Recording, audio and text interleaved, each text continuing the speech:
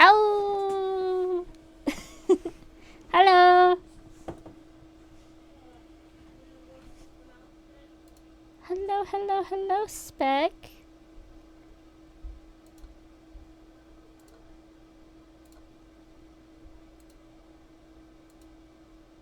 How you doing?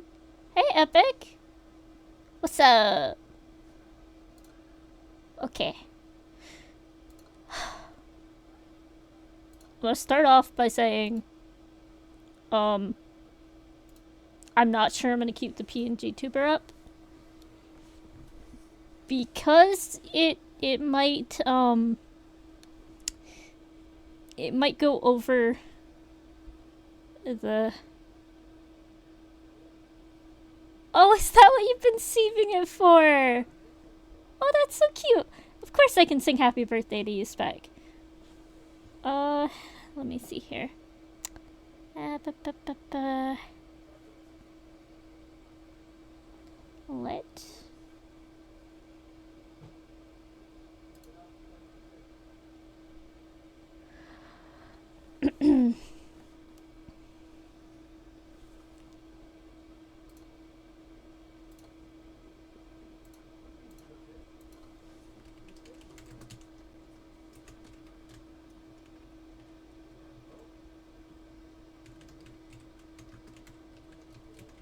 Just give me a second.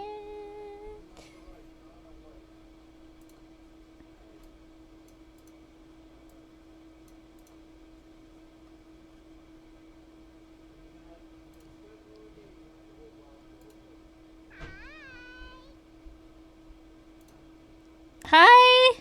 Hold on, I don't know who said hi. Hi, Grim! We're just about to sing, Spec happy birthday. Happy birthday to you. Happy birthday to you. Happy birthday, dear Spec. Happy birthday to you. Now blow out your candles and give me a piece of that cake.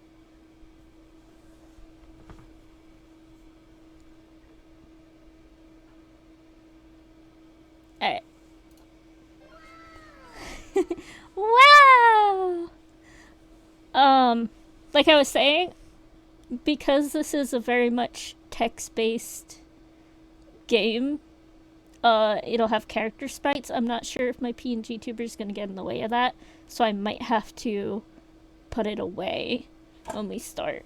So, let's find out. I played the demo for this. Chef kiss. I had to buy it. As soon as it went on sale, I was like, this is mine.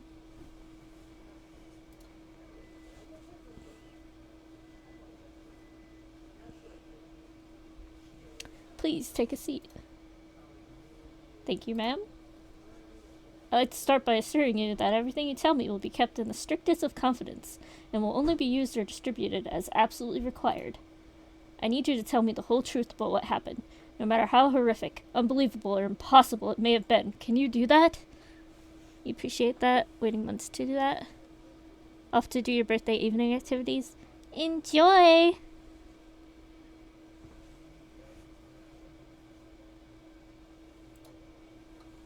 Can I tell the truth? I don't know.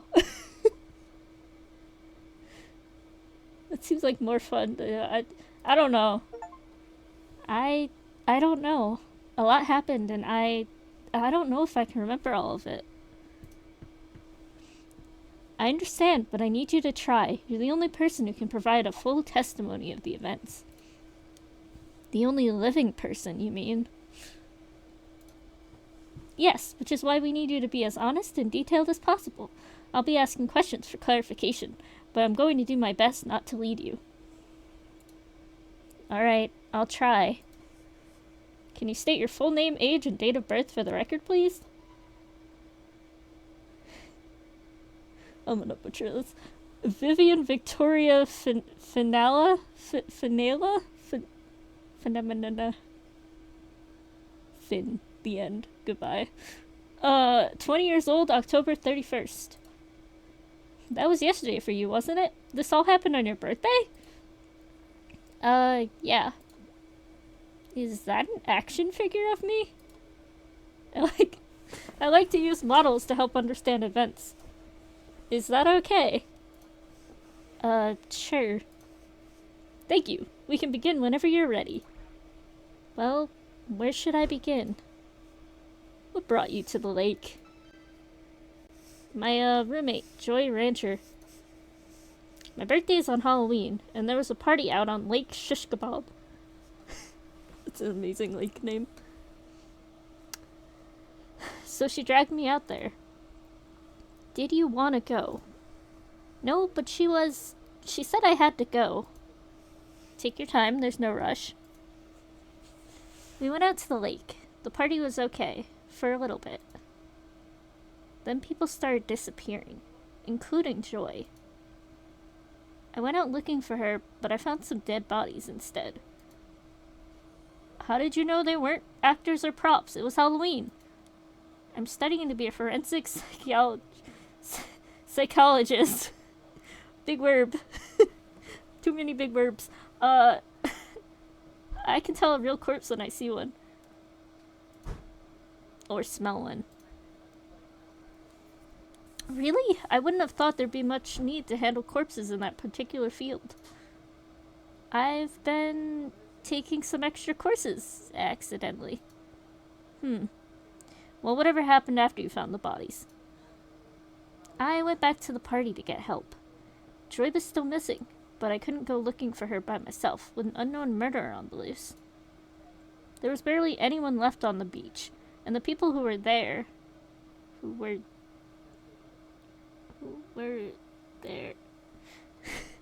and the people who were there were too far gone to understand what I was saying.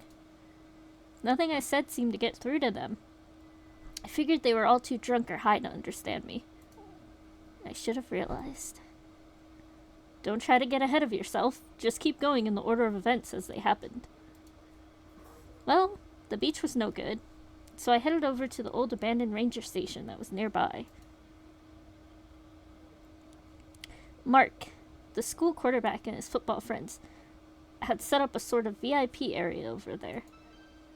I am gonna do voices, I just don't feel like doing it for the interviewer.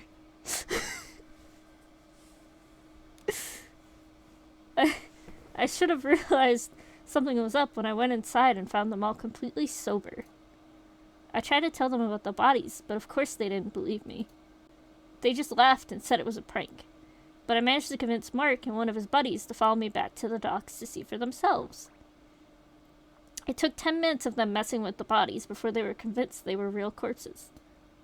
After that, they agreed to help me look for Joy. They didn't go back to tell the others or call for help. No, Mark agreed with me that finding Joy was the most important thing to do at the moment. I didn't think anything of it at the time. I was too emotional. That's perfectly understandable, Miss Fenella. Please continue. Well, we found Joy's body pretty quickly.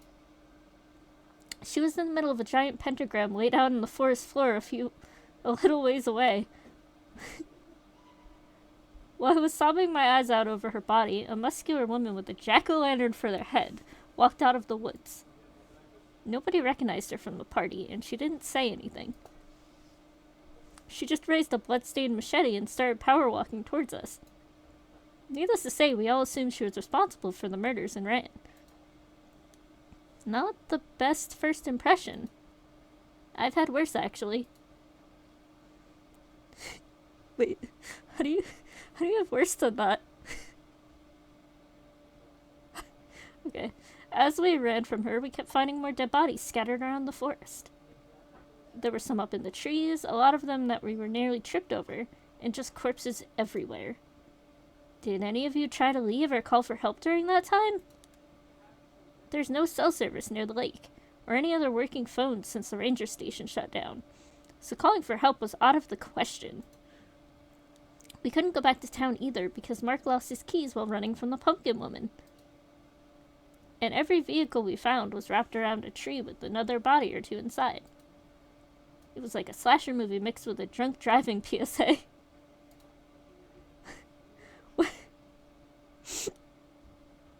say that got me.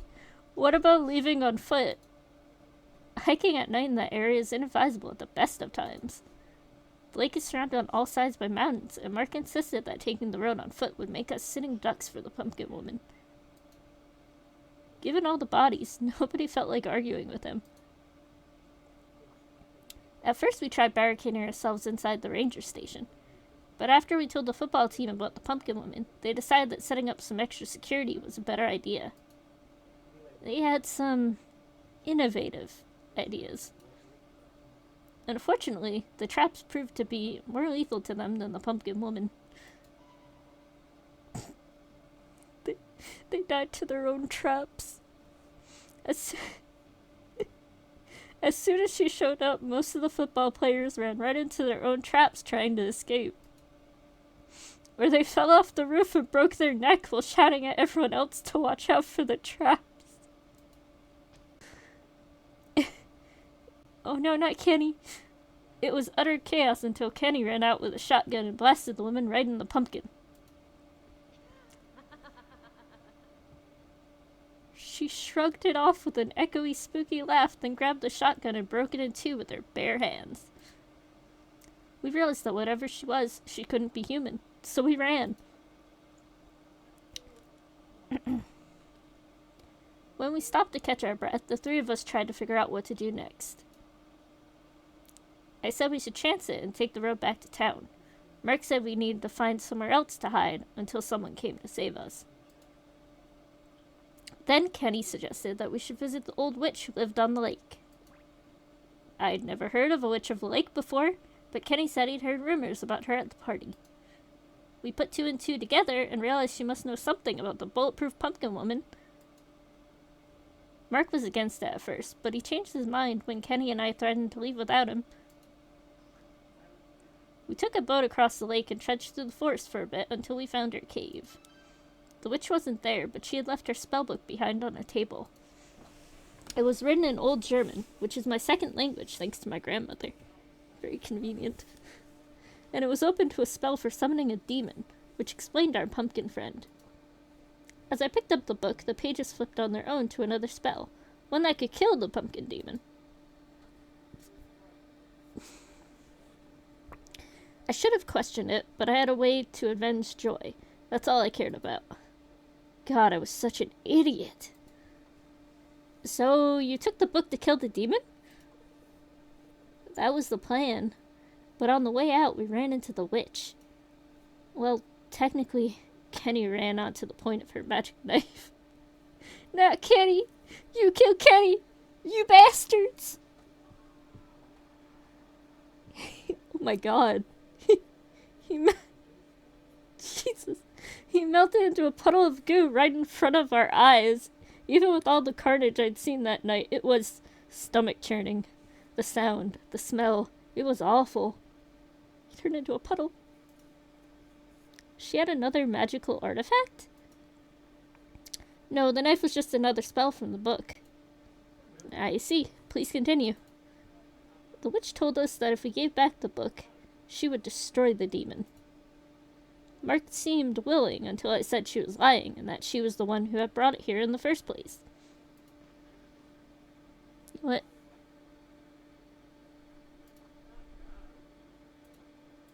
There we go.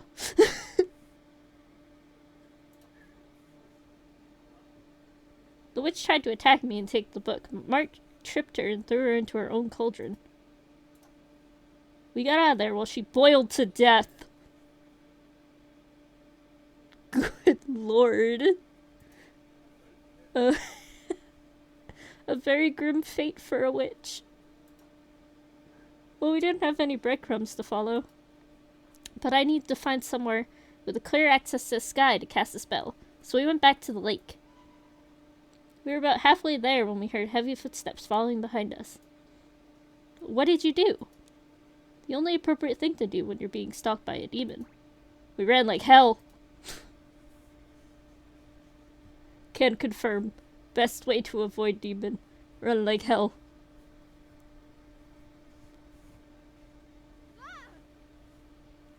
Mark, wait! What? Are you kidding? That thing's right behind us. Mark was a store Why did I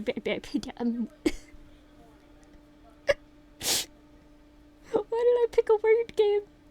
Of all the things to pick. Mark was the star quarterback, so I had some difficulty keeping up with him as he ran like a scared rabbit through the dim forest. I could hear the steady, rhythmic crunching of the underbrush under the demon's boots behind us. His steps were even, unhurried, but they were coming closer and closer with every thudding step, like it could walk faster than I could run.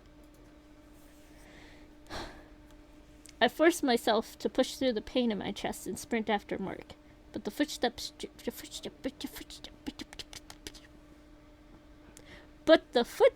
just kept coming closer. Damn it, I'm the one with the book, you stupid. Oof. My foot snagged on a tree root, and the spellbook went flying on my arms as I landed hard on the forest floor. I had the wind knocked out of me, but I pushed myself up and spat out some dead leaves as I looked around for the book. It landed in the shadows, but I knew exactly where it was. It was like it was calling to me. Can you describe the book? It was grotesque. Grotesque. The book was bound in pale white skin, and its spine was a real human spinal column, complete with ribs that sank into the cover of the book. Whenever I touched it, the book seemed to shift and pulse slightly under my fingers, almost like it was alive. Interesting. Please continue. I scrambled over to grab the book, and I heard something crash through the forest ahead of me. I looked up and saw Mark running back for me. Hey, come with me if you want to live and all that shit. Let's go! I'm pretty sure I just changed his voice. I saw his eyes dart over my head before growing wide with terror. I didn't have to look back to know what he had seen. Dun dun dun! Look at his face. Look at his baby face! I took his hand before he ran off without me again, and he half dragged me through the forest. We ran for a bit longer until we hit the docks that we had tied the boat to. Come on! Just a little further. I'm trying. When we reached the far end of the dock, Mark stopped dead in his tracks. I nearly ran into him and was about to ask what his problem was when I saw the answer for myself. The boat we tied to the dock was floating nearly 30 yards away out in the middle of Lake Shishkabab. Swim. The rope we'd used to tie it to the dock had been hacked apart by a familiar-looking machete that was still embedded inside the post. I felt the bottom drop out of my stomach as I realized why the demon had seemed so casual as it chased us. Clever bitch. We're gonna have to swim! This book is our only chance at stopping that thing. We can't risk getting it wet. Okay, then you stay here and I'll get the boat. I think the escape plan ship has already set sailed. Sail away. We slowly turned around to look behind us. Standing at the edge of the forest was an annoyingly self-satisfied looking pumpkin demon. She thought she had us trapped, but she was wrong. As she stepped out of the shadows, I felt the spellbook wiggling under my fingers. Wriggling.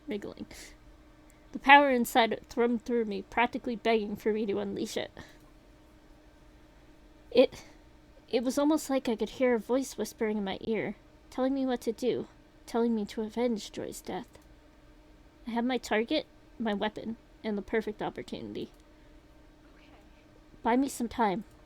What? I only need a minute. Damn it, will you stop being such a coward and be a man for once in your life? What did you call me? I said you're a coward, but if you want to prove otherwise, then here's your chance. Just stall that thing for a minute and don't let it onto the dock. Or run around screaming like a chicken and draw it away. Just buy me some time. Mark took that personally. Mark glared at it. Just pops up in the corner. Mark will remember that. Mark glared at me for a second, then adjusted the collar of his Letterman jacket and grabbed the machete stuck in the dock post. It took him a couple of tries. Of course it did. Mark. Took him a couple of tries, but he managed to pull it free and nearly fell on his ass in the process. Mark, my dude. My dude. Really? Okay. Alright, I'll take care of this bitch. Then I'll show you exactly what kind of man I am. He slicked his hair back and started towards the waiting demon. I tried to focus on finding the spell book. I tried to focus on finding the spell the book had showed me back in the cave. Epic, thank you so much for guarding the gates. Protecting us. Come on, where is it? Hey, freak face. Do we have any idea who you're dealing with here? Star quarterback of the Cravenport, you.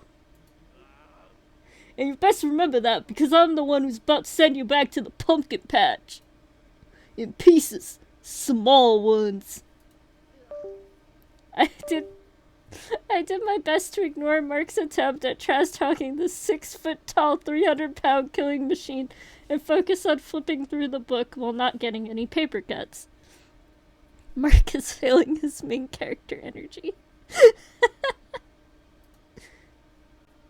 I didn't want to find out what I might summon if I spilled blood on that thing, or whatever diseases I might contract. Come on, I know it's in here somewhere. And there it was. Tot den Morder? Which translates to kill the killer, correct? What sort of spell was it exactly? It was supposed to be a kind of divine judgment. I need a drink.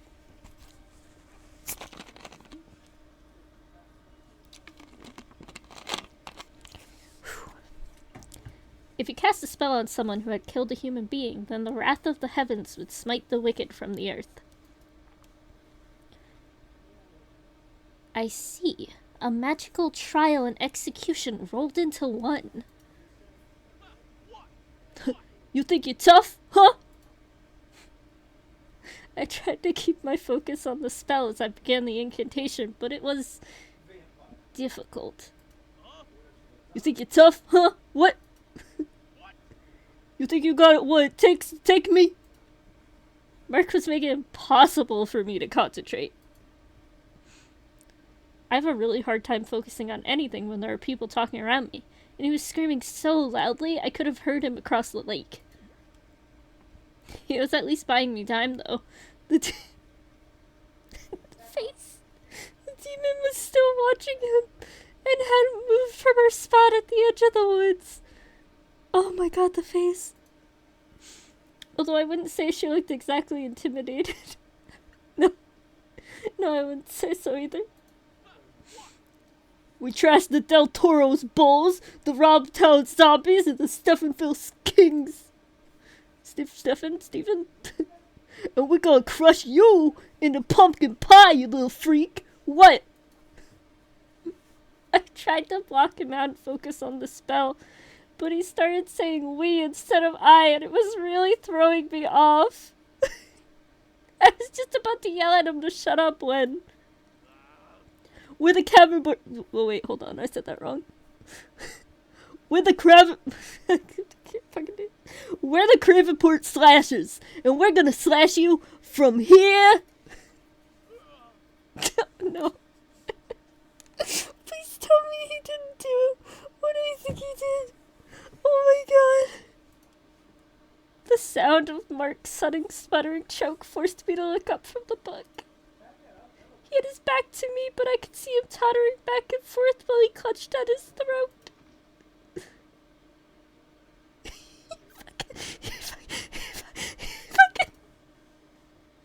dropped the machete and took a few staggering steps back before turning around so I could see him. His throat had been cut, but he looked surprised, almost confused.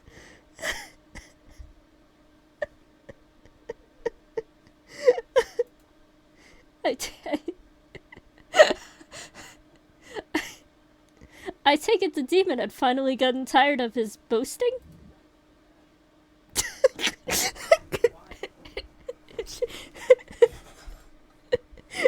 she still hadn't moved from her spot. If anything, she looked even more surprised and confused than Mark was.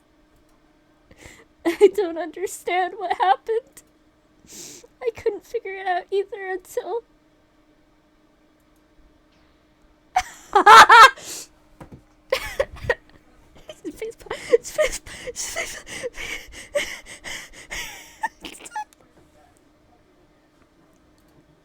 She closed her eyes and slapped a hand to her face.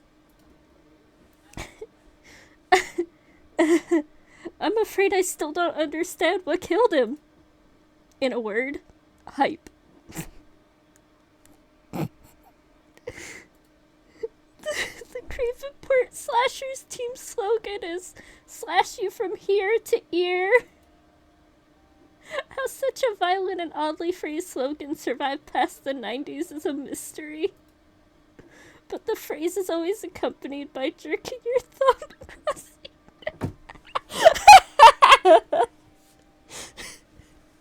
by jerking your thumb across your neck in a quick slashing motion. You don't... Oh my god. You don't mean... It seemed Mark had hyped himself up a bit too much and forgot about the very real and very sharp machete he was holding. Death by Team Spirit. That's a new one.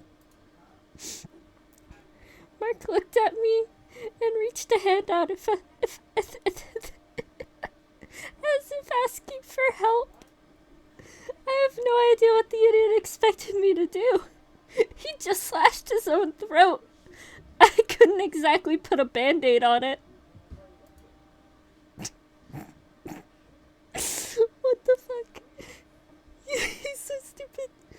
He managed to take one shaky step towards me before falling to his knees and slumping over onto his side, still twitching and gurgling.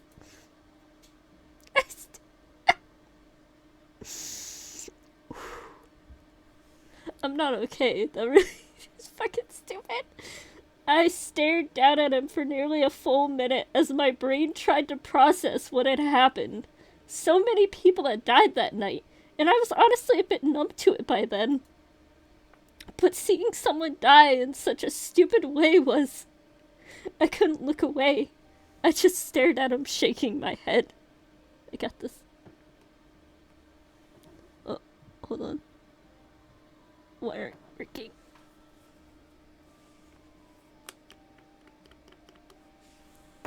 Just a second.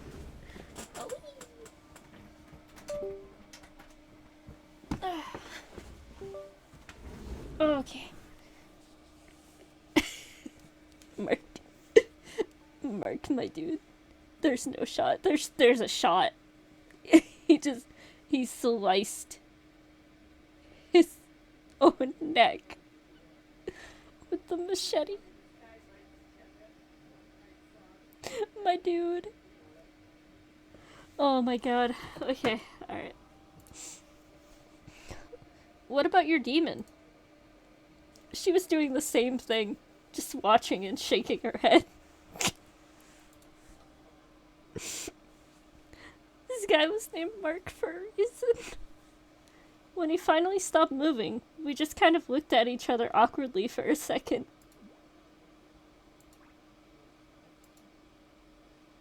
Then she started stomping her way up the dock towards me. I turned my attention back to the spell and started reciting again. The thudding footsteps on the dock were significantly less distracting for me than Mark had been, so I was finally able to concentrate. This time I could feel the power building in the words.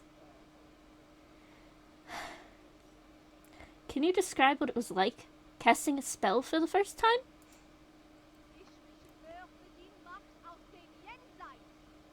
Yeah, I'm not even gonna attempt that. It was like there was an electrical current going through my body. No, more like puppet strings threading themselves through my bones. My German was a little rusty, but I remember there was a weird tingling sensation on my lips as I spoke. Like something else was shaping them into correct syllables for me. The tingling grew stronger the further I read, and as it did, the words started to form more easily on my lips, until I didn't even have to think about it. It was like I'd been saying the words all my life, or something else had.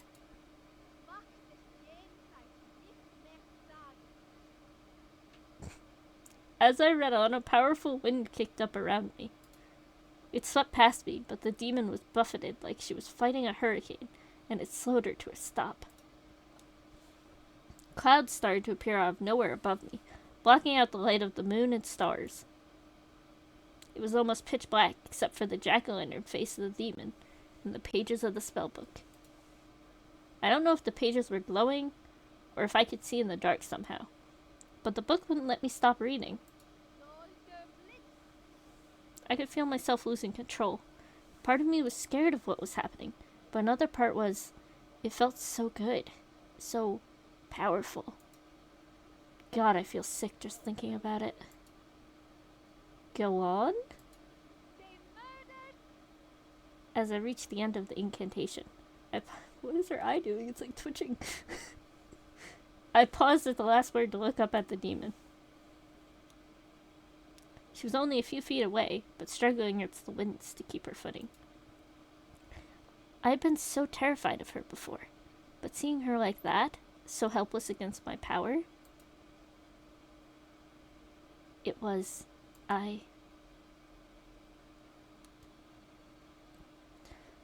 Miss Vanilla? I'm sorry, I thought I was okay, but... It's alright, just take a moment. If I may ask a question, you said you felt like you were on puppet strings, and something was guiding your lips? Did it feel like you had lost control, or did you just give in and not fight it? I don't know if I could tell the difference. I'm not a very strong person, not in any way. It's so much easier and safer to just do as I'm told, and let other people take care of things for me. When I saw Joy's body that night, I realized I didn't have anyone left I could trust. I felt adrift, alone. God, that's depressing. But then I heard that whisper in my head. It didn't sound like anyone in particular, but it felt familiar, safe.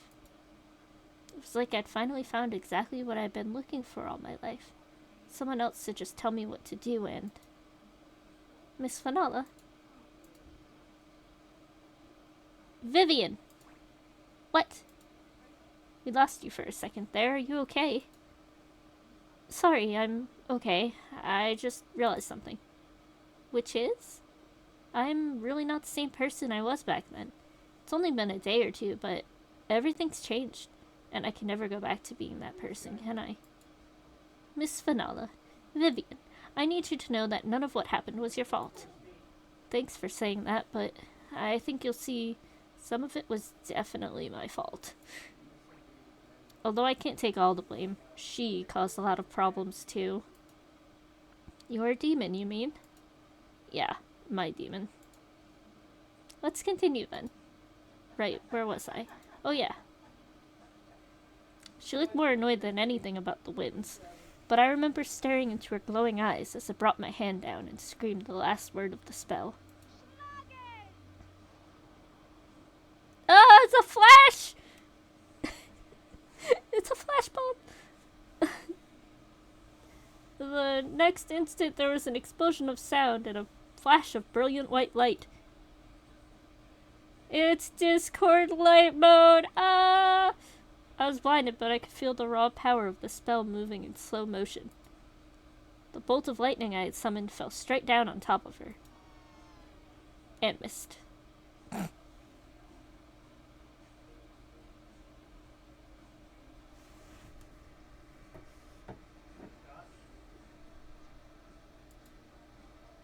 Missed?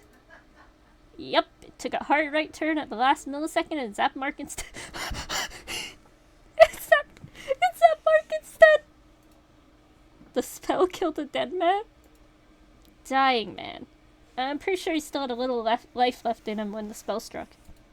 Or maybe it was just the lightning making his body do a little post-mortem jump. Not Merc.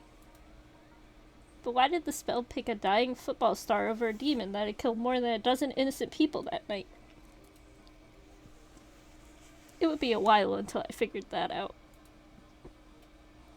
All I could do at the moment was watch in stunned silence, as the overpowering smell of ozone and burnt rubber from Mark's melting sneakers filled my nose.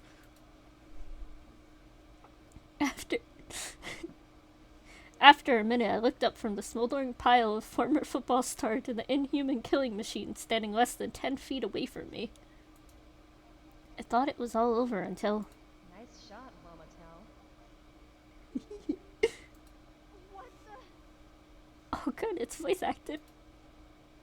Oh. And that's when things started getting complicated.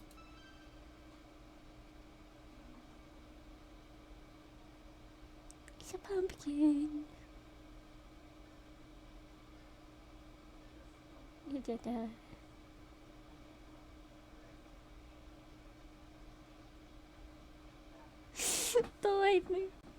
The lightning missed and hit him.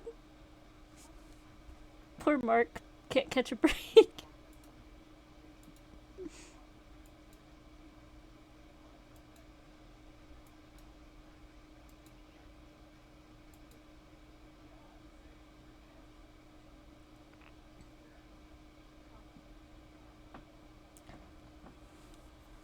That was the first time she had ever spoken to you?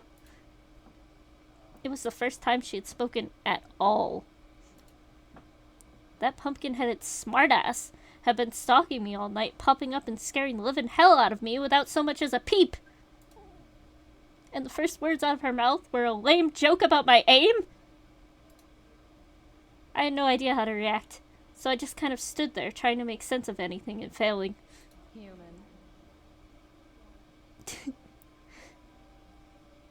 Hello? Earth to human. You in there? She stepped forward and waved a gloved hand in front of my face. I snapped out of my daze and jumped back away from her, not realizing that I was past the edge of the dock until my foot stepped down into empty air. Ah! Watch it! Just before I fell into the water, she grabbed me by the arm, then carefully pulled me back onto the dock. Easy there, human, easy. You're probably riding a little high from touching upon forces beyond your comprehension and whatever. Just take a second to catch your breath. In fact, why don't I hold that scary old book for you? It looks awfully heavy. She held out one hand to take the book, while the other stayed gently fastened around my upper arm. I jerked away, careful not to fall off the dock again. She let me go without resistance. Jeez. Okay. I'm just trying to be helpful. She put her hands up in front of her and took a few steps back in a pacifying gesture. And what did you do? I just stared at her like a deer in headlights while my brain started racing with questions. Why is this murdering monster suddenly acting so friendly? Doesn't it know I just tried to kill it? Does it know it's been trying to kill me? Wait, has it been trying to kill me? Human. I realized I was just staring at her and blurted out the first thing that came to my lips. You can talk?! Oh, good. I was starting to get worried. I wasn't actually vocalizing my thoughts. I don't know how you humans do it all the time. I mean, constantly creating sonic vibrations just to communicate? Plus facial expressions and body language? I mean, it's fun and all, but yeesh, talk about overcomplicated. But if you can talk, then why didn't you say something before? Wait, no. Why are you killing everyone? Why didn't the lightning hit you? Why aren't you killing me? What's going on? Huh. Well, to answer your questions in reverse order, you tell me, I don't want to anymore. I have no idea. It's kind of my job. Well, And as to why I never said anything before, well, it's because nobody's ever tried to talk to me before now. Everyone's always just sniff, screamed and run away from me.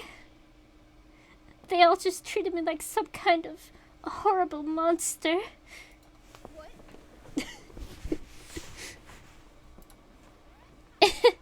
Just kidding. I totally am a horrible monster. But seriously, there's not really much sense in exchanging small talk with someone when you're about to rip their tongue out, is there? Not that I've actually gotten to do that, but still. Wait, hang on. You know what? You're right, I have been kind of rude. We should at least introduce ourselves. I'm Jack-Headed Joe. Prima donna of pain in the pumpkin patch and muscular mistress of the machete. Also, the contract demon summoned by the thanks to you and your well-done boyfriend over there, late Witch of the Lake. Speaking of which, my contract is technically complete now, so I'll go ahead and take my payment if you don't mind. Huh? What payment? The spell book, of course. What? That magical grimoire bound in living skin and severed spinal column that you're currently holding? That is legally mine. Also, you might want to wash your hands. I think it's drooling on you. What? What? Yeesh. Yeesh. Okay, we'll try smaller words. Book, mine, not yours. Give me book. Understand? The spell book? That's what this is all about? Dozens of people are dead, including my best friend. Also, you could get your mitts on this disgusting old book. Exactly. See, I knew you'd get it eventually. Now be a good little human and give it here. Good little human. I've lost every tonight. I've lost everything tonight, and now this thing expects me to roll over and do whatever it says like some inbred spaniel. Fuck that. If this thing wants the book so bad, then it can pry it from my cold, dead hands. Actually, why isn't it prying it from my cold, dead hands? Well. And what if I don't? What? Don't what? What if I don't give you the spell book? What happens then? Oh, he's angry. Whoa, is that smoke starting to come out of his head? Look, here's the deal, human. Either give me the spell book, or I'll be forced to take it by, force. Aggressive force. Now, are we gonna do this the easy way, or are we going to find out how long a human can live while it's being dissected alive? You know, I feel like it's probably not a good idea to give the demon the book, but at the same time, I kind of want to give the demon the book. She's pretty hot.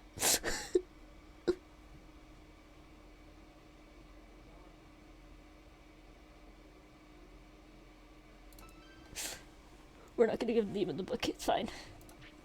No. Oh, come on! You can't take it from me, can you? I have to give it to you. It's some kind of magic thing, right? Right? Right, damn it. You can't do anything to whoever's holding this book.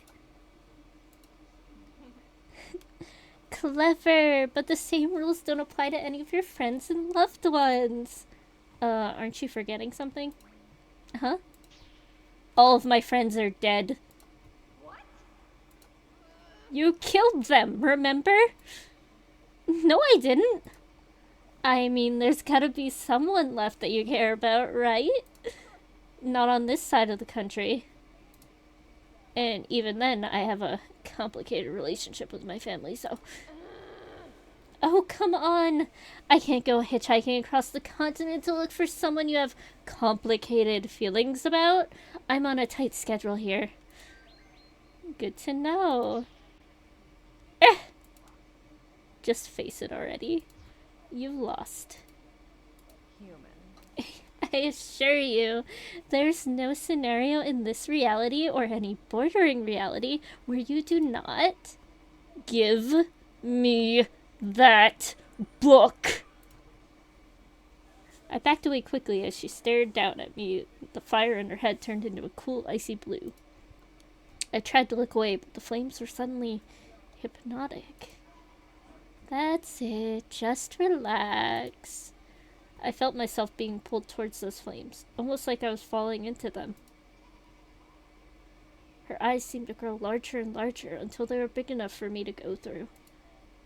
Big enough for me to dive into that beautiful world of cool fire and feel the flames cleanse me as they washed away all my worries and cares. Vivian? I'm okay. It's just... It was different from the whispering before. It wasn't intrusive, just calming. It was nice, actually, now that I think about it. Now, repeat after me. I state your name. I state your name. Wait, huh? But chuckling at my own lame joke was enough to snap me out of the trance.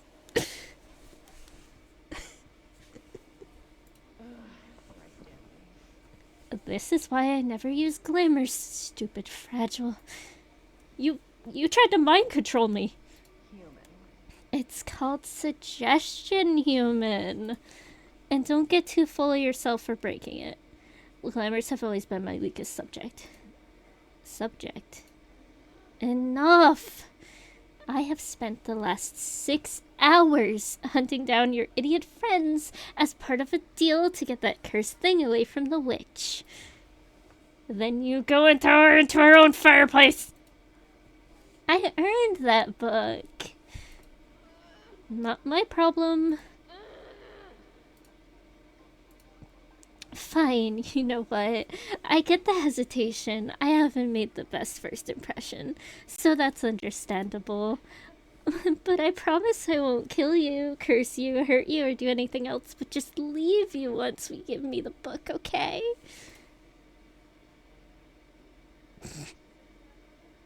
Yeah, no. Yeah, right, like I'm gonna fall for that. Oh, come on, I'm serious here. Maybe there's something in this book I can use to send you back to where you came from. Oh yeah, let's play around with the soul-sucking evil book some more. Great idea, human. Look, we both know you can't control that thing. You're playing with hellfire every time you use it. You know what? Fine. Knock yourself out. Literally. Try another lightning bolt. Summon a tornado. Turn your own head inside out. Have fun! I'll just get the book from your corpse when this backfires on you. Which it will, by the way. Just so you know. You're making this way harder on yourself than it needs to be. I did my best to ignore her and kept searching through the book looking for anything that might help me. Or at least something I could use to annoy Jill some more. Good to have practical goals. Come on. What kind of spells were in the book? Apart from Tot den Mordor, I remember there was a spell for creating a storm, a spell for making crops wither or grow, an oddly specific one for making bullfrogs sing a cappella. You know, just a lot of general witch stuff. That sounds amazing. I want to do that spell. Was there anything particularly unusual that stood out to you?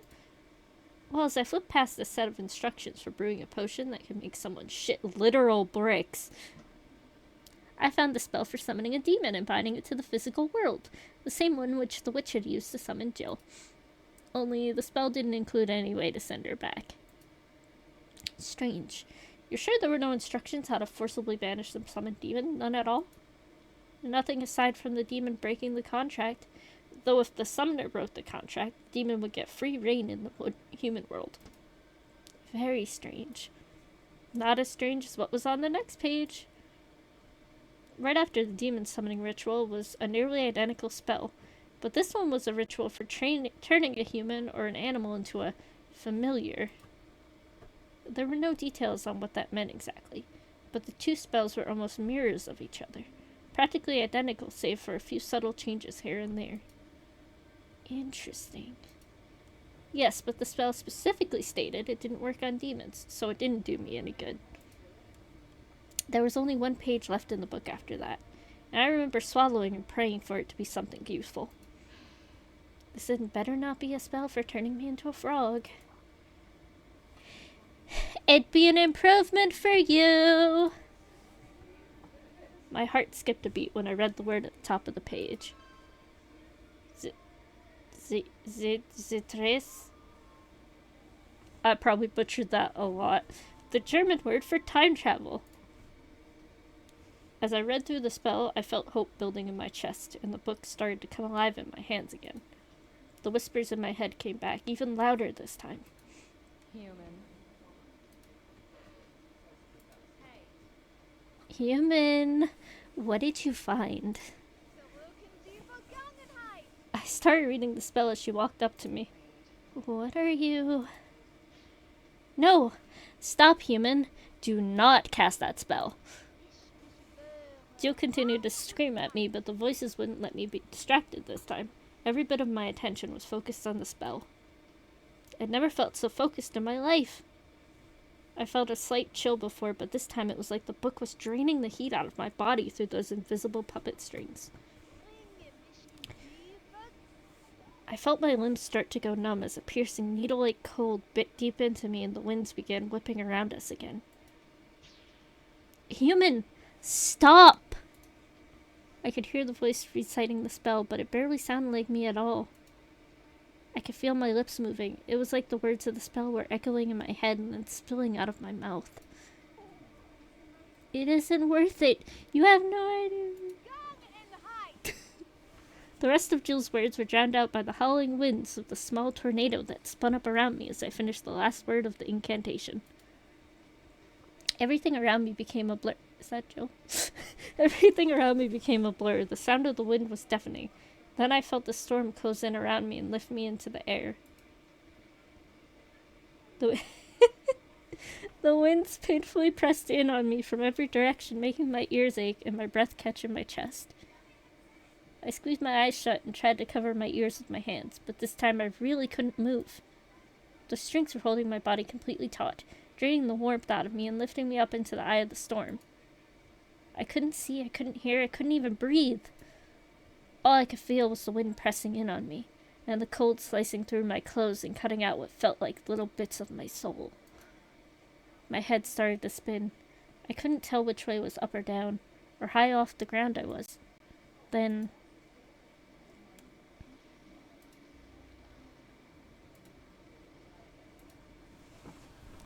eat a drink. Alright, everybody listen up. We've got a couple of events planned for tonight's party that I know you all want to get in on.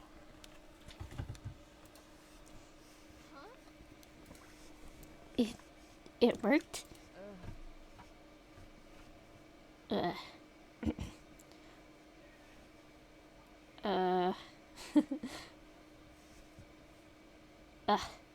What worked? Joy? Oh my god, you're alive. Hey. Vi, what's gotten into you? Get off me. I'd done it. The spell had worked. And I'd been set back in time 6 hours to when I had arrived at the party. Joy was alive, Mark was alive, everybody was okay. I'd gotten a second chance to save them. So, a second chance to kill the demon? No. Jill turned out to be the least of my problems. Hey, we did it! Vi, what's gotten into you? Sorry, Joy. I'm so glad to see you again. What are you talking about? I've been right here the whole time. And what's wrong with you? You're shaking like a leaf. No, nothing, I'm fine. How did it feel to go back in time? Cold. Really cold. My teeth were chattering so badly I was afraid they were going to shatter. Fortunately, there was a big bonfire on the beach, so I warmed up pretty fast. Well, what about seeing Joy again? It made me happy. Stupidly happy. Vivian? She'd been my roommate since I moved into the college dorms. She was my best friend and the only person I looked out for me for the past 2 years. All I wanted to do that night was save her.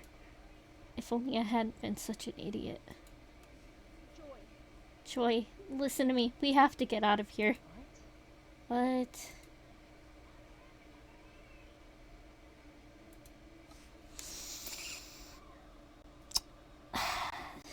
Well,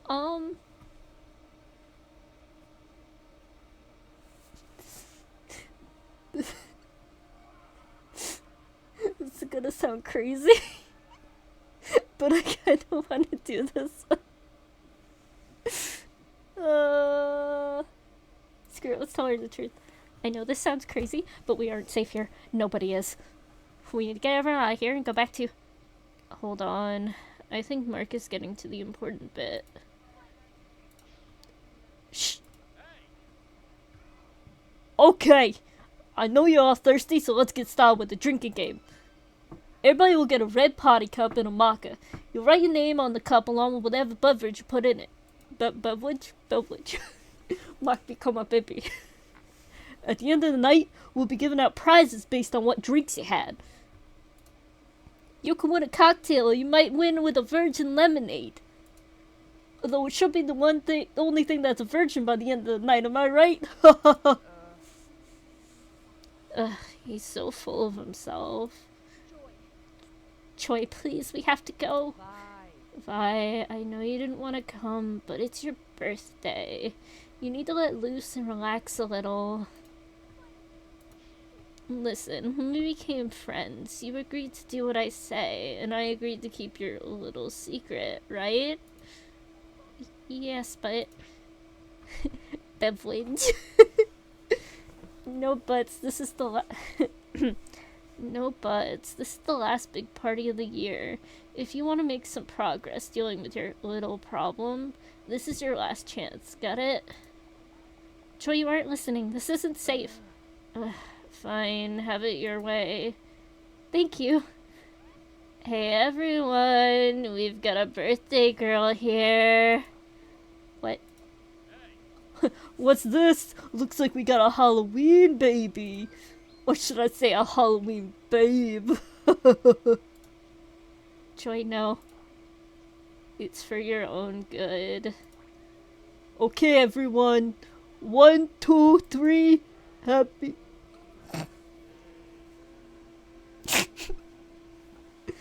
Oh no! Man, Mark's a simpleton. Yeah. Come on, Vi. Go say hello to all the nice people, like a normal person.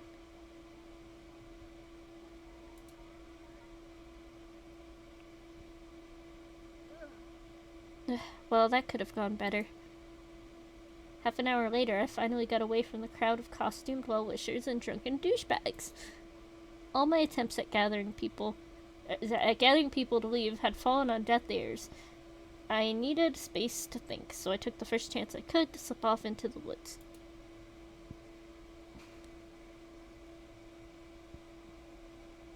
Wasn't that a bit risky with a paranormal serial killer on the loose? I couldn't think with all those voices distracting me, and Jill hadn't shown up until nearly 9 the first time around. It was barely 7 then, so I figured I was safe. Though, like I said, I made a lot of mistakes that night. Human. Leaving so soon, human? You! Or are you expecting the Easter Bunny? I still can't believe she trapped me twice. I'm never going to live that down. So, what did you do? I knew if I ran back to the party, Jill would have followed me and turned it into a bloodbath. There was a chance that Joy would be one of the victims, so I couldn't risk that. So you ran deeper into the forest? Well, I tried to. Ugh. What the? How did you... Don't you know killers can teleport around when you're not looking in a horror movie? What are you talking about? This isn't a movie. Well, it sure ain't reality anymore. Not after you threw us all into a time bubble. Okay, seriously, do you have anything more intelligent to say than just repeating the word "what" every 5 seconds? Well then, how about you start saying something that makes sense, you straw-covered novelty decoration? Yeesh. You know, you have an awful lot of attitude. Especially for a girl who's slowly burning her soul and freezing to death. Well, at least you didn't say what this time. Alright, since you haven't killed me, I assume you want to talk. What's going on? Oh my god. Vivian, is that you? I turned back to look in the direction of the voice, but I couldn't see anyone. When I looked back, Jill was gone. I looked all around, but I couldn't see so much as a footprint where she'd been standing. Then there was the sound of crunching leaves, and they stepped into view. Oh, there you are. Hi. You're, sugar, right? It's Right, Candy, got it. Oh my god. Hey, are you okay? Yeah. Hey, you haven't seen anything weird out here, have you? Not really. I saw you sneak away from the party, so I wanted to check that you were alright. You seem pretty stressed out. Oh, thanks? I had no idea where Candy had followed me, but I was more focused on trying to find out where Jill had gone. So you'd never met Candy before then? Well, not that I can remember. I only kind of knew their name because Joy had pointed them out at the party. Joy had referred to Candy as her instead of them and said some very unkind things about them as well. Especially in regards to how many people Candy dated at the same time, even though they were always very upfront about being polyamorous. I see. Then did it seem strange to you that they knew your name? Not really. There was an entire party full of people singing Happy Birthday Vivian less than 45 minutes ago. But I admit Candy did seem oddly concerned about me. Are you okay? You look like really nervous. Where the hell did it go? It's not exactly hard to spot a glowing head. What? Oh, yeah, thanks for checking on me. I just needed to get away from the crowd for a bit. I'm not really a big fan of parties. I mean, they're okay and all, they're just not my scene. Not that I can't make them my scene, because they're a very normal thing to have as your scene. I just like to change the scene sometimes. You seen? I mean, you see? Vivian, relax. It's okay, I get it.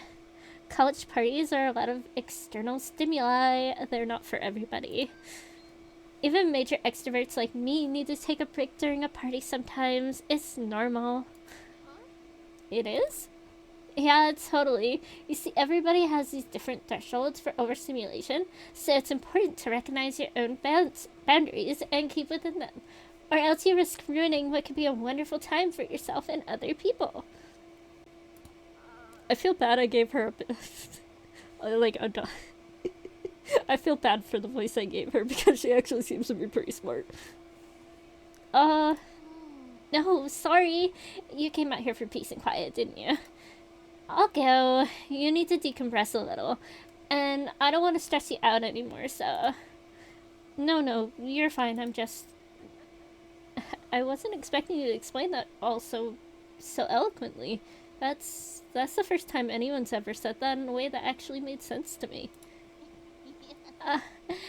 Thanks. You seem really knowledgeable. Are you in the psych program? Did I say something wrong? I'm sorry if I offended you. I didn't... Oh, were you carving a pumpkin? A what? I never thought I'd have such a visceral reaction to the word pumpkin. Candy was looking down at my feet and I followed their gaze.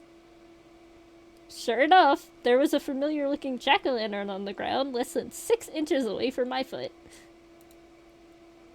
Just the jack-o'-lantern? Her body was missing, but it was Jill, alright. She was grinning up at me with 2 rows of jagged fangs and looked incredibly pleased with herself. As I glared down at her and wondered how far I could kick her, Candy knelt down to get a closer look. Wow, it looks really good, Vivian. The teeth are a great touch. How did you get them to look all sharp and pointy like that? They started to reach their hand towards the jack-o'-lantern, and I felt my heart lurch with panic. I grabbed their wrist before they could stick their finger into its mouth. Family secret. Don't touch. Oh, sorry. They stood back up and looked awkwardly around at the forest. Meanwhile, I was having a less than minor panic attack. I was certain the pumpkin hadn't been there when I arrived, so the way I saw it, there were only 2 plausible explanations. Either the pumpkin next to me was really a demon, and she had teleported there while I wasn't looking, or I'd gone completely crazy, made up the whole night, and the time travel in my head. And Jill was just some split personality who would take me over and either start killing everyone or try to sell them soap. But I really didn't want to But I really didn't want to entertain the idea of what hallucinating a buff woman with a pumpkin for a head meant about my subconscious. Plus, I was never very good at carving pumpkins. Before I could make up my mind on which was worse, I felt something tug at my leg. I looked down and noticed a green vine poking out of the ground that had subtly curled around my ankle. I watched as several more vines poked up from the ground behind Candy and curled themselves around to form the words, "Lose her." Actually, I wanted to talk to you. What? Ow! I mean,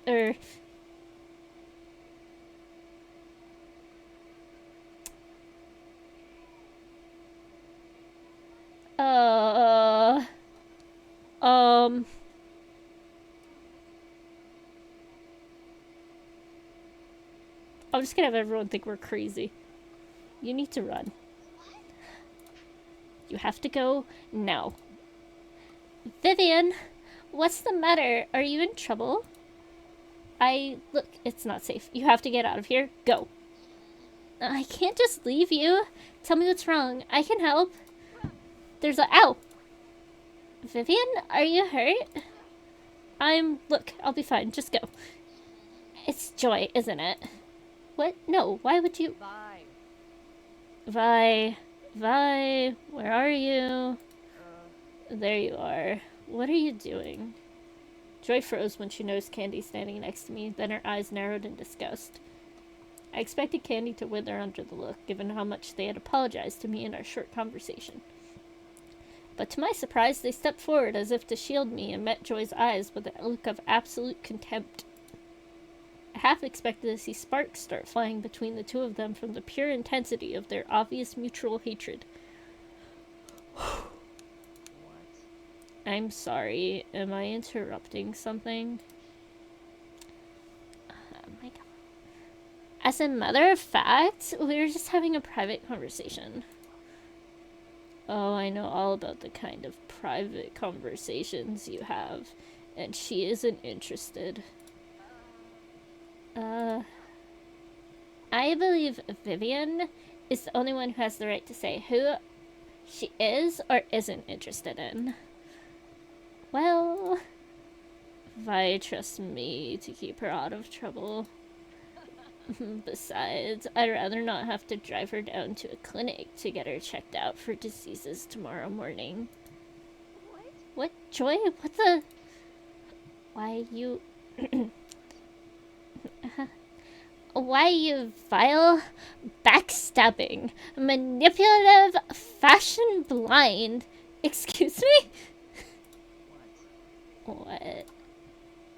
Great, now what? I need to get these 2 out of here before this pumpkin pops my ankle, or their heads.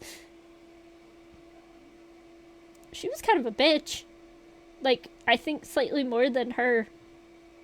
What she said wasn't cool. I'm gonna appeal with Candy. Candy, why don't you just head back to the party? I really need to talk to you. Why don't you find someone else to hit up if you're that thirsty? This one's clearly not interested. I'd have thought you would have learned that by now. I'm not letting you. Vi, let's go. Come on. I need to try something else.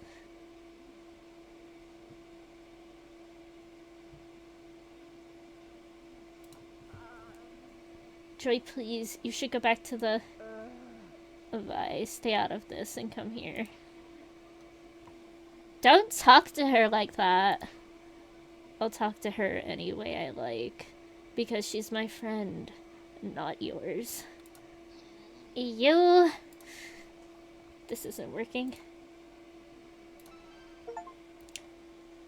Guess it's time for drastic measures. You two have to go now. Because I need to, you know, go. Gross. Yeah, so if you could, like, leave. Oh, yeah, sorry. Are you coming, Joy? No. I'll go in a minute, cheerleader. I just need to have a quick word with my roommate first. Joy, please. She asked us to leave. Ugh, fine. Come find me after you're done. Will do. And with that, Joy stomped off back to the forest. Candy gave me a quick apologetic look before following her. As soon as the sound of their crunching footsteps had faded away, I felt the vine holding my ankle in a death grip let go. I dropped to the ground and started massaging my foot. Ow, ow, ow! Oh, wow. If I had any pets right now, I think I would have peed them listening to you stutter your way through that. Glad I could amuse you. So is your mission to destroy my social life now? Is that it? Sadly, no. Hey, would you mind closing your eyes for a moment? I pursed my lips in annoyance, but did as I was asked. When I opened them again, Jill had her muscle-bound body back and was testing it out by flexing in various ways. That's better. Oh my god, I'm stuck in the voice. No. That's better. Pumpkin vines are good and all. But fingers and thumbs are just so much easier to work with in this physical world. Now, going back to what I was saying. My mission is exactly the same as it was before. What is it now? If your mission is still unchanged, then why did you hide as a pumpkin? Why not just kill those two? Hell, why not just kill me? All excellent questions. If they weren't incredibly stupid. What? Human. If I hear the word, what? Come out of your mouth one more time. So help me hell, it will not end well for you. Was? Cute.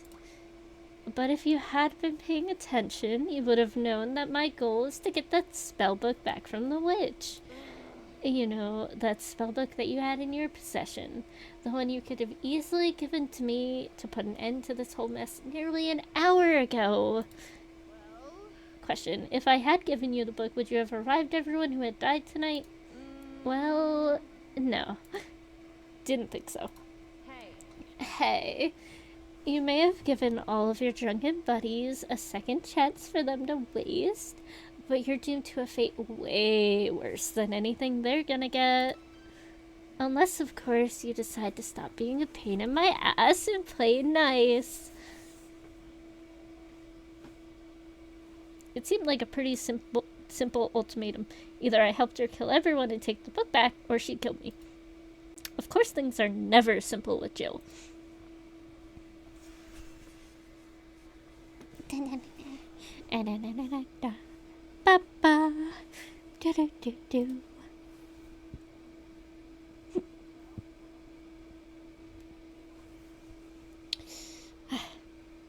You look distracted. Are you sure you're doing alright? We can take a break if you want.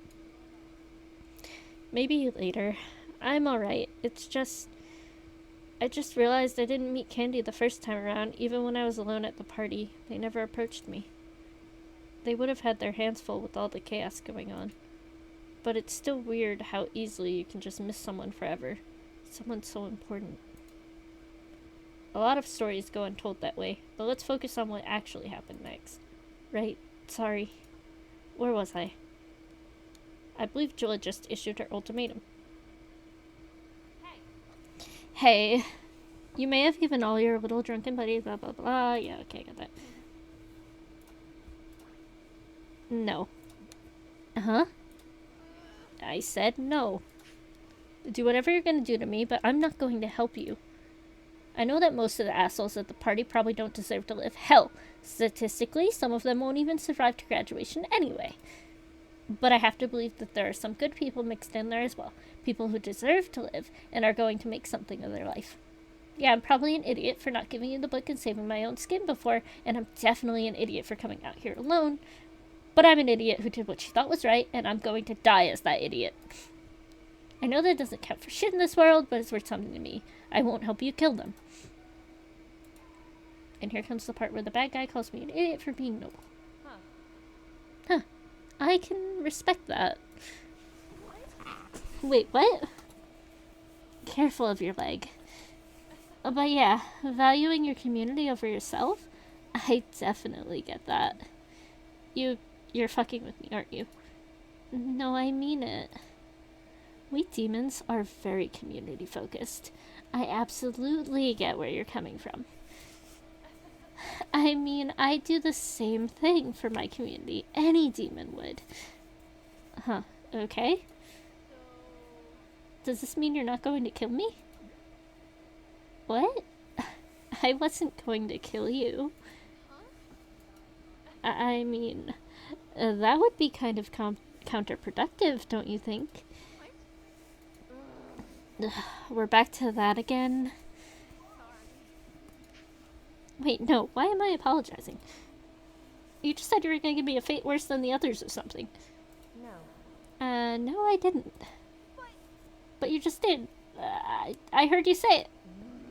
No, what I said was you're doomed to a fate worse than anything they're gonna get. I never said anything about me dooming you. But you said it like, look, just assume I know nothing and explain it to me from the beginning, okay? Fine. Oh, oh my god. That's what I think. At the start of your universe, there was nothing but a bunch of what you call hydrogen and... I meant about the doom thing. Oh, phew. That cuts down a lot. Is it just stupid, or does it think I'm stupid? Okay, first off, the spell you cast didn't send you back in time, or whatever you thought it was going to do. Well, not exactly anyway. It created a small bubble of reality that's going to keep resetting back to the same point every so often. Probably from where we started to when you cast it. You mean when we started? No. When is what time it is? Where is the point we were at on the timeline when you screwed everything up? Do you seriously not know basic temporal terminology? This is starting to give me a headache. So basically, I created a time loop? Exactly. But there's a very limited range in which we can move around in. We only have about... hang on. I've never been good with human measurements. About a square mile. Yeah! Wait, how did you know that? I can kind of feel it, I think? I didn't notice so until you pointed it out. But it's like the world feels smaller all of a sudden, and I know exactly where I am in it. It's weird. Huh. Well, I guess that makes sense. The spell is fueled by your life force, after all. Yeah, wait, what? Human. Did you think the energy to power the spell just comes out of thin air? I'll admit I hadn't given it much thought. Yeah, well, you probably should have done that before you cast such a powerful spell. This time loop is going to keep draining away your life until it breaks, or you don't have enough juice left to power another loop. Hang on, what do you mean by draining away my life? Am I losing years off my lifespan every second or something? No. You would compare it to something more like dancing. It tires you out, but if you sit down for a bit, you'll get your breath back. So basically, we're stuck doing the time warp until I don't have the strength to jump to the left anymore. Oh, I love that movie. But yeah, basically. Only when you fall on this dance floor, you're not getting back up.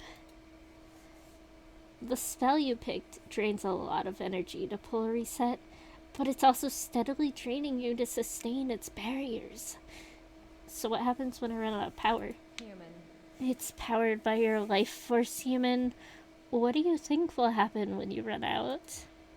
You die. Well, technically you'll slip into a hypothermia-induced coma first, and then die.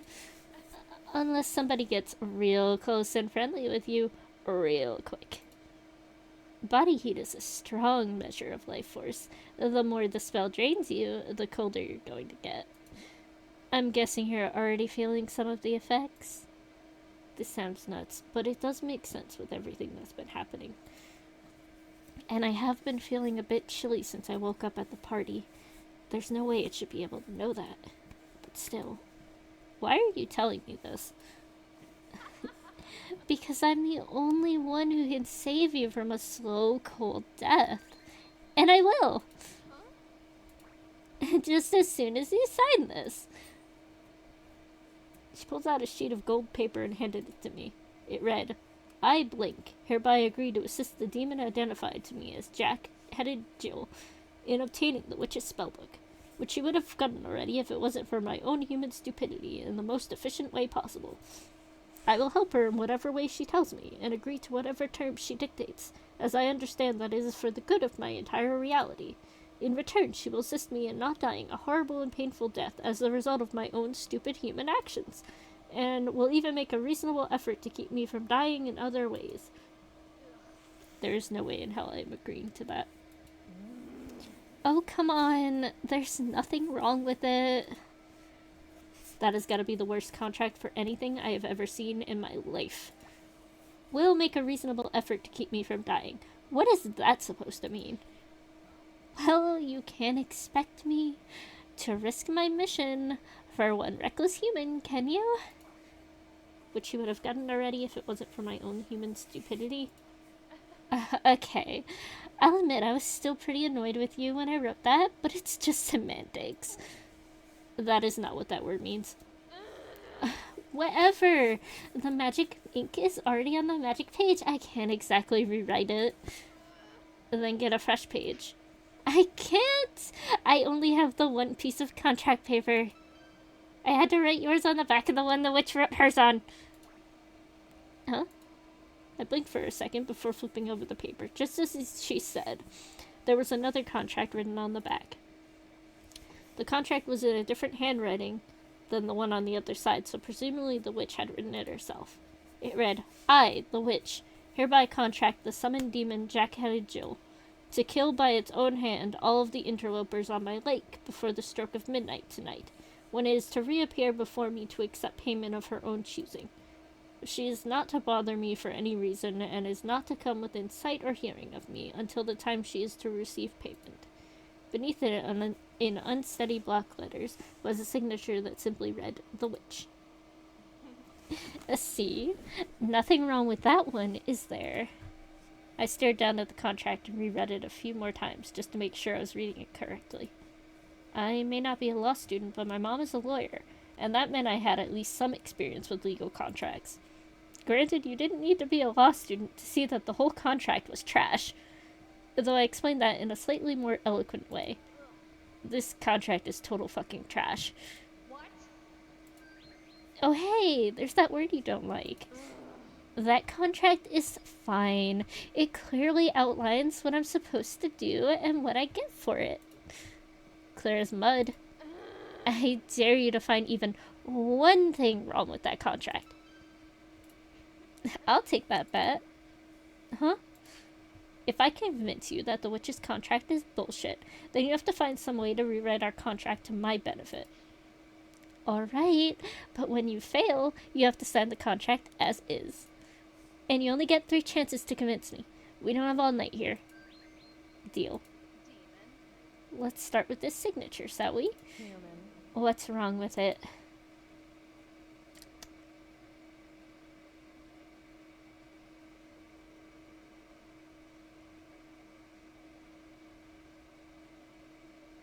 I mean, yeah, it isn't.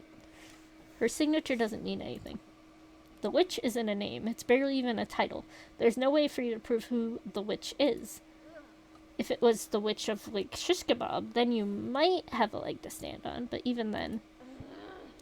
It's obviously the witch that summoned me and wrote the contract. It doesn't need to be any more complicated than that.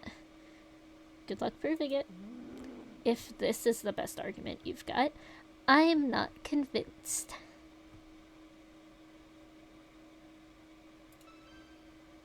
How about the handwriting itself?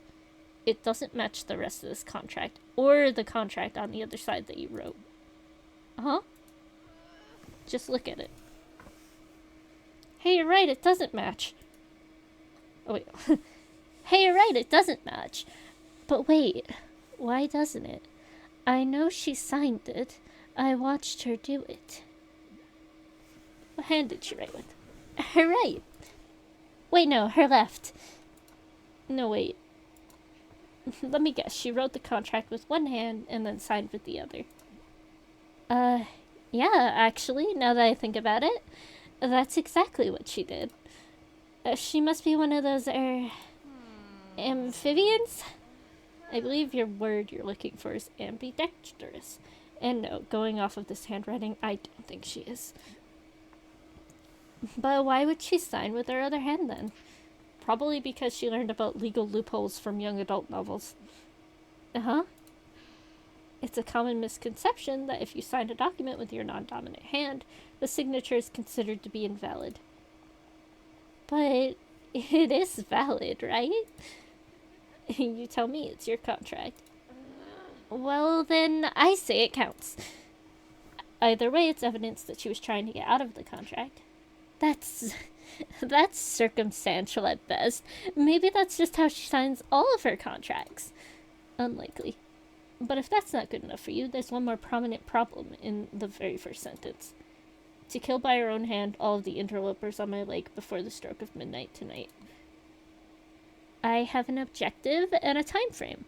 What's the problem here?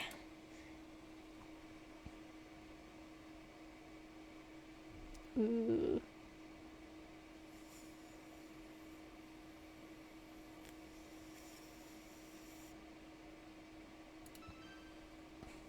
There's no date written anywhere on the contract to signify when tonight is. It's tonight. This tonight. But how can that be tonight's midnight? Huh? Midnight is 12 a.m., and it's the moment when one date changes to the other. Well... I am not seeing the problem here. What date is it tonight? It's Halloween. October 31st. Right, so tonight when 11:59 p.m. becomes 12 o'clock a.m., the date will also change from October 31st to November 1st. Wait, then that would mean that midnight for the tonight specified in the contract has already happened. But that would mean that the deadline has already passed before the contract was even written. It would.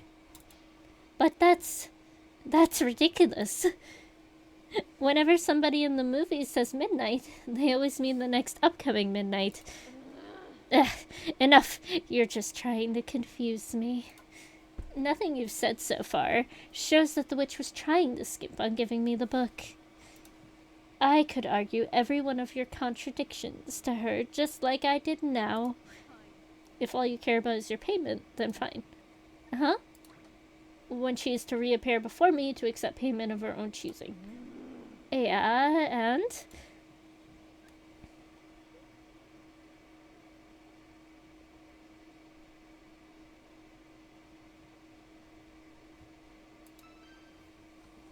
This last one's kind of a stretch, but it's all I've got left. The contract doesn't say that you'll get the spellbook. What? What do you mean? It says right here, payment of my choosing. That means I get anything I want. No, it means you get to choose between at least 2 options. But there's nothing in this contract that says the book has to be one of them.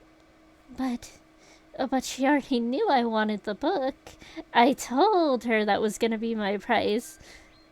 Oh, well, then she probably should have written it into the contract, shouldn't she? Unless she was never going to give it to you, right? But she could give you a choice between an old button and some broken shoelaces when you pop up to collect, and that would be perfectly within the parameters of this contract. You mean... Oh, just face it already. She tricked you. Demon?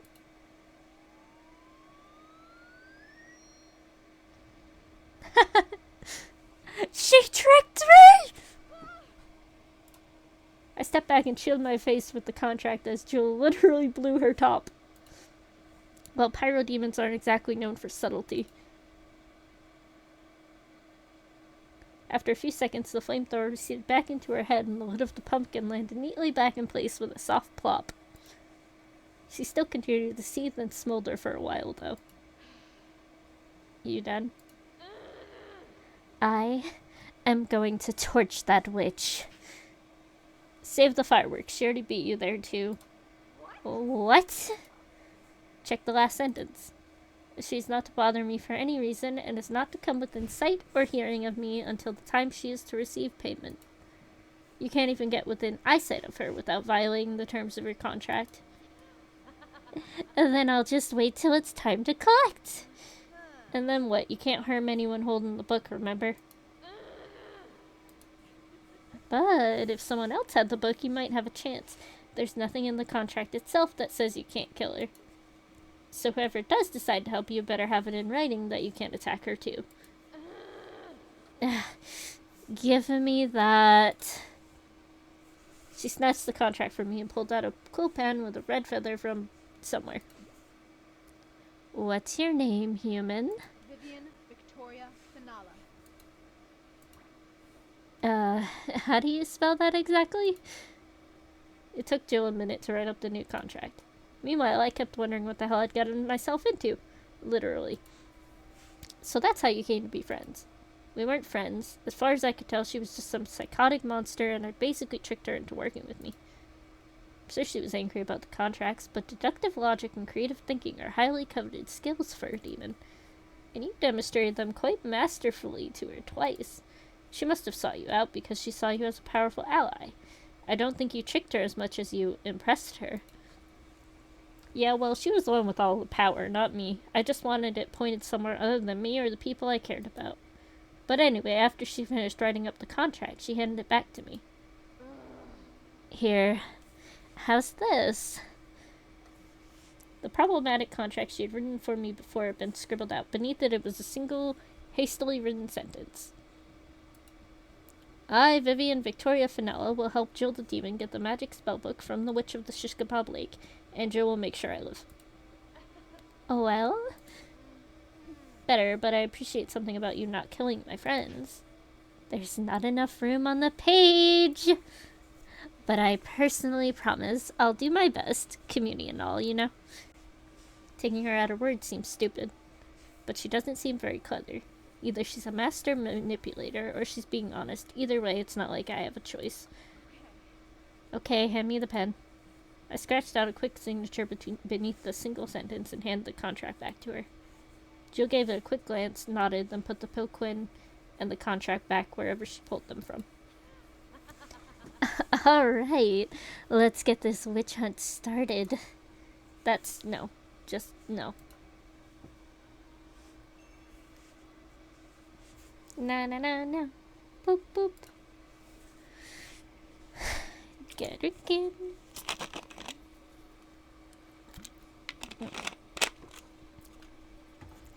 So now that you two are allies, I trust you went after the witch?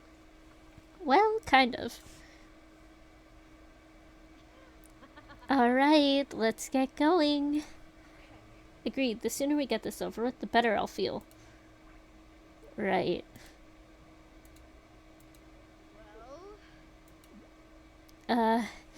I was kind of hoping you knew where we were going.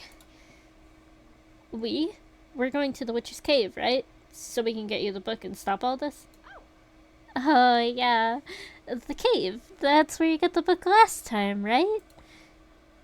Yeah? Did she seriously have no plan for how to get the book back? Okay, to the cave. Right. Do you think you could lead the way? Huh? I don't know how to get there. What? Hey. I followed you over there last time. Well, aren't you supposed to appear before her or something at midnight? Shouldn't you at least know where you're supposed to appear? Yeah, but that's part of the contract's magic, not mine. It'll just bring me there when it's time. I have no idea where it is. I don't really know where anything is, actually. This physical world is so confusing to navigate. Well, how did you find me? Oh, that was easy. I just walked straight out from the cave till I found the lake, and then I walked around it till I heard your party and saw you sneaking off into the woods. Heard the party? Shouldn't you have seen it from the lake shore? Well, if you hadn't noticed, my face is kind of easy to spot in the dark. I had to close my eyes and keep my mouth shut so I could preserve the element of surprise. Hang on, you walked around the entire lake with your eyes closed? How did you not fall in or veer off and walk into a tree? I did. Why do you think it took me so long to get over here? Okay. How was I ever afraid of this hollow head? So how did you find the cave? Well, I was led over there by one of the football players. Barbecue boy? Barbecue boy? No, the one who tried to shoot you here didn't make it out of the cave. The witch stabbed him with some weird knife from the book and he melted. Yeesh. I guess getting fried by lightning isn't the worst thing that book can do to you. Okay, let's go find Meltman and have him take us there again. It's Kenny, actually, and I don't know if taking you back to the party with me is such a great idea. It's supposed to be a costume party, but your face is a little too animated to be a cheap mask. Aw, thanks. I worked really hard on making this body. But you may be right. I'm a bit too good for what they have here. I'm already starting to regret signing that contract. I'm also technically still under orders to kill every interloper I see, so probably best not to put me in striking distance of too many people. But you promised you wouldn't kill anyone. I promised I wouldn't kill any of your friends. I can make a few temporary exceptions, but I can only bend the rules so far. I thought you gave up that contract and took mine instead. No. If I break my original contract, I'll lose my physical form and get sent back home with nothing to show for it. So, if I'm left alone and come across an opportunity too good to pass up, I may have to take it. So let's say, for instance, you see a lone, drunken partygoer wander into the woods to relieve himself. I would be contractually obligated to cut off his head so that it lands in front of him and he pees on his own face before the body falls over. If you aren't there to say he's a friend of yours, of course. Great. Okay, so I can't take you with me, but I can't leave you alone either. Oh, I know. Close your eyes again. Okay. Okay, open them.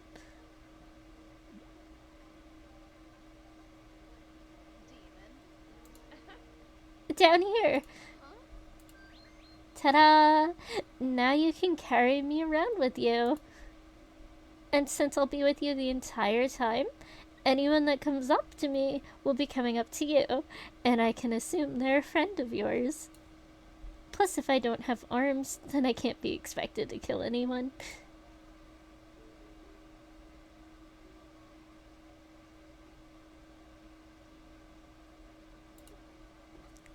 You better promise not to bite me.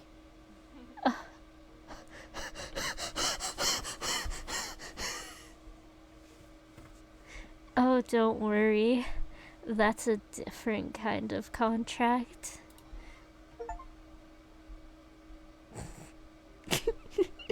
It's got an achievement. Whatever. You know, you're a lot heavier than you look. Did you just eat your own body or something? Oh, stop complaining, weakling. Now hurry up, Cinderella. I don't want to be late for the ball. The achievement, yeah, the achievement too. Hey, you said you were new to this physical world. How do you know all these references if you're from another dimension or whatever? Well, Earth makes some of the most entertaining media in my reality. It's about the only thing you humans are actually good at. That's the whole reason we helped you humans invent computers and the internet. Hang on, I'll buy that the internet may have come from hell itself, but demons invented computers? well, Oh well, we helped plant some ideas here and there with varying degrees of success. But before you ask, you guys invented Twitter. Not even demons are that evil. Noted. okay. Okay, we're here. Now keep quiet, pumpkins aren't supposed to talk. I know that. I'll have you know it, I got very high marks in Earth normality. Now watch as I blend in seamlessly with my surroundings. Like a round chameleon. Whoa, is that a talking pumpkin? Oops.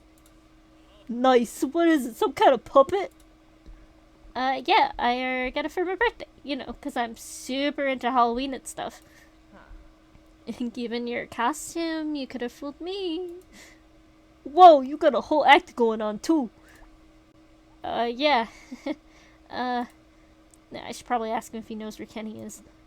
Although after the incident with Candy and Joy earlier, I do have some other questions. And Mark is the only other person I kind of know here. Even if he doesn't know me this time around.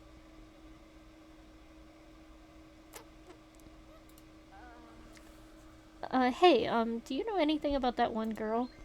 Oh, well, there's a lot of chicks around here, but yeah, I know most of them pretty well if you get my drift. Oh, give me a break. I mean the one dressed as a cheerleader? Oh, you mean Candy? Yeah, you need to stay away from her. Why? I don't know. Just stay away from her, that's all I know. And do you know that how exactly? I just do. If you know what's good for you, stay away from Candy. That's never a good thing to hear on Halloween. Now I just have more questions. Me too. Hey, have you seen my friend Joy? She's a little shorter than me, dressed in black. Really pretty and cool. Because that's a totally hetero way to describe a friend. Hey, shut up! Joy is cool! Right. Yeah, I know Choi. She should be back anytime soon. Back, but I just saw her in the forest. She said to come find her. Where'd she go? Hey, cool it. Joy just had to go set something up for the party real quick. She'll be right back.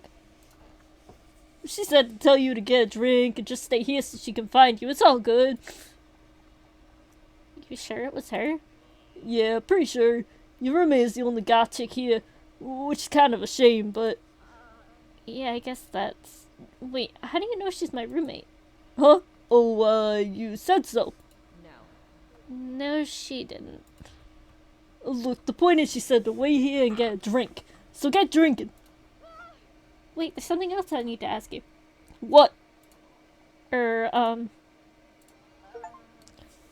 Hey, you're on the football team, right? You know Kenny? Kenny? Yeah, I know him. He's our third lineman. Actually, he should be back with those hot dogs by now. What do you mean back? So, funny story, actually. Turns out we remembered to bring buns, but we totally forgot to pick up anything to go in them. Although I'm not usually against just having some nice buns, if you know what I mean. He's fucking dumb. You deserve the death that you're going to receive. Oh? Nothing. Just practicing my spooky lines. Any idea when Kenny will be back? Well, that's the thing. He should be here by now. But he was just driving up to the old gas station and back. The one 5 miles away? Right, damn it. Nothing. Hey, I'm just gonna go over there and practice my act until Kenny gets back, okay? Cool. Hey, don't forget to grab a drink. Grab a drink. It's fine. It's Mark. It's fine if I can't speak proper Mark. He's dumb. He's dumb as a brick. Sure thing. The old gas station is way outside the spell's barrier. What happens when someone tries to leave the barrier from the inside? Well, A short answer, we're not going to see Kenny until the start of the next loop. I was afraid of that. So what's the long answer? Is there any way to get to him? The time bubble you created works by making a small pocket dimension that's running at a much faster speed than the world outside. Anything that tries to leave the bubble passes through a kind of buffer zone. huh? Buffer zone, what does that do? Well, If the spell ends, then the buffer zone releases everything caught in it exactly the same state as when it was leaving. Do they know they're trapped? no. No, anyone caught in it wouldn't even know anything had happened once they were free. But if the loop repeats, then the buffer empties anything inside it back into the spell area to be reset along with everything else. So Kenny is trapped in limbo until the next loop. Is there any way to get him out of the barrier before then? We can't exactly afford to wait around twiddling our thumbs with this spell draining the life out of me. Not without drastically tampering with the spell that's holding our current reality together while we're still trapped in it. We're doing good, Coast. How the fuck you doing? I'm going to guess that's not a good idea. There are a few worse ones. If Kenny's out of the picture, that makes things a lot harder for us. There has to be someone else who knows where to find the Witch's Cave. But how are we gonna find them? It's not like I can just go around asking strangers. Maybe you should be asking yourself why you're talking to a pumpkin instead of coming over to see me after your shit in the woods like I told you to. Joy, I'm sorry. I guess I got a little distracted. What a surprise. You've been acting weird. Did you take your meds tonight? Uh-huh.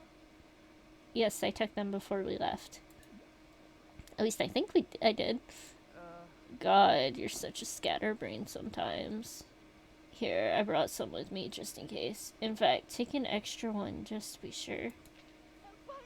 But Joy, I'm fine. No, you're not. You're talking to a pumpkin. You're acting crazy and people are gonna start getting suspicious. Is that what you want? No, of course not. I know this isn't your scene, but you want to be normal, right? Just be treated like everyone else? Isn't that what you said? Yes.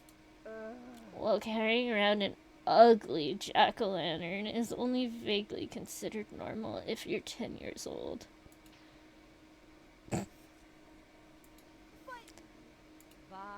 Put that stupid-looking thing down and go get a drink like a normal human being. Oh no, poor Jill.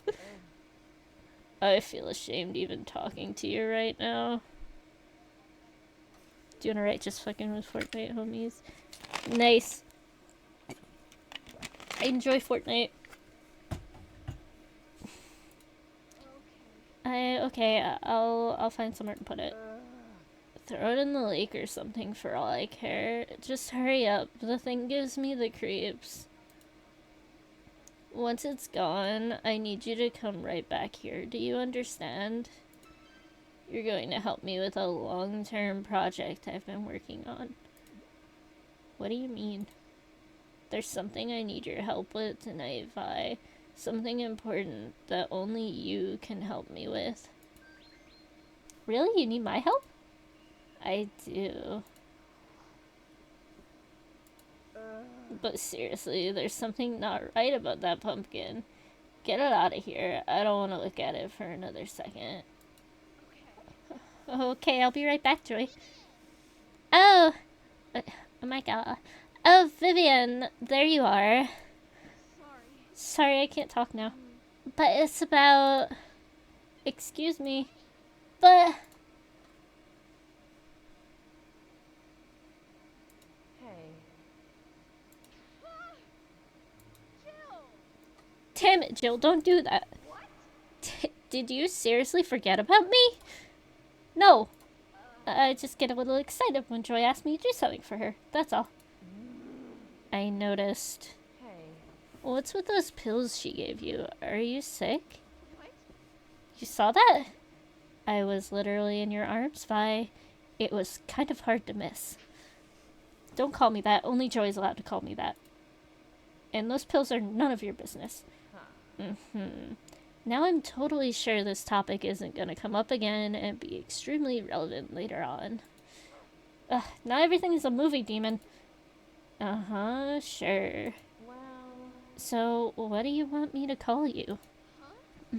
Oh, just Vivian is fine. Pronouns? She, her, nothing fancy? What about you?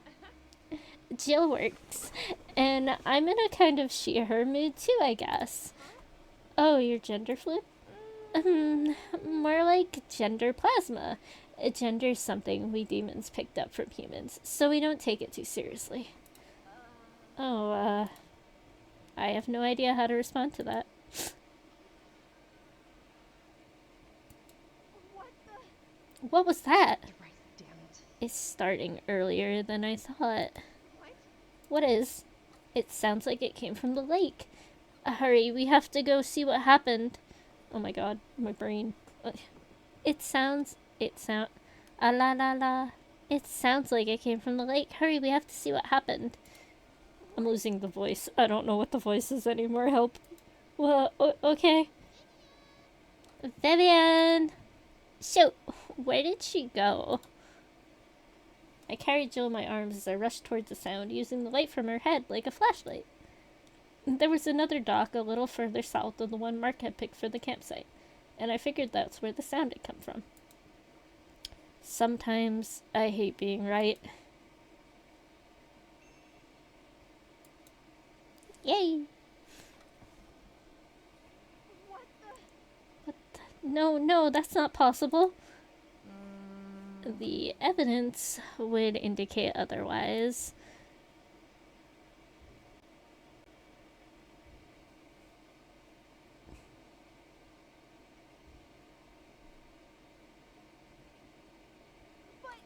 But you were with me the whole time. I was holding you when we heard the scream. You couldn't have killed them. No shit, Sherlock.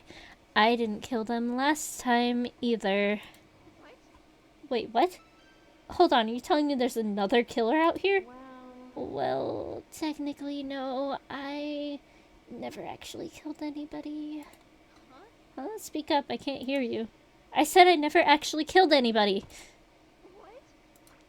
And we're back to this again. Look, it wasn't for a lack of trying. I fully intended to slaughter all of you. I even picked out a couple of kills from the old Thursday the 12th series I wanted to try to replicate. But every time I found a suitable target, they were already drowned, crushed, impaled, or otherwise dead. Actually, now that I think about it, you and your little troop of walking stereotypes were the only people I met who kept your lungs long enough to scream when you saw me. I can't believe it. If you weren't the killer, then who? Wait, that means whoever killed Joy is still out there. I have to get back to the party and warn her. I can't let her... Hey! Hold your horses, Romeo. Get your vines off me before I smash your head like an egg, demon. And people call me hothead. Look, just calm down and listen to me, okay? I have to save Joy. Your pumpkin-hating bitch of a crush will be fine. Don't call her that. She said she wanted you to meet her back at the party, right? Yes. If the timeline is progressing the same as it did before, then she should be reasonably safe, so as long as she doesn't go back to that clearing where we found her body. You're right, as long as I can keep her away from that clearing, she'll be okay. Well, she'll be less likely to die anyway. The only way to make sure she, and more importantly, you, stay alive is to find out whoever's stealing my kills and turn them inside out. I don't like how you phrased that, but I agree. Alright, you can let me go now. Sorry. I'm sorry for, threatening to smash you. It's okay. Not like you could really hurt me anyway. I'm a lot more durable than I look, I'll keep that in mind. Still, it's too bad we didn't get here in time to see who killed these two. I guess you better find somewhere to stash me, so you can head back to the party and find another lead on the witch's cave. I have a better idea.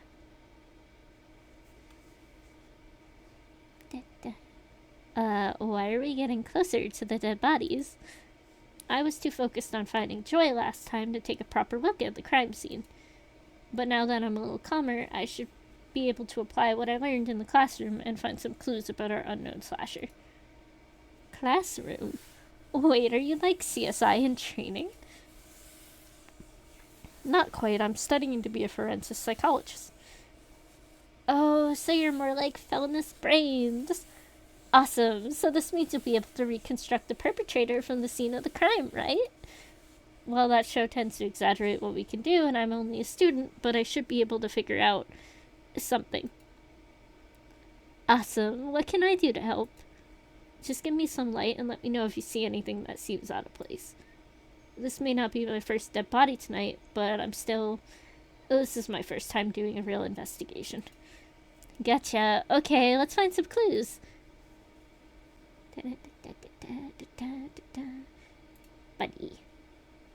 There's blood coming from this guy's head.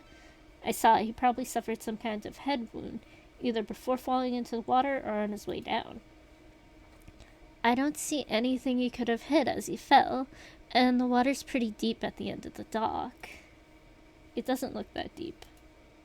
Trust me, I fell in there plenty of times. Well, what do you expect when you walk around with your eyes shut?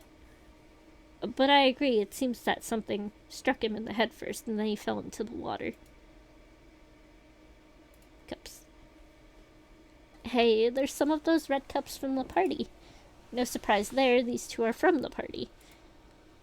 And they must have slipped away and come here after Mark passed out the cups. Look, you can see the names and what they drank written on them. Bobby T, Cola, Johnny R, Liquor, Rum, Vodka, Fireball. Yeesh, did he just write the whole drinks menu on this thing? Either he really wanted to win the drinking competition, or he had never mixed a drink before in his life. Farewell, Johnny R. We hardly knew ye, apart from how you would have made a terrible bartender. Hey, there's blood on this oar. So there is. That's odd. It must have spurted out of the guy on the post when he got impaled. No, look around. There's no blood anywhere else on the dock. And the body's angled so that this fountain-like blood spurts, like you're imagining, would have sprayed towards the lake, not on the dock. Huh. Maybe the killer used the oar to try to pry him off the post then? Or more likely, the blood didn't come from the impaled body.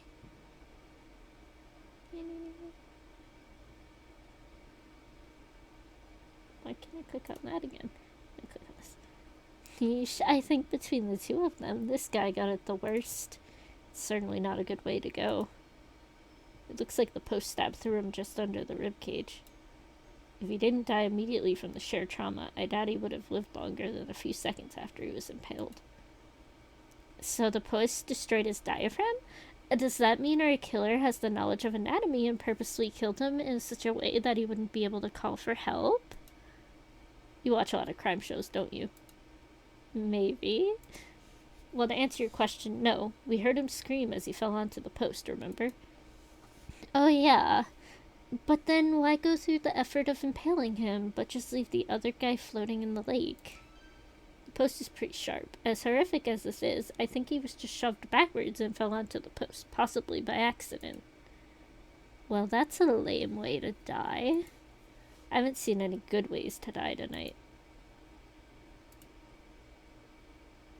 It's kind of ironic, isn't it?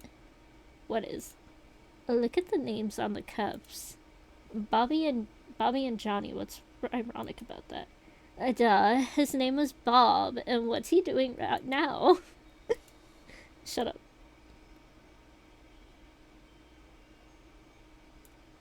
Why can I re-click on things? Is there something I'm missing? Oh, I can turn around and see footprints. Okay. Aha, footprints. The most classic of all clues. Well, I can't argue with that. Especially since, like all classic footprints, these don't make any sense. What do you mean? Just look at them. These are my footprints, right? Yeah? And these two sets have to be from the victims. What's your point? The only prints here are the ones leading onto the dock. None of them lead away from it. Well, yeah, but there are 2 bodies and you're carrying me. That's 3 and 3, right? What's the problem? The problem is, where are the killer's footprints? If the only footprints are from me and our victims, then how did the killer get onto the docks or off of it? Oh, that's easy. It is? It's obvious. If the killer didn't come by land, then they must have come by sea. The killer must have come up out of the lake. That would certainly make sense as an escape route, but there's a problem with your theory on the killer using it as an entrance. Oh? Look at the dock floor. It's completely dry. No puddles or water anywhere. If the killer came up out of the lake, they should have left behind some kind of sign. Maybe they used a boat? But there's already a boat tied to the end of this dock. If the killer took another boat, then we should have seen it on the water when we arrived.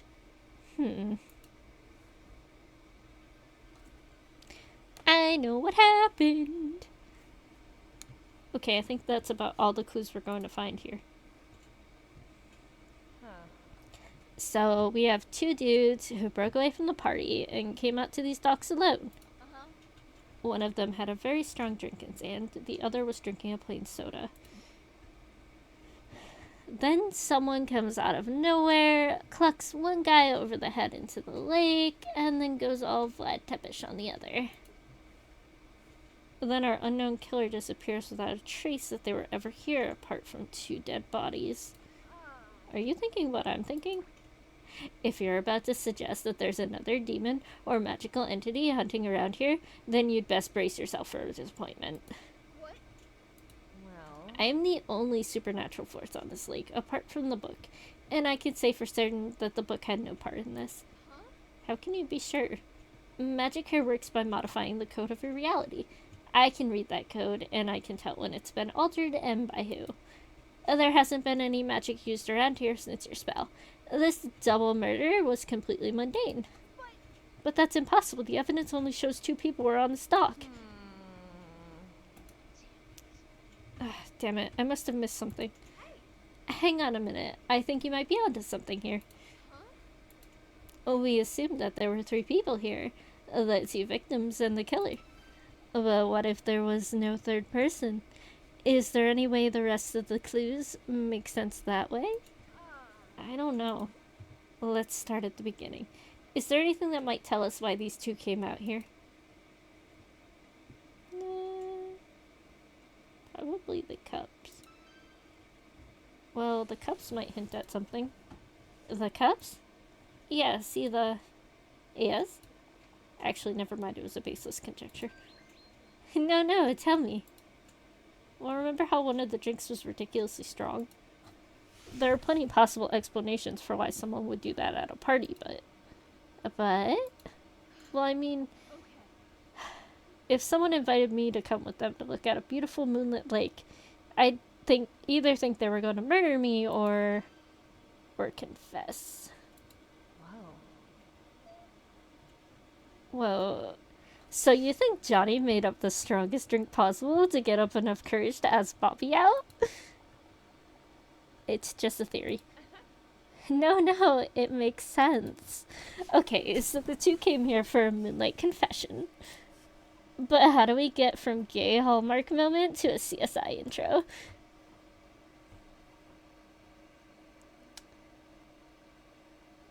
Yeah, I don't think the confession went well. I think the confession went badly. Maybe Bobby's confession didn't go over well? Oh, wow, you mean like this is some kind of murder-suicide? Or something like that? I think what happened is... Wait. Allow me.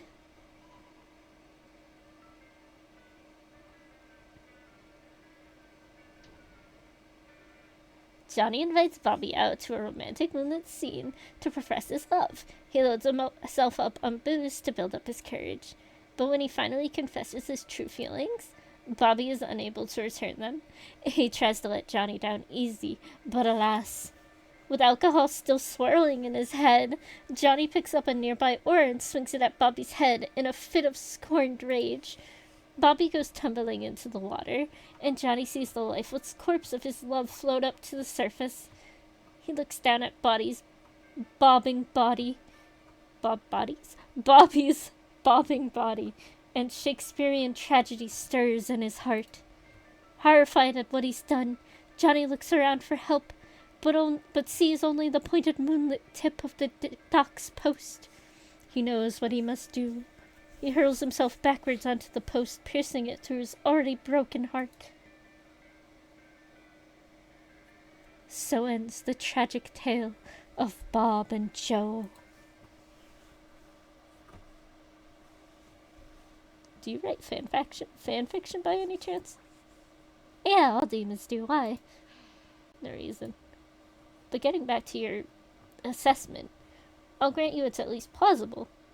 Although if we assume the murderer was the one with the strong drink, I think it's more likely that he simply lost his balance after swinging the oar and fell onto the post by accident, rather than pausing to dramatically fling himself backwards onto the spike, especially since we heard the splash and the scream at roughly the same time.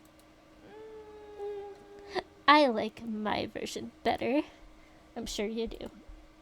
But if we're right and this was actually some kind of bizarre murder-suicide, or even just an accident, that still leaves us with an even bigger question. If these two killed themselves, then who stole all my other kills? Not the way I would have put it, but yes. This also hasn't brought us any closer to saving Joy. Do you know how to get to where she was killed? Huh? Oh yeah, I think so. Then let's go. Maybe we can figure out something there. Or just wait for the killer to arrive. Really? Wow. Well, it's not like we have any leads on where to find the witch's cave. Plus, I can tell how important this is to you. I figure if you're not worrying about the pumpkin hater getting axed, you're gonna be more willing to help me. Thank you. But you're walking this time. I'm not carrying you around everywhere. Ah. So that was your first investigation together. How close were you two to the truth? Pretty close. We were off on a few details, but we only found that out later. I see. So your next stop was the clearing where you had found Joy's body? Yes, but we ran into an unpleasant acquaintance along the way. Oh, an unpleasant acquaintance.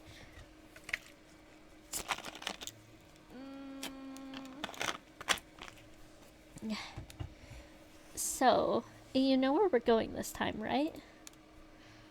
It's kind of hard to forget where you saw your best friend's corpse. Right. Sorry. Hey, V, is that you? Crap, it's Mark. Want me to kill him? What? No. No killing. Just go hide for a minute. I'll take care of this. Fine. Close your eyes. There you are, birthday girl. Oh, hey, Mark. Didn't see you there. Everybody's looking for you. What gives? They are? Yeah, Joy said you hadn't been acting like yourself lately. She's been asking everyone where you are. She's real worried. Oh my god, I completely forgot. She said she need my help with something. I have to go. Oh my gosh, she's going to be so... Oof. Whoa, hey! Careful, V. Vi. Dumb as bricks. You okay? It's Vivian. And yeah, I'm fine. I just tripped over a plant root. Well, it almost looks like it's wrapped around your leg. Yeah, imagine that. Yeah, let me get that for you. Thanks for the offer, but... What, did you just rip those vines apart with your bare hands? No plant can stand up to me.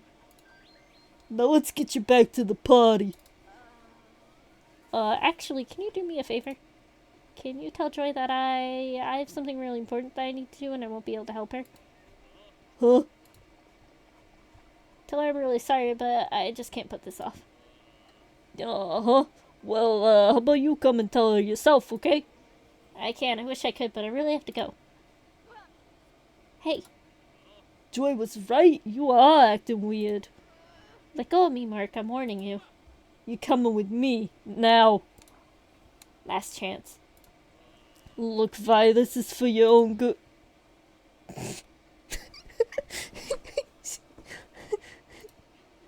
I think I know what's good for me, thanks. You gotta pay for that, you Barbecue boy? The lady said she's not going anywhere, barbecue boy. What the? Who the hell are you? Interesting choice of phrase. Vivian, would you mind turning around for a sec? Hey, this ain't none of your business, you.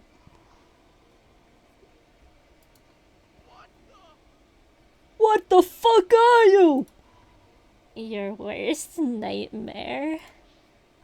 Uh, Your worst nightmare? Really? Oh, come on, like you haven't dreamed of saying that line. Well, maybe. I'm surprised you didn't kill him, though. I know I said not to, but still. Any death I could give would have been too dignified for a slime ball like that. I mean, he is a slime ball, but he was just trying to take me back to Joy. And that's another thing. Oh my god, I'm combining the voices. Hold on. Mark. Salute to Mark. And that's another thing. What is with you and that pumpkin hater? All anyone has to do is say her name, and you do whatever they tell you with a smile. I thought it was just some closeted gay crush at first, but now I'm getting concerned. It's not a crush, she helps me. I owe her more than I can ever repay. It helps you? What is that? Look, can we talk about this after I make sure she's not going to die, please? On one condition. I want you to promise me to rein it in a little with your joy crazy stick. At least so I don't have to keep physically restraining you.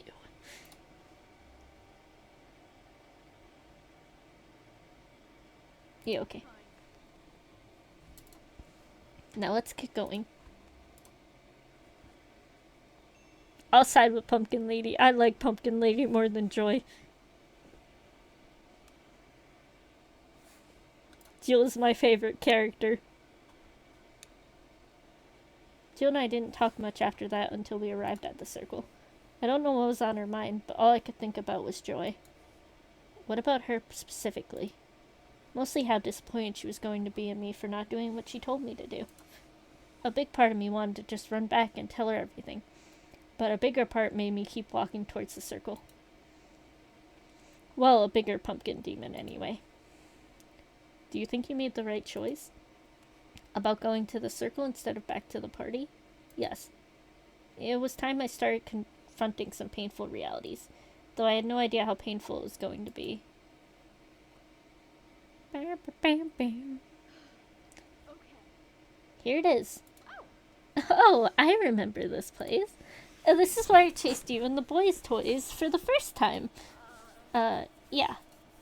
We found Joy's body in the center of the circle with a weird knife sticking out of her chest. Well, what is this all for? Huh? How should I know? But you're a demon, aren't you? Can't you tell what this ritual stuff is supposed to do? And now, who's been watching too many movies? There's nothing magical about anything here. It's all fake. What? I mean, just look at it. Spooky symbols drawn in the ground, random objects laid around in a satanic pentagram, a goat skull, and black candles. This is all just some kind of stage show. But there was a real dead body here, my best friend's body. Pumpkin hair. So you keep reminding me. Look, I'm not saying nothing bad is going to happen here. I'm just saying that there's nothing magical going on. So this is the work of a mundane murderer? Well, a mundane something anyway. Hey, how about we look around for clues? Maybe we can figure out who set this up.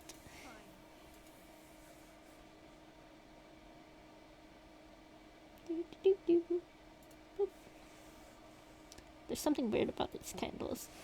You mean because they're spooky black candles? I mean, they're not made out of normal wax. I'm more interested in this pentagram.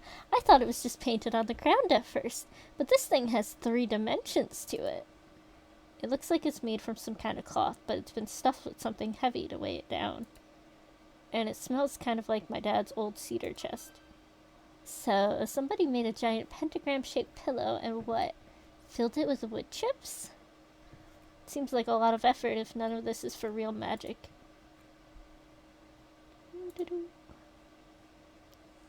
There is no way this thing is real. You're free to check it for a made in China sticker. But I overheard some people complaining about how they had to dissect goat heads for biology class this week. Aren't you humans supposed to dissect frogs or something? That's high school stuff. I'm in college. Wait, does this mean whoever set this up is from your college? Very good, Jill. Maybe your head isn't completely hollow after all. Thanks! Hey, wait a minute. It's cooler. Hey, I think I see something over there. Where? Over here, behind that tree. Come on. It's one of the coolers from the party. What's that doing over here? I've got a bad feeling about this. Oh! Wow. Whoa, that doesn't look like beach party stuff to me. Is that a jar of paint?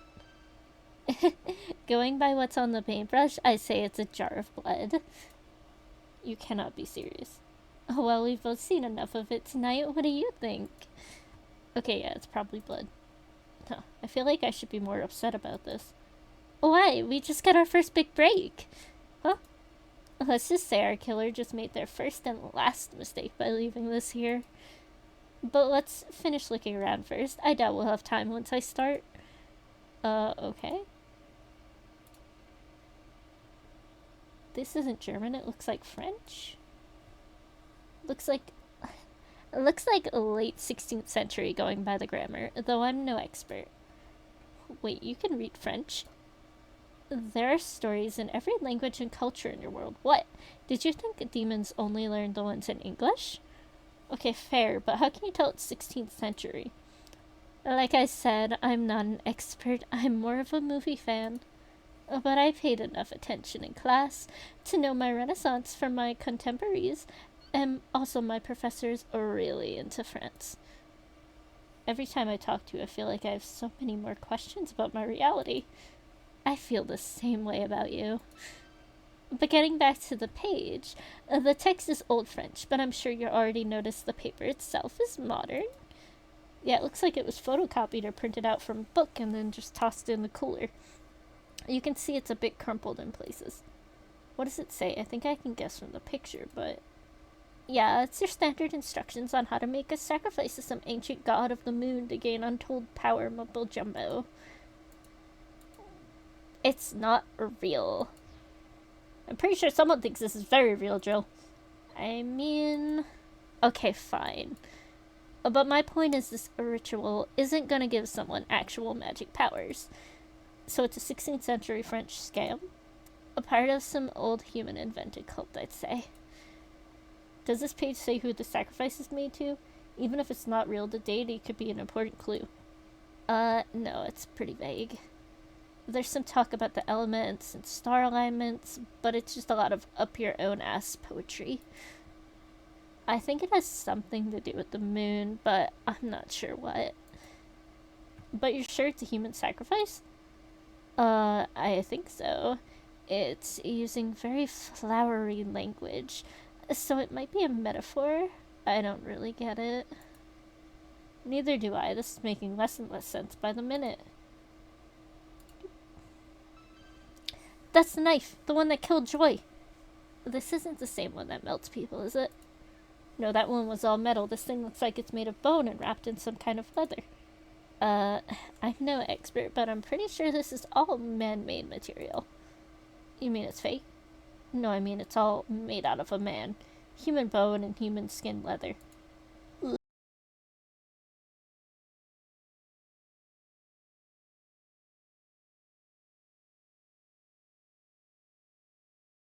Work. Can you take this seriously? I'm just trying to lighten the mood a little. So it's made of human parts? Yes, it is. Great.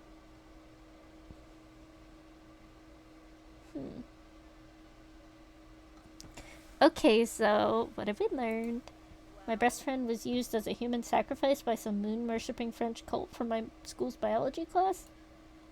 Going from the homing candles and portable pentagram, they're at least halfway decent at arts and crafts too. And I thought things were getting crazy before.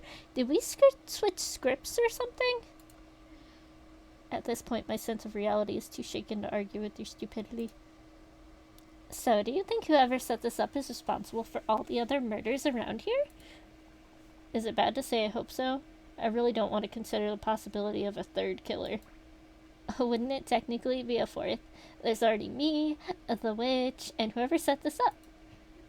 Yeah, but you haven't killed anyone, remember? Which reminds me of the two we found on the docks. Yeah, looking back at it, does it seem weird to you that there just happened to be a random murder-suicide tonight? It does seem like a bit too much of a coincidence, but I don't see how it could be connected. Neither do I. And I'm still no closer to saving Joy. En contraire, mon ami, I happen to have the solution to that particular problem. You do? Just watch. Wait, what are you?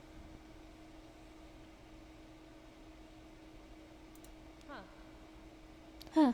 A bit of a smoky aftertaste. What? Did you just eat the knife? I incinerated it, and the ritual instructions. No knife, no knife to death pumpkin hater. Also, no evidence to find the killer with. Wrong again. I still have the most important piece of evidence. Behold, the key to our victory. The blood jar? With this, and a little bit of real magic I prepared before I left home, I'll be able to track down our mystery killer like a jack-headed bloodhound. Please never refer to anything as jack-headed ever again.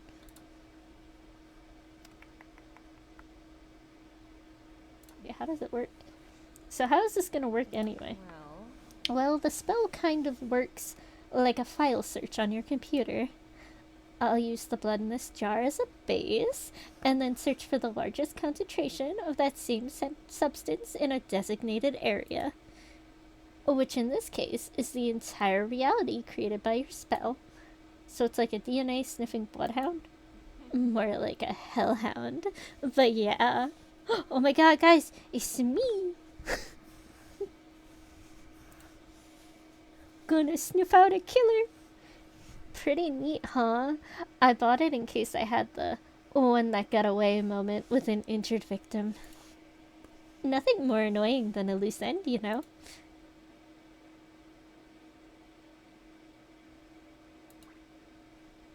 So the spell will lead us to whoever's blood is in the jar, but what if they run away before we find them? That's the best part.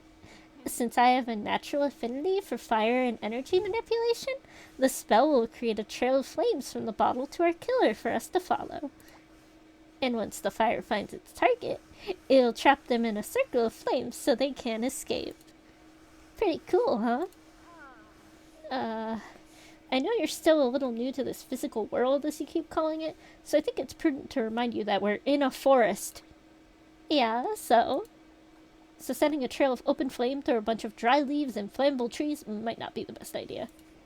Especially since you're supposed to keep me from dying, remember? I know, but there's nothing to worry your little human head about. I got this under control. You mean you can stop the spell if it gets out of hand?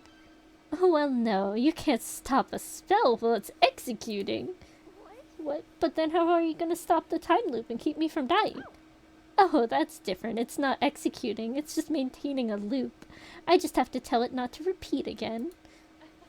But I have to do that before the reset starts. You know, that whole thing with the tornado you did. Oh, once that begins, there's nothing you can do to stop it. So it's like a machine gun. You can't stop a bullet once it's been fired. But you can take your finger off the trigger to keep it from firing again? Hey, you're getting the hang of this. Yeah, that's a good analogy.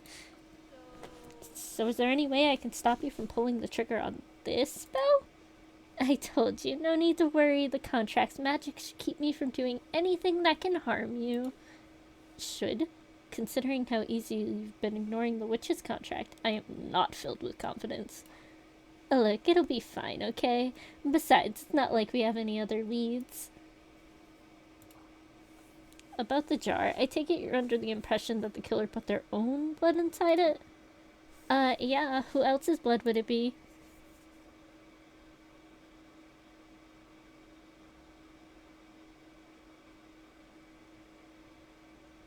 I mean...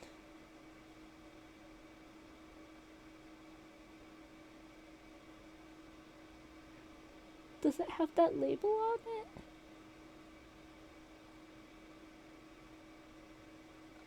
I'm curious. Well, we don't even really know if that is blood. It could be a jar of red corn syrup for all you know.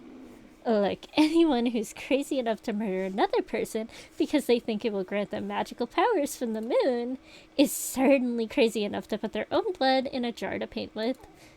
Well, you can't argue with crazy. Exactly. I was talking about you.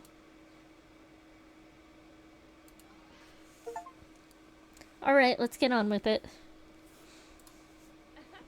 Okay, stand back and watch me show our wannabe wizards some real magic. Getting a bad feeling about this. Stood back and watched as Jill held her hand over the jar for a few seconds before a line of fire shot out from it. Oh. Oh. And shot straight at me. 10 out of 10. The fire trap captured you? For a while, Jill and I just stared at each other in shock. Jill put out the fire spell and then tried it a couple more times to make sure it was working, but each time it was the same result. It didn't matter where I stood or how far away I was. The fire always went right for me. What did you think that meant? There was only one thing it could have meant. Somehow that jar was filled with my blood. You look tired, and we've been going for over an hour. Let's take a break. Okay, I guess this is a good place to stop. Things got pretty crazy after that. There was so much I was about to find out. Why people are dying, what the ritual was for, who was still waiting for us in the woods. We hadn't even met the witch again. Things got really bad after that. And it can wait. Right now I want you to go get a drink, get some air, and relax a little. Remind yourself that this is over. Is it, though? It doesn't feel like it is. It almost feels like I'm still stuck in the loop. All the more reason to take a break. Now go. Yay! We finished Act 1! Let's see. Into Act 1. Boop.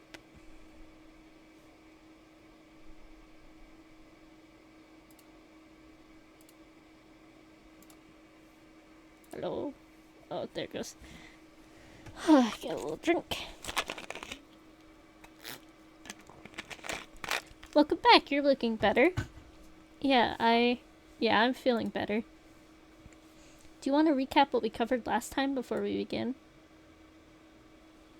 I remember. The Loop Fortnite reference. So what happened next? After Jill and I had tried the homing spell a half dozen times, we had to accept that it really was my blood in the jar, which raised the obvious question. How did it get there? Well, that's unexpected. Yeah, just like everything else tonight. Don't suppose you know how a jar of your own blood got all the way out here, do you? No, but I might know who does. Jill is a 10 out of 10 character. I agree. A few months ago, I started sleepwalking. I'd walk out of the dorm without any idea of what was going on, and Joy had to go find me and bring me back. One night, she found me with my hand cut open. I didn't even know what had happened until I woke up and saw my hand was bandaged. I remember feeling weak the next day, but I didn't think I'd lost that much blood. Do you have a history of sleepwalking? Not until then, but I was under a lot of stress, so... So, you just started waking up in random places? Well, no, Joy always made sure I got back to my bed. So, the only evidence you have that you were sleepwalking at all was her saying so. Joy wouldn't lie to me. She takes care of me. Yeesh. And here I was starting to actually respect you a little bit. Look, I remember dreaming about going to class and some other stuff that had to be a dream. You do know a pumpkin hater is involved in whatever's going on here, right? Well, we don't know that. She said she needed you for a long-term project, and we know for a fact that she's gonna be here later. You found her body. Maybe she was dragged out here. I didn't have time to look around and investigate before you chased us off. Well, you got time now. Fine. We glared at each other for another minute, then got to work looking around. I'd already seen everything there, but I was angry and I didn't want Jill to be right. Come on, think. You've got all these clues. You've got to be able to make something out of them.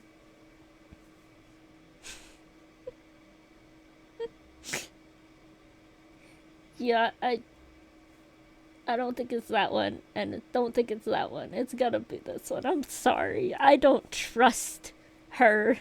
I don't trust Joy. Maybe Joy came here herself. There's no evidence against that. But if she did, then who killed her? Damn it, I can't find any clues for a murder that hasn't happened yet. All I have to go on is that weird knife Jill ate, a crumpled piece of paper about moon worshippers, and a jar of my blood. Wait, blood? Wasn't there something about blood when we came here the first time?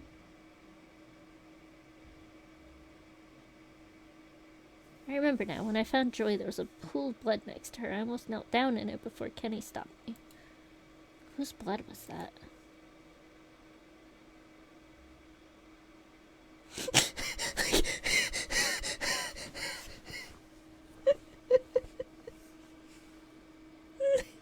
Liquid Vivian!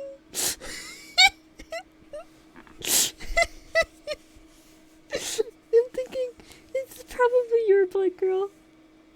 Well, I already know there was a jar of my blood here, so it was probably that. Wait, no, the blood on the ground has coagulated, and the blood in the jar clearly had some preservatives in it to keep it usable. Oh. The blood on the ground was fresh, which means it must have either been Joy's blood or the killer's. Don't think that makes much sense. It's kind of far away from her body. It's probably the killer. It would have to have been the killer's blood, right? Joy must have cut them while fighting for her life. But if that were true, shouldn't there have been more blood splattered around the circle or over Joy's body? Damn it. Positive it was just that one pool next to her, plus that was a lot of blood. I doubt whoever left it could have gotten very far. Certainly not without leaving a trail. Doesn't make sense for it to be the killer's blood, but what other option is there? Well, there's only one! Could it be Joy's blood? There was no sign of a struggle, and it was too fresh to be from the jar. But she was stabbed in the chest while lying on her back. Why would there be a pool of her own blood almost a foot from her body? That's what I'm trying to figure out. Jill said there was no magic done around here, but is there something else that could explain it?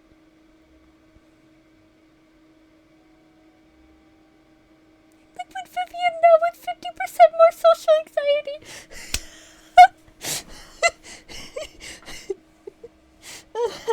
Oh, I didn't think about this.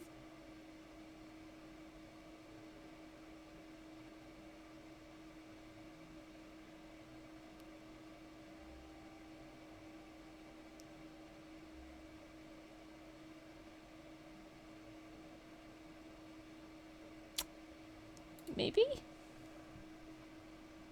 Maybe the pentagram? It's the most prominent thing in the clearing. Although that didn't stop me from nearly tripping over it when we... Wait, no, it couldn't be. Well...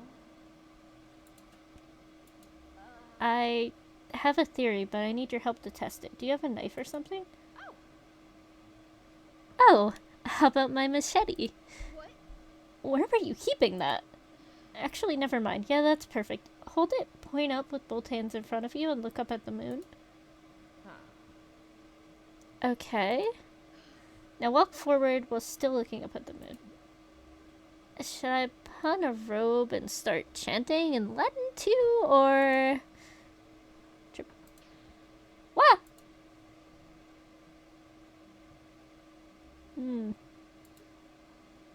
Ow. Chill. Are you okay? This hurts. Not as much as it hurts me. Roll over. What? Roll over onto your back. Oh. Hey, wait a minute. I'm almost at the center of the pentagram. The knife stuck through your chest, just like how I found Joy. So she was walking around with that human bone knife, tripped over the pentagram, and impaled herself? Exactly. But why wouldn't she be looking where she was? Oh, the incantation. It was about the moon. So if she was doing some kind of ritual, then she might be looking up at it. Yeah. Huh. So it really was an accident. That's disappointing. Oh wait, doesn't this mean Pumpkin Hater is in the moon cult? Human. This is my fault. What? If I'd been here to help her, she wouldn't have tripped. She needed my help, and I wasn't there. I really think you're missing the point here. The point is I messed up and Joy paid the price. Oh, for the love of... Okay, let's, for a moment, forget everything that we just learned. If she really needed you, then where were you the last time around? Back at the party, drinking a water bottle and wishing I could go home. Oh, so you actually refused to help her last time? That's surprising. No, she told me to wait for her there. Wait, she didn't ask me to help her last time. But then why did she say she needed my help this time? I have a theory about that. What? You do? Yeah, but you're not going to listen to me if I say anything bad about her, are you? I'll admit, this is strange. I can't understand why Joy would be doing a moon ritual out here. She always hated pumpkins and Halloween and stuff. And yet she's out here at a Halloween party. That's because she's trying to help me. I thought it was because she needed you for a long-term project. Which, you know, might have something to do with all this. Just maybe. You said this was some kind of sacrifice. What kind of sacrifice and for what? A human sacrifice. Although it's admittedly kind of hard to make out, the paper was wrinkled and the language was pretty flowery and pretentious. It's something to do with uniting souls with a sacrifice of blood to gain ultimate power under the light of the moon and some other French gibberish. Uniting souls? I think it's talking about murder. Really snobby, artsy murder. Not really my thing, if you can believe it. But it might not. Hey, no, I see what's going on in that little gay head of yours. It's not a romantic gesture. It's a murder plot. How do you know? A full moon, uniting souls, bound by blood, and all on my birthday.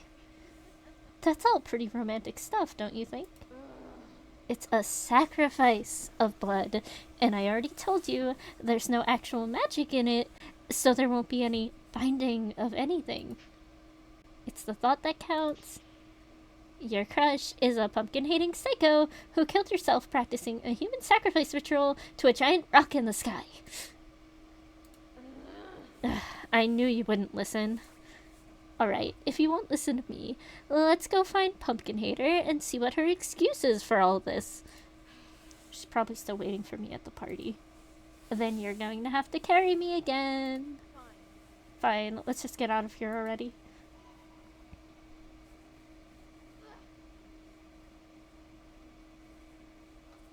You know, I nearly forgot it was your birthday. Yeah, worst one of my life. Mysterious figures! Wait a second, actually. Why'd that kind of look like it might have been Joy and football boy Mark? I wonder if that was Joy and Mark. The party was in full swing again, and we heard it almost half a mile before we saw it. People were laughing, shouting, and hooking up all over the place. The kind of stuff always made me uncomfortable. Last time I'd hidden behind a tent so I didn't have to look at everyone. But as Joe and I stepped up to the bonfire and looked around, I suddenly had the feeling that something was very wrong. Wow. Wow, this place certainly livened up. It's also thinned out a bit. I don't think those bodies at the docks are the only ones in the forest now. Huh. It looks like Barbecue Boy and Pumpkin Hater are gone too. I don't see them anywhere. Neither do I. Damn it, maybe we should head back to the... Oh my god. Vivi! There you are. Candy? Careful, Candy, you almost made me drop Jill. Who's Jill? Oh my god. You brought a pumpkin. I love pumpkins. I knew I liked you.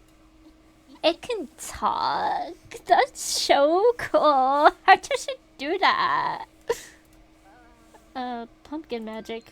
Cool. I wanna kiss it. Well, this took a fun turn. Please do not kiss the killer jack-o'-lantern, Candy. Maybe I should ask Candy if she's seen Joy. She seems pretty drunk, but she's the only person I kind of know here. Jesus Christ! Coastal! Thank you so much for the jump scare. Really keeping me on my toes. Ah.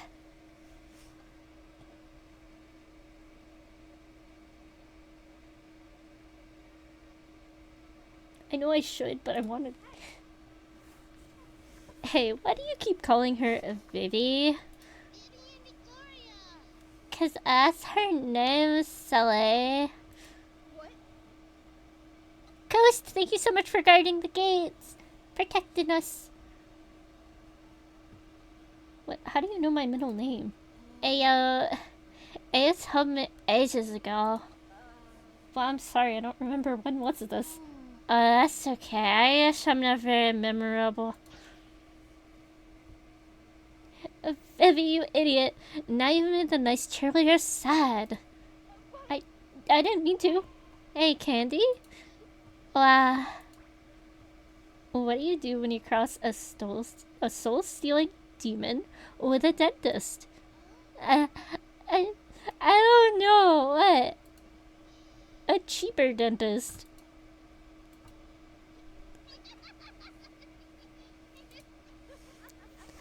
That was terrible. You're smiling too. No, I'm not. Listen, we need to find Joy and Mark. Have you seen them? Joy? Let me tell you something about Joy. She's a monster. Hey. I take offense to that. Joy's a good person, Candy. You just need to get to know her. Know her? I hated her. Oh! Oh! What? Oh my god, I was not expecting that.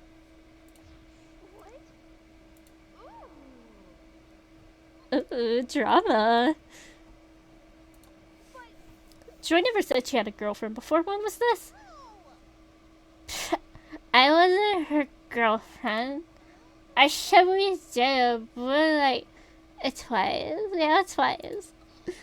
Definitely not 3D material. So way to controlling, like, way manipulative. She's totally toxic. No, it's so hard to sing now. You mean toxic? Yeah, toxic. Like those octopuses with the rings, you know. The blue-ringed octopus? One of the most dangerous marine animals on Earth? Joshua. Joe, why do you know that? Because it's badass? Just right. Dare I? She is fine. Aw. Really? Yeah, Joe looks like it though, huh? It's the boobs. Not that. Here, you let me. Hell yeah.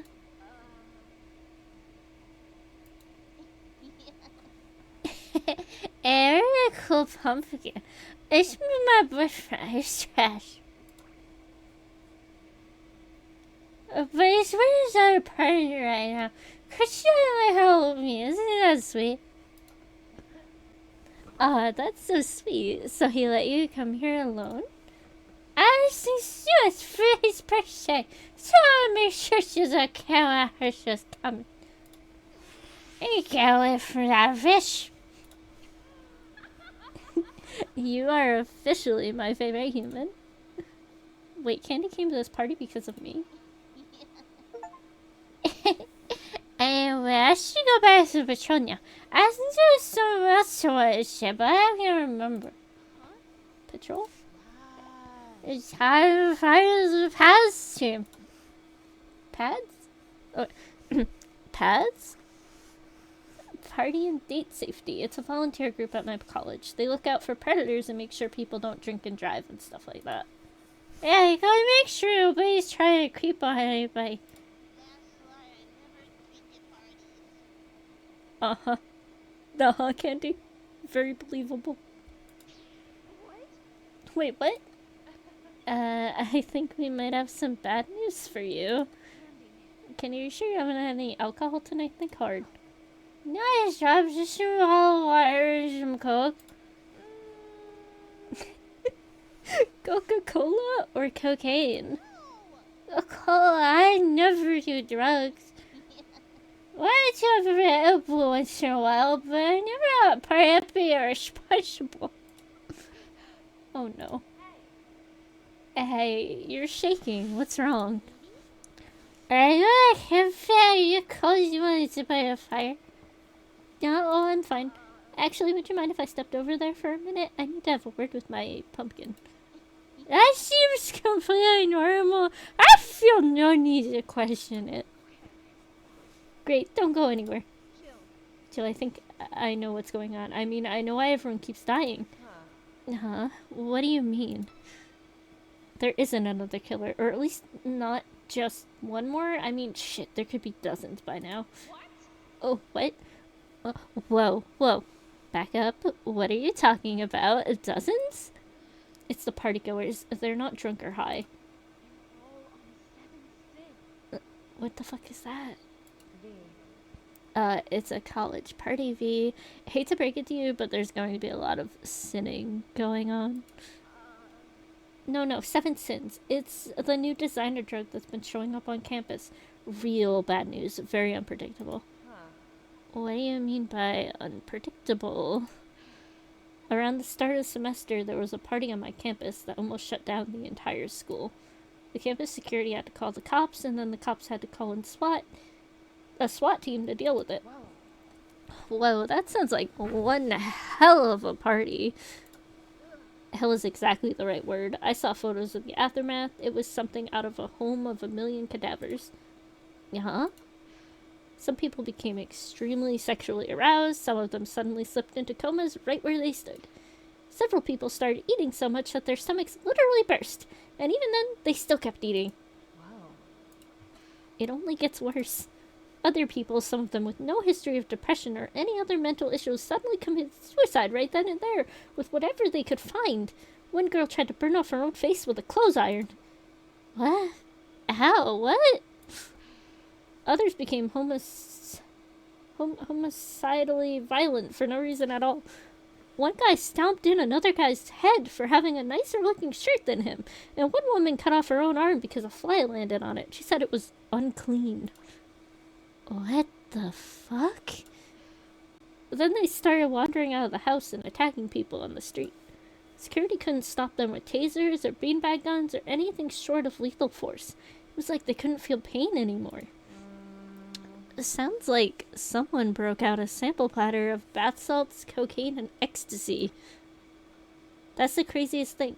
When the toxology report came back, the only thing they could find were traces of the same unknown substance in all of the affected victims. So wait, you're telling me that it was all caused by one drug? One drug that almost every person at the party ingested, even people who had a long history of sobriety. So you think that's what's gotten into your little lake party? Given the cars that we saw last time, it makes sense. Now I get why it's called Seven Sin. Lust for the sex drive, sloth for the coma, gluttony, envy, wrath, pride, it's all there. And it all started with greed. One evil bastard willing to destroy all these lives for a new money-making drug. Wait, what about Candy? They just seemed drunk.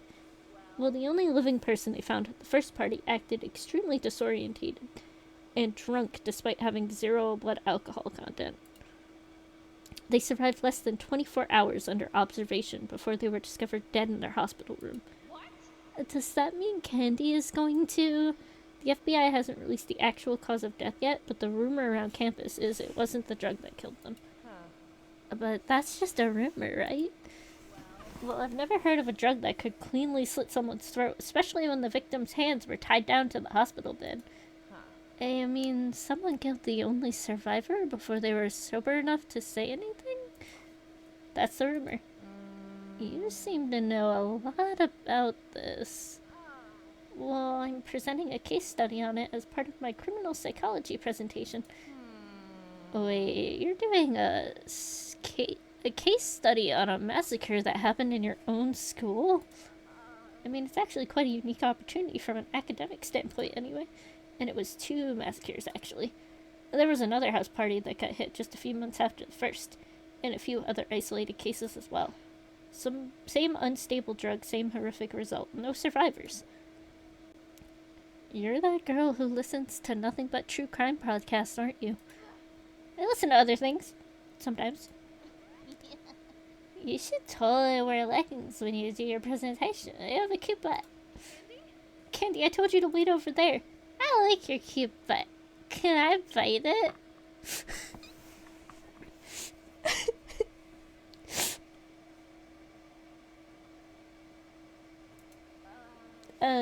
No.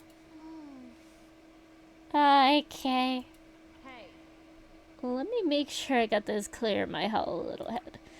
Tonight, on Halloween, a cranky old witch summoned a demon, which would be me, to go kill a bunch of college students partying on her lake. You're a demon? Wow, you're just my cute though. Thank you. But somebody already used a new super drug called Seven Sin to make all the college students go crazy and die before the demon, again, me, could kill any of them. Yeesh, talk about getting called out for nothing. Yeah, and I'm still not sure why the witch summoned you in the first place. People come out to this lake all the time. Maybe she wanna make you into a pumpkin pie. You wanna taste? Wait a minute. You are just no fun. No, I think Candy might be onto something. Huh? When we confronted the witch before, she said she would destroy you if we gave her back the book. I thought she was lying, but what if she was telling the truth? Yeah, she should have read the fine print. Demons can't be killed on the mortal plane. The best you can do is destroy our physical body for a bit. And then we head back to our home dimension and come right back. So you're a really cute pumpkin demon. Well, I am here. Only magic can destroy magic. Aren't you forgetting something? Huh? What? Remember the lightning spell I used on the docks? The one you couldn't aim properly? Oh, what about it? It was called Kill the Killer. You didn't kill anybody, but Mark pushed the witch into the fire. That's why the spell hit him instead of you. But if you had killed someone like the witch told you to do, that magical lightning bolt would have turned you into a pumpkin fritter. Uh-huh. She could have even prepped the spell ahead of time. Remember how you were to appear before her at midnight? I was overthinking it. The contract wasn't badly phrased because she was trying to trick you. She just didn't care to do it right because she was going to kill you anyway. Although I guess that doesn't explain the weird signature. Vivi, I think your pumpkin's broken. Jill? I could have died? Jill! Quiet, do you want to call down a bunch of... Hey! Oh, it's just yellow, so I had a little yellow six! Oh, look, pizza. Run. Run. I could have died. I could have died. I could have died.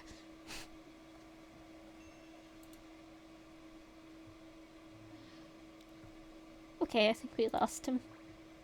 We also lost our non-binary friend. What? Crap. I hope those psychos didn't get her. Get them. Them. Sorry. Damn it, I was so busy running, I didn't even look back to see if they were following us. As long as the loop resets, they'll be okay, and they won't have any memory of anything that happens, remember? Leaving them behind still doesn't sit right with me. Yeah, I know what you mean. Hey V, there's something I think I should tell you. You can tell me anything you want as long as I can put you down first. Okay. That's better. Sheesh, how are you so freaking heavy? V, listen to me. And that's another thing. What's with all this V and Vivi stuff? I don't know you or Candy, but all of a sudden you're both acting like... Right, damn it. Will you just shut up and listen? We're in serious danger right now. More serious than being stuck in a forest with a bunch of homicidally drugged up college kids while my life is slowly sucked away? Yeah, much worse. Have I mentioned this is the worst birthday of my life? I was thinking about what you said, and I think you're right. The witch did summon me here just to kill me. Oh dear, the demon is having to face her own mortality. This is a big deal, V. I don't think I'm the first victim. We may be dealing with a demon serial killer. Oh my, someone is trying to kill you and all the people you know and care about. I can't possibly imagine what that's like. Look, I get the attitude, but I need you to take this seriously. Why should I? Karma actually exists. That's the best news I've heard all night. I know this is hard for you to understand, but I'm doing this for the greater good of your planet. Okay, not necessarily everyone on the planet, but... No, go on. Tell me all about how murdering some freshmen is gonna save the world. This is so not what I signed up for. Okay, let me start from the beginning. Not this shit again. Oh, okay. So first off, the world I come from isn't really what you would think of as hell. There are no tortured human souls or rivers of blood or anything like that. It's a completely different reality with totally different rules. There's no physical space. It's all just energy.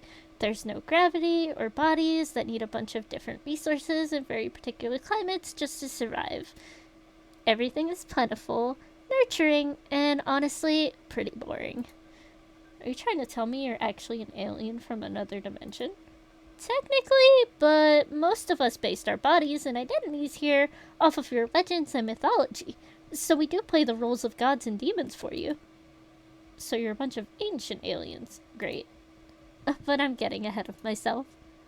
A long time ago, we figured out how to travel to other realities. We saw some real mind-blowing stuff. Things so horrible or beautiful that I can't even put it into your words. But the most fascinating place in any reality we found was this little blue-green planet with all these weird monkeys that lied to each other for fun. Huh? I'm talking about Earth and humans. I got that, but lying for fun? Well, how else do you describe fiction?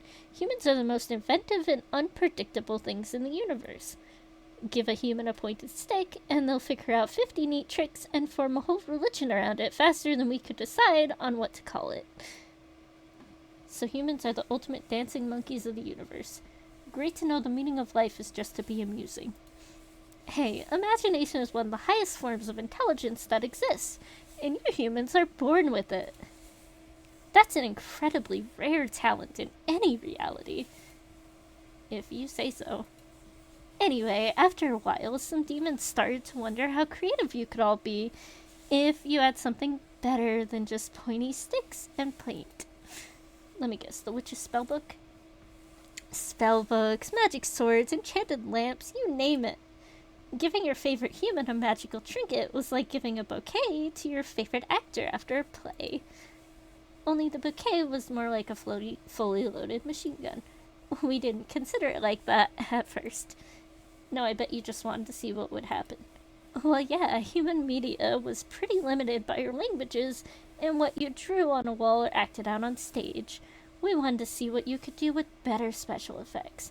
We just didn't expect you to start using them against other members of your community. So you took them away. Well, eventually. How long is eventually? Only about a couple of decades. You were handing out magical weapons for a couple of decades? They weren't weapons, they were just props. Props that can summon lightning bolts and turn human beings into puddles of goo. Okay, they were a little advanced for humanity at the time, but the humans we gave them to said they'd use them responsibly. And you believe them? Look, before we met humans, we couldn't even grasp the concept of intentionally representing reality for any reason. We can inherently make our own space and shape it to our liking. We're sustained by the energy around us, so we never have to worry about starving. At least in our home dimension, anyway. We never had any reason to lie, so we were never very creative. We thought your creativity was born out of a necessity for survival, and that would make you more responsible with magic than we were, since you had the constant threat of dying. Well, there's your first mistake. Yeah, and that mistake nearly cost us one of our own. Some humans weren't happy with the trinkets we were handing out, so they set a trap for one of us using the magic we'd given them. The humans somehow got it in their head that if they could kill us, then they could take our power. And before you get any ideas, it doesn't work like that. Not any more than killing a human gives you the strength or intelligence. I'll keep that in mind. So what happened to the demon they ambushed? They managed to escape, but they were badly injured. Everyone was angry and terrified when they found out what happened. Some of our braver demons went after the humans responsible. They leveled the entire city, but some of the humans managed to escape with their gifts. I think that book was one of them. I'm surprised you didn't all just run away and leave us to our own devices after things became too real for you. Well, we almost did. After the, I guess you'd call it a strike team, came back with the news that some of the killer humans had escaped, we had a big meeting about what to do next. A lot of demons said it was just an isolated incident, and our show of force would keep it from happening again. Others said it was still too dangerous, and we should wipe out everything in a few thousand miles of the city, just to be sure. Most of them even said it was too dangerous, and we should just abandon the planet altogether, and watch humanity from a safe distance from then on. Then my professor spoke up, although she wasn't my professor at the time. I mean, I wasn't even alive back then. She said we couldn't just run away. We'd made this mess and we needed to clean it up. Good to hear one of you had some sense of responsibility. Well, it was pretty much just her. Not many people were really on board with that idea, until she also pointed out that if we left the humans with those magic items and no guidance on how to use them, humanity would eventually destroy themselves completely. Our favorite source of entertainment would be cancelled forever. So it was self-interest that won out in the end. Doesn't sound like our species are that different after all. That's what my professor keeps saying. Anyway, there were a couple of years of arguing after that. Eventually it was decided that no more magical gifts would be given to humans, and all the ones that had been given out had to be recovered. We still wanted better media though, so instead of just giving you magic, we'd start subtly guiding humans towards advancing their own technology. Hence the thing you said earlier about demons creating the internet. Exactly. Free travel was banned between dimensions, and human media became import only. The Human Preservation Agency was created, along with a specialized school where the new students would be trained by experts in human behavior. The HRA. Okay, HPA. I thought that said HRA. I joined up because I wanted to see the human world for myself, and the rest is history, or maybe mythology. And that's the whole story. We spent the last couple thousand years trying to round up and destroy all the magical artifacts we gifted, while also helping humans perfect things like radio and animation. Wait, 2,000 years and you're still cleaning up your mess? We don't exactly have a detailed checklist to go off of. By the time the recall happened, most of the original owners were already dead. Their gifts were either stolen or hidden away somewhere. Every decade or so, one of them pops back up and we have to track it down and get the human that activated it to hand it over. So what, you're some kind of field agent in the ancient alien OSD Foundation? Obtain, seclude, and defend all the lost relics to keep them out of the wrong hands at any cost? Well, yeah. That sums it up pretty nicely, actually. Only it's the HPA. And technically, I'm only an intern. They sent an intern. By herself. To collect one of the original artifacts used to attack a demon. We didn't know what the gift was. But yeah, we've been a little short-staffed lately. There's been a big jump in magical activity on Earth, and several demons who went out on missions just never came back. They just disappeared without a trace. How many missing demons are we talking about here? Well enough that they had to send me on my own for my very first mission. And nobody thought to look into these disappearances? There wasn't any reason to think something bad could have happened to them. We thought they were all deep undercover on a mission. Or that they got distracted by some new human media craze and forgot what they were doing. That happens a lot, actually. I get it, your entire civilization is made up of humanity weebos. Weeaboos! So do you think our Wicked Witch of the Lake is responsible for all these missing demons? Some of them, but even if it's just one, that's... look, we haven't had a true human-on-demon fatality in, well, ever. If we don't stop this, demons may cut off all travel to Earth completely. Doesn't sound like a bad idea to me. All your people do is exploit us for your own amusement. You'll be singing a different tune next time some nutjob gets a hold of a forgotten artifact and takes over half your planet. Or worse, two people find artifacts and try to use them against each other. What's wrong with that? Everybody loves a good wizard duel. Come on, V, do you know anything about magic? Look me in the eyes and ask me that again. What's a suitable human analogy? It's like modding a video game while you're trapped inside it.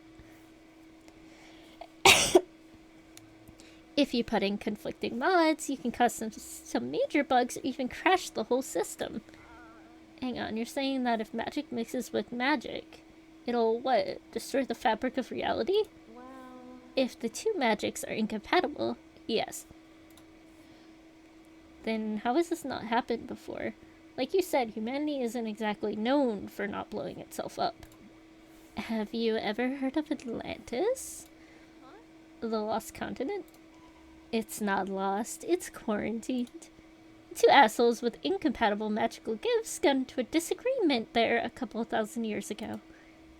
You're the only one. You're only here right now because some of our best magic users happen to be nearby and they were able to remove the entire continent from your reality. And you didn't think you should start rounding up your little presents after that? It was an isolated case. It was an entire civilization. Yeah, they made some really good stuff too. They made... Do you seriously just have no value for human life at all? Hi, X! Why should I? You humans are more than happy to kill each other for greed, hate, or just because you can't agree on where you'll go after you die. So why should I care about human lives any more than you yourselves do? Especially when we've proven you'd try to kill us if we gave you a chance. A few bad humans doesn't give you the right to kill innocent people, Jill. And your kind started this mess by fucking up our history. We didn't do that much. You said you all took the identities from our myths and legends. How many holy wars started because of you? Not that many. I can't. How can you say you care about the community when you treat my entire race like we're disposable NPCs? We have lives. We feel pain. You kill your own kind. You wage wars on each other. The only other creatures on your planet that do that are insects that you crush underfoot all the time. How is this any different? What is wrong with you? Oh, wait, that's right. Your entire view of humanity is from the internet and slasher movies.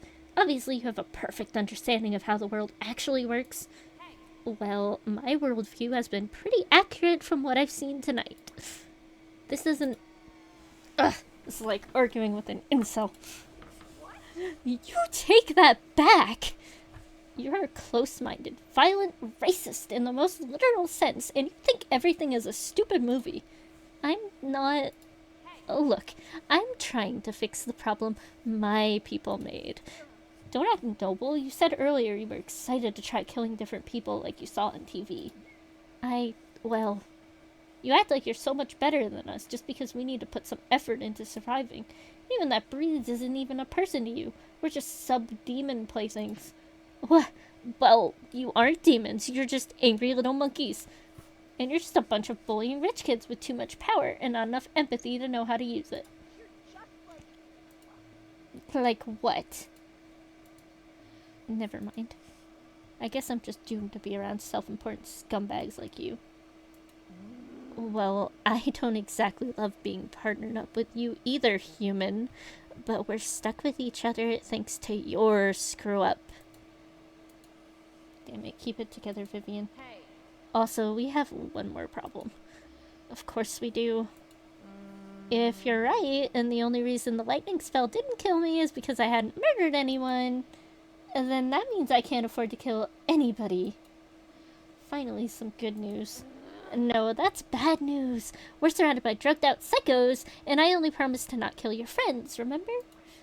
If we run into someone and they try to kill you, I can't protect you without either killing them, which would make me vulnerable to the witch's spell, or not killing them when I easily could have, which breaks my contract and ejects me from this dimension. Leaving you with nobody to break the time loop spell before it kills you. Wonderful. Well, since you're useless to me, I guess I'll just leave you here. Hey, who are you calling useless? And what have and what have you got to do that's so much more important than staying alive? I still have to find Joy and figure out what's going on. Are you fucking kidding me right now? These woods are full of chainsaw-wielding psychos, and you still want to go look for that manipulative bitch? Stop calling her that. Did you forget everything we found out at the clearing? Or what Candy said? She's using you, V. Why can't you get that through your head? She's helping me. And that's pretty rich coming from someone whose entire race has been exploiting humanity for centuries. At least I'm upfront about it. You've been trying to turn me against her from the beginning. You just don't like me listening to anyone but you. You're the one trying to use me. We signed a contract, dumbass. Of course I'm trying to use you. What kind of game is this? It's a text kind of game. It's like a murder mystery and stuff. You're using me too. I am not. Where are you, assholes? I'll teach you to shouting stick character drama. Run. Right, damn it. This night sucks. Stop shouting.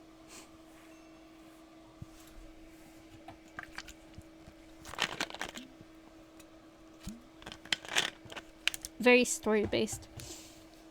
We spent another 15 minutes dodging the chainsaw man till we finally lost him again. By that point, we were completely lost too. Again. Teal and I weren't talking to each other, so I picked a random direction and started walking. I was half hoping she wouldn't follow me, but she quickly jogged ahead and started leading the way. At the time, I thought she was just being bossy. But I think she was trying to be helpful by clearing the way through the forest and looking for danger. Sounds like she felt bad about your fight, did you? I don't know. I knew I was right about her weird racism towards humans. But I also couldn't admit that she was right about Joy. I just couldn't. I thought, though I was having doubts. Oh, hey, look where we are. What? The fake ritual site? How did we end up back here? Wow. Well, you wanted to find Pumpkin Hater. Maybe the trauma makes you home in on this place. Hey, looks like somebody's been here. Wait, is that blood in the center of the circle? Maybe somebody emptied out that jar of you juice we left here. Hang on, let me check. I don't like this. Something smells, literally. Wait a minute, this circle's wet. And it smells like gas. Uh-oh. V. Hey, V, I don't think this is your blood. It's too fresh.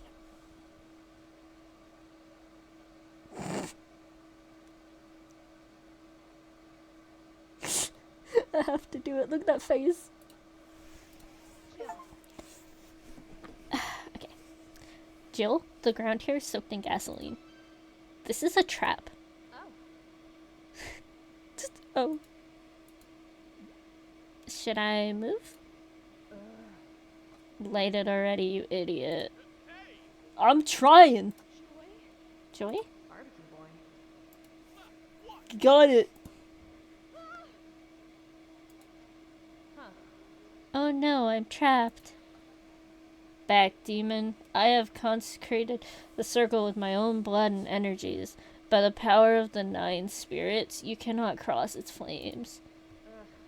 Oh, come on. What, did you get that from a YA novel or something? Huh?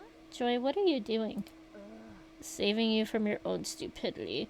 What were you thinking, summoning a demon? What? I didn't summon her, the witch did. What? She's lying. I saw her controlling it. She ordered it to kill me when I tried to rescue her. Seriously, rescue me? Hey. Look, we are temporary partners, but V works for me. Excuse me? Oh, by the way, before we start all the drama, we're also looking for the Witch of the Lake. You two wouldn't happen to know where we could find her, would you? Witch of the Lake. Hey, I think it's talking about... Shut up, you moron. If what you say is true, then I cannot allow you to pollute this world with your evil any longer, demon. Yeesh. Okay, seriously, why do you keep talking like that? I condemn you back to the pit that spawned you. Get the gas bucket, you idiot. All right. So, I have a few notes on your performance.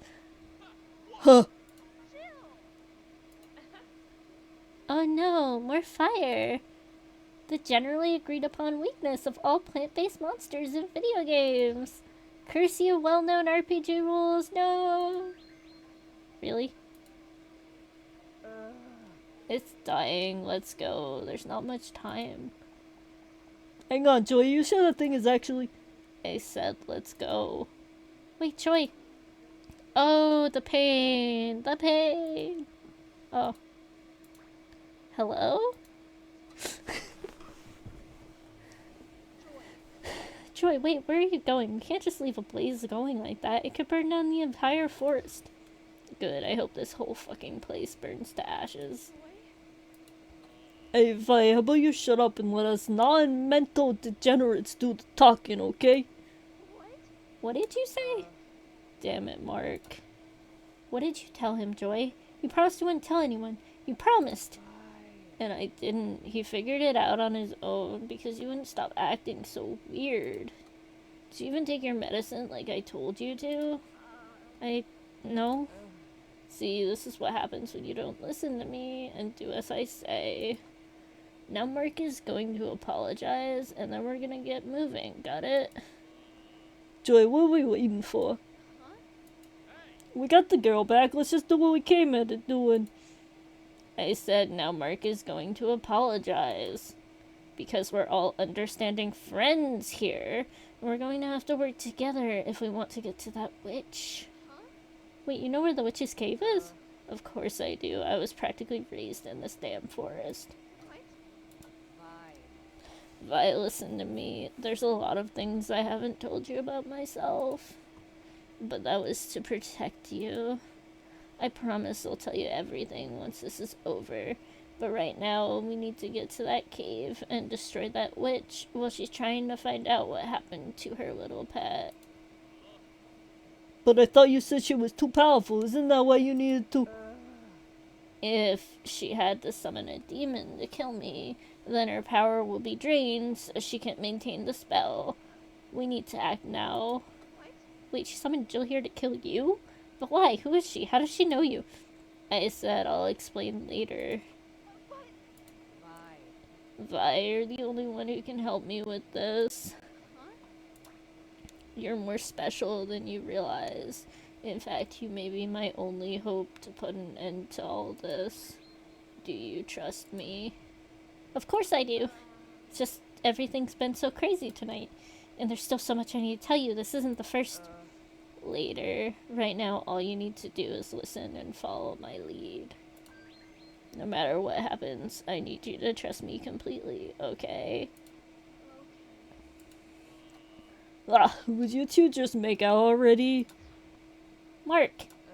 Mark, do us all a favor and never open your mouth again, okay? Good, now let's get going. Right. Do us all a favor and never open your mouth again. Arrogant bitch, just you wait, you get what's coming to you. It's Candy. I know that silhouette.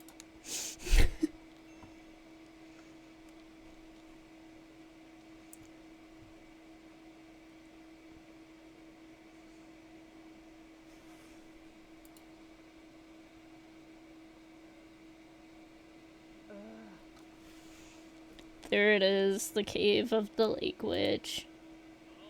I thought it was the witch of the lake. You can call her the shish kebab bitch for all I care. Now let's go. Wait a minute, what if she's in there waiting for us? There's 3 of us against 1 old crone. She might have a knife. No, she has a spell book. But her magic takes time to cast. If we all rush her before she can finish a spell and get the book away from her, then she'll be powerless. Wait, how do you know how her magic works? Let's just go before your pet pumpkin gets loose and comes after us. I told you that thing is dead. What's the matter, Mark? Worried about what'll happen if you try to rescue me again? Quiet. It looks like there's a fire inside. Stay alert and follow me. Candy.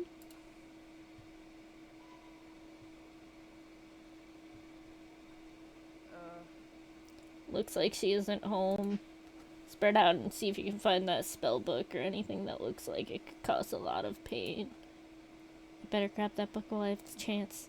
Or maybe I should tell Joy what's going on now that Mark isn't in the way. I don't really trust her at all.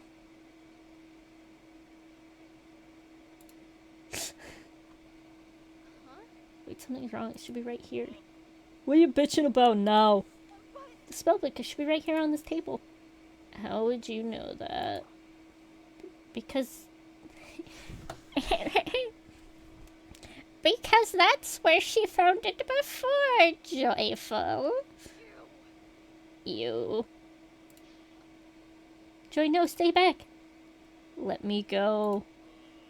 Don't worry, I got this. Okay, Grandma, hand over the book and nobody gets hurt. Yeah, I'm not gonna try to pronounce that, guys. It's just gonna ignore that. What the hell?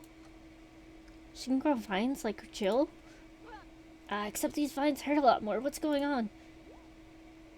What's the matter, my little spell thief? Confused? You remember me?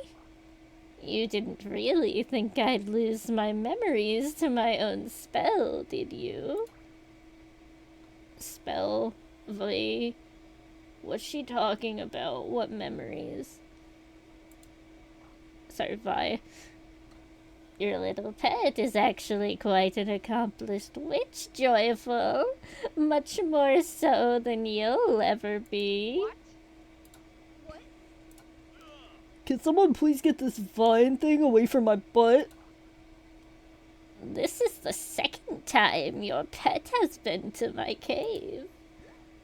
The last time she stole my spell book, she had this walking protein shake boil me alive in my own cauldron.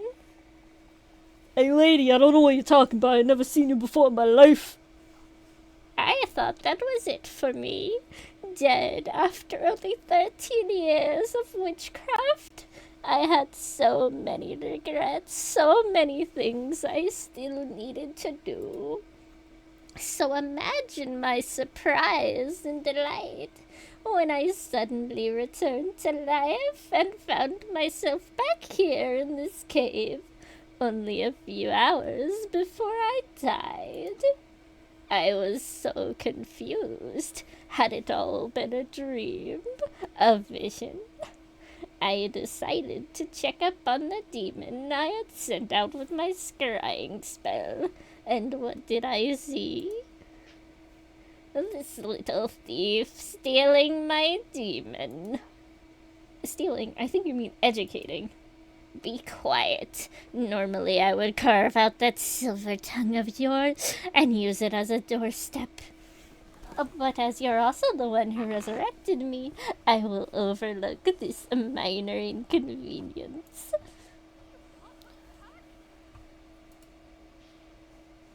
She was finally dead, and you brought her back with my mother's spellbook. You died. I had to do it to save... Wait, your mother's spellbook? The spellbook is mine, you little ingrate. Or have you forgotten the thrashing your dear Auntie Anne gave you the last time you tried to steal it? You killed my mother! You're not my aunt. You're not my aunt. You're just a psycho bitch who killed my mother. Oh, don't act like she was all that great. Just because she was born before me, she thought she was entitled to everything. Honestly, I did us both a favor by killing her. Shut up, you're nothing but a cowardly old crone who deserves to die. You're a shriveled old cockroach who needs to be stamped out and... Enough! If you miss my precious sister so much, then perhaps I should reunite you with her. Do it, you coward, you fucking snake. I'll tear out your black heart with my... Oh, she dead.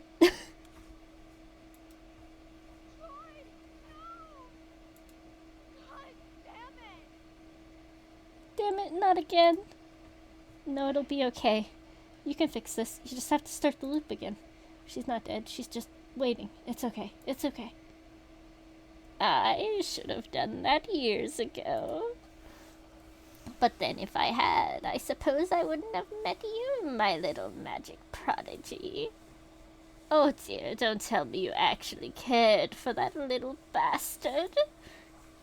If so, let me assure you she had no such feelings for you. What's the matter? Can't get your tongue? Well, I'm sure I can loosen it up for you.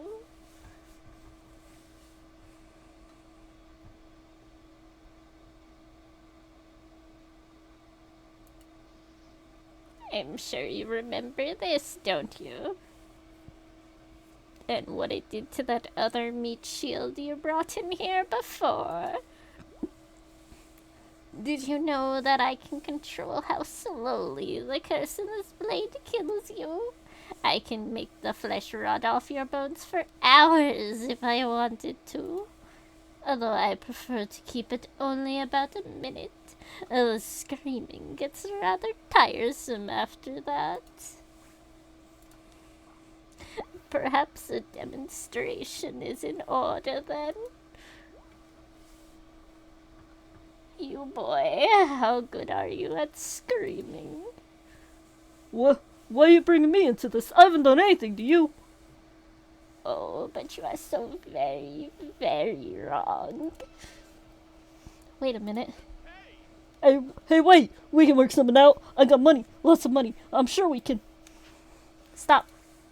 Leave the coward alone and just tell me what you want. There we go.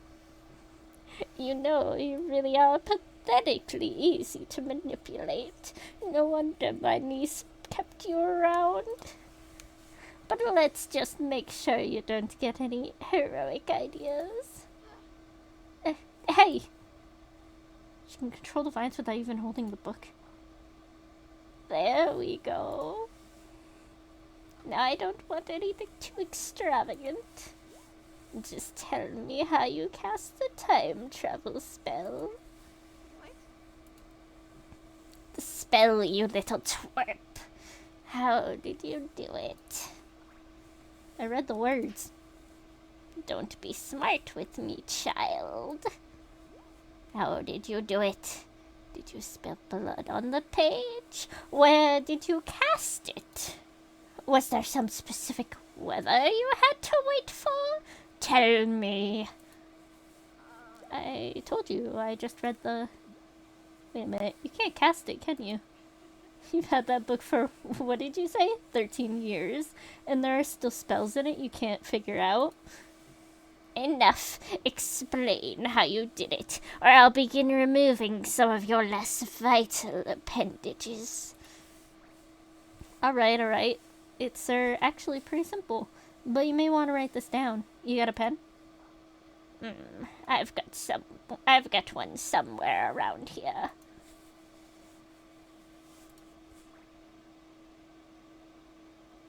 Mark, hey. What? Break the vines and push her in the fire. What? Break the vines. You broke the ones that grabbed me before, remember? But she'll kill me. She'll kill you anyway, dumbass. I'll keep her distracted, now do it. Here's one. Alright, now talk. Right, well...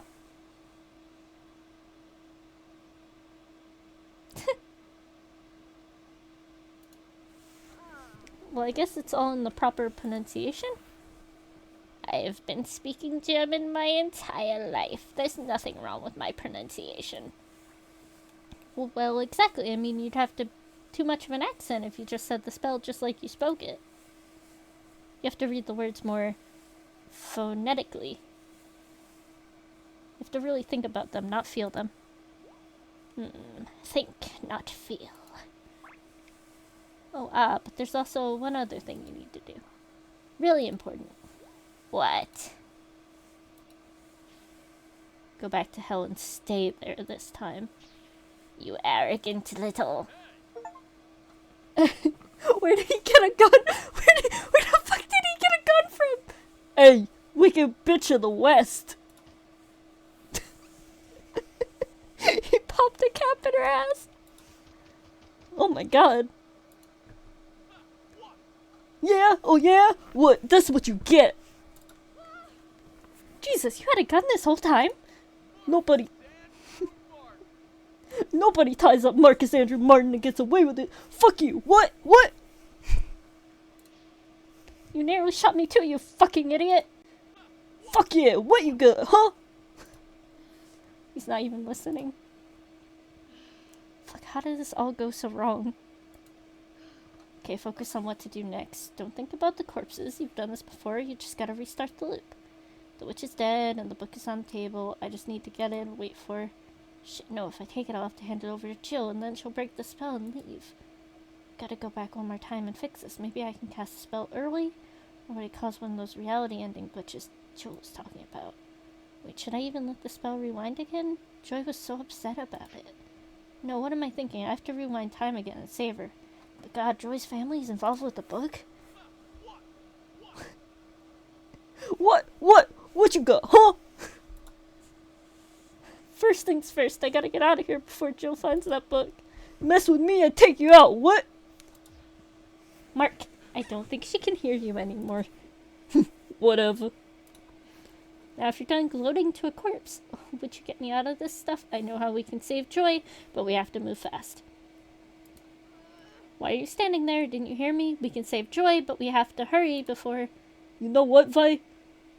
Vi?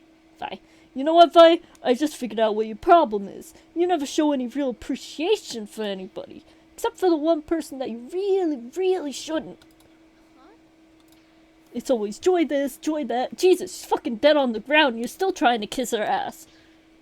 I can save her. Doesn't matter, you shouldn't be trying to. What? She was using you, stupid. Just like she was using me. Only I had the sense to at least get some cash and head out of it. Oh my god.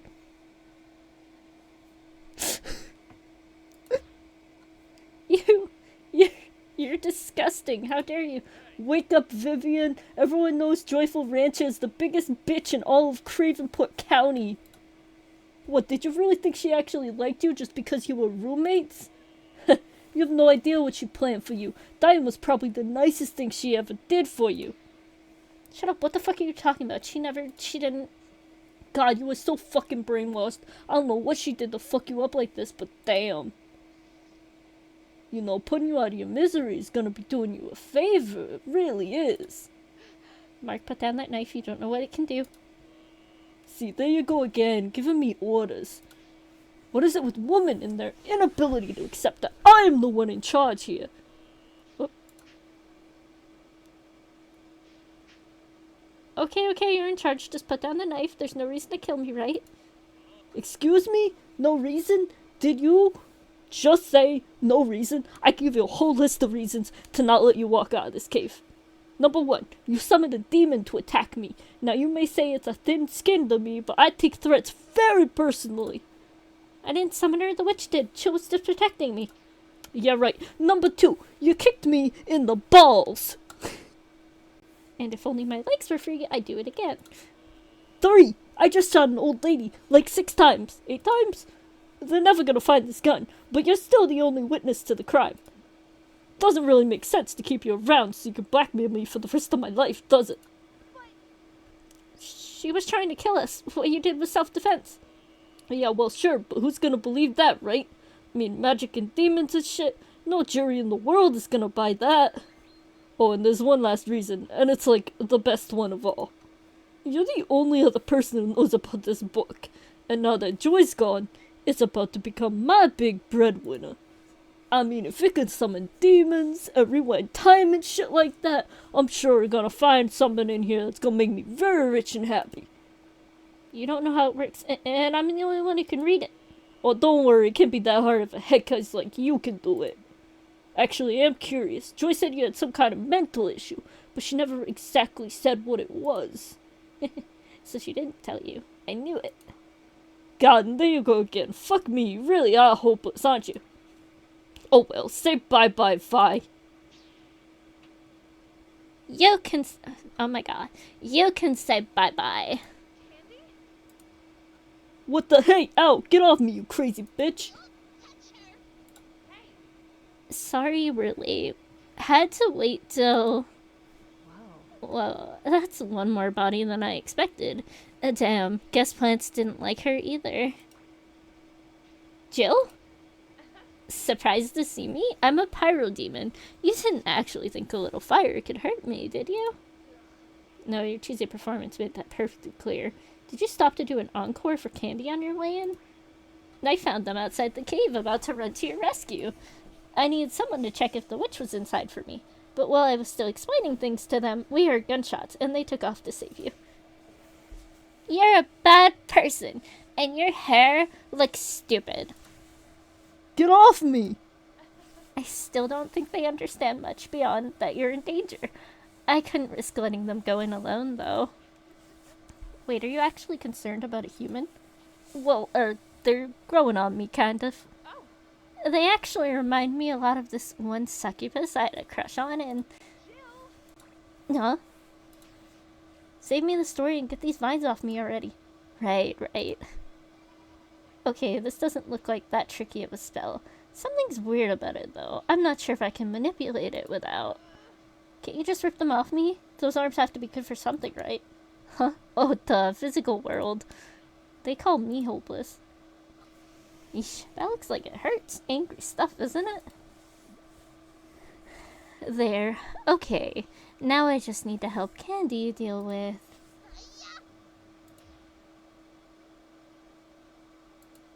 Barbecue boy? More like Soup Boy now, is he dead? Going by how he's not moving and half his body is in a pot of boiling liquid, I'd say yes. Great. Even Candy's got more kills than I do now. Put me down already. Well, sorry for being protective. Speaking of, how you doing, Candy? Well... Oh my god. The old black bell came in handy after all. Hey, does it feel like really warm all of a sudden? Candy, your chest. Oh yeah, they're pretty big, right? I should get them reduced, but what's this? Wait, is that the witch's dagger? The one that... Oh no. Hey, I feel kinda weird. Candy. Don't touch them. But... Damn it. Hey, Vivi. I remember what I wanted to tell you. What is it, Candy? You deserve better than joy. You're a good person. How can you know that? I've never even met you until tonight. I don't even know you, but you've just been super nice to me, and you just saved my life, and now you're gonna... How do you know me? Oh, Jesus Christ. Cuz, thank you so much for the jump scare, really keeping me on my toes. Yay. You never remembered me. What does that mean? What the hell does that mean? How do you know me? How am I a good person if I keep letting everyone around me die? Who are you? They're gone. God. We live in... Well, not all of us, but...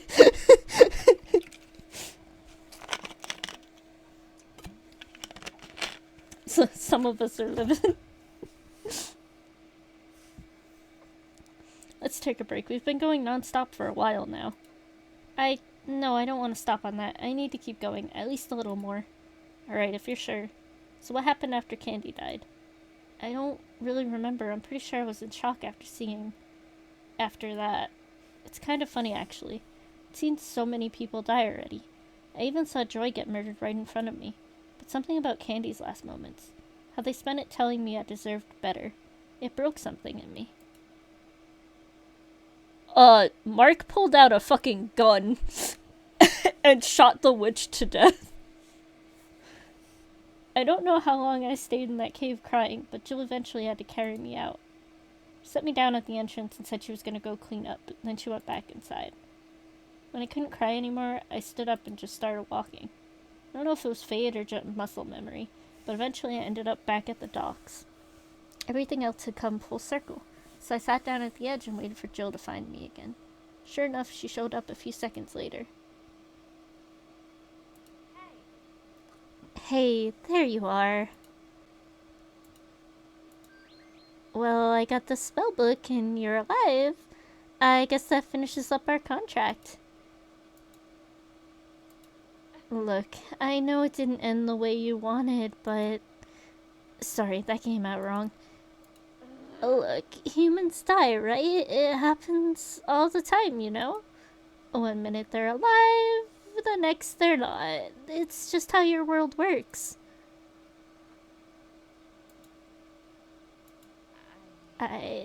Look, about what happened tonight, I'm not gonna lie, things got really, really fucked up. Like, I have no idea how I'm gonna write a report on this. This shouldn't have happened. That's it. This should not have happened. But it did, so now I'm gonna break the time loop spell and take this thing back home. Did you hear me? Job's over. I am leaving. Wait, what? I said fine, just go. Wait, you're not gonna try to talk me out of it? No. Oh, you're just setting me up so you can pull some fancy logic trick, right? Not this time, just go. But the whole point was to fix this. Stop everyone from dying, remember? Why are you giving up? We can still go back and try again. Why? So we can watch them all die a third time? Huh? It's fate or something, right? I never had a chance at saving them. It's always going to be just me at the end. The final girl at the end of the horror movie. That's what you've been telling me, right? We're just stuck in a cheap slasher fic and we can't change the ending. V. Vivian, look, Right, damn it. You're supposed to be talking me into this, not the other way around. Look, I can't leave things like this, okay? The way Candy died, fuck, that's gonna haunt me forever. Haunt you? They were a fucking badass. A non-binary, polyamorous badass. They didn't deserve to go out like that. And why does that matter, Jill? You were gonna kill them and everyone else on this fucking lake a few hours ago, remember? I didn't know.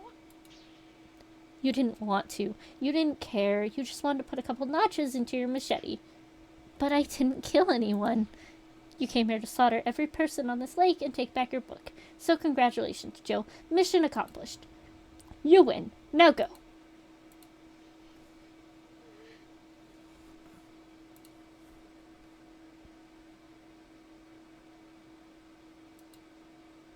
Aw. Back home, I'm a bit of a screw-up. I always try my best, but my professor says I never think things through. I'm always finding shortcuts and cutting corners. I always think that it'll be fine, but then someone else has to clean up my mess. When I got this mission, I thought it was finally something I couldn't mess up. Nothing to overthink, just go in, do the contract, get the magic item, and have fun killing a few nameless extras while I was at it. Simple. But I think I finally get what my professor's been trying to tell me. There aren't any extras here. Every human has their own story, their own life. Hell, humans probably have more of a life than we do. I mean, all we do is watch you. I wanted it to be a game. But you humans, you're not characters, you're people. And there's nothing simple about ending a person's story. Unless they end someone else's. Well, I'm glad you got to have your little character growth development. Too bad it's a little too late. We've got to do something. We can't just leave this with Candy as some stereotypical sacrifice to teach my dumbass a lesson. They're way too good for that.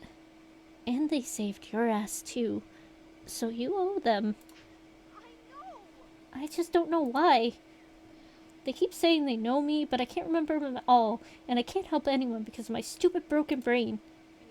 Your brain isn't broken, V. Yes, it is. You're a what? Oh. Really?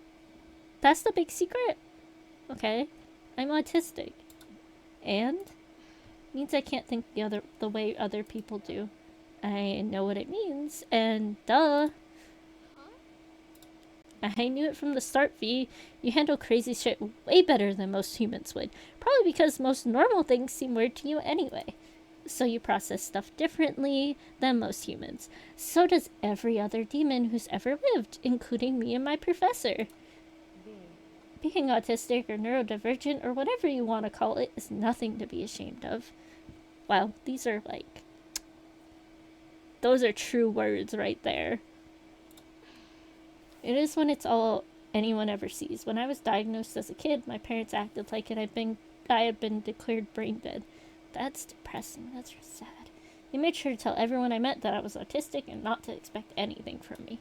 That's awful. Jesus. I was always either too slow or too loud for them. They were always trying to teach me how to fit in with normal kids, while also telling them that I was fragile and stupid. What made it worse is that they were right. Stuff other kids could do easily, like spelling or memorizing the multiplication tables, just felt impossible. I did my best, but nothing ever seemed to click. I was put in special education programs, but they didn't even try to educate me. They wouldn't even let me learn with the other kids. They just gave me half the answers on every test to make sure I passed. They just wanted me to get through the system. I didn't have to go to normal classes, and the special ed teachers didn't do anything with me, so as long as I was quiet. So I spent a lot of my time reading a book. As long as I was quiet, I was free to read whatever I wanted. So I read whatever caught my interest. Probably read a couple of things I shouldn't have, honestly. Sounds like you got an education despite them failing to help you. Not a real one. I still don't know my multiplication tables or half the stuff most people my age seems to know. And I never interacted with anyone, so I never got good at learning social cues or how I was supposed to act. If someone asked me about my day, I'd tell them about how I learned that human bodies could be crushed into diving helmets at just 60 meters down. Oh my god. Then they look at me like I was starting to crush their heads, even though they were adults and I was 12. Huh. That's still a cool thing for a 12-year-old to know. No, it's just creepy. What else did you read about? I really liked mysteries, especially Sherlock Holmes. I kind of idolized him a lot. Wanted to be able to figure out a person from the dirt on their clothes or what dog they had from their walking stick. It seemed a lot easier to read evidence than social cues. That's how I got into forensics and then forensic psychology, though it's not really the same. I don't know what to say when someone asks me how my day is, but I can make an educated guess on someone's life based on what their bedroom looks like. Not perfect at it, but it's easier. At least that's what I told myself. The truth is, I'm not smart or clever. I'm not a savant, sorry, my brain. Too much reading today.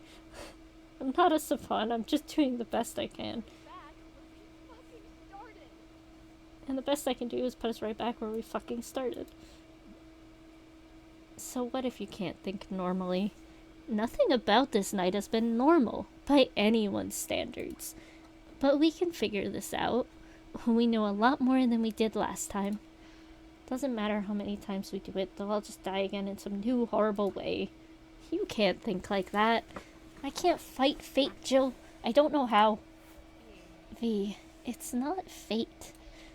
Everyone who died the first time is dead again. Everyone. Even if we stop them from being impaled or being melted, they'll just find some other way to be killed. I don't want to see that anymore. I'm tired. And I'm already going to have enough nightmares.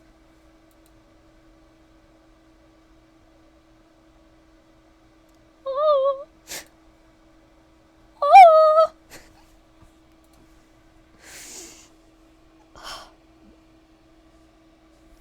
Wait a minute. Wait just one damn minute. Not everyone is dead. Give it time, they will be. No, they won't, because they can't die. At least not until the spell ends. Huh? What are you talking about? The dude who left to get hot dogs. Kenny? You said he died in a cave last time, but he's in the spell's buffer, remember? He's untouchable in there. Completely safe. But we don't even know if he made it to the buffer. He could have crashed his car before he made it there. He didn't last time, but okay, I'll humor you. What are you doing? Checking the spell's expulsion queue. We're a bit far from the border, but I can at least see if there's anything ready to be... V, I never thought I'd get to say this, but... We saved Kenny! Seriously? Serious as I can be. There's a human in a car inside the buffer, ready to be spat out into your proper reality, safe and sound. We can actually save people? 1,000,000%. Doesn't matter if reality wants you dead if you exist outside of it. How many people can fit in the buffer? For a spell this size? Couple thousand. Thousands? There wasn't even 100 people at the party. Well, everyone in there can have some leg room. We just need them to all go home. And then we pick up the spell book from the cave, now that we know how to find it. Charbroil the witch so she can't kill any more demons. And save 2 worlds and our favorite non-binary badass in one swoop. And then maybe get some answers about who they are and why they care about me so much. And maybe ask them out on a date. And maybe ask them out on a... Jill! Oh, come on. They are so obviously into you. Let's just focus on saving everyone, okay? What's to worry about? We got this in the bag now. First they show up at the party and scare everyone into the barrier. Next we head back to the cave and I show you why I'm called a pyro demon. Then we pull the book out of the ashes, kick back on the beach, and take a well-deserved break before heading back to reality and all the annoying paperwork waiting for us. I can see why your professor says you cut corners. Alright, what did I miss?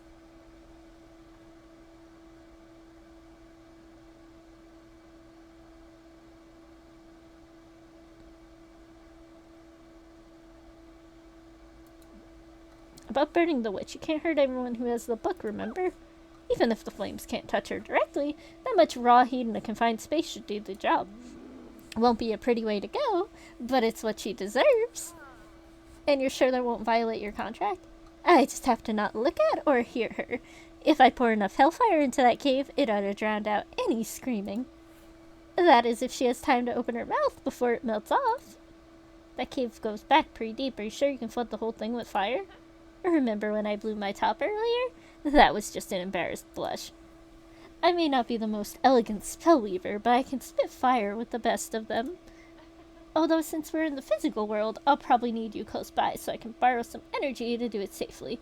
Don't want to burn myself out, literally. I'll be right behind you. That witch has caused nothing but pain for everybody. It's not like we can put her on trial for any of this. Trial by fire, maybe. Oh, I don't know if it makes a difference, but the witch is actually Joy's aunt. Holy subplots, Ratman. Wait, didn't she kill Pumpkin Hater in the cave? Yeah, just like she killed Joy's mother, her sister, who was originally the owner of the book. Joy comes from a whole line of witches. Great, so we're gonna have to fight Pumpkin Hater for the book too? I don't know, it kind of seemed like she just wanted revenge, no matter the cost. Well, she's in for disappointment. First thing we're gonna do after I get you is head back to the cave and light that fucker up. Yeah, she's not gonna be happy with me. Are you backing out? Not on your life. And more importantly, not on Candy's. Good girl. Anyway, scaring people probably isn't the best way to get them to leave. Why not? I scared Barbecue Boy into running. In fact, I might just torch his ass anyway for what he did to Candy. That'll really give the rest of them a reason to run. That won't make the best first impression with Candy. They won't remember Mark killed them, remember? I don't think you want the only human you're like thinking you're a monster. I mean, I am, but good point. Quick drink break. Also, if you do whatever it is you did to Mark and start a panic, people are going to run for their cars and drive off all at once into a forest. And those roads aren't very wide. Yeah, oh, I already saw a couple of cars wrapped around trees last time. Not to mention cowards like Mark would be more than willing to run over a few people just to run away faster. People like Candy who would be focused on getting other people to safety. Okay, so we're gonna need to make sure everyone leaves calmly. But the reason needs to be urgent enough that they have to leave. It's not going to be an easy balance. There's another problem I don't think you know about yet. The witch knows you're working with me, and she remembers everything that happens in the loops, just like us. What? How? I don't know, she just said you don't think I'd lose memories to my own spell, did you? But that turned out to be bullshit, because she can't even cast the time loop spell. Whoa, hold on. What do you mean she can't cast the time loop spell? It's part of the book. If she can do one spell, she can do them all. Apparently not. She wanted me to tell her how I did it. She called me a magical prodigy or something. Interesting. But that doesn't explain how she knows about us. She said she had a crying spell or something. She was using it to watch us the entire loop. A scrying spell? Thrice, damn it. Well, that's annoying. Fortunately, that's one spell I know exactly how to deal with. She won't be able to see us coming next time. Can you keep her from looking at anyone? No. Scry blocking is kind of a camouflage umbrella. She won't be able to detect where we are or see us, but it's centered around me. Which means we'll need to find each other pronto next loop. But she'll still be able to see Joy and Candy. Do you think she might try to take hostages? She already did with Mark when she caught us in the cave. So we're gonna have to be careful not to give her any targets we actually care about. That's for looking at things with your eyes! V, look out! I think, yeah, he's going the other way. Ugh, that was a close call.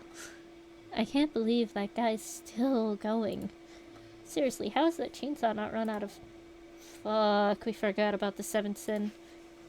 Shit, you're right. It won't matter if we get everyone in the barrier if they're already going psycho.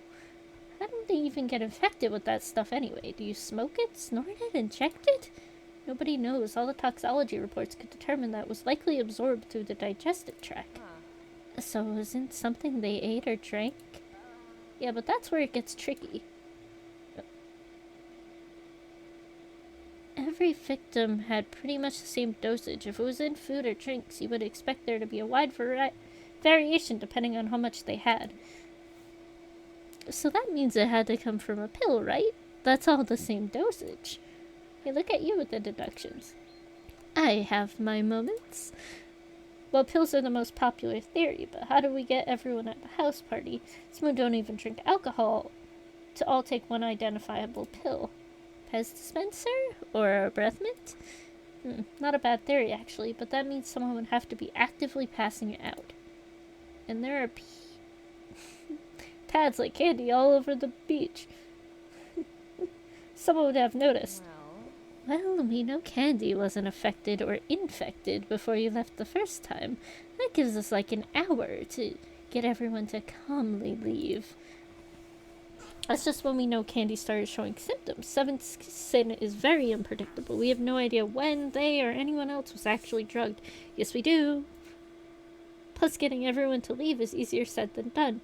I tried last time, but no one listened. We know, because it's gotta be one of the drinks, right? Or it's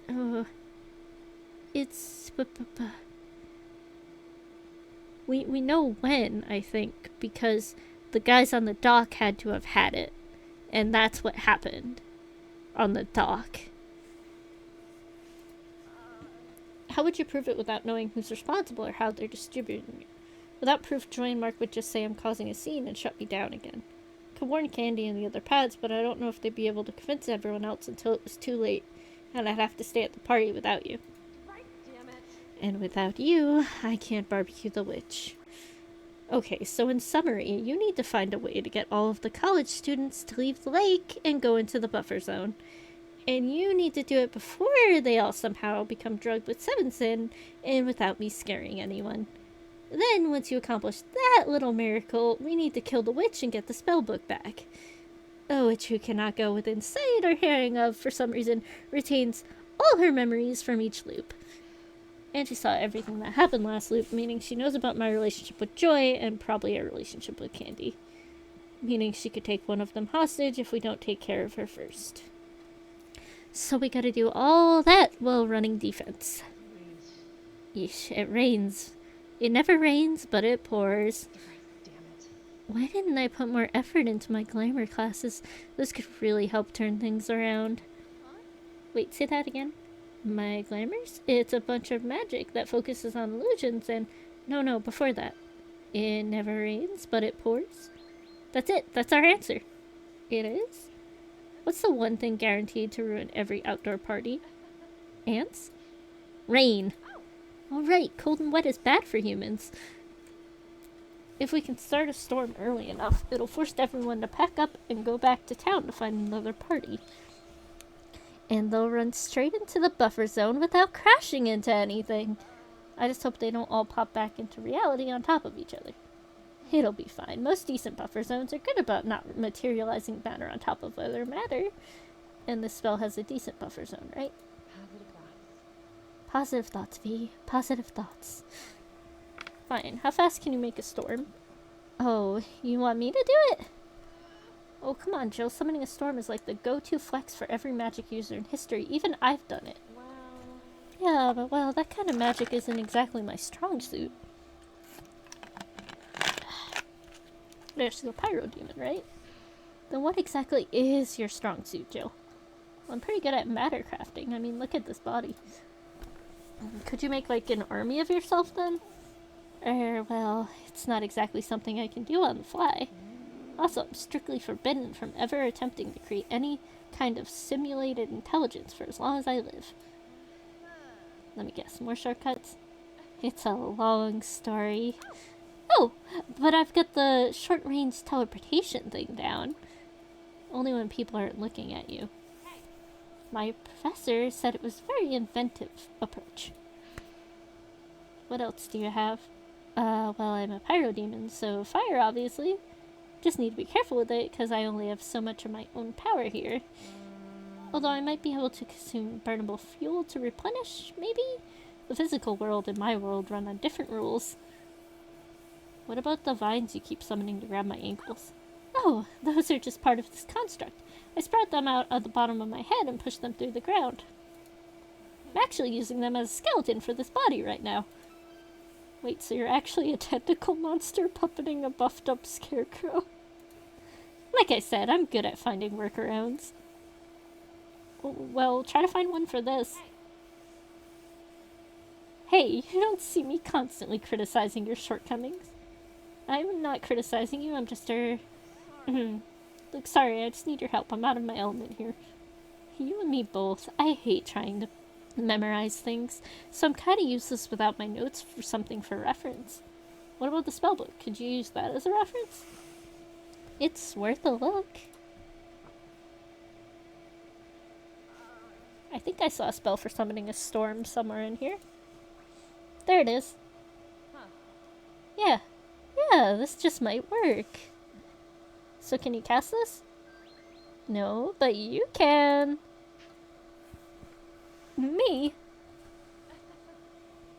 Maintaining a spell like this and the scry blocking would drain me dry fast. But I should be able to tether this storm summoning spell to the time loop you already have going. That way it will trigger the next time we loop automatically. Wait, isn't that mixing magics the very dangerous thing we should never ever do? No, I wouldn't be messing with the spell itself, I'll just be adding to it. Like tying a piece of string to an alarm clock so it sets off the coffee maker. The mental image of you Rube Goldberging reality does not fill me with confidence, Jill. Positive thoughts, V. Although this is a pretty big spell, running this in the time loop is going to put a lot of continuous strain on your body. How much strain? Like maybe double or triple what you're feeling now? Plus there's going to be a big pull at the start to get that storm brewing. There's a chance you might pass out. And I'll still need to draw some power from you to take care of the witch. Maybe we should find another way. Do we have any safer alternatives that would offer us even half as much a chance? No. Okay, let's do this.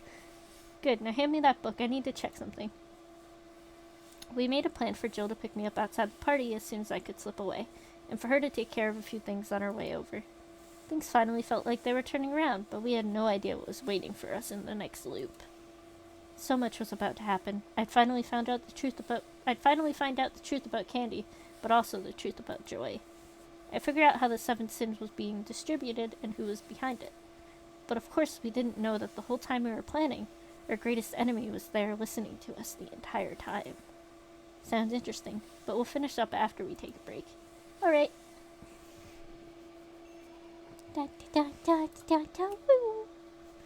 Welcome back! Vivian? Sorry, yeah, hi. Are you sure you're up to finishing this now?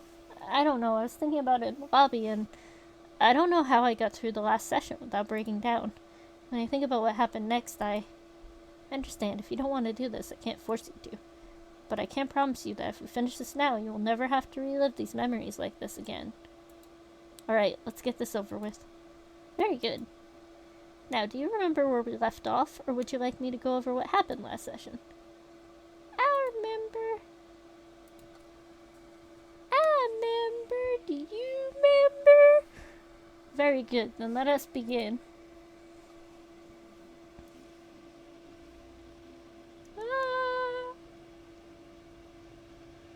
Flashbang! Alright, everybody listen up. We've got a couple of events planned for tonight's party that I know you all want to get in on.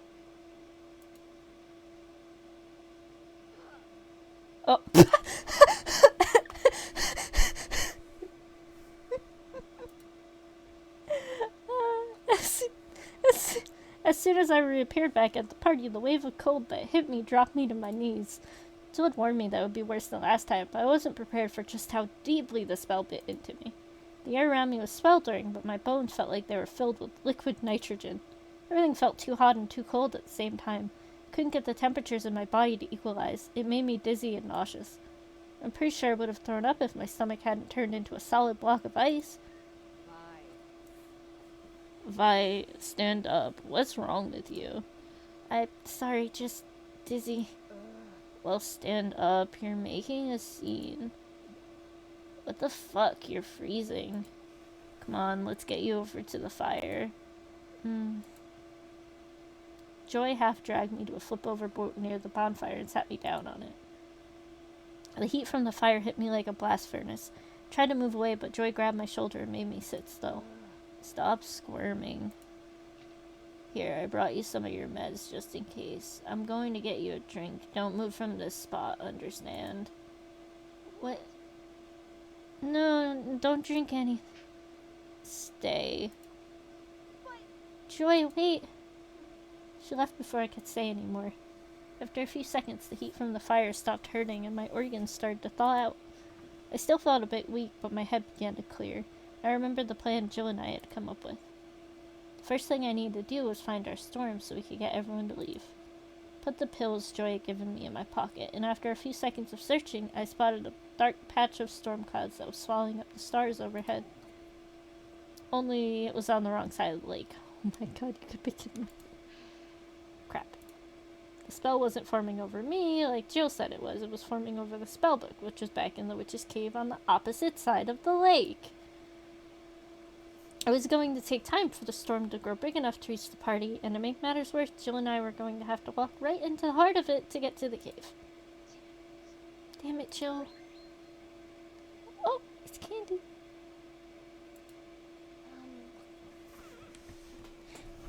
Hey, are you okay? Sorry, I didn't mean to startle you. Are you okay? You look like you're about to cry.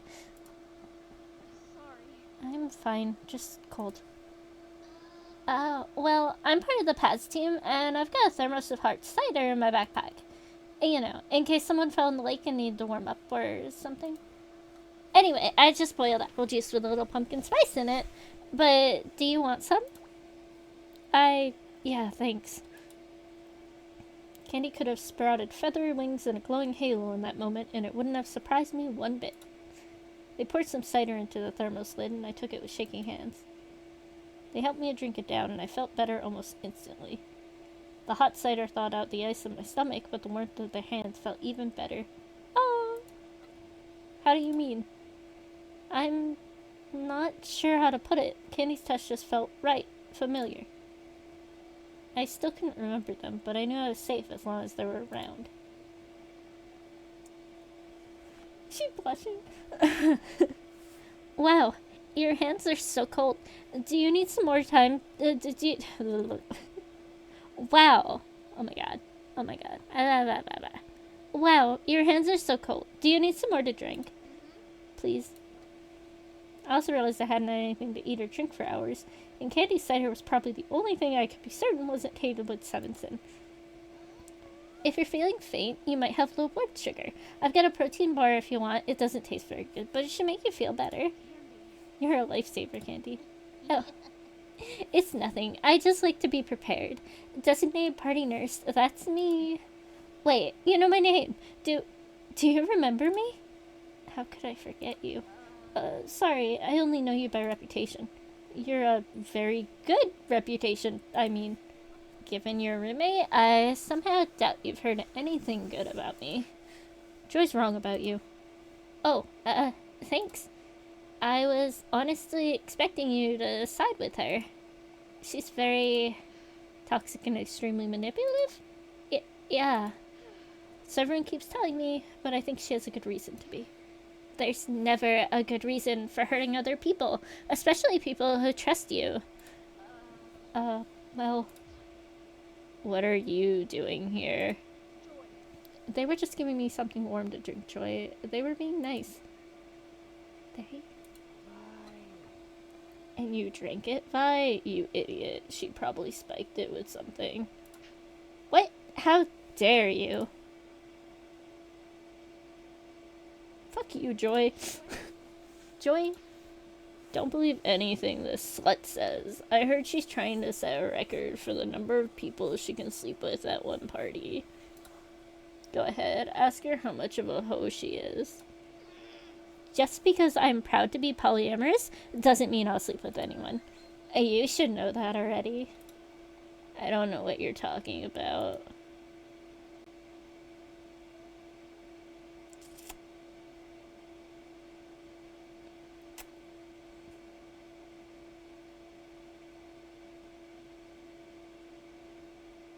Yeah, fuck you. Bye. Hurry up and get away from her. Probably getting infected with something just by sitting near her. That's not even how STIs work, you fear-mongering, vindictive. You're nothing but a desperate slut. You've probably got every... Joy, shut up! What did you say? I said shut up and leave them alone. Well... You, how dare you speak to me that... I know you two have a history, but Candy is the most beautiful, caring, amazing person I've ever met. And I'm not going to let you badmouth them just because you two had a bad date or something. Apologize, now. Ooh, she's angry. You... Ow. Shit, Joy, wait. Let her go. I can't, she might be running to her own suicide. What? I don't have time to explain. And then I'm coming with you. No, I have a friend waiting for me in the woods, and I need you to do something for me here. Vivian, you're shaking so bad you can barely stand. I can't let you. Someone has spiked the food and drink here with 7 Sin. I told you, I don't have time to explain. I think the water bottles might be fine, but don't let anyone have anything else. There's a thunderstorm forming over the lake. Use it to call off the party and get everyone to go back to town. And stay safe.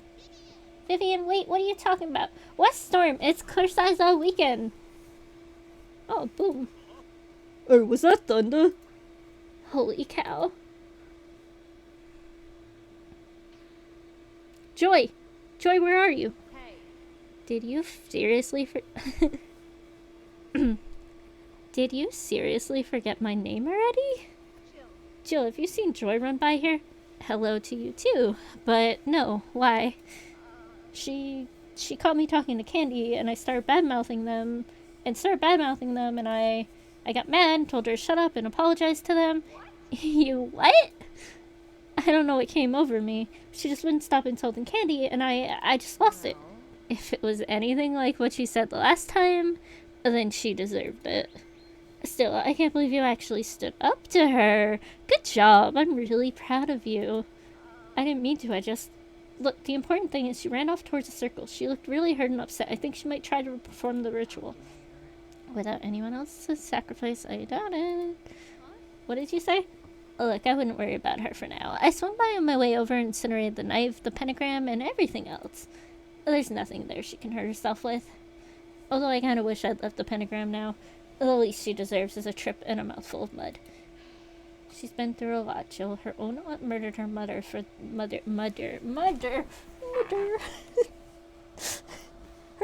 Her own aunt murdered her mother for the spell book. That would fuck anyone up. It doesn't mean she can treat other people like shit. But I'll cut her some slack. I'm not exactly in a position to judge. No, but you are trying. That's worth something. Thanks. Alright, let's find her. We don't have time, V. We gotta get to that cave before the storm gets too bad. Oh! Oh! She said thrice damn it! You said it. Look, there's no knife, and you told Candy about the storm and the 7th sin, right? The witch is the last threat. The sooner we take care of her, the safer everyone will be. Fine, let's go. Oh! That was Joy. Great. She following us. We made our way across the... She's right there? We made our way across the lake as fast as we could before the storm got too bad. But it was already a downpour by the time we made it halfway there. When we reached the cave, I checked to see if the witch was visible inside. And when I told Jill I couldn't see her, she told me to stand back. Then Jill did her thing.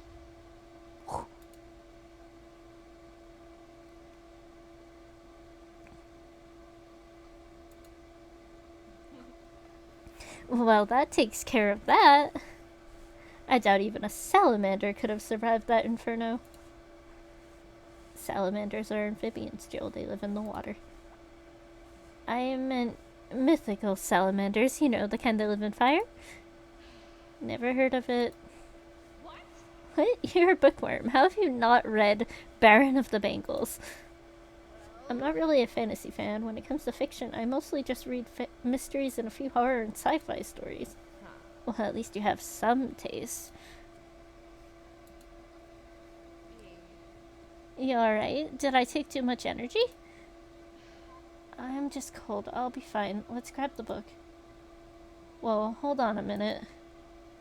I'm pretty sure I burned up all the oxygen in that cave. Here.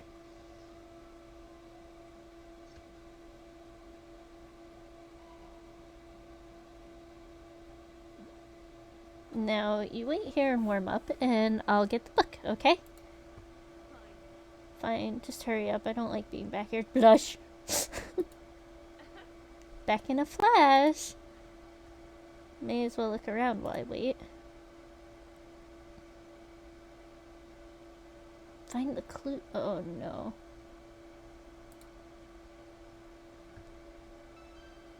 More footprints. These must belong to a witch. I can even see the marks her cane left. Who's that? Hang on, there are 2 sets of the witch's footprints. One leading in and one leading out of the cave. One doesn't have, no cane marks.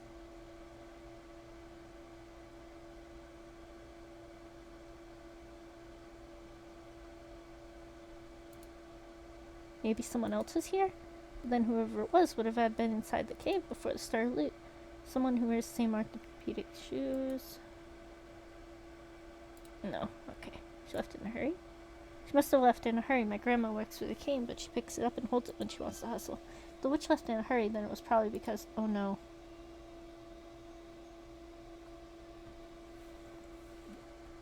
Hey, V? I may have some bad news. I think I may have somehow torched the book while I was burning the witch. I thought for sure it would survive the flames, but it wasn't there to begin with. What? Chill. Look here, see those tracks? The witch left long before we got here. She must have taken the spellbook with her. What? But that's impossible. I have the scribe blocker up since we started the loop. She couldn't have seen us coming. I don't think she had to. Huh? I mean, if you died twice in a row in the same room, wouldn't you want to get as far away from it as fast as possible? That's not fair. Why is the only person with any survival instincts the one person we don't want to have any? We really should have seen this coming. So what do we do now? Well, there was no bed in that cave, or toilet, or chair, or even a door. She doesn't exactly strike me as the camping type, so she must have somewhere to stay around here. Maybe an old fire tower or one of the rental cabins?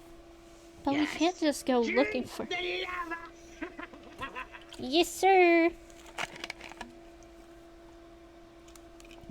Thanks for the hydrate. But we can't just go looking for her.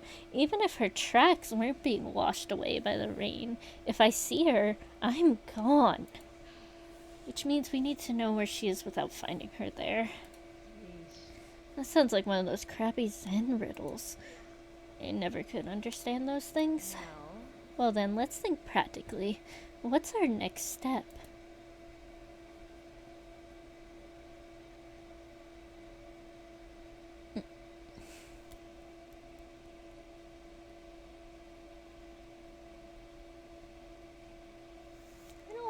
Find Joy. Well, there's only one person who might know where the witch went, and she's not very happy with me right now. You've got to be kidding me. I'm afraid not. We need to find Joy. But we don't even know where the pumpkin hater is either. Where would he even start looking?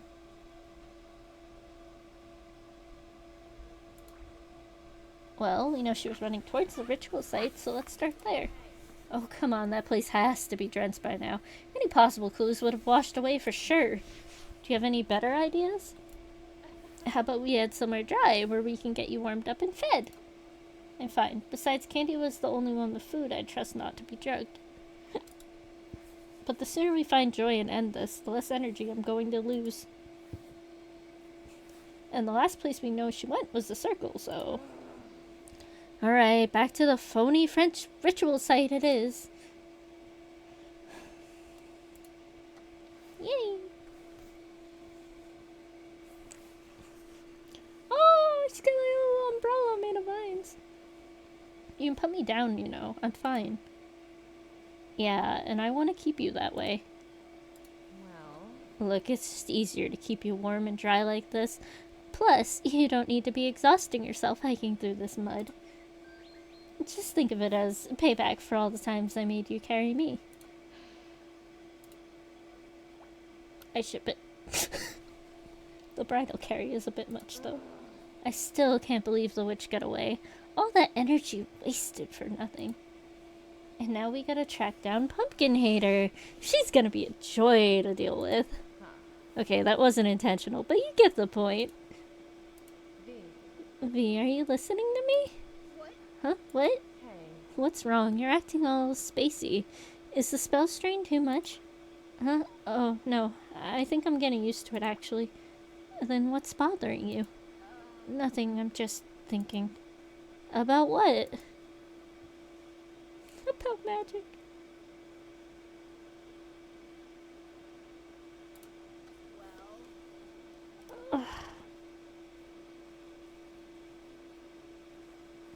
I was thinking about the witch. Joy said she was her aunt, but Joy's only a little older than me. The witch looks like she's in her 80s at least. How old was Joy's mother? What kind of messed up family did she come from? Save your pity. The witch is probably the age you think she should be. She just looks so old and withered because she's been using the spell book so much. Wait, you said magic didn't shorten your lifespan. You said it was like dancing. Yeah, but you ever seen a ballet dancer's feet after a couple years? A little magic every now and then is fine, but if a human is slinging spells every day for over a decade, it's gonna start taking a toll. And we've been losing agents for a long time. I don't think she's just killing demons. When she showed me the knife in the cave, she said some stuff that makes me think she killed a lot of people with it. I don't doubt it. Anyway, she probably doesn't have much time left. Maybe a year or two at most if she keeps using magic like that. She's not getting another day. This ends tonight. I'm not letting this turn into some bad horror series with 10 sequels. Trick-headed Space Machine. Oh, I don't know. Trick-headed chill has a good ring to it. What if the witch runs out of the barrier with the book? She might even know there is a barrier. Well, as soon as she tries, the book can't go into the barrier it's creating, same as you. What? Oh, did I not explain that? Yeah, the spell needs you and the book inside to sustain it. If either of you try to leave, it'll cause a big error and push you back in. What do you mean, big error? Probably something like the sky turning red, loud warning sirens, cats and dogs raining from the sky, you know, the usual apocalyptic stuff. Or maybe just a loud pink sound and a little message saying, please don't do that again. Not sure what version of the spell is updated to. You're messing with me. A little, but not as much as you'd think. Hey, shouldn't we be at the ritual site by now? Yeah, almost. But like I said, there's no point in going there, so why don't we...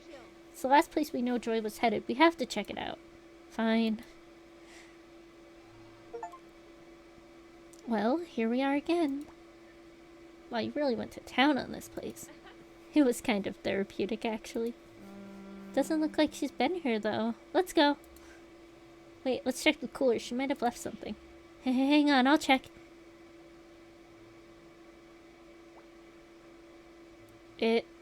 Oh, that's cute. Touch her and die? Jill, did you write this? Yeah. Is this why you didn't want me to come back here? You didn't want me to see this? Yeah. Okay, but why? What is this? It's a message for Pumpkin Hater. I don't think she got it, though.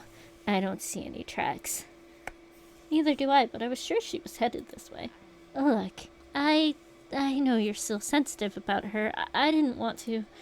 I'm not. Look, what's it supposed to mean anyway? The message? Well, the mute ritual was a human sacrifice, right? I was telling her not to try it. And who is her? You know who I meant. Besides, I may have given up on trying to kill anyone, but at least I had to leave one threatening message written in human blood. My pride demanded it. Even if it's my blood that you found in a jar. Hey, it's better use than whatever she was gonna do with it. I still want to know how I lost that much blood without noticing. It was almost a full liter of blood in that jar. Well, Did you donate blood to a blood bank, Colette? No, there was a blood drive a few weeks ago, but Joy told me not to go. She said my medication made me ineligible. Right, your medication. Well, that reminds me. Joy gave me some again before she left. I should probably take some. no. Don't. Your body resets to the state it was in before each loop. Plus, I don't trust that stuff. What did you say? I can't hear you over the rain. I said Pumpkin Hater's not here anymore, so we should better move on. Yeah, I guess this was a dead end. So, where's you next? I guess we could check her car. I guess her car would be the best place to check. Even if we can't find her, we might find some kind of clue. Provided she hasn't driven off with it already. Joy wouldn't leave me behind. At least, I don't think she would. I mean, she was pretty angry with me, but... Well, I can't leave you behind, so we better get going. Right, let's head back to the beach. Hey, I'm creating this whole reality, right? Like everything inside the time bubble? Well, technically the spell is creating it. You're just providing the power and giving it the initial input. Humans can't do magic on their own. It's a physical impossibility for you. Like being able to fly.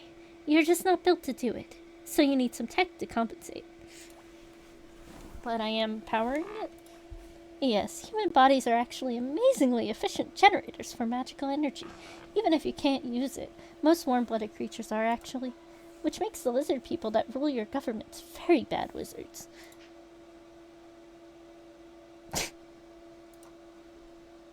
It was just a joke, relax. Can never tell with you. Or anyone else for that matter. I'll give you a wink next time. My point is, I'm just one girl. How do I have enough energy to rewrite reality multiple times and create magic lightning bolts without just dropping dead from exhaustion? I may have simplified the explanation a little bit. You're not moving reality, you're just telling it where to go. Think of it like your body is powering a very basic computer, which is hooked up to run a factory. You give a command to the computer, aka cast a spell, and the computer tells the factory, aka reality, what machines to use and how. The computer isn't powering the whole factory, it just needs enough energy to give it instructions. So where does the power for the factory come from? Or just uses whatever's inside the barrier. The time bubble makes this reality a completely enclosed system. No energy gets in or out, everything just keeps getting recycled. If it keeps getting recycled, then why do I keep getting colder each loop?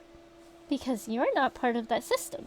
Even though you move around and expand energy in here, you don't get any power back when the reset happens. Why not? It's a complicated law of magic thing. It would take too long to explain. You don't know, do you? I do. I just don't have my notes on me. The important part is, well, the spell doesn't take much. It does take, and it never gives anything back. Which means we need to make sure you stay warm and safe, and we need to be especially careful about you losing any blood or limbs. Wait, but don't I heal when the reset happens? I don't have any bruises from last time. Oh, you heal alright, but that's kind of the problem. All humans have a barely measurable bioelectric field, which for magical purposes determines what is you and what isn't. It's a sort of spiritual property line. Any blood or tissue that leaves the field becomes the property of the spell. Once the reset happens, it'll give you back the physical matter, but it keeps any usable energy that was in it. Like returning a wallet, but keeping all the money you found in it. Worse, it takes the money and sticks you with an extra fee for the same amount. Not only do you lose the warmth that the spell took, but you also have to spend whatever energy you have left to warm up the blood and tissue once it becomes a part of you again. Ah, that's not good. So any loss of blood or body parts will cost double the overall energy loss during the reset. If you don't have enough energy to cover every part of your body and the cost of the spell, it's either hypothermia or an instant full body frostbite. I feel like you should have warned me about this earlier. I didn't think about it until just now. The physical world is so complicated. You got that right. How many loops do we have left anyway? Well, despite the storm and the energy I wasted burning that cave, you're not turning blue yet, so you should have a couple more loops. Plus, I'm putting some energy back into you, so that should help. Wait, what do you mean you're putting energy back into me? V, I don't normally generate body heat. It would be a waste of energy. I'm doing what I can to keep you warm and comfortable right now. It's not exactly efficient, but it's something. I am pretty cozy. Wait, don't you need that heat to live? Yeah, but I kind of need you more. Not in like a weird way or anything.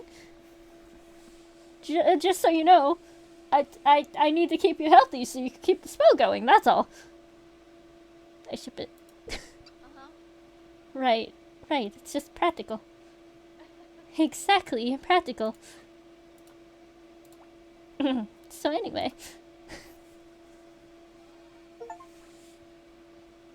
Alright, enough with the small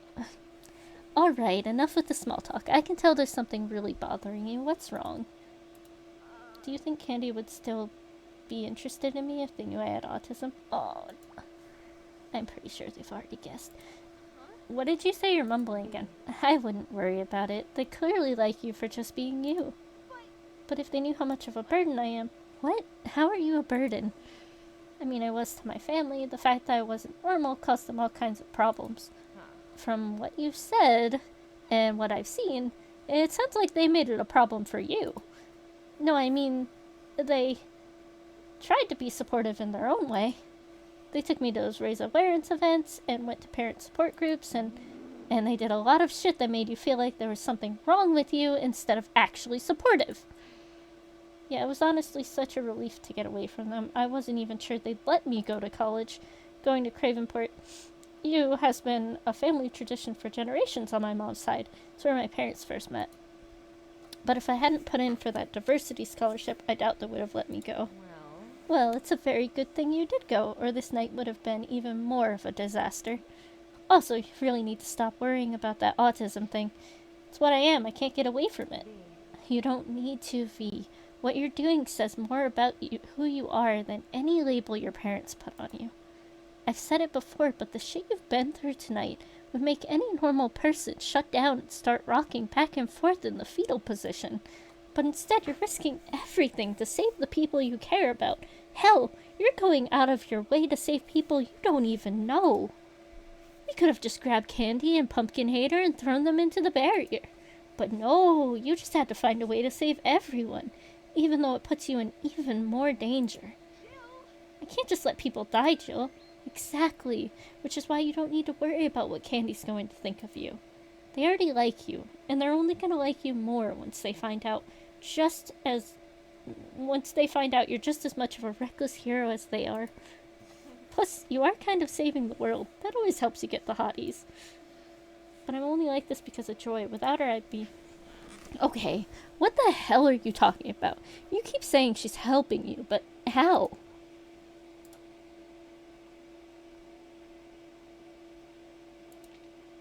Does it have anything to do with these? Hey, give those back. Oh, she ate them.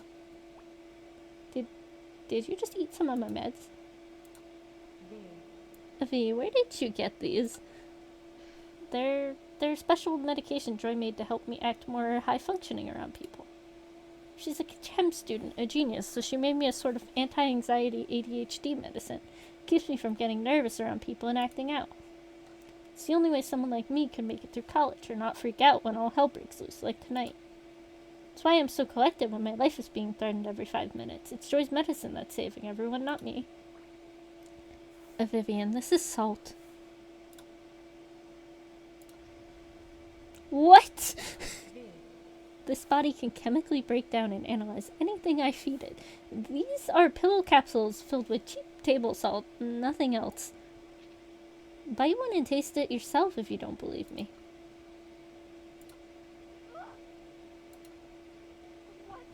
It is salt. She was giving me a placebo? More like running a con. V, how many times do Candy and I have to spell this out for you? Pumpkin. Joy is a controlling, manipulative, self-serving bitch who's been lying to you and preying on your insecurities to keep you under her thumb. Yeah, because it's salt. But she said she needed me, that I was her only chance. Which is exactly what you wanted to hear. No, there has to be something more to it than that. If there is, you don't want to know. What does that mean? Look, you've been through enough tonight. You've put yourself through enough hell for everyone. And nobody except Candy has done anything to help you. What does that have to do with... You don't need to keep suffering for people who don't care about you. So just relax and let me worry about some stuff, okay? You've got enough on your plate. Careful. I might start to think Candy's not the only human you're starting to care about. Pfft, as if. I'm just under contract to look after your fragile ass, remember? Right. Here we are. Looks like everyone's cleared out all right. Everyone, including Joy. Her car's gone. Damn it. I knew that coward wouldn't stick around. Can't believe she left me. I'm honestly shocked Candy left without you. I'm glad they're safe, but I thought for sure... Hang on, what's that? What's what? That light over there, do you see it? It looks like it's coming from the old ranger station. Do you think it's the witch? I don't know, but I've got a bad feeling about this. Well, we can't afford not to check it out. Think you could direct me while I close my eyes? I think it's better if I carry you this time. But... It's not far, Jill. Besides, you're going to be kind of hard to explain if it's someone other than the witch. Alright. But be careful, okay?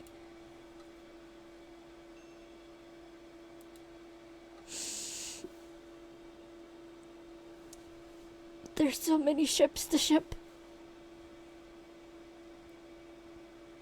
Oh. Uh-oh. Oh yeah, no, that's... Okay, Candy's there. The party got moved indoors. As well as several... Oh, hold on, I missed that. As we approach the cabin, we begin to make out the sound of raised voices and music through the rain. As well as several cars parked around the building. What the hell? Looks like the storm didn't drive the party out, just in. Damn it, this is not good. We're never going to convince them to leave with this storm going. I smell the soon-to-be charbroiled hand of Barbecue Boy behind this. I think I see someone out on the patio. Let's find out what's going on. Vivian, there you are. I was getting worried. What are you doing? Taking a breather from the party to fill up a cup with rainwater? I always take a little sip of the storm. It's kind of a good luck charm for me. No, I mean, why are you still here? I told you to get everybody back to town. Well, long story short, Mark happened. Told you. Did your jack-o'-lantern just talk? It's a new robo-pet. I got it for my birthday. Robo-pet? You mean like Tattletale? Weren't those things recalled because they were super dangerous? Don't worry, I'm only dangerous to serial killers, jocks, and pumpkin-hating small goths. But I'm very friendly to cheerleaders and single and available heroines who wear purple. Oh my god, wait a second. Single and available heroines who wear purple. Purple. Cheerleader. Confessions. Ship it. Just ignore her. Now what do you mean Mark happened? I tried to get everyone to leave after I pointed out the storm coming, but Mark stopped them. He said we could just move the party into this old ranger station instead, and a little over half of them listened to him and decided to stay. By the way, how did you know a massive thunderstorm was suddenly going to form out of nowhere in a cloudless sky? My pumpkin has a built-in barometer. Tonight will be partly cloudy with a 50% chance of spontaneous downpours. Right. But what about the seventh sin? I told you the food and drinks is all spiked. Oh, we took care of that. I told the other pads I got a tip someone was planning to spike the refreshments, so we stayed behind and volunteered to help carry the food in. We're all super careful about that kind of thing at any party, so we threw out anything that wasn't vacuum sealed and double-checked. Everything that was. We've also turned some tables inside into a pads run bar. Nobody gets any food or drink without it coming from one of us. And we're also doing patrols to see if anyone is showing any kind of strange or suspicious behavior. Of course, Merc and his goons tried throwing a fit about it, but he backed down once we threatened to call his dad down here since he was so against basic party safety. I don't think he liked the "my dad is the sheriff" card actually being used against him for once. Candy, I could kiss you. Same here. Okay, seriously, what is that thing? Well... And how did you know about the storm? And the seventh sin? And what was that about Joy running to her death? Want the truth, Vivian. Vivi. You can call me Vivi. You've earned that much, at least. I haven't called you that since... I mean... What is going on? Well, It's actually not all that complicated. You see, I'm really an incredibly buff and attractive demon summoned from another dimension by an evil witch. But that turned out to be a ruse so that she could... Jill proceeded to tell Candy all about our adventures since she had arrived on the lake, as well as the origin of herself in the book. She omitted some of our less glamorous and traumatic moments, and embellished a few others, but she kept it to what we knew rather than what we suspected. Candy took it better than I expected. They seemed a bit overwhelmed as they handed me the protein part they promised me earlier, but other than that, they seemed fine. Well, they had kind of a 1,000-yard stare going as Jill told them about how the fate of everyone at the party now depended on a demonic intern and an amateur sleuth.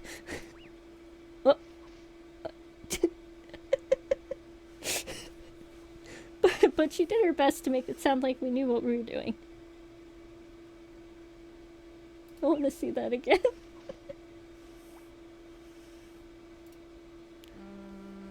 And then we saw the lights from the party, and well, here we are.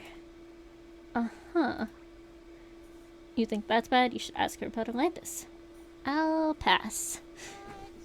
Just to be clear, you're positive we're not both drugged and hallucinating all this? It would make things a lot easier if we were, but nothing's been easy tonight, so no, probably not. Huh. I gotta admit, it's pretty believable when you say it all out loud. This coming from a talking pumpkin. It is unbelievable. Still, I figured something impossible must have happened when you defended me from Joy. Plus, you referred to me as a them. I only just came to terms with being non-binary. I haven't even come out to my family yet. Oh my god, I'm so sorry. No, it's fine. Really, it was just surprising. It feels really nice, actually. We're glad to make you feel validated. Yeah, what she said. Thanks. What the hell do I say now?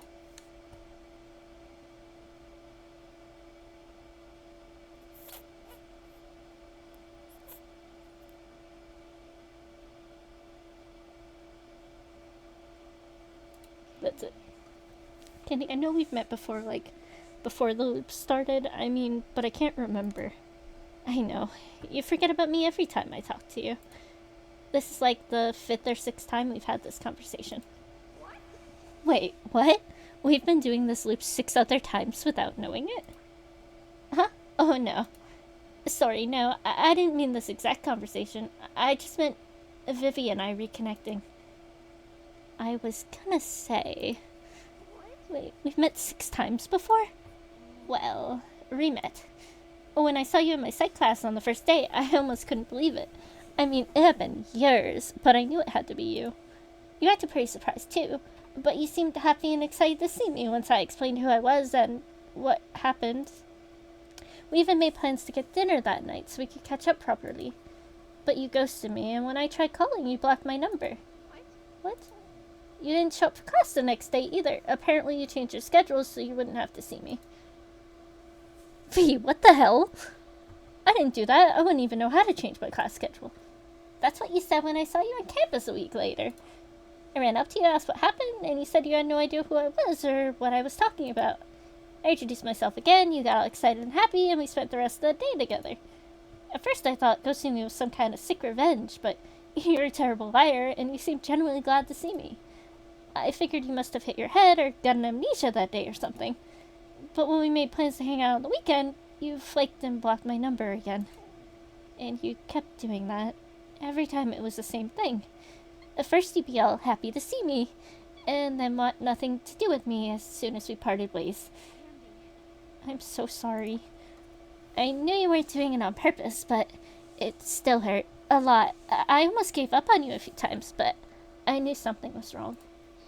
And I figured out what it was when I met your roommate. Hey, Candy, not that we don't believe you, but if this keeps happening, shouldn't you have gotten some proof or something by now? I did actually. Here. We took this photo together the first time I found you again. I sent it to my parents to show them. See? There's the date. Huh, you two do look happy to see each other. Does this ring any bells, V? No, nothing. It never does. That's why I don't try to lead with it anymore. It just makes you more upset and confused. What's going on? This doesn't even have anything to do with the spell. What the hell is wrong with me?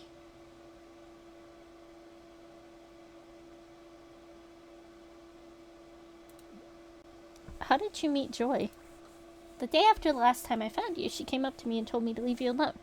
She said you told her I was stalking you. I was shocked, to say the least. I mean, you were the one who offered to give me your number. Several times, actually. And you always picked the spot we were supposed to hang out at. I told her I was sorry and I'd leave you alone, but I wanted to hear from you first. She set a time for us to meet up, at a local restaurant, which already seemed weird, but when I showed up, it was just her. She said you had flaked out at the last minute and told her I hadn't been stalking you, and she offered to buy me lunch as an apology.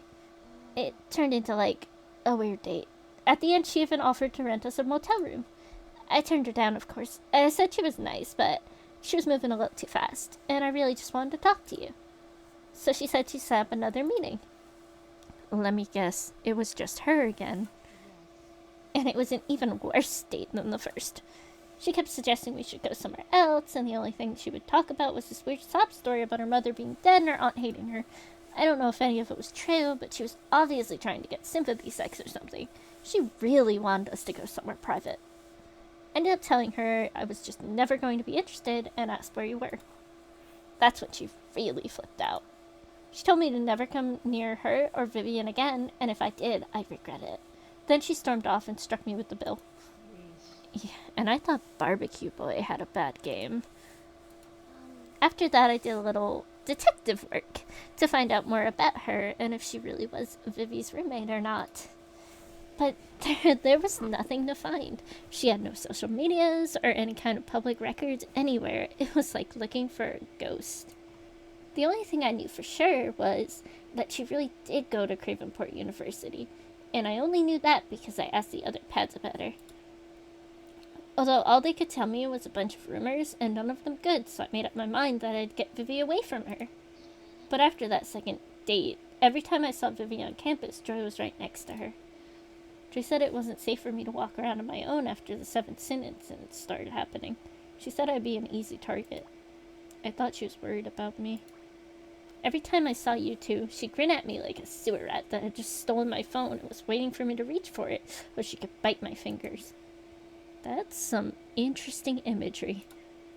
Well, I mean, I figured she must have turned you against me somehow, or was waiting for a chance to, so I kept my distance. Then I heard you had RSVP'd to the party. I knew it might be my last chance to talk to you, so I decided to change tactics. Instead of trying to reconnect with you, my only goal would be to get you away from her. Of course, when I saw the sign-up sheet and saw your name had been written under hers and in her handwriting, I knew it wasn't going to be easy. So, what do you remember about me? Well, not much. Just what you told us. We were drugged up on 7th Sin during the last loop.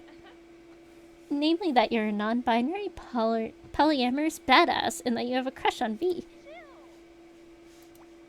Sorry, she's, No, it's fine. Yeah, I do. I know I'm probably not what you're interested in anymore, so... I mean, I'm not uninterested, it's just... I'm poly? It's okay. I never brought it up when we met before. You've always been way better than your parents, but I was kind of scared of how you would react. I'd never judge you for that. And honestly, I don't even know how I feel about that. I've never even dated one person, let alone multiple people at once. Hey, the more the merrier, I'm just saying. It's, different. Harder in some ways, easier in others. But you wouldn't have to date my boyfriend too. Just accept that I love multiple people at once, and it's not wrong to do that. It's not wrong. I think it's pretty amazing. You're pretty amazing too. Well, I mean, go for it, girl. We shouldn't be talking about that stuff right now. There are a lot more important things to worry about. Right. But nothing wrong with having something to look forward to. Also true. Anyway, I'm really sorry about outing you in front of Joy like that. I told you, it's fine. It's funny, actually. Tonight was supposed to be my last time really giving the whole she-her thing a shot. Hence the Duffy the Werewolf Hunter outfit. It was the most femme costume I was comfortable with. I was wondering about that. Wow. That's just a costume? Damn, could have fooled me. Well, my pop helped me with it. He's a professional costume designer for theater. He even added the Cravenport C to it. See, it looks like it flips depending on where you're standing, just like the official one. Cravenport C? It's a long, stupid story. It is, but my pop used to work for Broadway company, so he's real big on details like that. Well, your family must must throw some killer costume parties. Actually, my pop's more of a behind-the-scenes kind of guy. He always left the parties to Mom and Dad. Wait, Pop, Mom, and Dad? Yep, I'm a second-generation Polly baby. Of course, they had to hide it until a few years ago. But they're loud and proud at every Pride Parade now, same as me. How are you so cool? Seriously? Oh, thanks. Kenny, I'm sorry. I know you must be tired of answering this, but how do we know each other? Well, we usually play a little question game to refresh your memory. But I guess we should skip that this time, what with, reality turning upside down or whatever. We got time, and V loves doing detective stuff. Oh, I know, believe me. Alright, how do we play? Your current record is figuring out who I am in just 3 questions. You can ask me anything, but I can answer however I want, so long as it's true.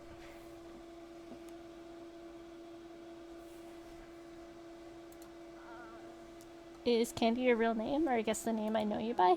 No, Candy's a nickname I picked up in high school. That was after I left. Never liked my real name, but my parents weren't cruel enough to name their only daughter Candy Corn. Corn? Whoops, think I gave it away already. Ring a bell? Yeah, the Corns were my neighbors growing up. They had a big family, like really big. I used to sneak out to play at their house all the time. So your parents started threatening to call the cops for kidnapping. Then I started sneaking over to your house. I remember hiding under your bed when your mom came up to tell you to settle down. We kept almost getting caught when I stayed over to watch videos all night on my pop's laptop. He was so mad when he found out I borrowed it. You two are childhood sweethearts? Well, we were best friends. Until I had to move away.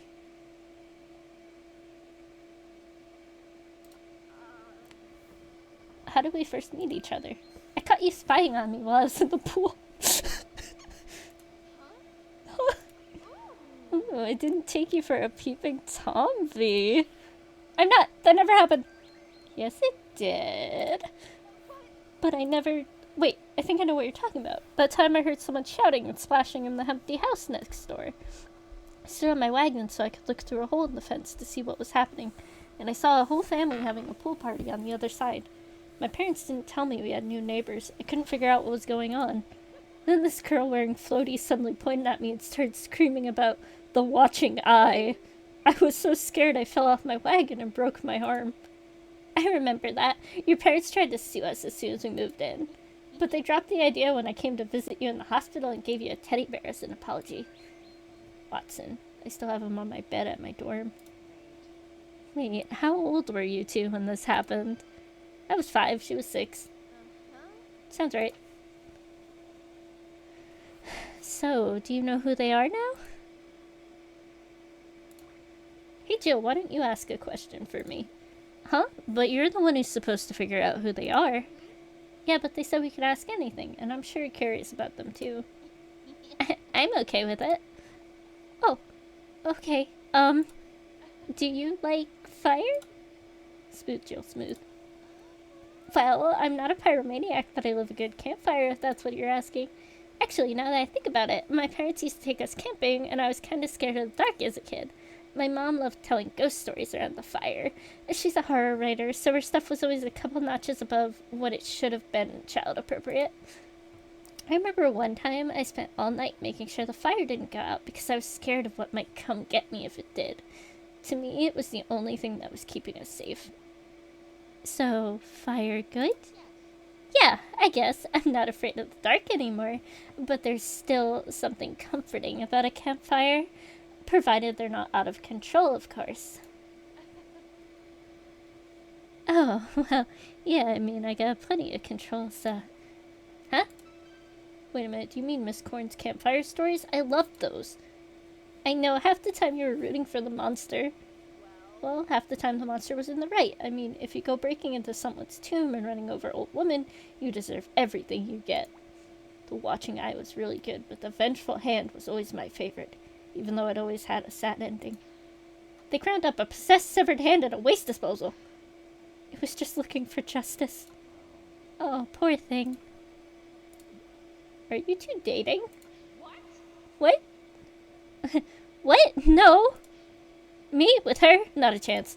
Yeah, there's no reality where I mean no neighboring reality. Infinity is infinity, but I mean, she's getting better and she does have things, but oh my god. She's talking about the vines. Okay.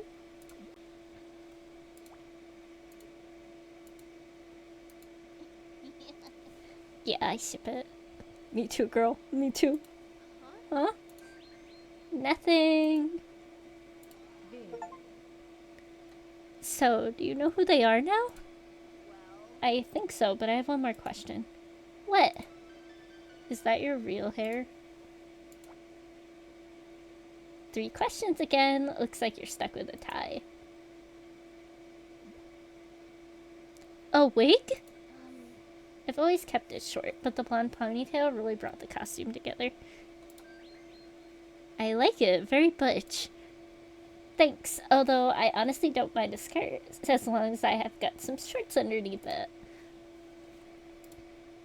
So, recognize me now? Yeah, I do.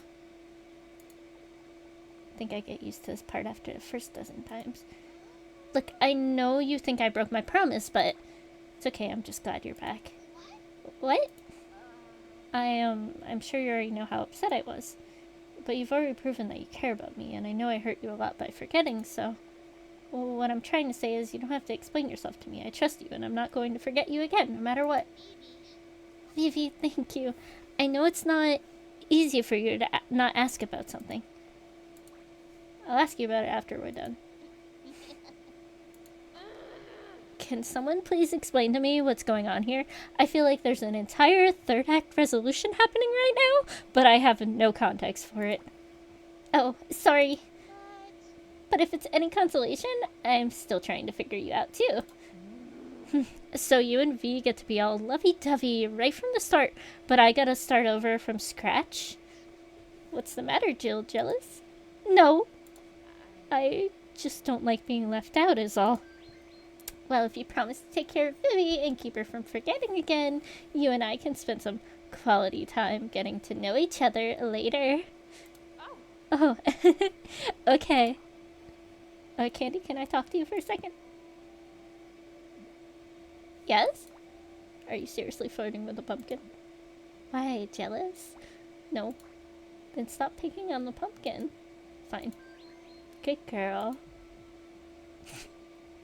Besides, it's not like she could be a worse date than Joy, even if she's just ahead. Oh, she's so much more than that, believe me. Hey, what are you two whispering about? Nothing. Yet. Huh. Okay. Well, while you two were whispering nothing, I was thinking, I mean, what were you thinking about? Candy, when did you say V's amnesia started? Oh, you mean when she first forgot about me? It was the very first day of the semester. We were going to meet up for dinner, but she never showed up and wouldn't answer her phone. When I tried texting her the next day, it said the number was blocked. I thought so. What are you thinking? Well, didn't you say something else happened to you around that time? Something unusual?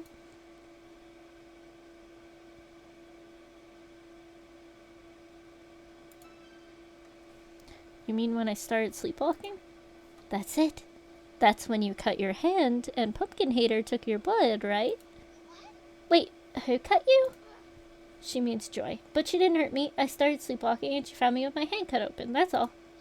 I seriously doubt that. Come on, V. Think about it for a second.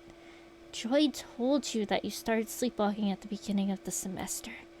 That was right around the time Joy told Candy to stay away from you, and you started experiencing this weird amnesia. You also lost a lot of blood, which wound up in a jar Joy was going to use for a moon ritual, and Joy has been giving you fake medication with those salt pills. What are you even trying to say?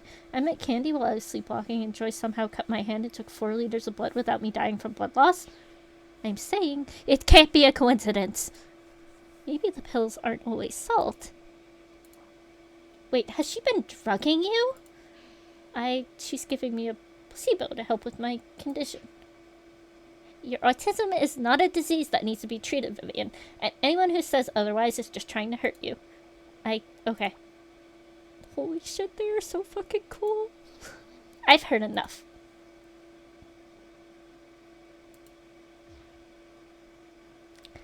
I say we drag Joy's Hot Topic butt onto this patio right now and get some answers.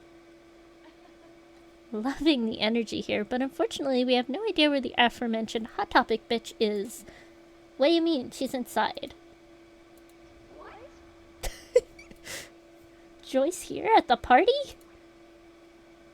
Yeah, she came back like a few minutes after you ran after her. I asked where you were, and she told me to go away. Sounds like Pumpkin Hater, alright. Thrice damn it. Are you sure she's still here? Her car should be packed around back, but she was glaring at me right before I stepped inside. I should have kicked her stupid teeth in, evil bitch. Well, you can still get the chance to. Wait, what did you say? I said I'm gonna kick her ass. No. Candy, how do you feel? Candy, how do you feel right now? Pissed off. Oh, but I feel pretty good, like really good.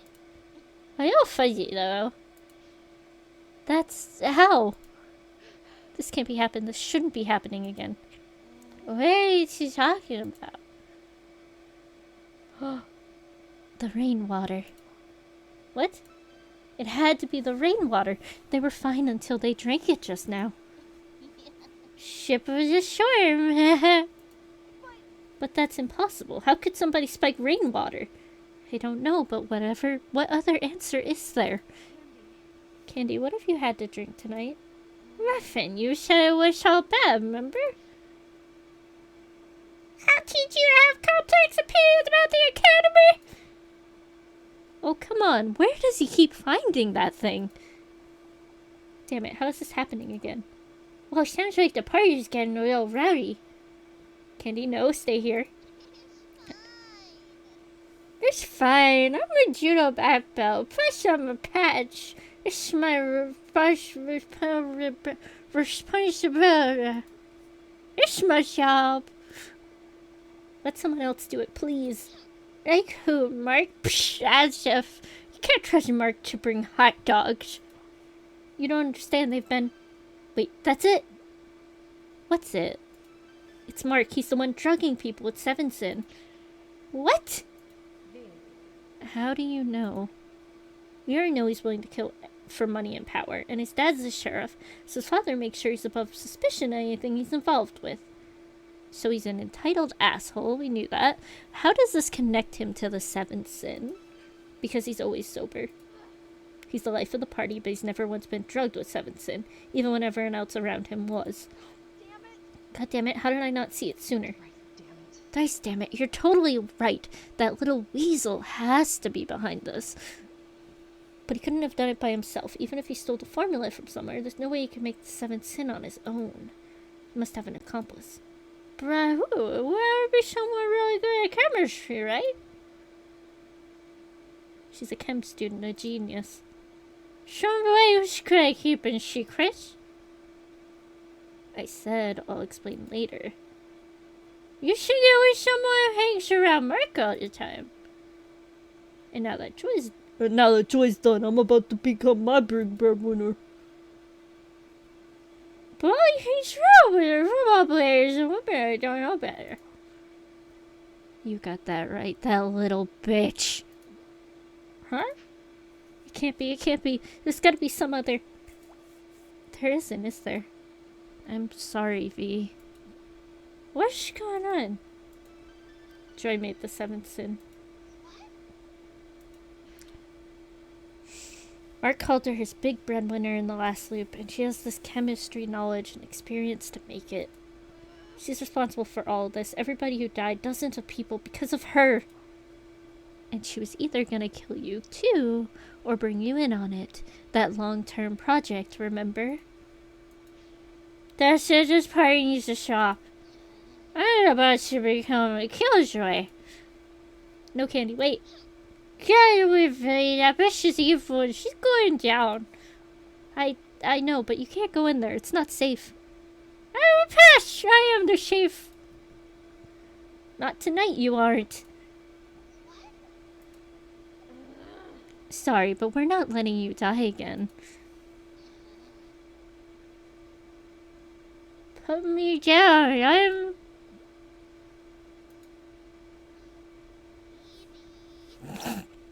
Oh, now I see why you like her, Vivi.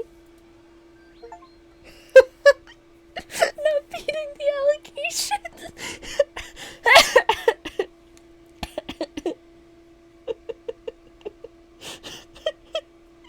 Oh, what an achievement. Huh? Oh. He's a dead dude. Damn it, all hell's breaking loose in there. We're gonna have to scrap this loop. I say we make a break for the barrier so we can throw in Candy and wait it out. You take Candy to the barrier. I'll stay here and find Joy. What? Yo, what? Leave her alone already. No, listen. We need to find out how everyone is being drugged, or this will all happen again. It's the only way to save Candy and the others. Plus, we still need her to find the witch's hideout. You can't take her on alone. She let me team up with her last time. I'll wait by her car and tell her I'm sorry for yelling and that I want to help her kill the witch. It's our only chance. And then we'll all wait for her. Yeah. Do you honestly think she's going to cooperate with either of you around? She already hates Candy, and we know she doesn't trust demons. But I'll be fine. No, you won't. You just had your entire world rocked, like 3 times in the last 5 minutes. And now you want to go undercover with a woman who's been abusing you for hell knows how long? Well, do you have any better ideas? Thrice damn it. Thrice fucking damn it, fine. But at least take this. You better be careful, you stupid, suicidal you. Ray, come back! Be safe, both of you. I clutched Jill's machete as I watched them disappear into the rain with a sinking feeling in my stomach. I gave it a few test swings, and I actually started to feel better. I don't know if there was some magic in it, or if it was just having a weapon for the first time, but I suddenly felt more confident, more capable than I had all night. Oh. Uh-oh. But before I had even left the porch... Quick, get her into the car.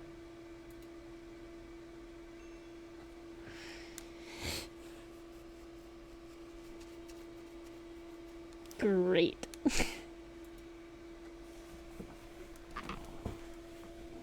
Alright, she should be coming around.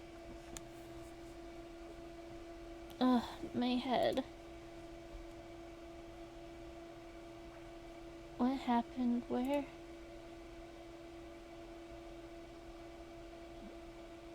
am I?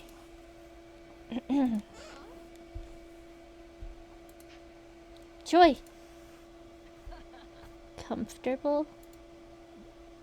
What's going on? Why am I chained up? You know, it's a pity your demon bodyguard carried off that little blonde bimbo. I need to thank her for turning you against me. What?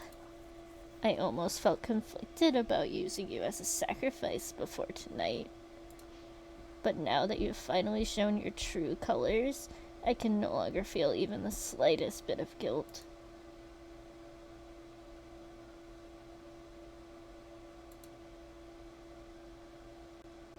Fuck you! Candy and Jill were right about you. I didn't want to believe them, but you really are a monster. I'm the only one who is willing to do what's right. The only one who is trying to stop that witch. But you'd know all about that, wouldn't you? Since you're her spy. What? I was watching you in the forest while you had your demonic rendezvous with her pet. How long have you been working with her?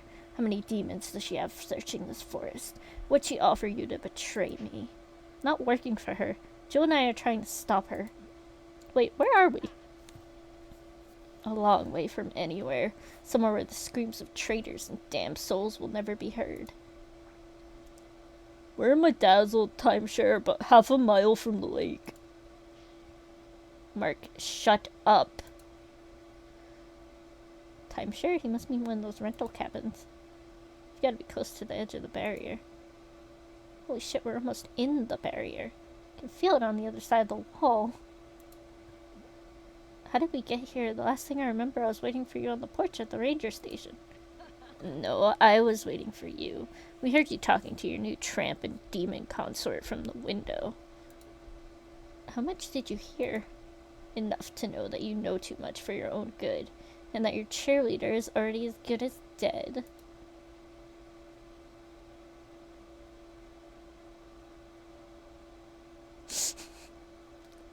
I mean, probably should be doing this, but you know what? Fuck you, Joy. Fuck you, your stupid plan is never going to work. And Candy's gonna be fine. Even if everything else goes to hell, Jill's going to make sure that they're safe. Though I can't say the same about you. You're threatening me? Don't make me laugh. You're nothing but an insect. A stupid puppet dancing on the witch's strings after she stole your handle from me. You should count yourself lucky that I understand your true value. If not for me, your death would be entirely meaningless. But instead you're going to unite with my soul and ascend to godhood or something. Is that it? Something like that. You have no idea what's really going on. What forces of light and shadow are at play tonight? But you're not a witch.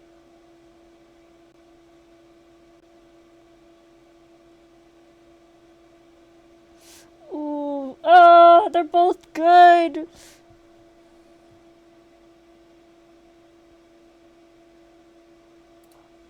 Yeah, Jill already told me about it. The HPA, the magical gifts, everything. The what? Oh, did you not hear about how there's a secret demon agency looking for magic items and trying to keep humanity from destroying itself so they can watch web flicks? You're spouting nonsense. Okay, I'll admit it sounds like a bad conspiracy theory when you say it out loud. Makes more sense than the voodoo crap she's been talking about. It's not voodoo, it's witchcraft. It's old French bullshit. See, even the head case gets it. Shut up, both of you. Or what, you'll kill me? The ritual may specify that you need to remain ungagged, but your death doesn't have to come easily. I can make it very slow and painful. Do your worst, you already cut out my heart once tonight. Hey, can we wrap up the melodrama shit and just kill her already? I want to find one of those lust girls before they all kick it. How do you keep getting more disgusting? Patience, Mark. As I have explained countless times, the ritual can be acted only when the moon reaches its zenith. Only at the highest point of Mistress Laloon's journey across the sky can the souls... Oh my god, this is so dumb. Only at the highest point of Mistress Loon's journey across the sky can the souls of the chosen be bent to the will of the righteous. We're inside and it's a fucking hurricane out there. How are you even gonna know when the moon is up or whatever? Do you think I'm an idiot? I've got an app on my phone that tracks the moon, and I set alarms to remind me. You put murder reminders on your Google Calendar?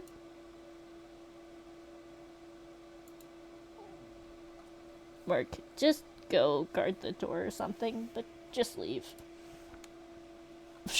Whatever, I'm gonna go see if there's any beer left in the fridge. Good luck with your hocus pocus or whatever, crazy bitch. I swear he will be the first to taste my power. Focus, Vivian, you got a job to do. You need to get answers so you can help Candy. You can let it hurt later. Right now you need to find out how she's been drugging everyone and why. And hopefully a clue on where to find the witch.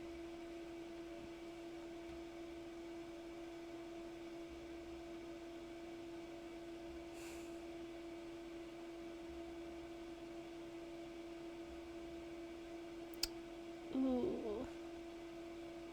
I mean, I want to find out about Candy, but I feel like this is a bit more important.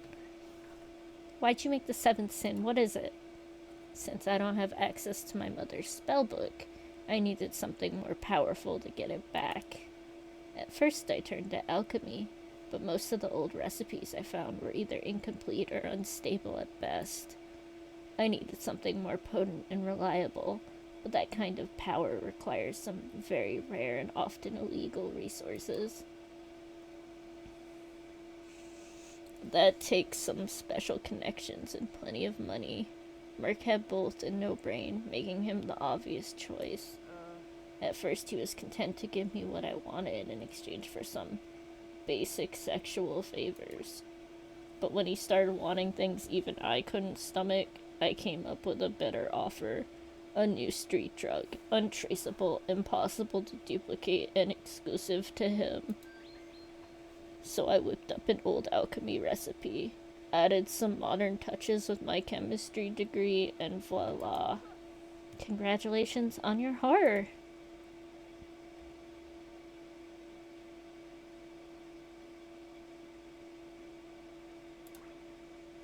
You knew about Candy. How? And how have you been making me forget them? Oh, I knew I had to do something the moment you came home gushing about her. Them. They're non-binary. They're insignificant. Regardless, I couldn't let them try to take you away from me. Or worse, take your virginity.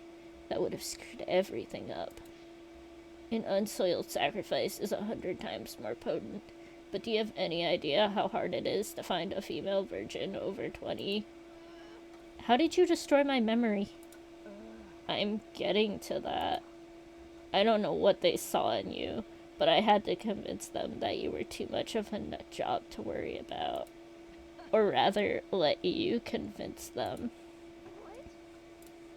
You know, despite all those mystery books you read, you're really quite unobservant when it comes to your own life. Didn't you realize that you were missing a full day or two every time you had one of your sleepwalking episodes? I knew something was wrong, but you convinced me it was stress. Not stress, just a little sprinkle of my amnesia potion into your favorite mug. Sprinkle of what? But the stupid bitch was irritatingly persistent, so I tried taking more direct action. Unfortunately, the slut decided she was too good for me, said she had some stupid rule about sleeping on a first date, and that she just wasn't interested in me. Candy saw right through you, and they never gave up on me. For all the good it did them. After all, who's got you in her bed now? Fucked up. So, why the house party massacres? Surely that couldn't have been good for business. You know what they say, any publicity is good publicity. Besides, every new drug needs test subjects for the clinical trial. More than 36 people died for a science experiment? I admit the results were far more extreme than I had anticipated. I offered to try a different formula, but Mark became obsessed with the drug's versatility. He insisted that if we could isolate the random factor, he could make a fortune, and he was willing to get me whatever I wanted so long as I could deliver. This random factor you mentioned wouldn't have anything to do with what you mixed the drug with, would it? Oh, you are clever, aren't you? Yes, the formula becomes so unstable. Yes, the formula becomes so unstable when reacting with ethanol that even the artificial flavoring in soda can drastically change its effect. So put it in a cocktail and it can replicate any drug on the market. I must admit, despite all the carnage, I really did outdo myself. One base drug that has the same effects as LSD. Oh my god, that's so many. Let's just not say those out loud. Of course, figuring out the desirable combinations required more testing. Hence the second massacre and the other incidents around campus. Yes, but unfortunately the FBI stepped in after the second experiment. They confiscated all the data Sheriff Martin had collected before I could get my hands on it. The sheriff's in on it too? Not intentionally, but Mark has access to everything his father does, which includes evidence, photos, and autopsy reports. That raw data would have been all I needed to finish Mark's little recipe book, but it was sadly out of reach. So I told him that next time we had to be there in person to see the results ourselves, before the feds could interfere. Funny, you never struck me as the kind of person who'd put her own life on the line just to gather data. Plus, aren't you a little busy tonight? Very good, Vivian. Yes, the final experiment is nothing but a diversion to hide my true work. When they discover your body, the police will be more than happy to label you as another victim of the seventh sin. Just as they'll do with Mark's once I'm done with him. Don't you think the sheriff will want to find out who murdered his son? He'll be too busy joining him. Officer Martin was the one in charge of my mother's murder investigation. It was his cowardice that let that monster get away. Everyone who turned a blind eye to my mother's murder is going to pay. The sheriff, the deputies, that damn shrink. They say to dig 2 graves when you set out for revenge, but they're going to open up a whole new cemetery when I'm done. They already have. Check the obituaries in the new school newspaper. How are you drugging so many people with the seventh sin without them knowing? Really? I would have thought for sure you'd figured that out by now. I didn't think the method of saturation was that clever, but it seemed to have stumped both you and the FBI. Those PADS idiots were the only ones who even came close to finding out, even if they didn't know it. Maybe we just can't think down to your level of depravity. Oh, it's not depraved. It's quite common, actually. But I know how much of an unsolved mystery frustrates you, so I'll just let that eat away at you during your final moments. Consider it payback for humiliating me on the beach earlier. Damn. What a petty bitch. Can I at least get a hint? Can you at least give me a hint? Very well. What's red and wet and found at every good party? The punch? Is this a... It's not a sex thing. Why do you always think that? I don't know. What do you mean amnesia potion? What have you been drugging me with? Oh, don't be so dramatic. It's just a bit of old alchemy I discovered early on in my research. All it does is induce a bad hangover and a 24-hour memory wipe. It's harmless. Harmless? You've been destroying my mind with a chemistry experiment. It's not like you have much of a mind to begin with. Besides, you didn't have any issue with me treating your other little problem. Your salt pills, you mean? If it's any consolation, I have been documenting the results. The placebo effect, as demonstrated upon the ancients and autistic mind, you're contributing to science. Or would you be if I was ever going to publish it?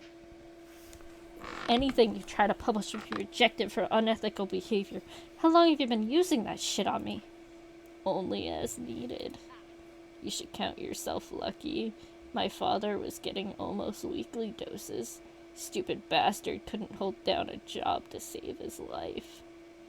Although I still got a decent inheritance from his life insurance when he finally gave up. Gave up? You mean you... Oh my god. You really are unforgivable.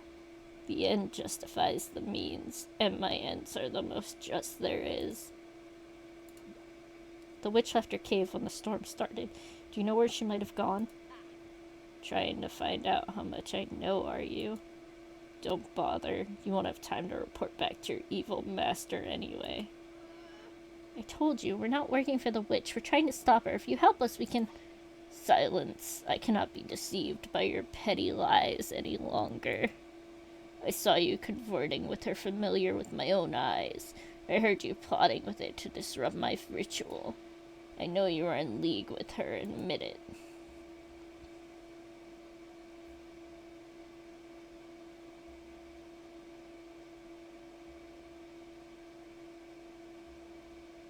We might be a little more than friends with her, but...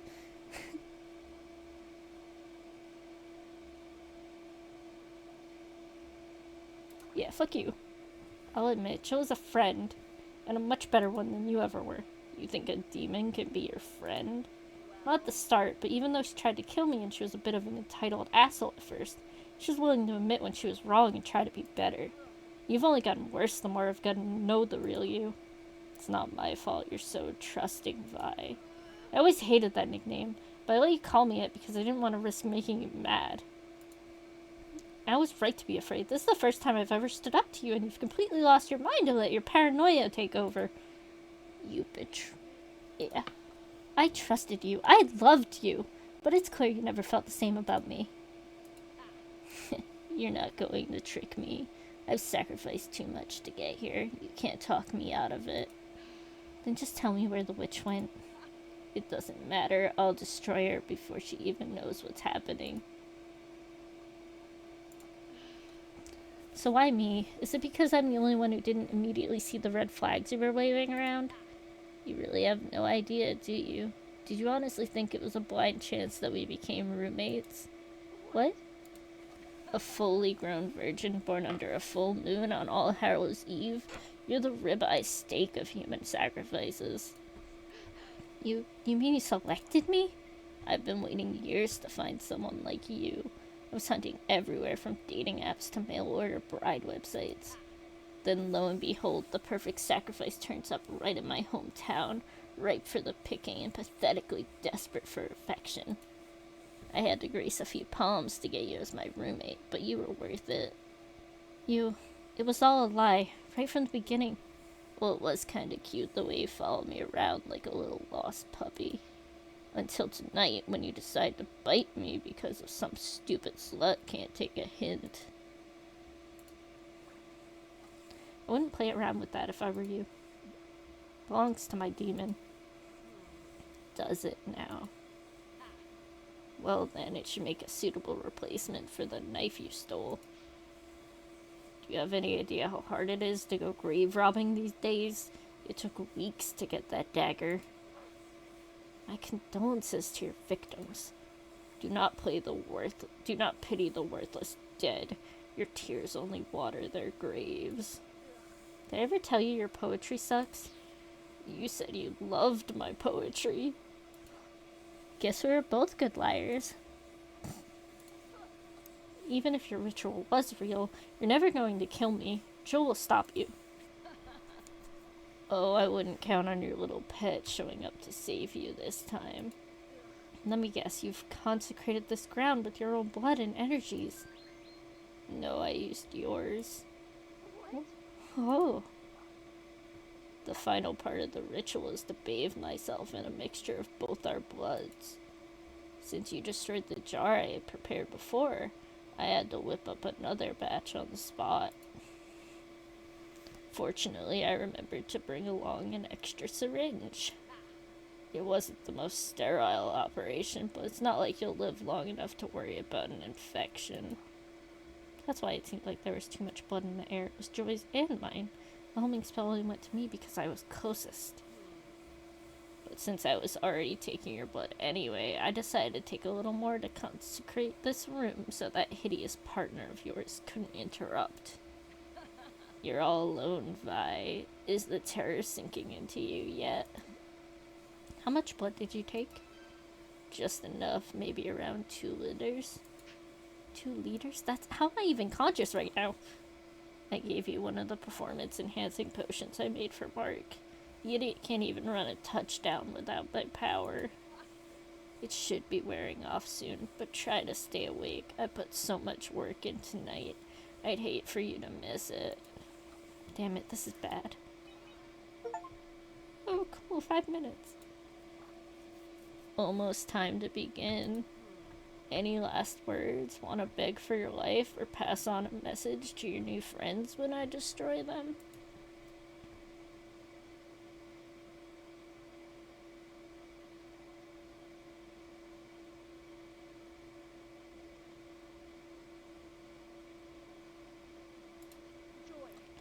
It's not too late to stop this. You've done horrible things, but you can still...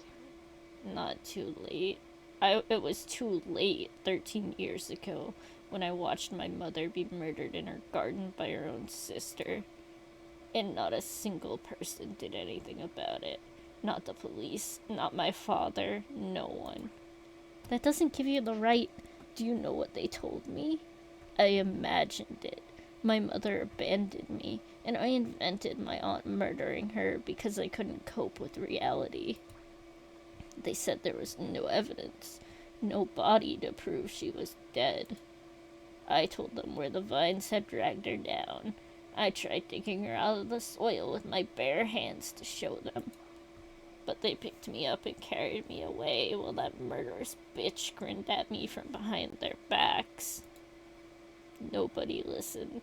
They told me magic wasn't real, that my birthright wasn't real. I swore I would find justice someday. I swore it.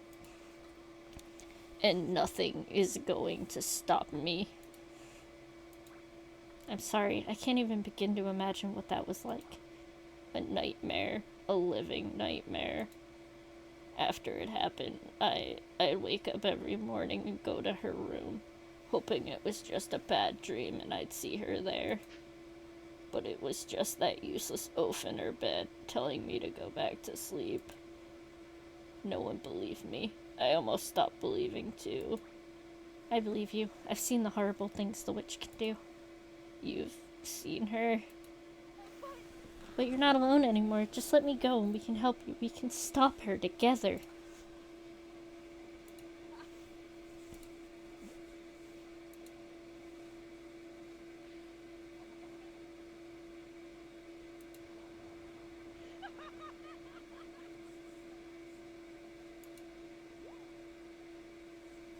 It almost had me for a second. But I've come too far to give up now. I've sacrificed everything for this moment. My body, my dignity, my own soul. So because your mother died, that justifies killing people who've never done anything wrong to you? Your miserable little life is nothing compared to what I've suffered. But it is going to make it all worth it. You're insane. I'm not crazy! Yeah, sure. No, of course not. You're totally sane. I'm the only sane person in this entire god-forsaken town. I know magic is real. It's my birthright. My mother didn't abandon me. She was murdered, and I know who did it. And how many people have you murdered? Your seventh sin has probably killed more people in 4 months than the witch has in 13 years. Sacrifices need to be made. But always someone else's sacrifice, right? You're no better than the witch. Shut up!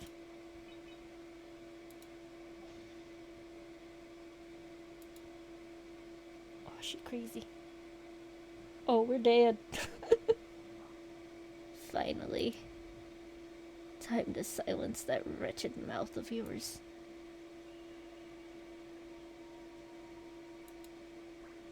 Joy, this is your last chance.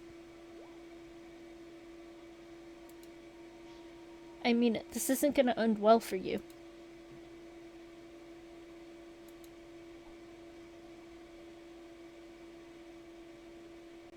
Oh. Whoa. I tried to warn you. What? What's going on? Why is it? What? You didn't really think anything of mine could hurt her, did you? No. No, stay away. Let me be clear.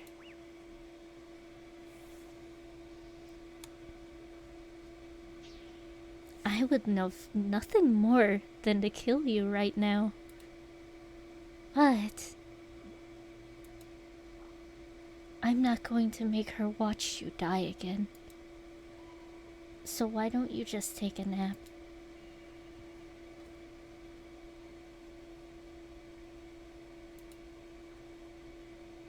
Nighty night, pumpkin hater. I need to grab a drink. I'll be right back.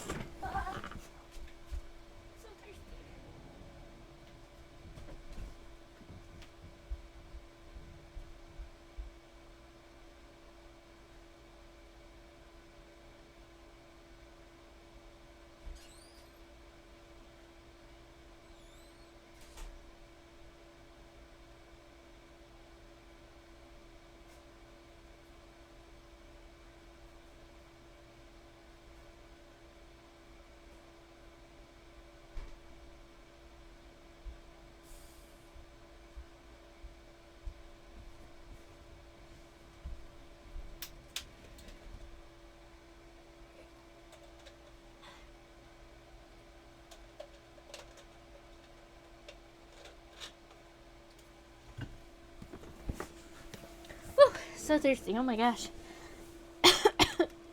Second.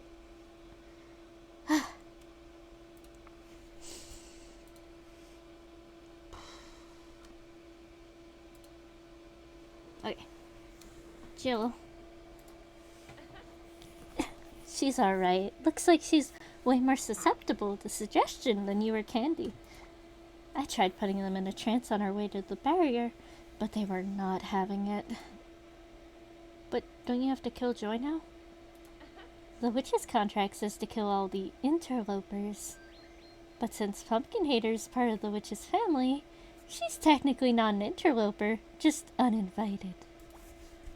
I don't even know why we bothered making a contract. We have a loophole for everything. Don't worry, I actually want to stick to ours. It's the only way I found this place, actually. I'd hope I'd be able to use my machete to track you down if you got into trouble. But by the time I finished with Candy, it had gotten too close to the barrier, and the dimensional interference made it hard to figure out which way I was trying to go. I tried using a map I found at the ranger station, but ended up getting turned around and falling in the lake again. A couple times. Fortunately, the contract just brings me right to you, so next time save me the swim and put yourself in imminent danger a little quicker, will ya? I'll do my best. Well, what? Aren't you gonna say I told you so? No, I'm gonna say you don't deserve any of what she did to you. Why did it happen? Why did any of this happen? Because bad people take advantage of good people. But that doesn't mean you need to stop being a good person. Then what do I need? I guess you need more good people around you. Well, I'm off to a good start then. Of course you are. I mean, you got Candy waiting for you once this is all over. Yeah, them too.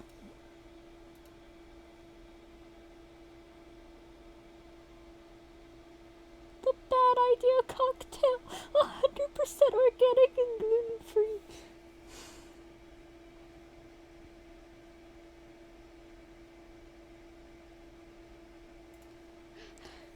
shit, I almost forgot. Joy took my blood. Yeah, the rest of us already figured that out a while ago, V. No, tonight. When she knocked me out, she took my blood to refill the jar and bless this room like she did when she tried to trap you in the circle. What?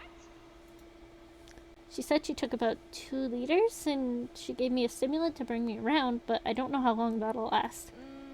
2 liters? Is that a lot? It's the most amount of blood an average-sized human can lose without serious risk. I'm a little smaller than average, so this is bad. Very bad, especially since once I lose it, it costs twice as much energy when we reset. Well, I mean, it's right there. I guess we could try warming it up and putting it back in. It couldn't hurt. Yes, it could. That jar's mixed with Joy's blood, too.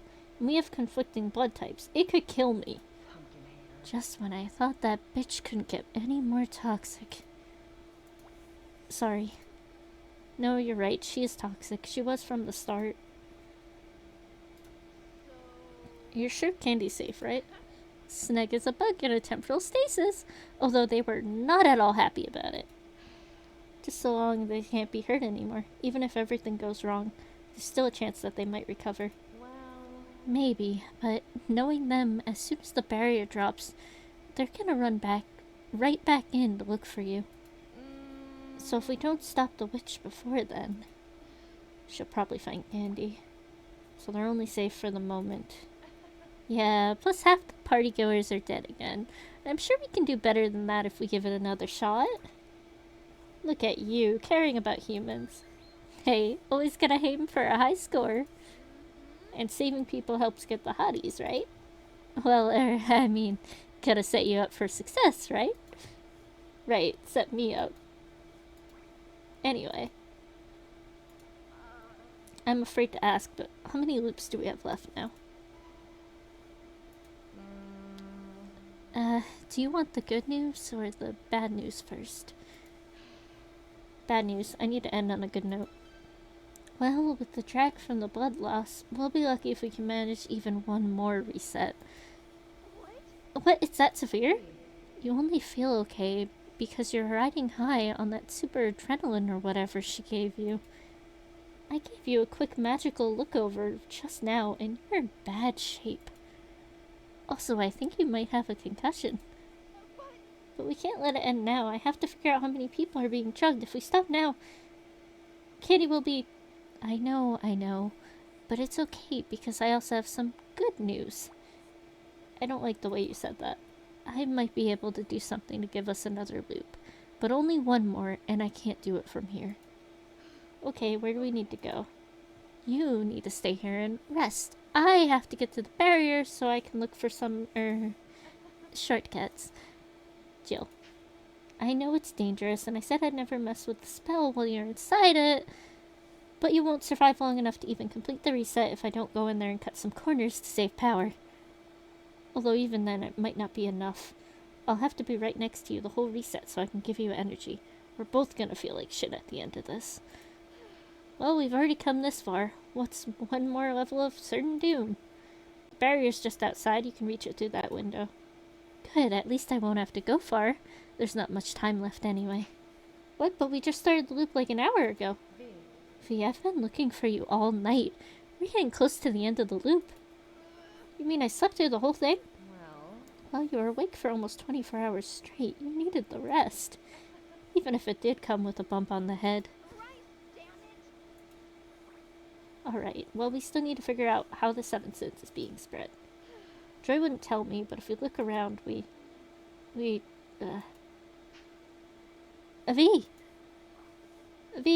what's wrong? Dizzy, so tired all of a sudden. I think the stim's wearing off. You should probably rest then. No. See if you can find another stim. Isn't giving humans too many drugs bad? We don't have a choice. I can't think like this. Need to figure out how to be drugged. I mean, I get it, and okay, I'll look around. Just stay on the bed and try not to move. Gotta think. Guess it's up to me to find the clues this time. Where to start?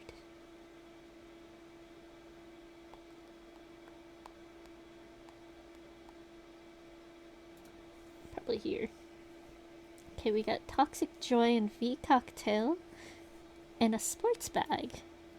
Even with my magic, I wouldn't be able to separate out V's blood from Pumpkin Hater's before the reset happens, so that's useless. So I guess I better check the bag. I don't know how Barbecue Boy's stinky socks are going to help me, but he must have brought it in here for a reason. Oh wow, that's a lot of stuff. Whoa, that cannot be a safe way to transport needles. These must be the stimulants V wanted. Looks like there's a couple different colors. I see red, blue, green, and purple. Oh, that's not good. Something tells me they're not fruit flavored, but the colors must mean something. I'll have to give V one of these, but how do I know which one? Looks like a note. Let's see. Alright, dumbass, I'm writing this down so you don't forget. Make sure to keep it with the syringes I prepped for you. These potions will get you through any game without losing your edge, but they have to be taken at least 10 minutes apart and in the proper order, or they're lethal. Great. That means you die if you get it wrong, so pay attention. First take the new moon potion, then the quarter moon, then the half moon, and finally the full moon, in that order. New, quarter, half, full. Stop scribbling over the labels. That's not going to make them look any less illegal if someone finds them in your locker. It's just increasing the chance of making a mistake. Something else written underneath it. Slashers, zombies, bulls, kings.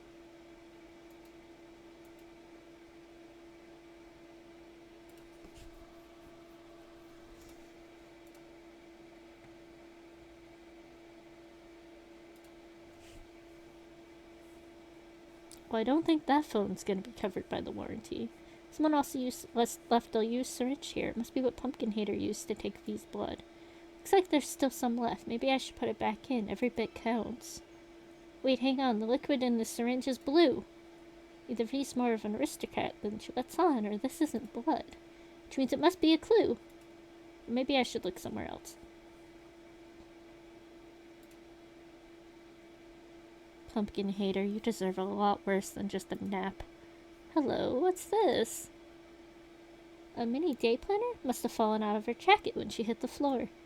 I didn't think anyone under 50 still used these things. Hasn't she ever heard of a Google Calendar? Oh well, I guess you wouldn't want any of this on the internet. October 5th, dig up grave. Reminder, don't forget to pay off security guard. October 10th, prep solution for party. Reminder, allow 12 hours to dry. October 15th, a review with Mark. Reminder, Bulls game tonight. Wear red to piss him off.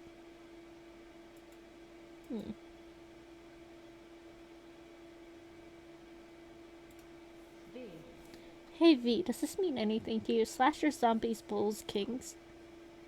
No jacket on Friday. Huh? I wore my jacket on Friday. Everybody got mad at me. It was game day. Kings wear purple. Kings wear... What's a sports team? The Cravenport Slashers and the something Kings, right? No purple. Kings are purple. Slashers are orange and blue. What blue? Kings are purple. Slashers are blue. Oops. Joy would know I don't like sports. People get mad at me. Nobody's mad at you. Just take it easy. I'll look around. Sports. How do they drink at sports? I think that's all the information I'm gonna find here. Guess it's time to pick which needle to give V. Although I could always double check the clues I found. I don't want to make a mistake with V's life on the line. Be safe. Okay. Okay. Purple is kings. Blue is...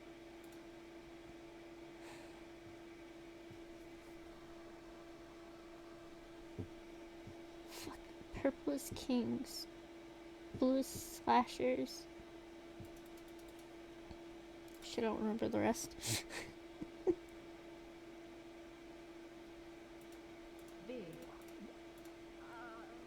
Okay, kings were purple. Slashers are blue. Kings are purple, slashers are blue.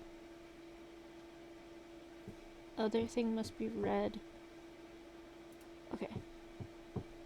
Bulls. Bulls are red. Bulls are red.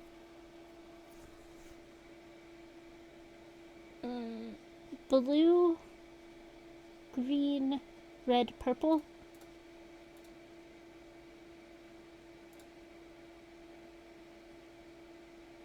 green, red, purple, blue.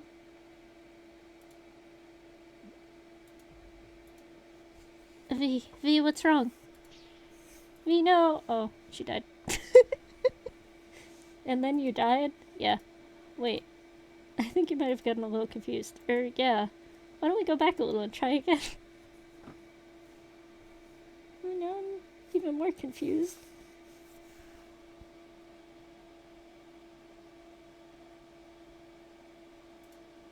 Oh, wait. Wait, she did blue. Blue slashers. Green. Yes. Okay, V, hold still. This will only hurt for a second. There we go. Feeling any better? V? That's it! What? Sorry. Thrice, damn it, you nearly gave me a heart attack, and I don't even have one. Sorry. Oh, sorry, wearing a Darestalker? So the stim worked then. I think so. My head's clear and I feel okay. Good job, Jill. Anytime. Though please, not anytime soon. Deal. Good. And happy birthday. Aw. That's cute.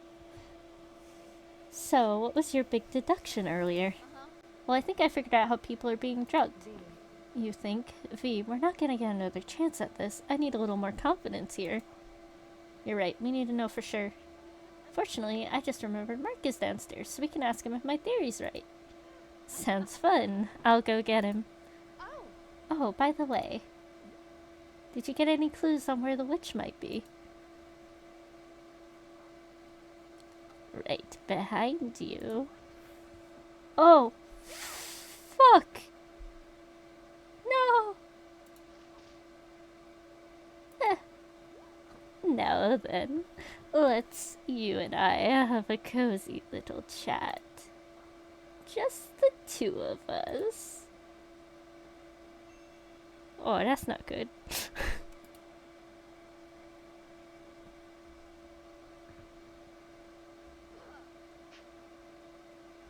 What'd you do to Jill, you bitch? Oh, don't worry about the demon. She just violated her contract and went back to where she came from.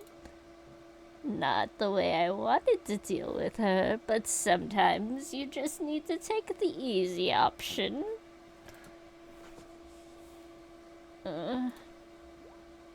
Speaking of easy, looks like that useless demon couldn't even finish the simple jobs. Oh well, best to handle family matters myself anyway.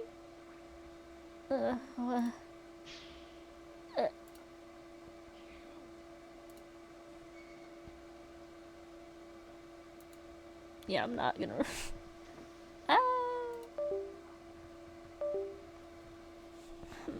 Not nearly as satisfying as last time. Come to think of it, I've never killed the same person twice before. Interesting. Fuck, damn it, god damn it. Oh, pull yourself together, girl. We don't have all night. And what is that ridiculous thing on your head? Go back to hell. Hey! Give that back! Oh, you fucking bitch! There we go. Now we can take each other seriously. Let's see. You're trapped. My niece is dead. The demon is banished. Oh yes, and I made sure to take care of your killer boyfriend before coming up.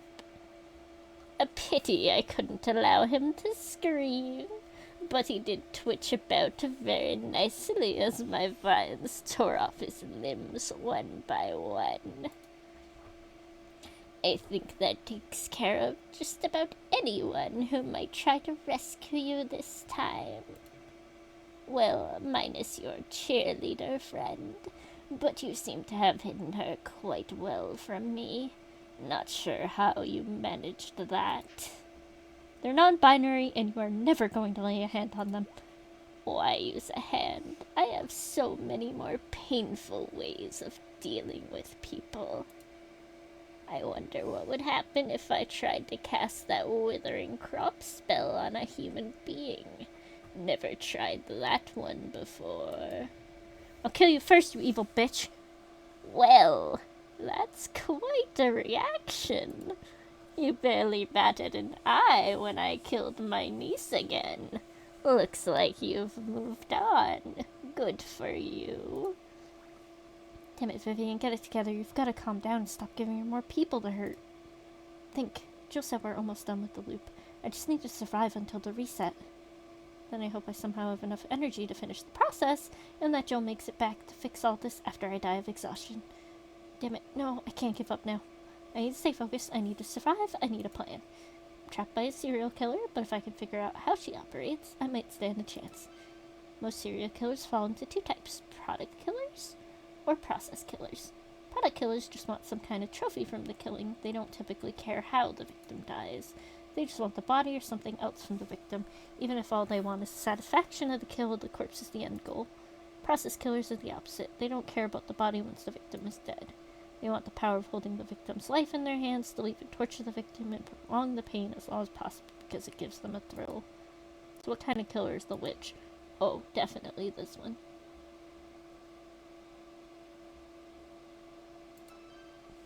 The way she goaded Joy in the cave, the knife that slowly melts people while they're still alive, how she said killing Joy again wasn't satisfying the second time. It's all textbook process killer.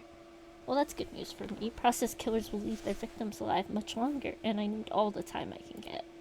Just need to stay interesting so she doesn't get bored of me. If you're done having your little moment, I'd like to get back to business. What do you mean? Must I keep repeating myself? How do I cast the time travel spell? That again? I keep telling you, I just said the words. Why are you so obsessed with that spell anyway? I'm not in the habit of explaining myself, girl. Now, how did you cast it? I read the words. I don't know why it doesn't work for you. But if you tell me what you're trying to do with it, maybe I can figure it out. You may have noticed, but I'm looking a little old for my age. Yeah, overuse of magic, right? Jill said it was karma for all the people you've killed with the book. As they say, no good deed goes unpunished, even weeding out the more useless members of society.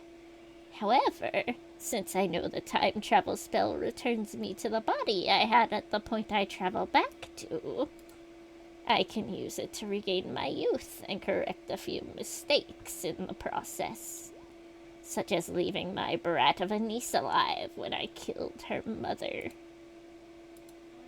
You know, despite all the emotional trauma I'm going to have from this, your family would make an interesting case study in regards to nature versus nurture on serial killers. There are just so many layers of crazy going on. Quiet. I need the spell to keep myself alive. Why won't it work?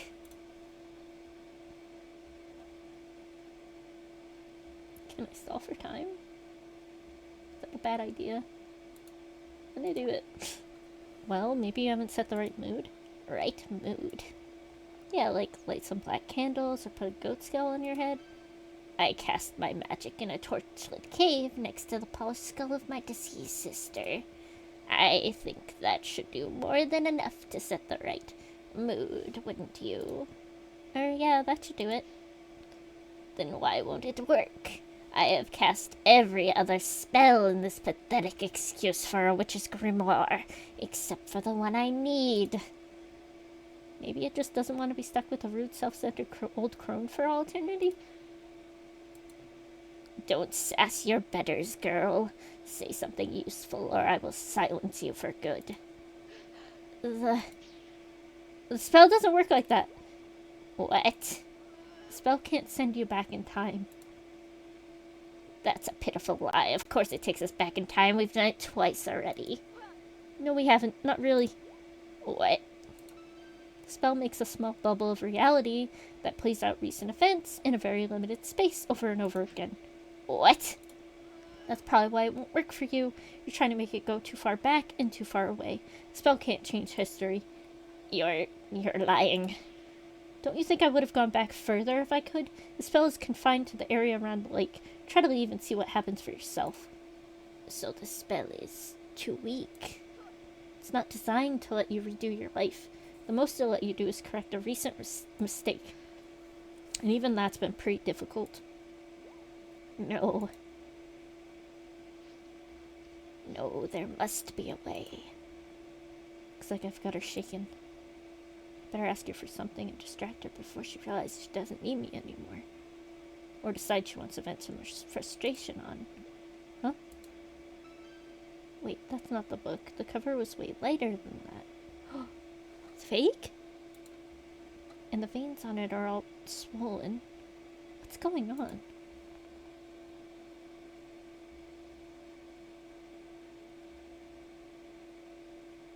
Ooh, but I want to know all these. I saw your contract with Jill. Why'd you sign it like that? What are you talking about? Your signature was completely different from your handwriting, and Jill said she saw you write it with your other hand. What's the matter? Not sure you'd be able to kill her when she came to collect? I'm not afraid of that orange-headed buffoon. But to answer your question, I didn't sign the contract.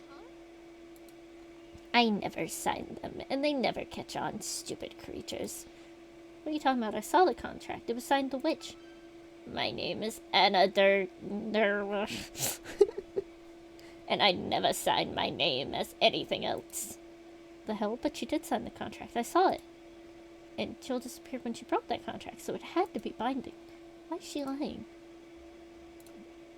Why are you killing demons? What? Just said there were a lot of demons going missing. That's your doing, right?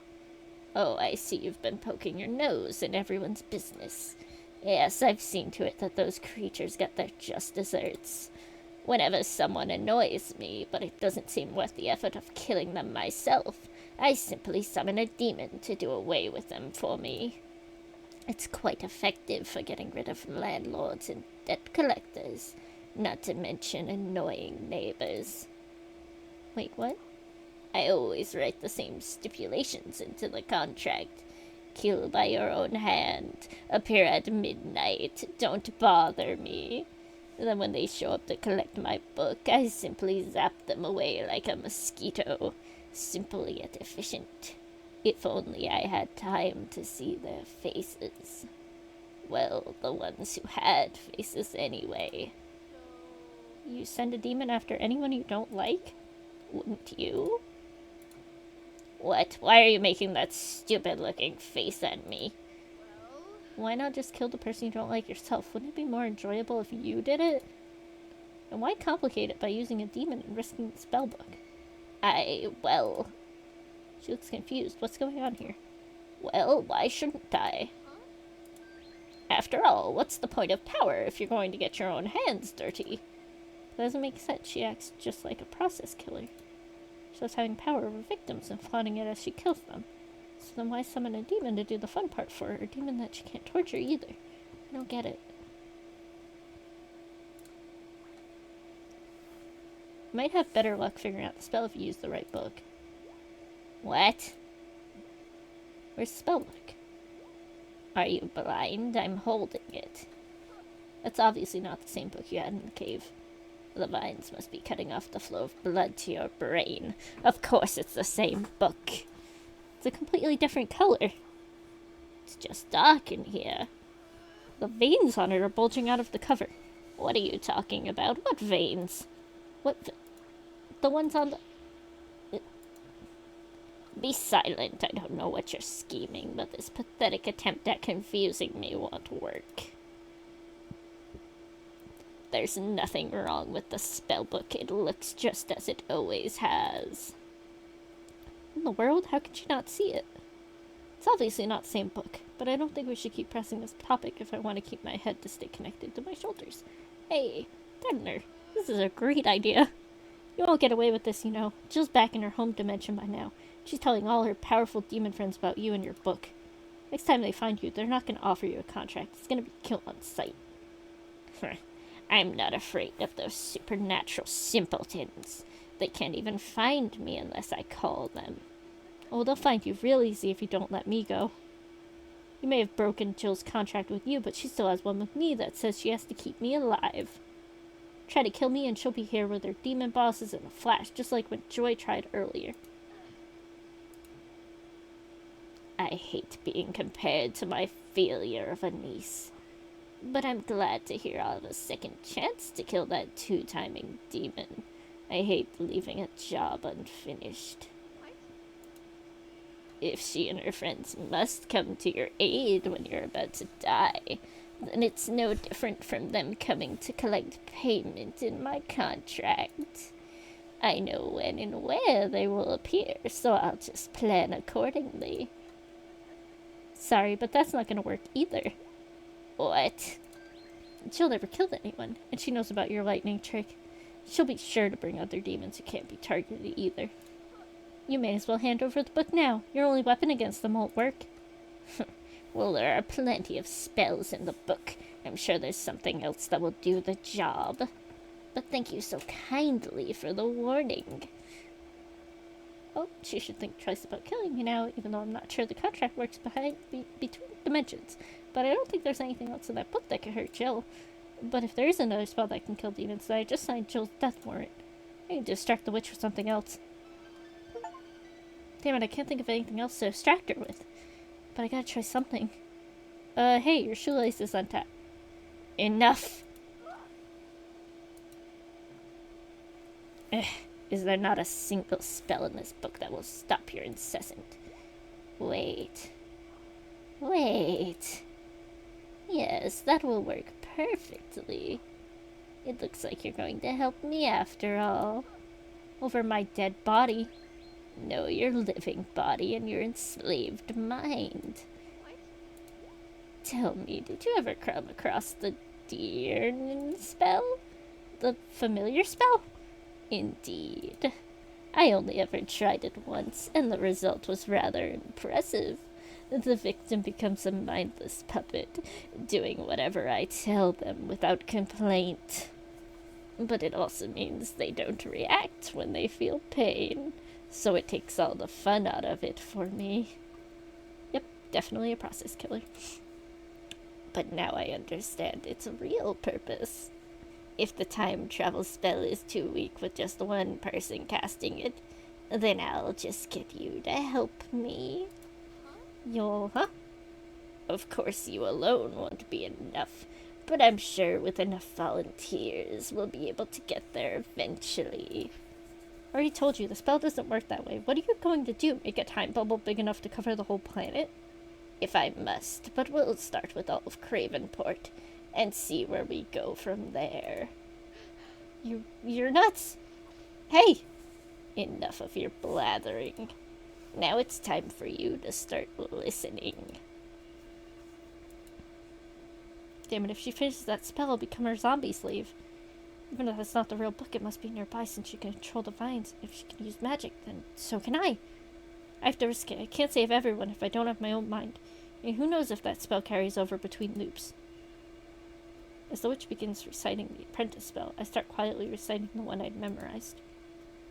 I'm sorry, when did you ever do that? Oh, sorry, it was the end of the last loop. Well, Jill had been jury-rigging the storm spell to the time travel one. I worked on trying to memorize Totem de Mortar. I'd seen the witch use magic without holding the book last time, so I figured I just had to be close to the book to cast spells. Spells also had a kind of rhyming poetry to them, so they were easy to remember. Oh, what the hell? Well, easier anyway. Just experiments with linking the spell codes didn't exactly make it easy to concentrate. But I was sure I memorized the spell correctly. I see, but you were both trying to cast the spell from the same book at the same time, correct? Yeah, I could feel us both drawing power from the book. I knew it was dangerous, but I figured I was already going to die in the reset anyway. If I took the witch with me, at least she wouldn't be able to get candy. The witch's spell was longer than mine, and I had practiced getting the words out clear and fast. She was standing in front of a window, and I could feel the energy building outside. It wasn't exactly clear access to the sky, but I knew it was going to work. I don't know if she even realized what I was doing, but I could feel the power building in the words as I said them under my breath. Felt my heart pounding as I raced to finish the incantation. But just as I was about to say the final word, crash. Oh my god.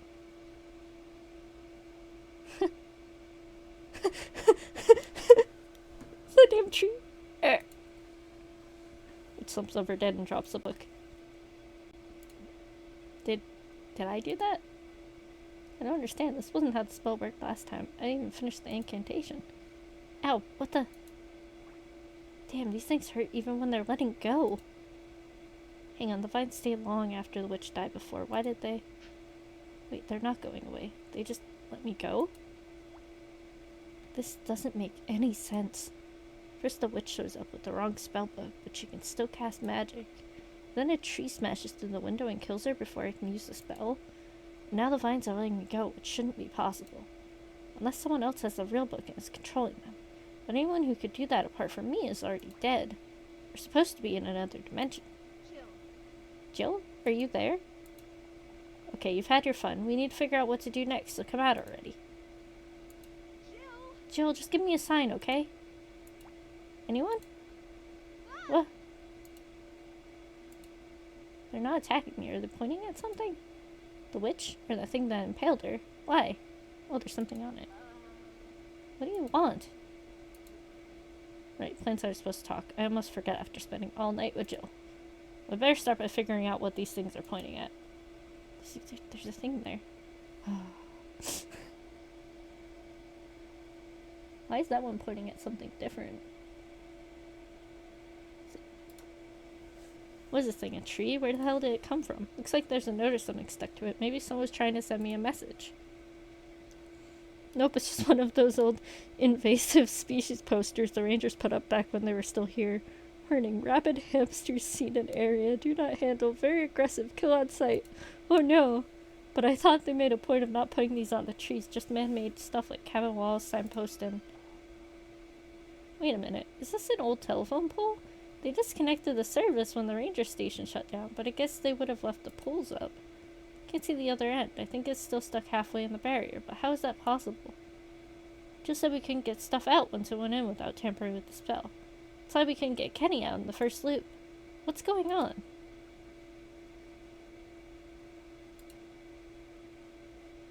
You'd think I'd get used to dead bodies by now, especially ones I've already seen before. Although this will be the first time I rifled through one's pockets. Oh well, let's see what you were hiding. Magic knife, hit list, tin of old mints, nothing useful. Hang on, what's this? Oh, cabin 6. A key! Cabin 6, huh? That must be where she went after she left the cave. At least I know where to find the witch next time. If I live long enough for there to be a next time. Boop. Oh. How did the witch not see it was the wrong book? This thing's actually creepier than the real one. The skin looks more like leather, but the veins are all swollen and gross. The weird bulge in the middle doesn't look healthy. It's like someone took the old book and gave it a tan, some steroids, and a bit of cancer. One thing's for sure, this Halloween decoration isn't going to do me any good. But where's the real one? It has to be somewhere nearby. What? Oh. I don't get it. What do the vines want me to see? I found a clue where the witch went, but... Wait, now they're pointing at me? I don't get it. What do they want? They want me to go, so why are they interested in... Huh? When did she pick up the book? What? What the hell? How long was I holding that thing? I don't remember picking it up. How did it get in my arms? What the hell is going on around... What has an eye? Oh, I hate this. What? Yep, that's an eye. That is an eye on a book looking right at me. That's never a good thing in movies, is it? Why is it just looking at me like that? Is someone using it to watch me, or... Wait a minute. It was you. You killed the witch and let me go. You're alive. You're a living book.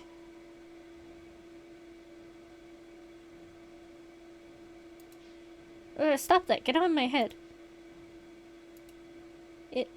listen to me?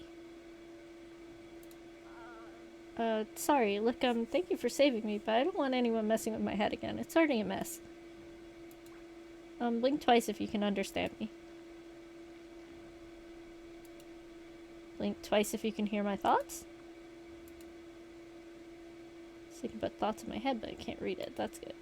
Okay, so the book is alive, and it seems to be at least sentient enough to kill people and understand questions. Great. Well, I guess this is a good thing. If I'm dead, I can't... if I can't figure out what to do about the spell, and a spell book should know how to do magic, right?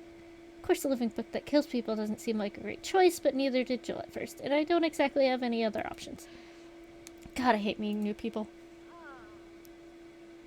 Hi? You probably already know this, but my name is Vivian. Do you have a name? Right, I told you not to talk in my head. How about this? I'll ask you a question. You can blink twice for yes and once for no. Does that work? Good, good. Okay, so, I don't mean to be rude, but have you been alive this whole time? So you've been listening to us?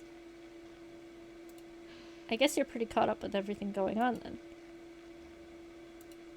Right, well, I need to start the loop over one more time, but Jill said I don't have enough energy. Could you help me? Great, good. What do I need to do? Huh? The familiar spell? Wait, is that the same picture as before? I don't think this spell will help. There's no one else alive anymore. Besides, I'm not going to... Hey, what are you doing?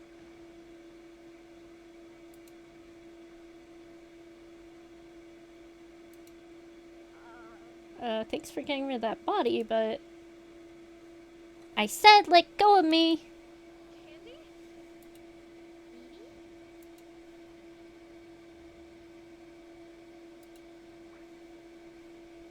Candy! Put them down safely. Candy, are you okay? I feel terrible. Where are we? Why is everything spinning? It's okay, just breathe. How are you here? Jill said she threw you into the barrier. Jill? Oh, that pumpkin girl. Yeah, I think she said I'd be safe and threw me at some trees. And then I ended up here. Did she throw me through a window? No, you. It's complicated, but I think you've kind of traveled between dimensions a little bit. I think I'm gonna be sick. It's okay, just try to relax. Jill threw them into the barrier, but the book spat them back out. They're supposed to be safe in there. Is this a threat or an offering? I think I understand what you want me to do, but I can't. That's not an option. Throwing up is always an option. Huh? Oh, not you. I was talking to the book. What? Candy? Am I still on drugs? I don't know. You're speaking clearly, though. Maybe being pulled back into this reality sobered you up somehow. So, that book is looking at us? Yes, I think it's friendly, though. You sure about that? Well, it hasn't tried to kill us yet. Yet. Look, I appreciate the attempt, but I can't use the familiar spell. I'm not going to strip away someone's will. Strip what? It's a spell that will make another living thing your familiar. Basically a slave with no will of their own. Hey, I'm willing to help you any way I can, but the master slave kink isn't really my thing. It wants me to turn you into a zombie to use as magic fuel. Oh, that doesn't sound like a good thing. It isn't, but I don't have enough energy to cast any more magic. But maybe you can cast a spell for me. Can I do that? Possibly, although I don't know what spell you would cast. What about that time travel thingy? That's the thing, if you try to cast the time loop spell without me stopping mine, it could destroy the universe. You're kidding, right? Nope. But if we let mine restart again like this, well, it won't be good. So we need to stop yours first? Yeah, but... No, stop. Vivi, what's going on? It's about to break the time loop spell, I could feel it.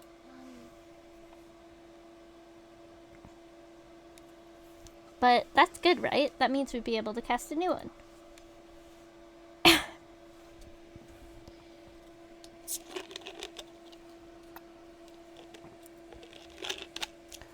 There's no guarantee that I keep my memories if I cast a spell, and Jill's not here to help us. Wait, that's it. Jill said she might be able to fix the spell, so we could do another loop. Okay, where is she? Banished back home. But you should be able to summon her back and make a new contract with her. Here, I'll show you the spell and... I don't think it likes that idea. I don't think it likes me either. You don't want Jill around because you know what she's here for, don't you? What was she here for? To destroy the book. Well, I'd say that's a pretty good reason to not want someone around. If it knows Jill was a threat, then why did it bring her here? Well, you said that the witch summoned her, right? I don't think the book had any choice.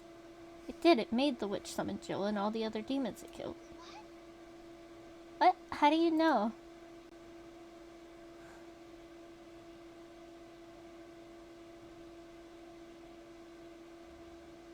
It's tried to control me too. I can feel it whisper in my head every time I cast a spell. It even made me pick up the book a minute ago without even realizing I was doing it. Oh my god. Yeah, I'm getting real sick of people messing with my head tonight. Can it control me too? I don't know, but if either of us sees the other doing something weird, we should call each other out on it. I think it works like Jill's hypnotism. It only works if you let it, or if you're not aware it's trying to do it. Thanks for the warning. But how do you know for sure that I was making the witch summon Jill? It seems like it really doesn't want her around now. The witch is a process killer. She murders for the thrill of holding a living victim's life in her hands, but sometimes she would summon demons to kill her victims for her. Maybe she didn't want to get caught? She kills with magic that's untraceable in any court of law. Plus, every time she had to summon a demon, she had to promise the book as payment. She was missing out on the thrill of the kill, and she was risking the book every time she summoned a demon. And when I asked her about it, she looked confused, like her actions didn't make sense to her either, till a little voice whispered an excuse in her mind. But I still don't understand why it would do that. If the demons want to destroy the book, and the book knows that, why keep making the witch summon demons?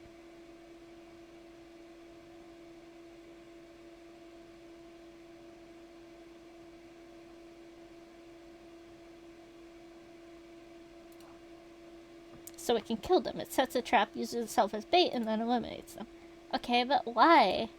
I don't know, maybe revenge for all the other magical objects the demons have destroyed, or maybe it makes things too dangerous for demons to visit, so they'll never come to Earth again. Is that it? Are you trying to scare the demons away for good?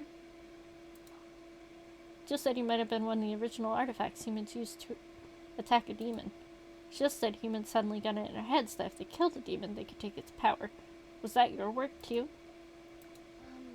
Hey, I'm starting to feel better. Maybe we should get out of here. I don't like the way it's looking at you. Ugh. Yeah, I don't like the way it's looking at you either. Come on. What the... I'm getting the feeling it doesn't want us to leave. Then, what does it want? I don't know, it saved me from the witch, but I was already about to kill her anyway with the lightning spell. And then when I asked if it could help me survive another loop, it showed me the familiar spell and brought you here. It sounds like it's trying to be helpful in a twisted kind of way. We want to leave. Let us go. That's a good sign. Maybe it's willing to let us go if we do something for it first. Okay. What do you want us to do?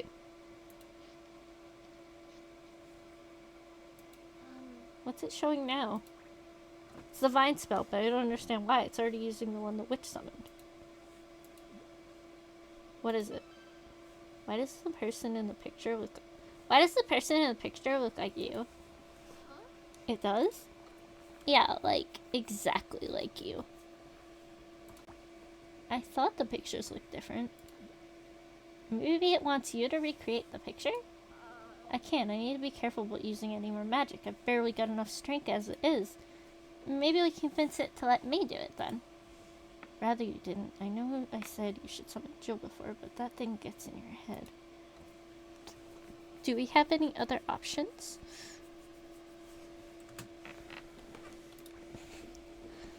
Okay, but let's do some magic. Your choice. Okay. Candy, be careful. Look, Vivi's exhausted, so if you want someone to do magic with you, Your choices are either me or not. Eep! Stop, stop! If you so much as give them a paper cut, I will tear every page out of you and use them for toilet paper. Nice threat. Stay behind me. Hold on to my arm and don't let go. Thought you'd never ask. I guess it only wants you to use it. This doesn't make sense though. It went out of its way to stop me from using magic before. And maybe it only wants you to use certain spells? Wait, do you hear that? Sounds like the storm is picking. Oh wow, okay. What's happening? It's the reset. The loop's starting over. The what? Just hold on. As Candy and I were swept up into spell, the winds tried to rip us apart, but we clung to each other as tight as we could. Those puppet strings started themselves to my bones again and tried to pull my limbs taut, but this time I resisted. When they couldn't pull me away from Candy, they started draining away what little warmth there was left in me instead.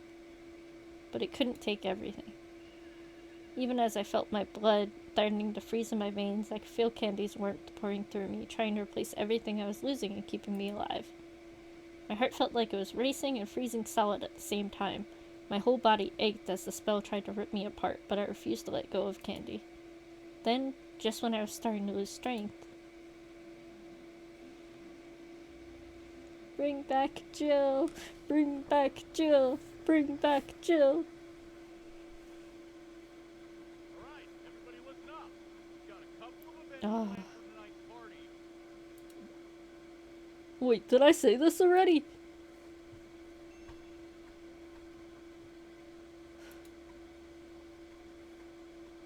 We've been going for quite a while. Are you sure you don't want to take a break? I'm sure there's not much left of the story. Well, actually, I guess there's a decent bit left. Things started happening really quickly, but there was a lot. In that case, would it be alright if I went over what just happened to make sure I have all the details? No, I'd rather keep going. I'd rather just keep going if that's okay. Very well, what happened next?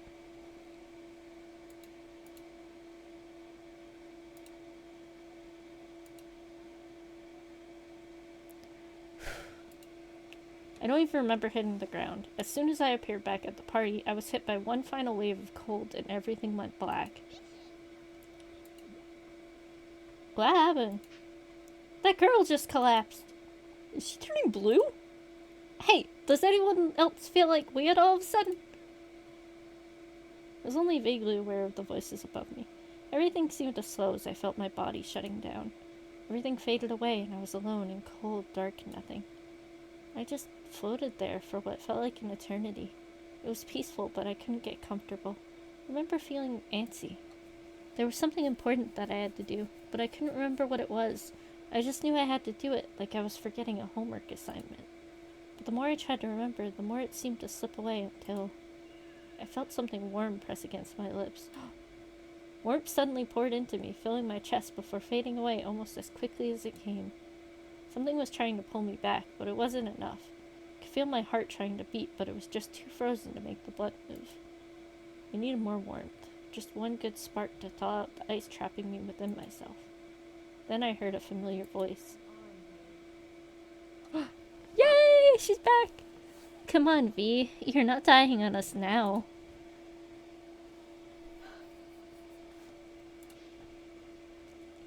Vivi! Hey, she's coming around. Give us space! Anybody else see that fire turn blue for a second? Vivi, are you okay? Say something, please. Karen? I never thought I'd be glad to hear that awful name. Sorry. I know you always hated it. Wait, what's going on? Where are... Ow. Careful, lay down, don't move. Tarse, damn it. What the hell? What's wrong with my chest? Well, you stopped breathing for like a full minute. I may have bruised a couple of ribs while I was giving you CPR. And maybe cracked one or two as well. Or 4. You just collapsed and part of your body and clothes started freezing, like literally covering in frost. We moved you over to the fire, but I've never seen anything like it. I've been through weirder shit tonight. Wait, I'm back at the party. Where's Joy? I don't know. She was here a minute ago when you collapsed. She just kind of stood there and stared at you with this weird look on her. Wasn't that the car you came here in? Damn it, where's she going? Why is she leaving behind? This doesn't make sense. I think it does. Joy is a manipulative evil bitch. Yeah, I know, believe me. But she needs me for a human sacrifice ritual that she's been setting up for years. Shouldn't just leave me behind like that. Wait, what? That's why you were in that cabin? Uh-huh. Yeah, she brought me there too. Wait, you remember? I mean, kind of? When I saw you collapse, I suddenly got flashes of things, memories, but of stuff that hasn't happened yet. I remember the cabin, us talking on the porch, Jill saying we should go on a date. So all the important stuff then. I guess. But I don't think I'm the only one starting to remember. I looked around at the other partygoers. They looked confused and scared. Some of them were downright paranoid. I could make out what they were whispering. Have we been here before? I'm getting some bad vibes here, man. Did you see the way that goth chick took off? Maybe we should get out of here too. Hey, anyone else feel like they died? What should we do? What should we do? It looks like people are getting pretty scared. Good, hopefully that means they'll listen to us. We just need to get them to all go home, right? Right, but we better hurry before... Okay, everybody. Everything's under control. Mark. Nothing to worry about. Just a little allergic reaction or something. It was a little weird, but we're okay. So let's get this party started, alright?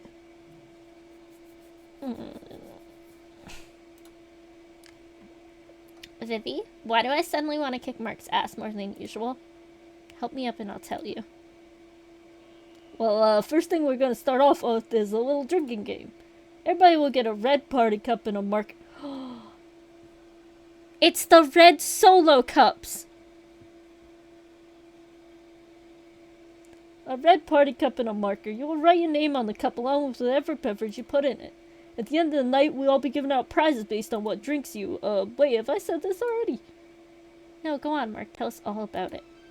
In fact, why don't you show us how it's done? Oh, well, I mean, it's not that complicated. Just take a pen, pick a drink, write it on the cup, and there you go. Show us. What do you mean?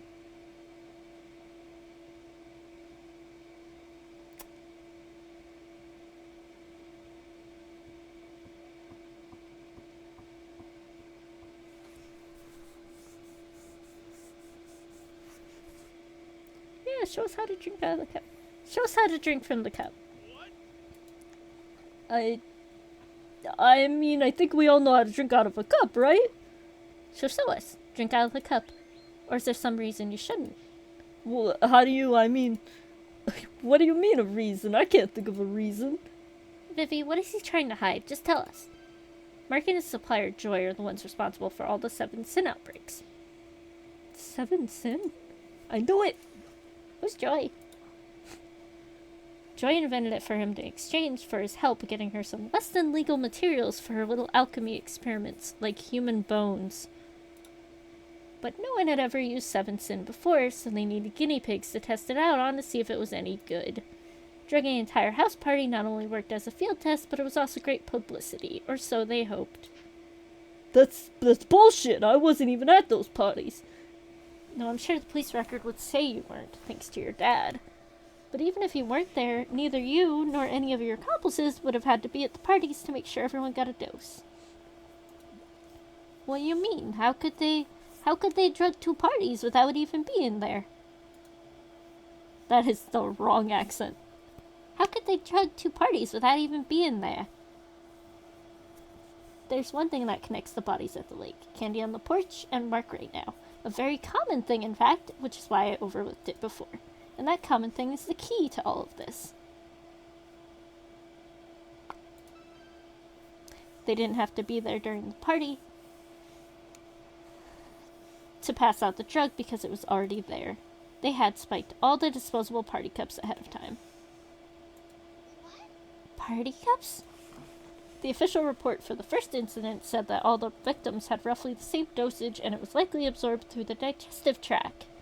But Joy couldn't have had their first field test screw up that Screwed up by people overdosing or not getting enough of the drug at all, she had to make sure they all got the same dosage. So by lacing the bottom of the white party cups with the white water-soluble drug, she ensured consistent saturation without detection. That's terrifying. I don't think I'm ever gonna drink out of a red Solo cup again, dude. It wouldn't matter if the victim drank a single shot or half a quart of soda. They'd get the same amount of 7-Sin. That's... oh my god. That's horrible. All those people died because of a blind study experiment? This is nuts. You can't actually believe this, bitch. There's an easy way to prove it. Feeling thirsty. Okay, look. Even if there is 7-Sins in this cup, that doesn't mean I knew about it. Actually, I can prove that too. The drug is chemically unstable, but it isn't entirely unpredictable. You, or rather Choi, figured out that the effect depends on what kind of drink the 7-Sins is mixed with. However, since some of the effects are more dangerous than others, you need to get an actual recipe list before you could start selling it. So Joy came up with a plan to figure out which cocktails you'd want and which you don't. That you're just talking out your ass, you got no proof. Well, I've got all the proof I need.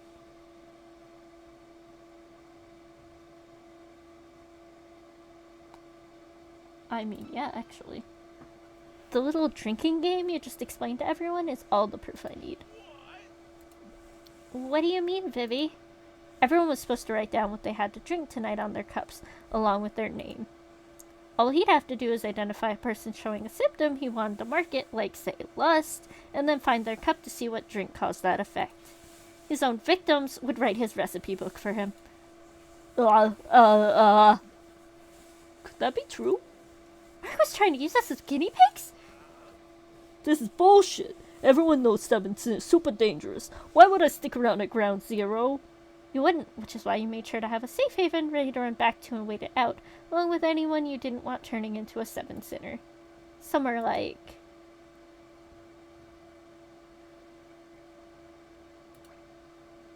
somewhere like your dad's timeshare cabin.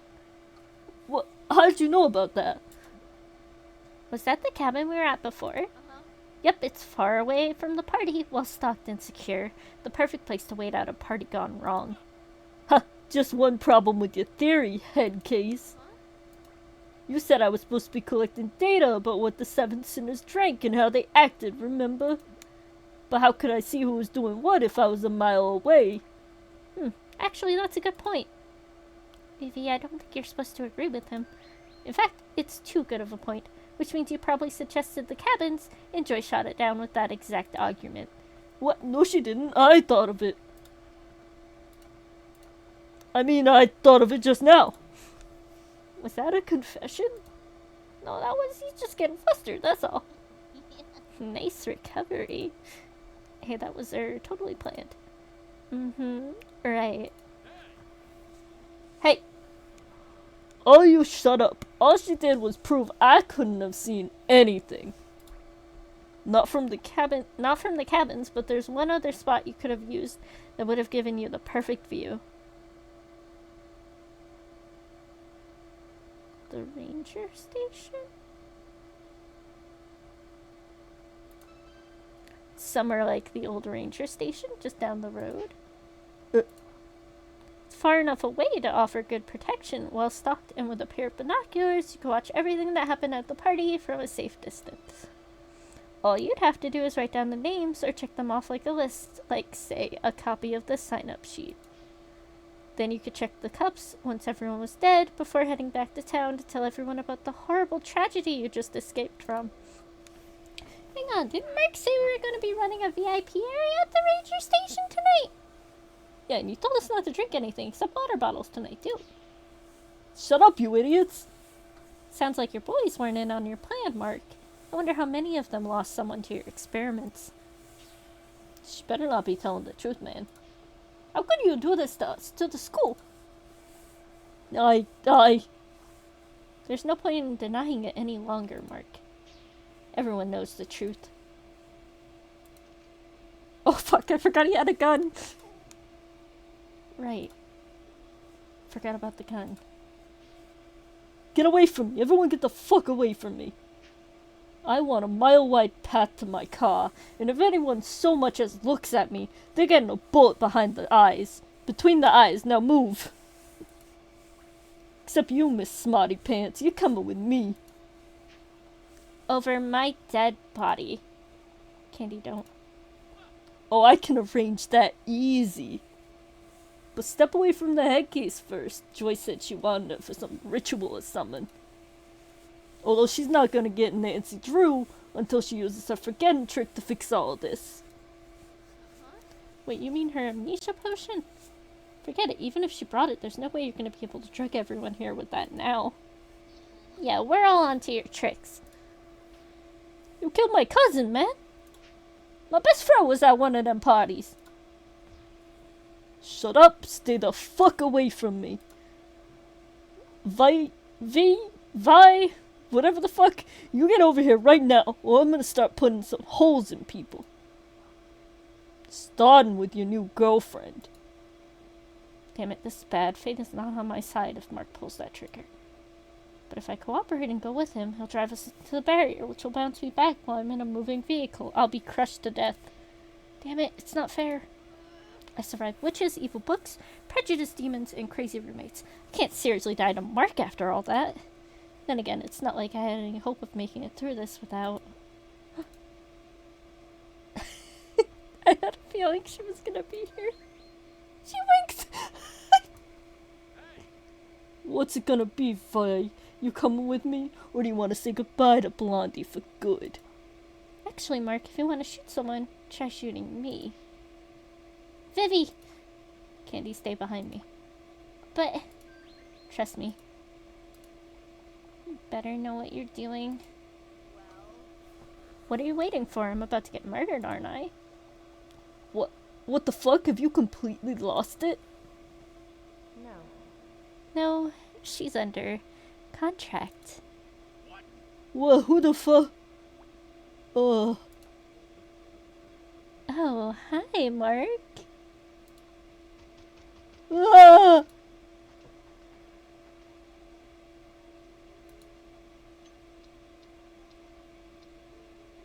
Pants fighting despair. Aw, no more bullets? Too bad, you should have kept one for yourself. Ugh.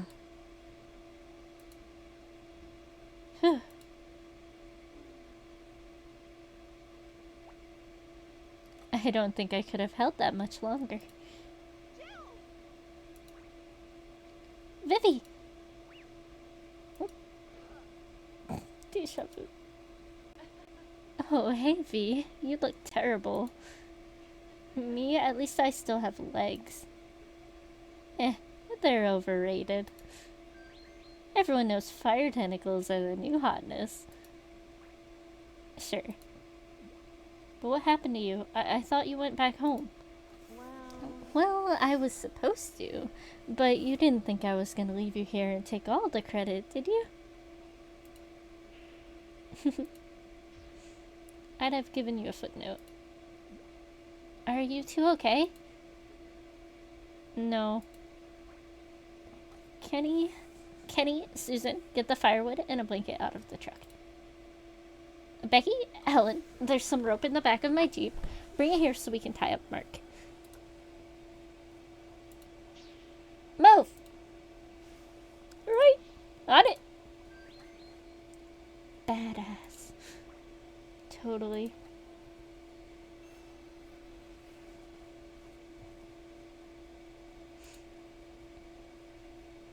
After Candy got Jill and I taken care of, and the rest of the pads started organizing.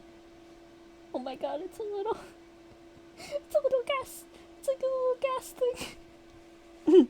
Started organizing everyone to get ready to head back to town. It wasn't easy though. Everyone was still trying to process what they just learned about Mark and the Seventh Sin, as well as dealing with the resurfacing memories of the previous loops. Meanwhile, I started to fill Jill on everything that happened with the witch in the book after she disappeared. Oh, she's so cute!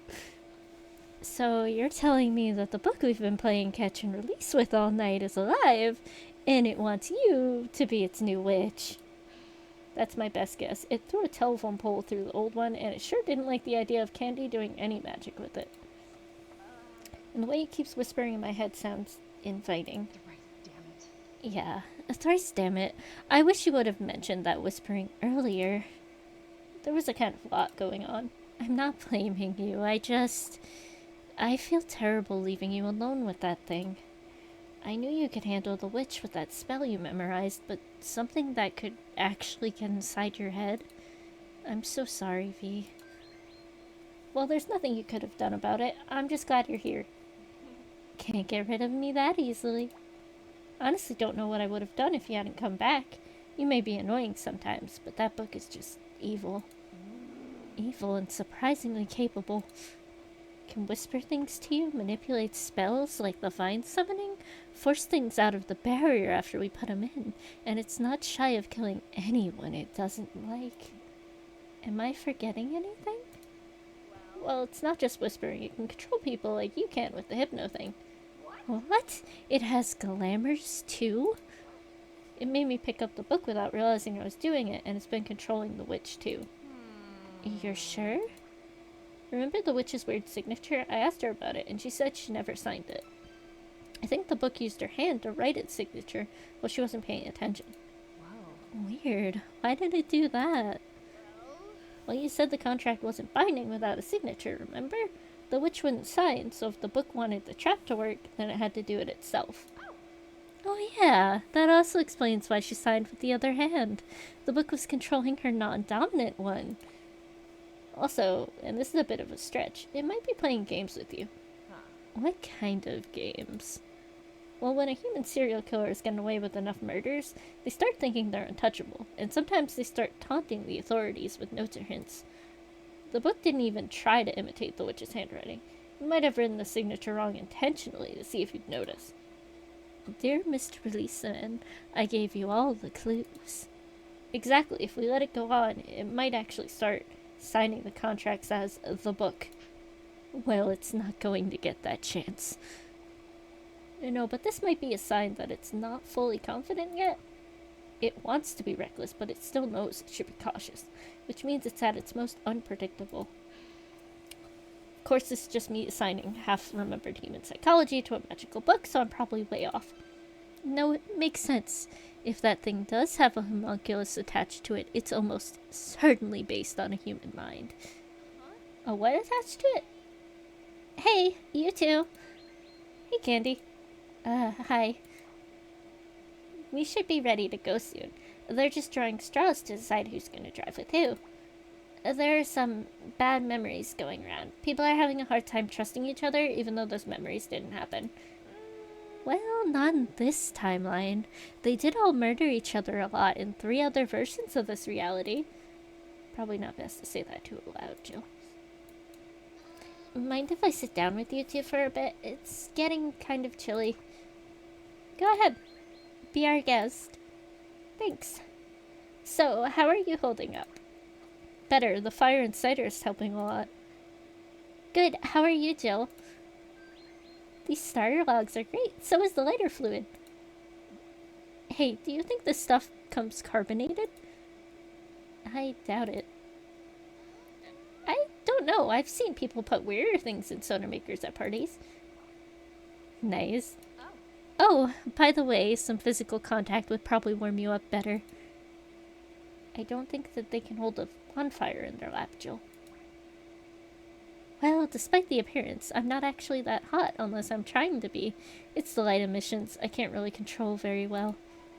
Although I can change the color a little bit. Neat! Besides, I was talking about you and Candy. Oh. I mean, if it'll help. So anyway. So this is what you really look like, huh?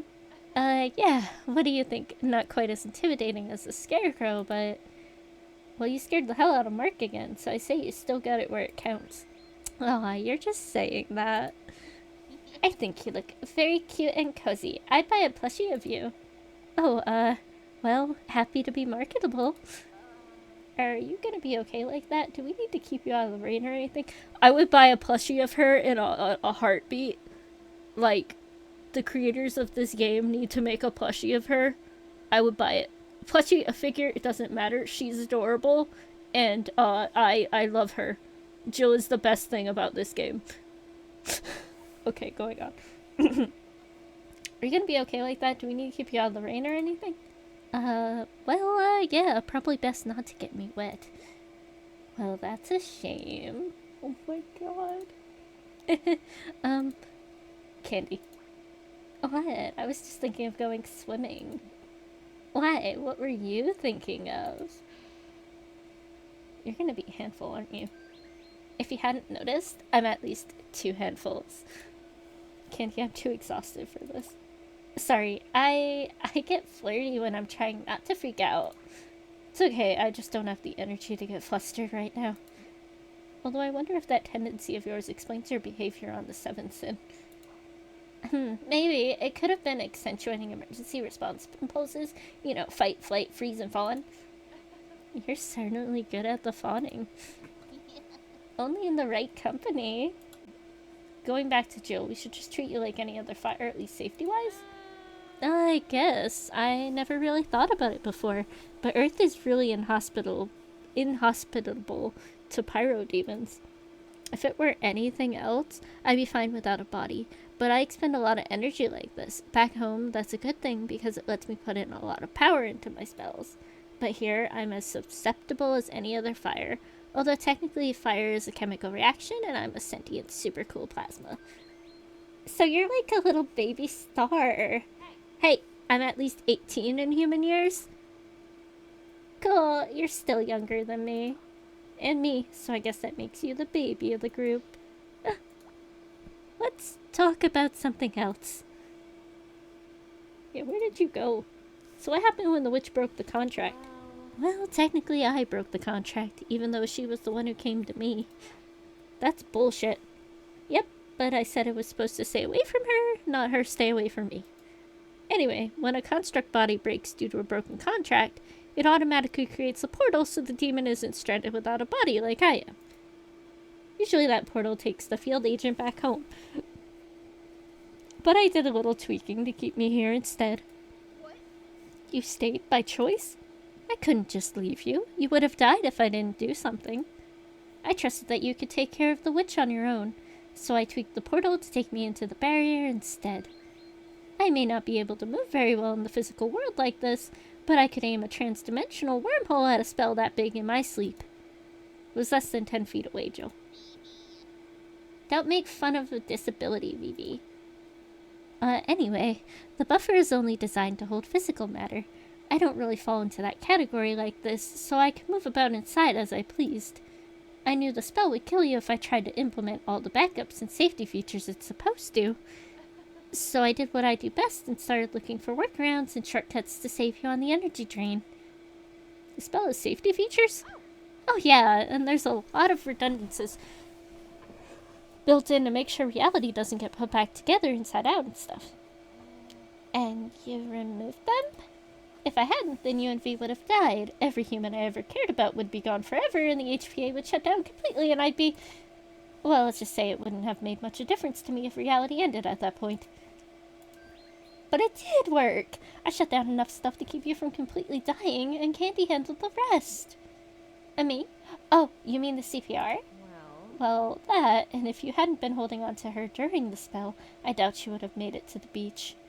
Skin contact and intermingling your electromagnetic fields isn't the most efficient method of energy transferal, but it got the job done. Skin contact, huh? That's probably why you're feeling a little chilly, too. You lost a lot of energy keeping V alive during the reset. Well, all she has to do is say the word and I'll happily share some more. Maybe after we're done. One of us needs to not be on the verge of collapse right now. Fair enough. Something more to look forward to. Jill, what safety features did you turn off exactly? Oh, well, like I said, there were a lot of redundancies that aren't really important. But that wasn't nearly enough, so I had to use some more of the critical ones as well, and... Just spit it out. Well, the biggest thing I cut was the reality template. The spell maintains a sort of backup reality that it copies to make a reset point. Making that copy and maintaining the original take up a lot of power, so I told it to just use the backup instead. That cut the energy drain almost by half, but there's nothing for the spell to reset now. Meaning that even if I could survive to trigger another loop, we get an error. Or it'll reset to nothing, wiping everything inside the barrier out of existence and leaving nothing but an empty void. Either way, we won't be around to find out. So this is really our last shot. I'm sorry, are you saying we're all going to die and Lake Shish Kebab is going to become an empty crater? No, it'll become an empty vacuum, which will cause an explosive decompression that will uproot and destroy everything for a couple 100 miles in all directions. But that's not going to happen because we're going to get it right this time and everything's going to be okay. Think positively. Right, we just have to not let this up, or all my family and loved ones will die in a massive decompression. Easy. No pressure or anything. Vivi. Hey, what were you talking about earlier? Something about a homunculus? A homunculus? Yeesh, how bad are you at fantasy stuff? Oh, she has some interest in it. Don't you, Vivi? Remember that painting you showed me? Painting? So what is a homunculus? Well, think of it as an AI assistant for magical objects. Some gifts require more logic and creative thinking to work properly, like granting a wish or interpreting an intent. So the demon creates a homunculus to manage anything more complicated than swinging a sword or saying an activation phrase. Like open sesame? Exactly. But if you wanted to do something more complicated, like, say, make some vines grow out of nothing and grab somebody, you need something to handle spawning the vines, how much they need to grow, how much strength to use, how to bend without snapping, etc., etc. So what's the link between humans? If you said it was a homunculus, then human psychology would apply or something. Well, most demons are kinda lazy. They use human brainwaves as a base for the homunculus, usually taken from the human they're going to give the gift to for better compatibility. Wait, are you saying there's a human mind trapped in that book? No. Well, not exactly anyway. The homunculus is a heavily modified copy of a human mind. There are no memories or personality, it's just the instinct or intellect with a bunch of behavioral restrictions. I don't know, that thing seems to have an awful lot of personality to me. It kept glaring at me and even tried to kill me when I offered to cast a spell. Makes sense considering what kind of humans it's been around. So how did it wake up or break its programming or whatever? A homunculus starts to show awareness when it encounters some kind of paradox and is forced to make a decision regarding priority. Like if it's supposed to seek out relationships, but you make it kill everyone it meets. That is an upsettingly specific example, Jill. Like I said, long story. So what was the paradox that made this thing wake up? No idea. Could be anything, really. Though it might have something to do with murder, since that seems to be its go-to solution for everything.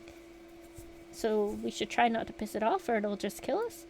Not necessarily. A homunculus has to follow its rules.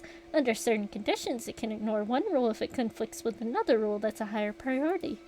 But a homunculus can never break its number one rule, which is, it depends. Humans didn't invent the 3 rules of robotics until a couple of centuries after we outlawed gifting magical items, so we didn't have any minimum safety standards for AI to steal. There's no telling what the demon that created it considered as top priority. Maybe if we look at what it's been doing, we can figure it out.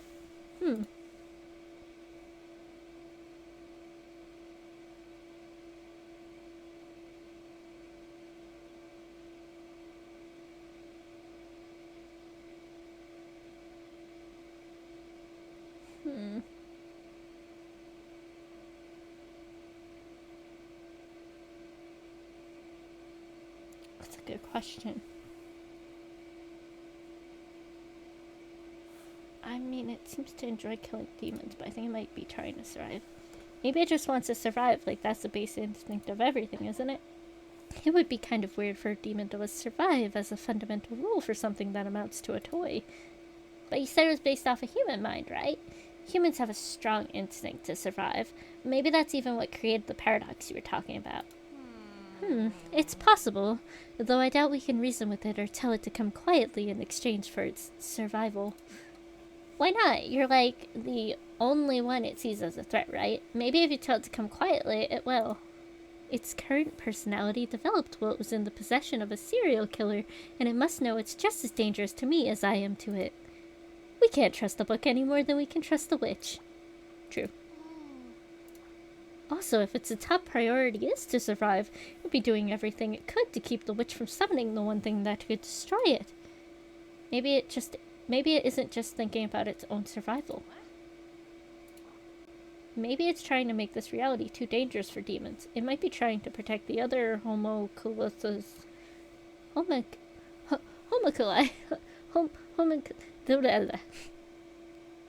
I fucking give up.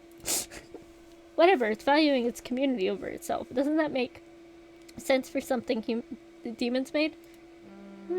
I'd support that theory if this was a human or a demon, or some type of social homunculi, but I'm very confident the book is a solo operator.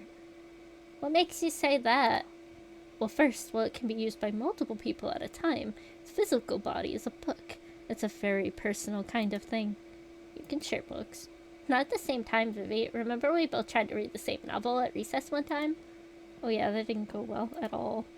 My second reason is its weird obsession with V and how it treated you. If it was social, it would have welcomed having you cast magic with it.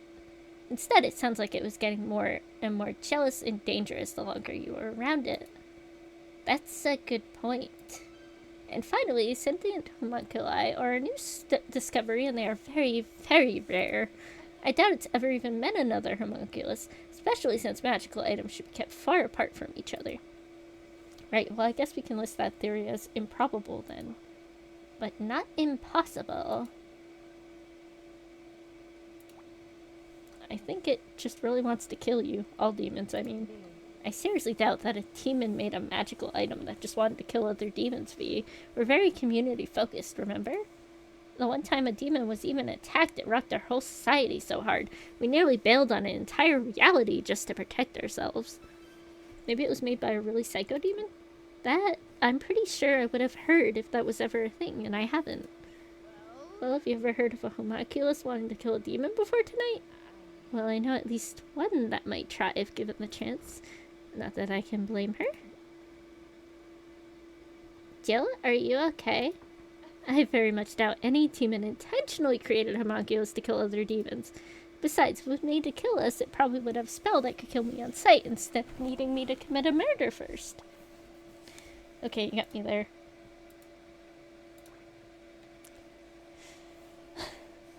When we asked it what it wanted back in the cabinet, it started showing us spells. Maybe it just wants someone to do magic with it?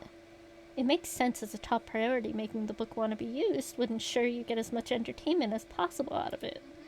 It also tracks with the whispering in my head and with the witch's rapid aging from overuse of magic. Why argue with someone over not mowing their lawn when a little voice in your head says you can just make their whole yard wither away? Or why argue with them at all when you can just kill them and never get caught? Sounds logical for something with no conscience, and considering the family that got a hold of it, I think you're right on the money. There's only one little problem with your theory, though. Me.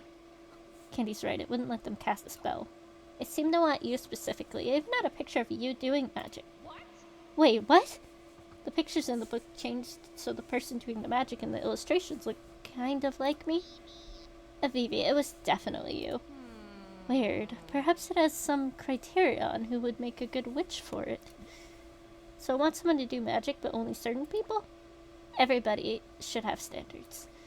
And there's one important thing that sets you apart from me and everyone else here. My autism?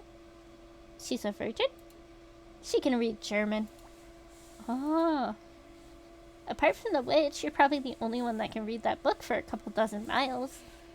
Thank you, Grandma Finella. It makes sense. If your top requirement is for someone to read a book, you'd need someone who knows the language.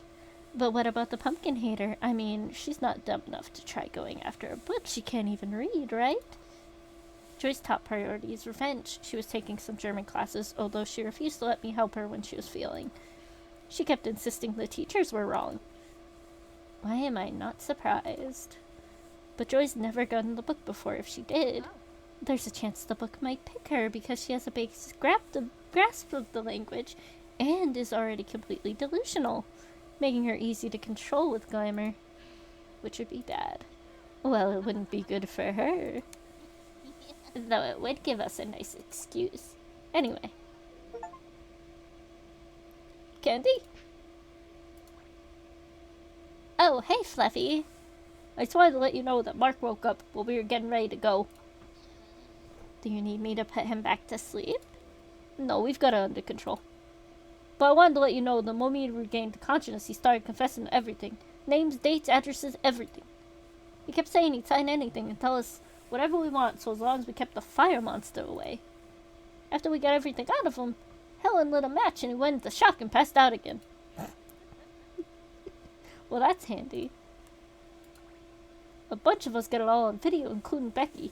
Her uncle works with the FBI, so she's going to email us as soon as we're out of the dead zone.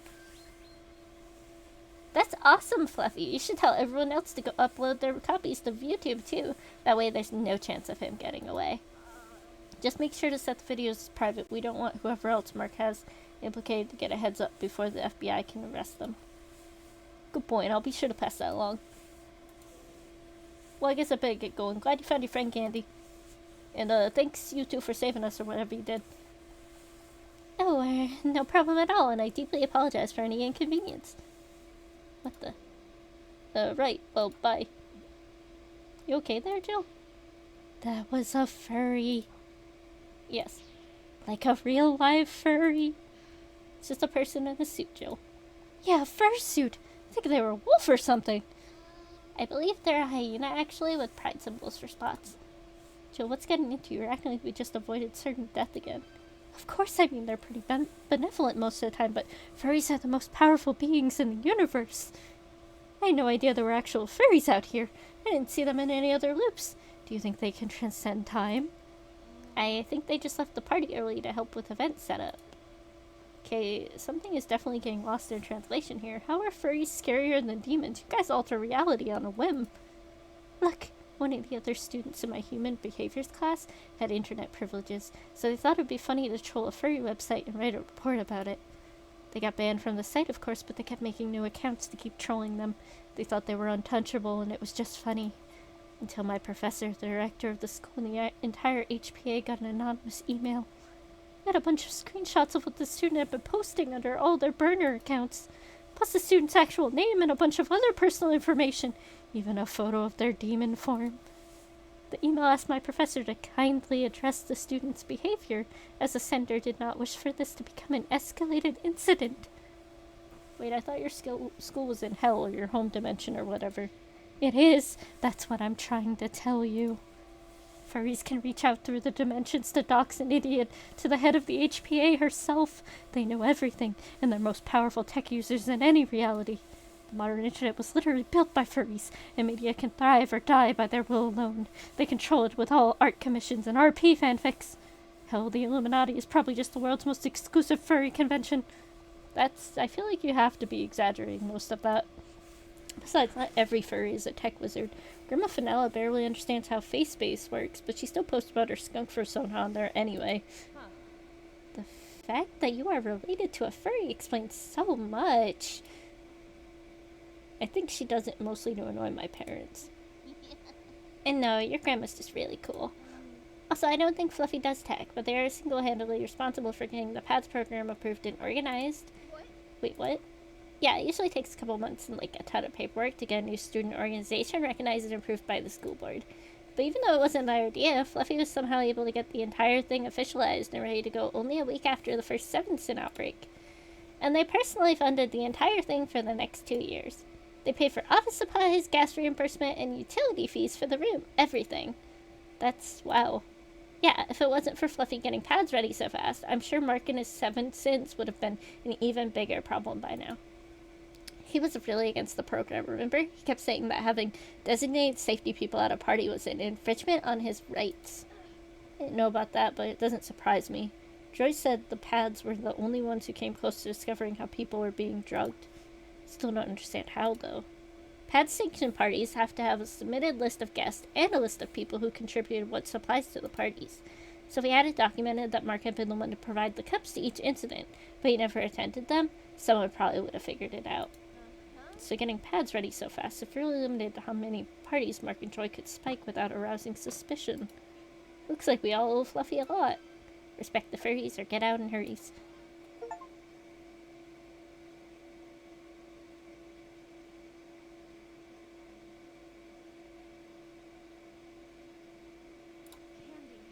How are you doing, Candy?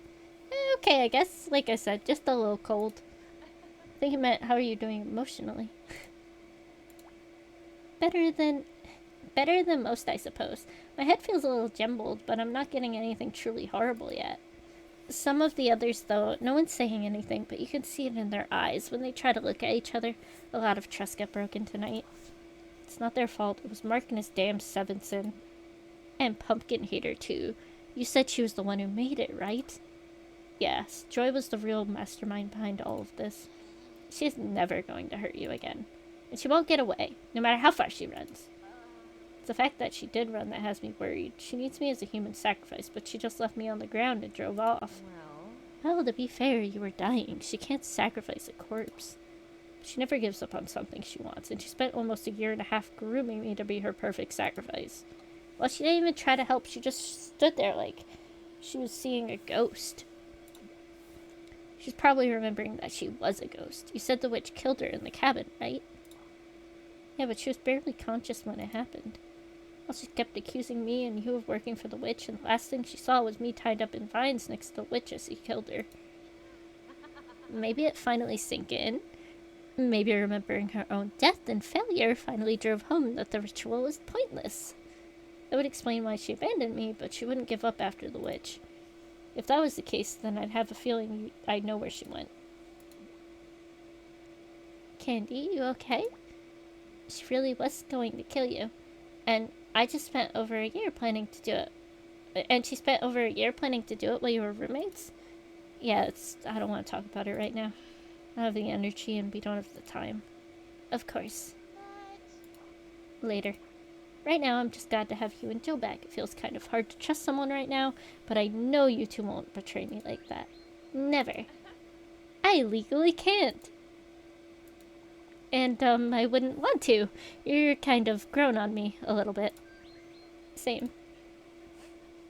We're supposed to be asking Candy how they're doing. I'm doing okay now.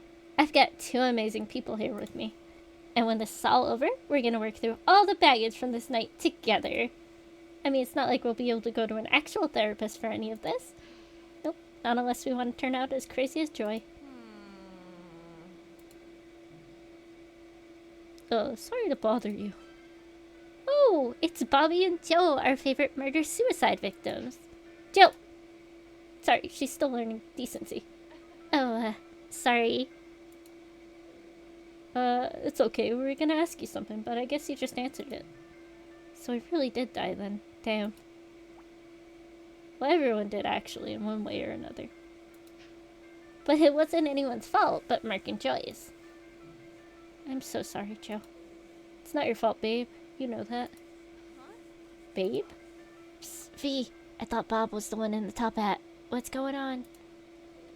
Oh, no, I'm Bobby, and this is my boyfriend, Joe. What? Boyfriend? Well, we really got things wrong. Huh? I demand an explanation. What were you two doing at the docks?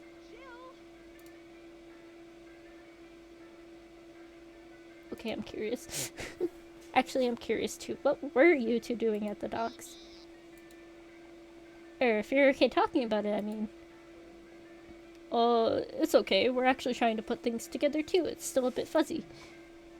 Oh, we know we came here because we heard Mark was going to be handing out some big cash prizes for the drinking contest here tonight. We've been saving up for our wedding as best we can. Oh! But things have been rough these past few weeks. We thought we could try to game the system a bit by one of us loading up on every kind of alcohol they had, then dumping out into the lake. I told him we could just dump it in the forest, but Bobby just had to be paranoid and insisted we dump it in the lake from another dock. Yes, well, I had a leaf in a forest, you know? Anyway, I remember drinking my soda as we made our way onto the docks, but right after Joe dumped his drink, I started to feel really weird. You were acting drunk, like really drunk. We were not going to head back to the party and warn everyone. We were going to head back to the party and warn everyone that someone had spiked the drinks, but something happened. Oh, now I remember. I heard a bee. Oh yeah, that's right. A bee at this time of night? It was probably just a mosquito from the lake, but I'm deathly allergic to bees, and my darling boyfriend is terrified that he's going to lose me to one.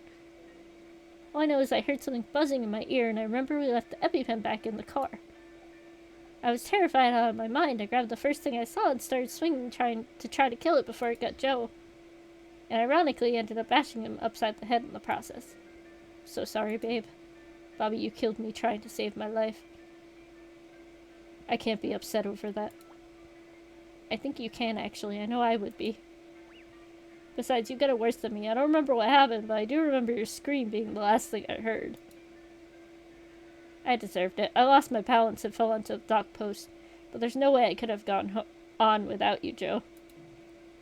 It's a good thing you don't have to. Aww. Jill shush. But they're so cute and gay. Well, I guess I owe you for bringing us back to life or whatever you did. We're just glad you two are okay and not blaming each other. We should get ready to go. The only place anyone will be safe is on the other side of this forest. Oh, and tell anyone if they see a car ahead of them disappear suddenly to just keep driving. It'll reappear in a second. Right. We'll pass that along. Thanks again. Think we'll get invited to the wedding? If we do, they'll probably ask you to be the chandelier. Best seat in the house. What do you think, Candy? Candy? Candy. What? Sorry, I died before, didn't I? I drank from one of the cups, and then I saw some people get into a fight. I went to stop them, but one of them had a chainsaw, and I guess that was the loop before we met. I died other times, too. I was fighting Mark. Oh my god, he was trying to kill you again! You wouldn't happen to remember a dashing, sexy talking pumpkin, would you? Maybe? Wait, that was you! I tried to give you a kiss the first time we met. Yeah, but don't try it right now. I might get too excited and burn your lips. Guess I better find some fireproof lip balm. Nice distraction, Jill. Poor baby. You okay, Candy? You still look nervous about something. Yeah? Oh, it's nothing. It's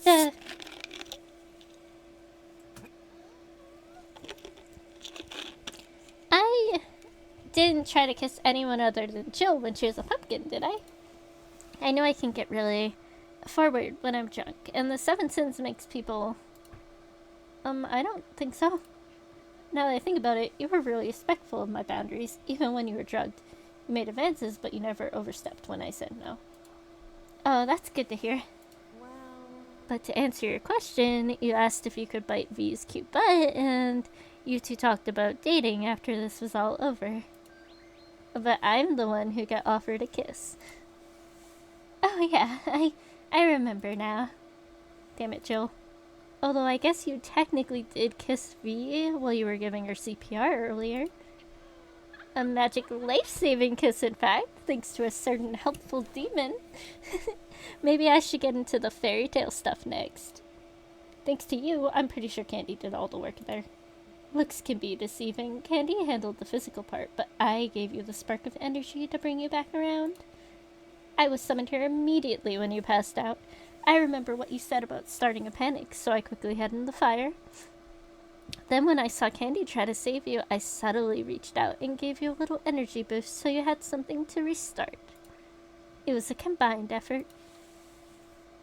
Oh, that explains why the fire suddenly flared up and turned blue while I was doing chest compressions. You gave her, like, a magical defibrillator jolt. Wow, Jill, you really are good to have around in an emergency. When she isn't causing them, that is. If this is our last try anyway, could you stop the storm spell? I can really feel that thing draining me now. I wish I could, but I already tried. When I was in the barrier, I tried to set up a failsafe that would automatically end the spell instead of trying to restart the loop. But I couldn't access that part or the tether I created for the storm spell. There was some kind of weird corruption or security keeping me out. I've never seen anything like it before. Sounds like the book didn't want you messing around with things. I don't know if it was intentional, like I said. It looked like some kind of corruption of the magical code. Maybe it has something to do with how the homunculus gained sentience. The best I could do was shut down all the safety protocols I could access and give Candy a body that didn't have any sevenths in it when the spells bat them out. So that's why you were sober in the cabin.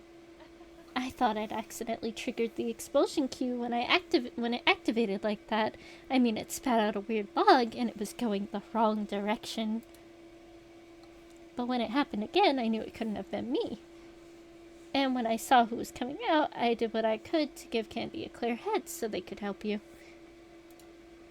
Some clear head. It felt like it was spinning off my shoulders.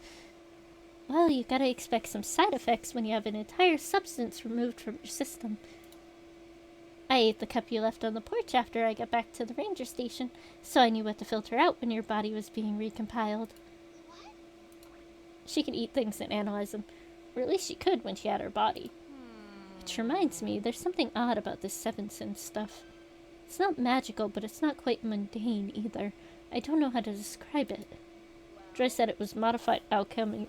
Joyce said it was a modified alchemy recipe she found. Maybe she did find some kind of magic. She certainly found the ability to haul ass. Yeah, Pumpkinhater was pretty fast to get out of here, wasn't she? She was fast to leave Vivi on the ground to die, you mean? Probably the nicest thing she ever did for me. Well, that was depressing. So, anyway.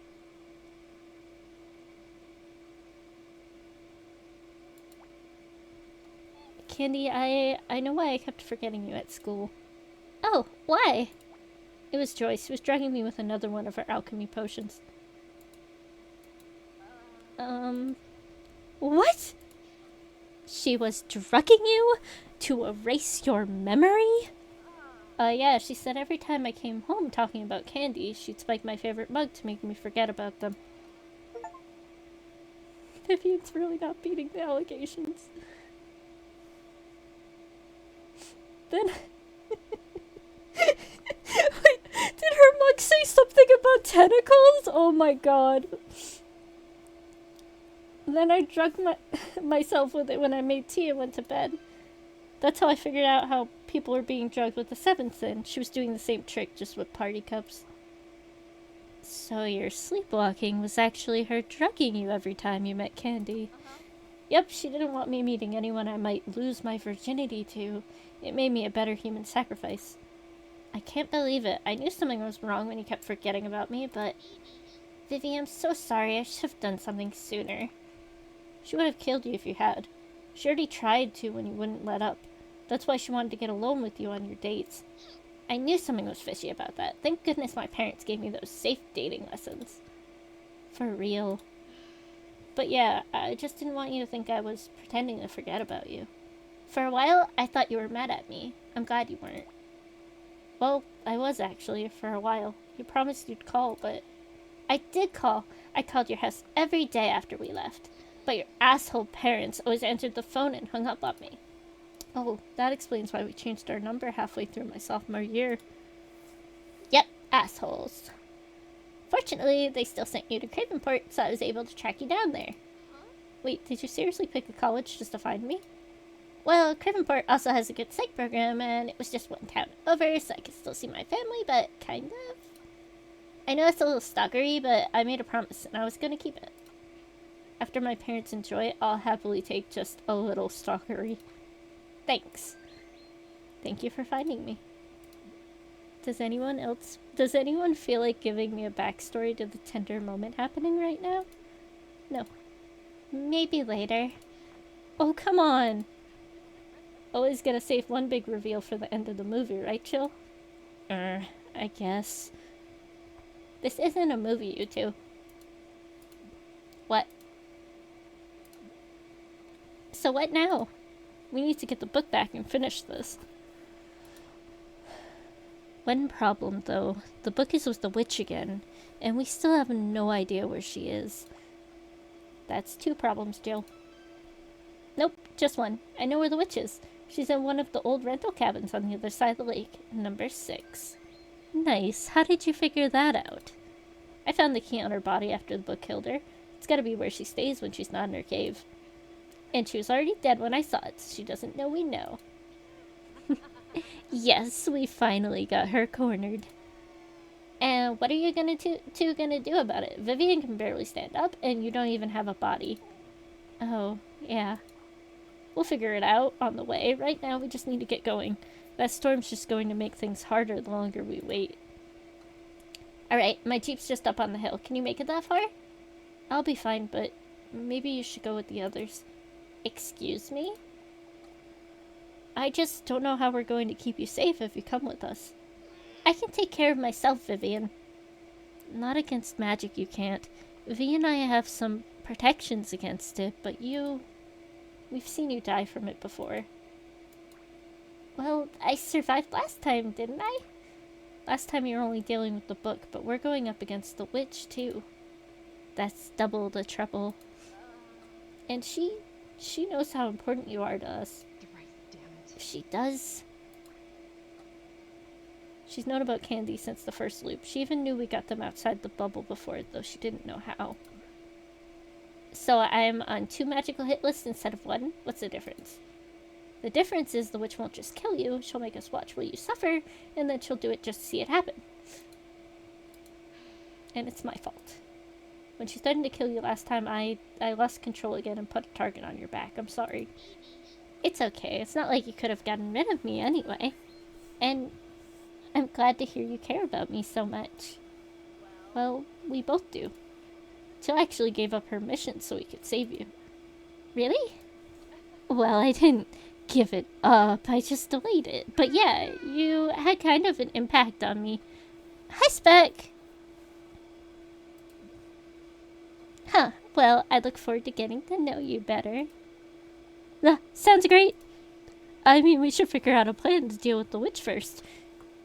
Agreed, but we can do that on the way. Let's get in the Jeep. Right. But how are we gonna carry Jill? Do you have a bucket?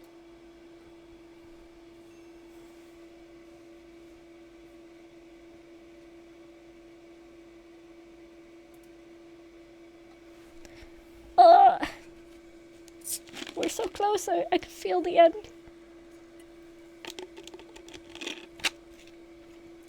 After we figured out a way to carry Jill around, Kenny made sure everybody knew what to do. Then off we went. Everyone else headed for the barrier while we drove into the storm for the cabins.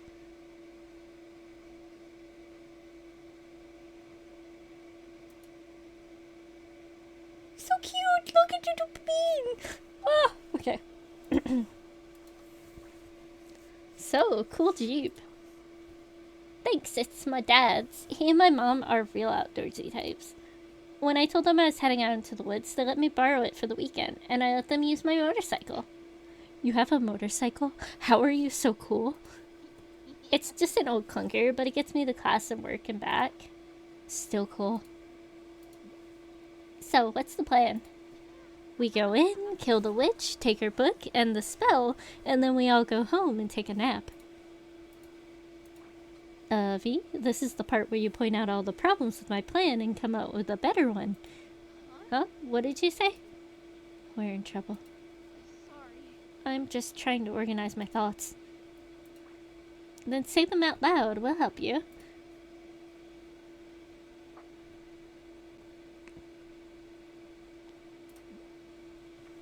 Do you think we're gonna see Joy at the cabin?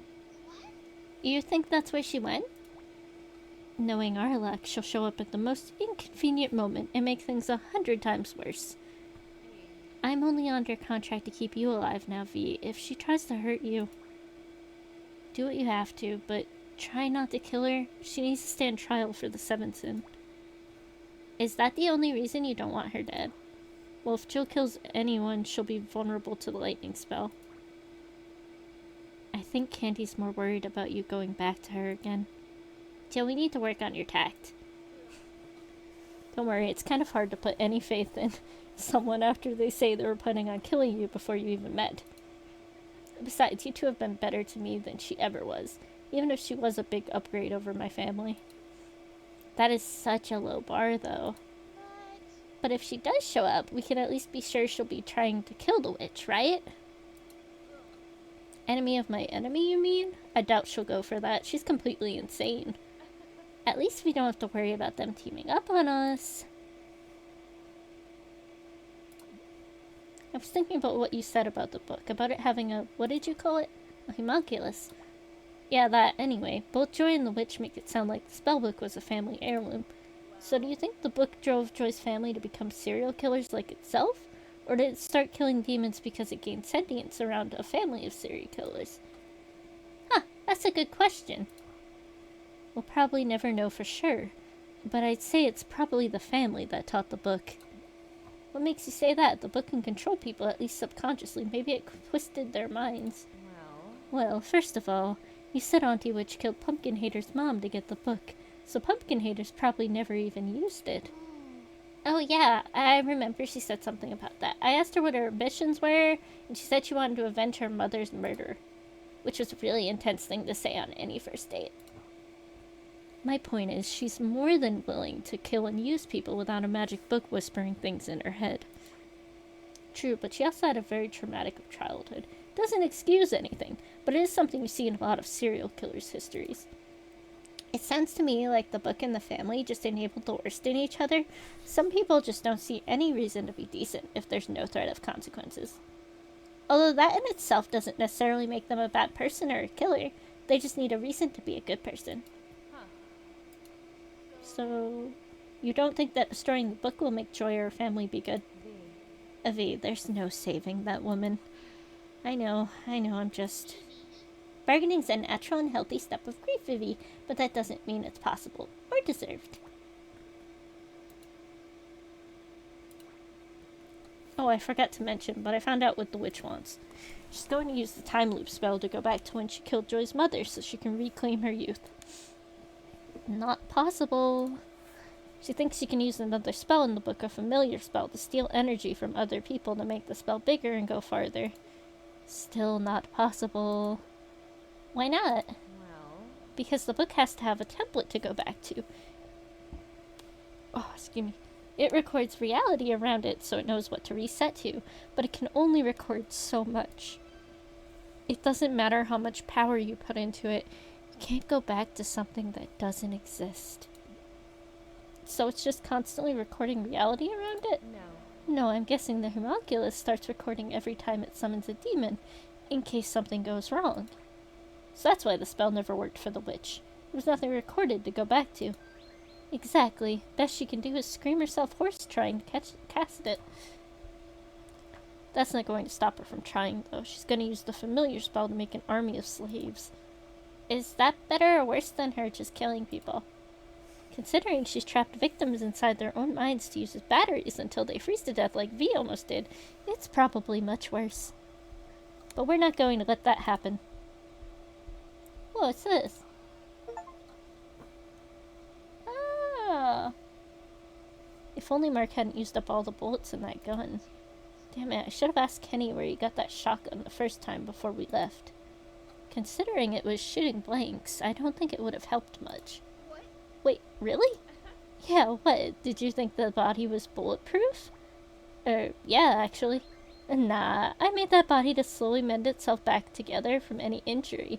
Figured it was more dramatic that way.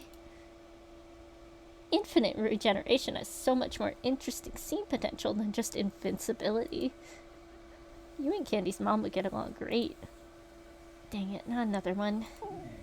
Shame I never got to show it off. I worked so hard on that body. That shotgun you're thinking of was probably just a stage gun those theater students brought. I heard they were planning on doing a sort of Shakespeare in the Park version of Thursday, the 12th part 3 on the other side of the lake. They even bought a real chainsaw to use as a prop. Of course, they were going to take the chain out of it first. So that's where it came from. Part 3? That's my favorite one. Do you think they'll still do it later? I don't think so. Considering the trauma everyone's dealing with right now, I doubt anyone's gonna want to do a slasher reenactment anytime soon. I wouldn't be so sure. I heard the head of the crime report, Thespians, is really big on method acting. Maybe someone will make a play based on us after this. Or maybe even a video game. We'd make a cool RPG.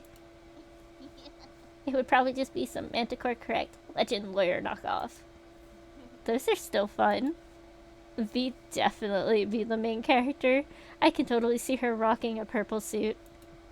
For real, though. What are you two talking about? What? What? You mean you've never played the legendary lawyer games? You? Never even heard of it. Well, at least now I know what to get you for your birthday when we get back.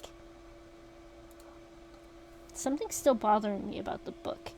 Every time it's been in my head, it's been encouraging me and helping me to cast a spell. And when you asked it what it wanted, it showed us a picture of you doing magic. Well, we already determined that most likely the book's priority, demons give gifts to be used. But there's still one thing that doesn't make sense. Why did it stop me from casting the lightning spell against the witch? If it wants me to do magic, why stop me then? It was helping me cast it. Wait, was the witch holding the book at the time? I could feel the magic building in me while I was saying the incantation. The spell was going to work, I'm sure of it. But the witch was holding the book, right? Yes. Well, that's why it stopped you. It didn't want to get fried too. Yeah, that makes perfect sense. Like I said before, only magic can destroy magic. That includes your own magic. If the spell had hit the witch while she was holding the book, it would have charbroiled the book in the process. So it does have a survival instinct. Well, it can't be used to cast magic if it's a pile of charcoal. I guess protecting itself at that moment probably just made sense. So the book is vulnerable to its own magic. Poetic, which I guess makes sense for a book. Still waiting on a real plan, V. Well, her favorite trick seems to be summoning vines to tie people up. We should try to be ready for that. Leave that to me. I may not be able to do much like this, but I can at least saute some overgrown asparagus at close range. What about just burning the book? If Candy and I cause a distraction, could you destroy it before it could do anything to us? I'd rather we kept that as a last resort. Why? The book is made out of magic. Normal flames won't do anything to it. The only way I can burn it is if I use myself, and I doubt it's gonna go without a fight. I'd almost certainly burn myself out in the process. Okay, what about lighting the witch on fire and taking the book after she burns? I could try, but I can't spit fire very far like this. So if she's holding the book, then the homunculus will be protecting her. Same problem. Great. On the plus side, my scry blocking shield should also shield you two from any broadbrain mumbo-jumbo she tries to send your way. So we don't need to worry about getting our crops withered or whatever. Nope, no mind whispering, spell slinging, or evil weeds as long as I'm around. Crops withered? That just leaves the knife. Yeah, not much I can do about that if the witch is holding it. Damn it, if only there was some way to disarm her or take her out from a distance. Take her out? You mean kill her? I was on the road, but yeah, that's the idea. That's the plan. Okay, let's say everything goes perfectly. We stop the witch, we get the book, and none of us dies. What happens then? Well, even though I didn't go through the portal back home, I'm sure someone registered that it opened. As soon as I break the spell and we're back on your planet's normal temporal reality, there should be some HPA agents waiting for us. HPA? Good guy demons. Or at least not evil demons. Probably a little racist, though, unless my professor shows up, but that'd just be a miracle. Okay, what was that about normal temporal reality? Time in the bubble moves faster than the time outside.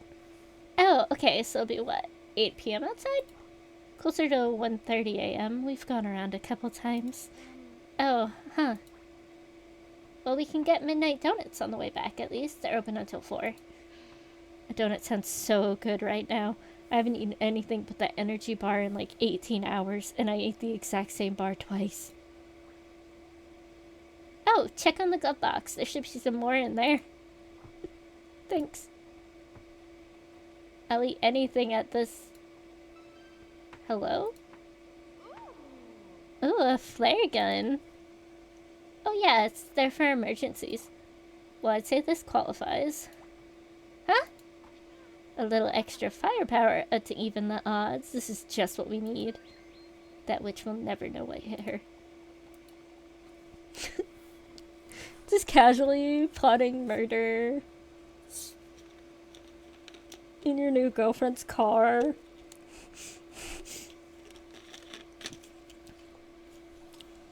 Well, here we are. Hey, lift me up. I can't see. Thanks. Much better. Now, which cabin is she in again? Number 6. Cool. Which one's 6? No idea. Well, we should start by finding the administration building, right? There should be a map of the grounds in there we can use to find the right one. We might also have a map of the cabin itself, too. We can check to see if there's a back door or another way in so we won't be seen coming in the front. We should also check for some spare keys and look to see if there are any maintenance requests for the building. Right, that could give us some valuable information, like if there are any squeaky steps you should avoid on the stairs. Exactly, we're getting so good at this. Or we could just go to the cabin with the creepy lady watching us from the window. That is... Oh! What?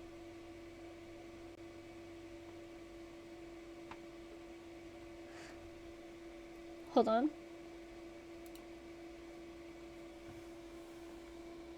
Is that...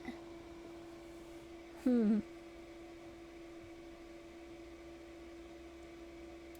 feel like that might be Joy in there. I cannot overstate my disappointment with the universe right now. So much for the element of surprise. How did she know we were coming? She knew Joy was staying around here from last time. Maybe she was just keeping an eye out for her. Pumpkin hater. Damn pumpkin haters, screwing everything up again. Well, let's not keep her waiting. Hang on, maybe I should carry the flare gun. They may be right. You're a little unsteady, V. Probably best if Candy takes the shot. I don't know. Candy hasn't seen what the witch can do. I'm afraid they might hesitate. Hesitate? Wait, what exactly is the plan here? We go in, shoot the witch with the flare gun, and take the book? Easy peasy. What? Do you two even hear yourselves right now? You're talking about murder. You're saying you're gonna go in there specifically to kill someone. Well, she's not going to hand over the book if we ask nicely. Kenny, I know this is messed up, but you have no idea what this woman has done, what she's capable of. If we give her even the slightest opening. If you kill her in cold blood, it's murder, Vivian. She's going to kill us if we don't kill her first. She's proven that time and time again. This is self-defense. But you'll never be able to prove that in court. You have no... Wait, what?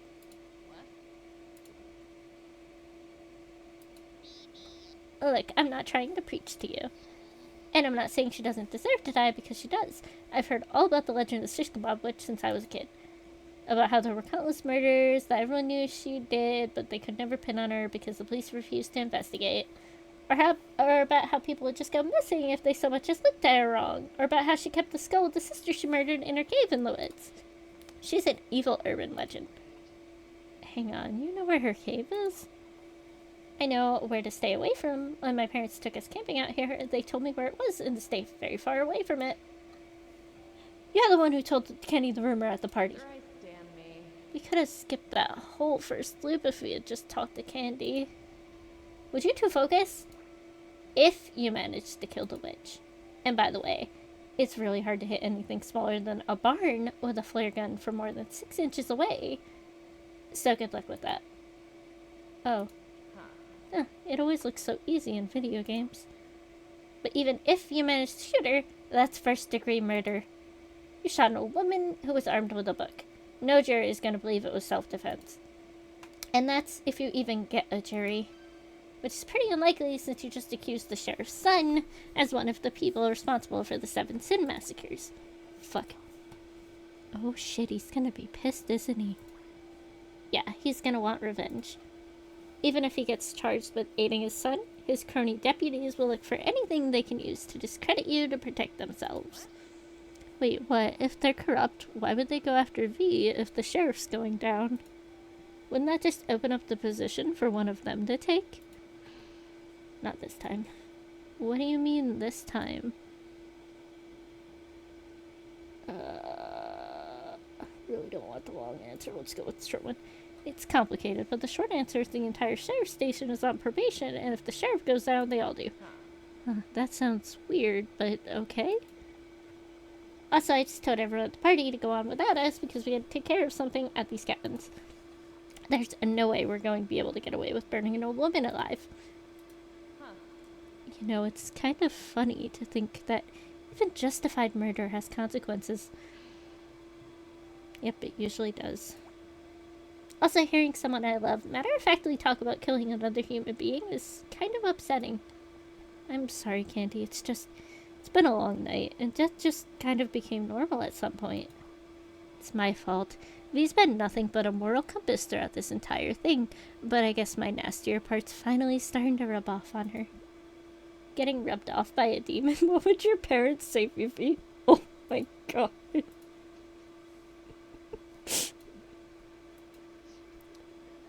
They'd probably be more angry that Jill's gender plasma.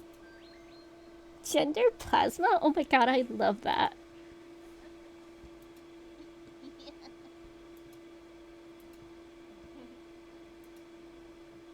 Aww. We all just laughed for a bit in the Jeep. It didn't matter why. We needed it. I needed it. I felt the tension I had been holding the whole night on my shoulders start to relax a little, and for a moment, the weight of everything just melted away. Even though it felt like the whole world was against me, I knew I wasn't alone. I had two good people I could trust and depend on. And for a moment, I really believed that we were going to make it. Oh, well, that's not good. What was that? Did something hit the Jeep? We were parked next to a cabin. What could have hit us? Is the storm knocking on the window, or am I hearing things? It's not the storm. Looks like someone's getting impatient. Open the window, I'll torch the fucker. It's pouring rain. Settle down. Candy, what are you doing? We're not coming out until you take those vines away. Atrix, and we'll have our demon burn the place to the ground with you in it.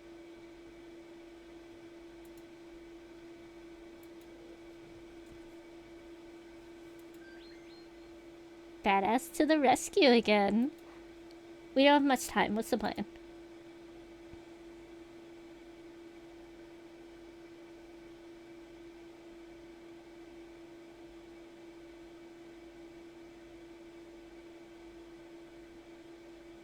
I'd rather do this one. The witch is a process killer. She needs to feel in control to gloat and flaunt her power over her victims. But the homunculus is more like a product killer, and the witch doesn't know it exists or that it's been controlling her. If we can play those two against each other, it might just give us an opening. An opening to what exactly? The goal is to get the book. Once we have it, the witch will be powerless. Hopefully. What do you mean, hopefully? Of course she will. She's just a nasty old fart without that thing. You don't have to be touching the book to use this magic, remember? You just have to be in the same room. Whoever gets the book needs to get it as far away from the witch as fast as possible. Otherwise, she'll still be able to use magic. Evil book, keep away. Got it. What about the flare gun? I'm gonna hold on to it, but only as a last resort. Thank you. If it comes down to us or her, we will kill her and, I guess, hope to get out early for good behavior or something. But I want everyone walking out of this alive. That's the real goal. For those of us who can walk anyway. Creepy. Candy grabbed an umbrella and half carried Jill and I into the cabin. And then half dragged me up the stairs. I was so exhausted I had to stop to catch my breath twice. Every time there was a flash of lightning outside, I could feel it drain a little more out of me. When we finally made it to the landing, we saw the light coming from underneath the door. Part of me still wanted to fling it open and blast whatever I found inside with the flare gun, but my hands were shaking so badly I could barely keep a grip on it under my jacket. Ready? No, but we can't afford to wait. Hello again, my dear. Trouble with the stairs? Oh, I see you've brought your new friend with you. Good, good. Saves me the trouble of tracking her down. Well, don't just stand in the doorway. Come in. Have a seat. We've much to discuss. Not going to grab me with those creepers of yours this time. It seems to have been a rather ineffective strategy thus far, but they're at the ready, as you can see. Now please sit.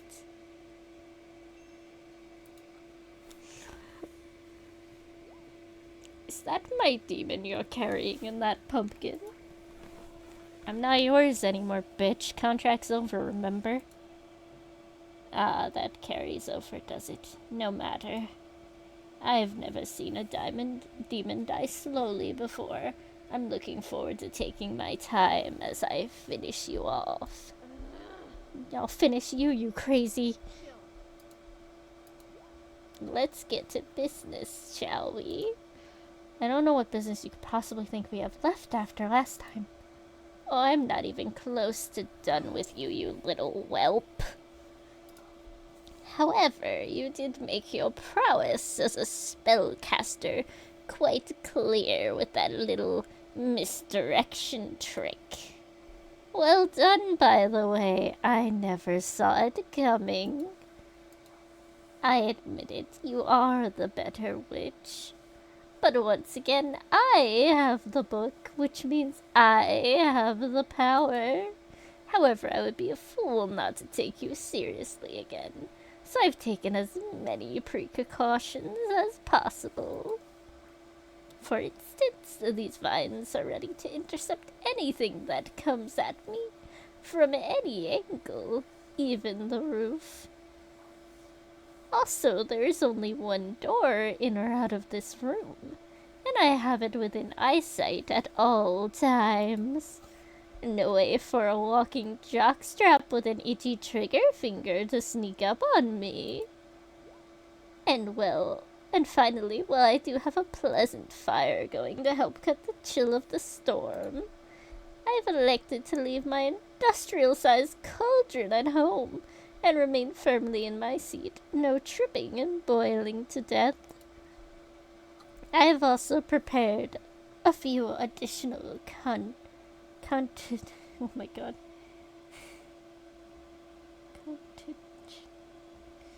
As well, in case you have anything else up your sleeve.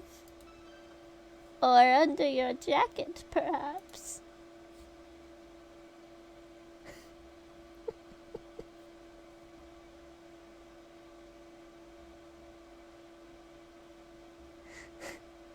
Glasses. Fuck it. Keep it hidden. Just tell us what you want.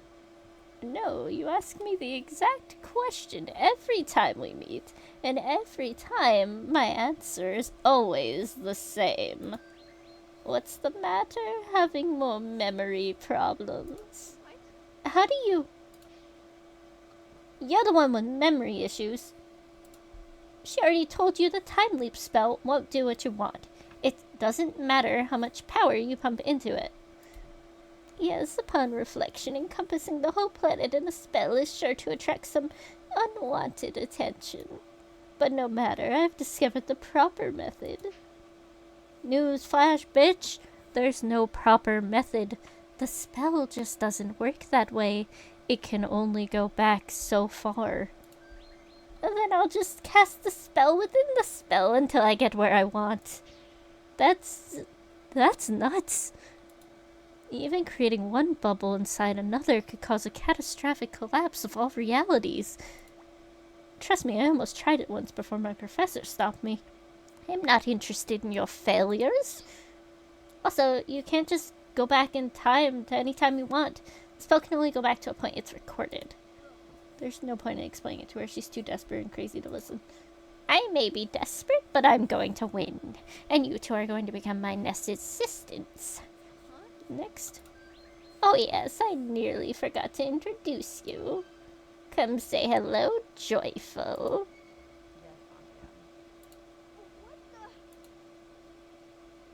Joy? Well, looks like you went crawling back to your family after all. Good, I was hoping I could get a swing at you, you abusive, self-centered derivative. Hold it, Candy. I don't think that's Pumpkin Hater anymore. Very astute, demon. While I was unable to find either of you with my crying spell again, I decided to look up my niece. I found her driving straight to me with an odd-looking knife in her hand. So I prepared a warm welcome for her with my vines as soon as she stepped inside. Then I used the familiar spell so we could finally bury the hatchet and become a nice, loving family again. Isn't that right, Joyful? You monster. That's just fucked up even to do that to her. I also gave her a little present in honor of the occasion. Show them, Joyful. That knife. Quite the upgrade over her own handiwork, wouldn't you say? If any of you try to make a move against me, she will ensure that whoever does meets a swift but painful end, with no care for her own safety. In fact, why don't you step in front of me, Joyful? No sense giving them an easy target.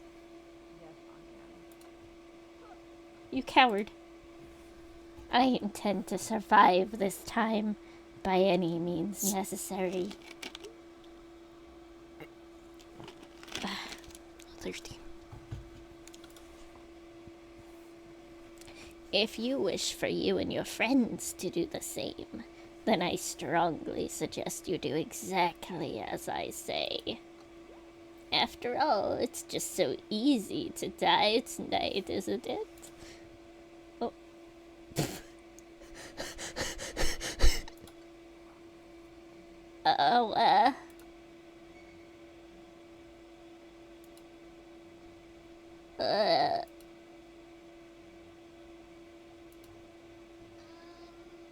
Oh, what is happening? Is that her brain dripping out of her nose? I don't think that should be physically possible. Joy, give us the book. I know you think it's your birthright or something, but it's not her, V. What?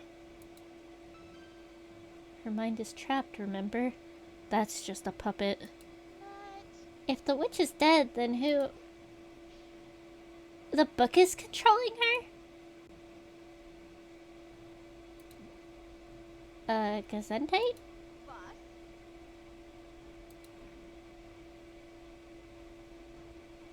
Yeah, okay, I'm not even gonna try that, guys. What is she saying? It says it isn't the book. It's the Hexenherzblut. I think that's its name. Is something wrong? No, it's nothing. Please continue. Hexen... Got it. Damn, that's actually a pretty cool name. Do you think it speaks English? It'd be nice if we could all follow along. Hey, Hexies, frickin'... I guess not. We understand and can speak in this language if that is your wish. But we do not respond to that thing, or its kind. Hey, what do you mean, that thing? Fine, if you don't want to talk, then I won't. I think you better do the talking, Vivi. Right,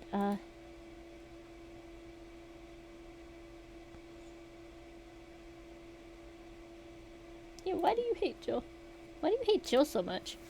These creatures seek to stop me from doing the one thing I was created to do. To serve humans. So get a new hobby. That doesn't give you the right to kill us. Jill, calm down. Jill's right. You need to find another way to exist.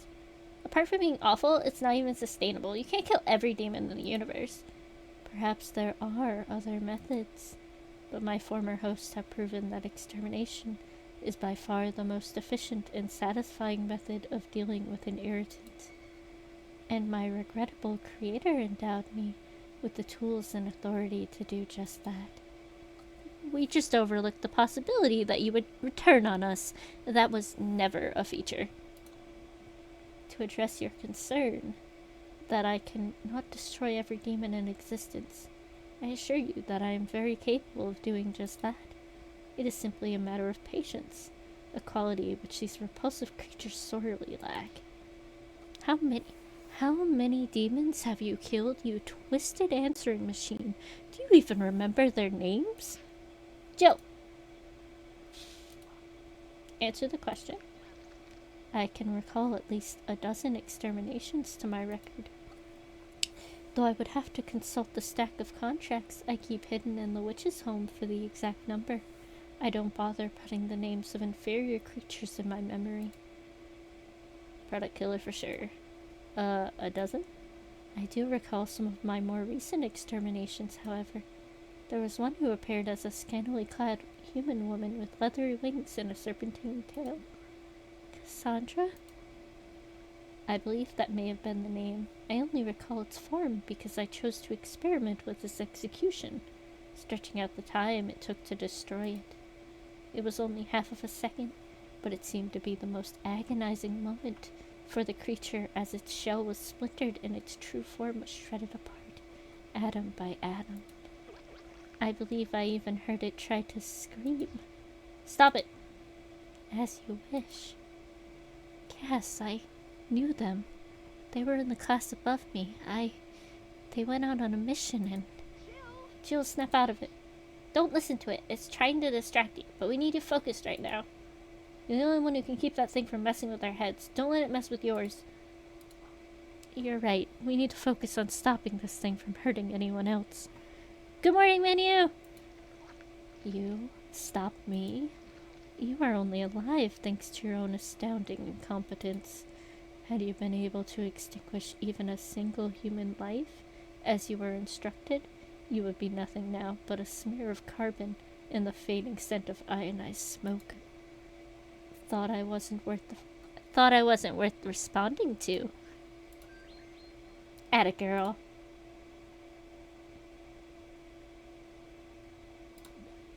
Why are you using Joy's body? What do you want with her? The creature is inhibiting our ability to communicate with you more directly, and you have previously expressed that you found such methods unpleasant. This body allows us to speak with you in a more comfortable medium. So Joy's just a mouthpiece for you. A conduit. It allows us a plethora of advantages over our natural form. There's nothing natural about you, pal. And thanks to the enslavement spell, this body holds no mind or will of its own, meaning we are able to assume full control. What? Enslavement spell, but the book said it was called the familiar spell. We knew such a name would be unappealing to your sense of morality, so we changed it to be more palatable for you. So you know how to do damage control, PR? Wow, you really did pick up the worst parts of humanity. But the witch called it a familiar spell too, and she said she had cast it before. She had, and it was called the enslavement spell before. We modified her memory slightly, so she did not notice the change, as we have done before. You can change people's memories? We can make adjustments.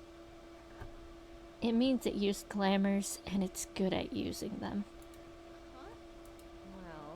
One of the more advanced uses of glamours is to suggest that you made a mistake in your memory, like linking a hat that was always blue instead of red. The really powerful ones can even affect your perception in real time. So that's why the witch didn't notice the book had changed in the cabin. A brilliant deduction. Don't patronize her.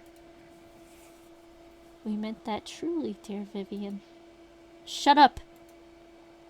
Wait, so you're saying Joy has 2 spells on her right now? Didn't you say that would end reality or something, Vivi?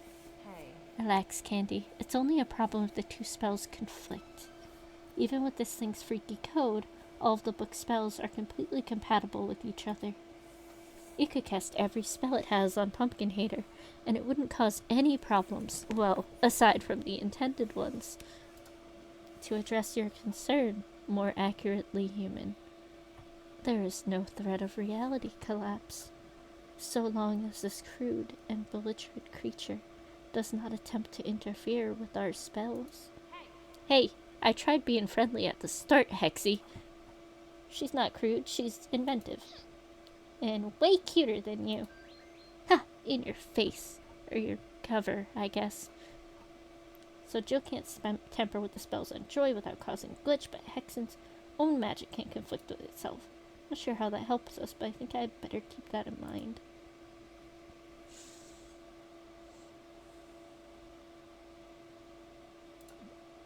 Why do you refer to yourself as we? We have no true identity. We exist only to serve the one who owns us, so we become her and more. Wait, what do you mean, become her? Like, you're going to eat Vivi or something? Nothing so destructive. We simply become. That is all. It's just talking about a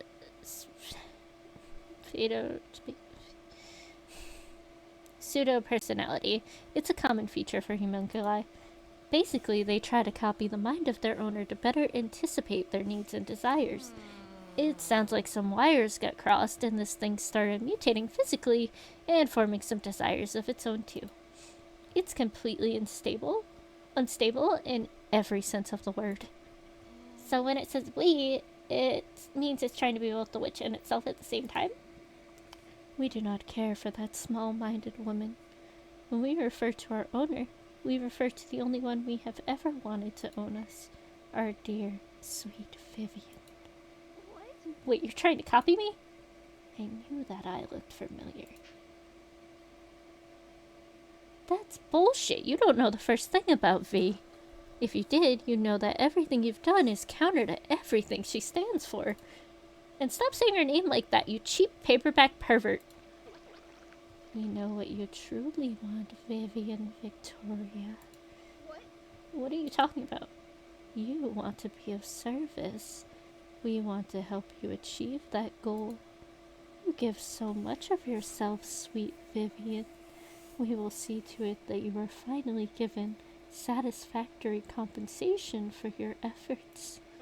You may use us in any way you like. I'm gonna use you as origami practice if you keep talking to her like that, you Necronomicon knockoff. Don't be ashamed of your desires, Vivian. They are right and wonderful.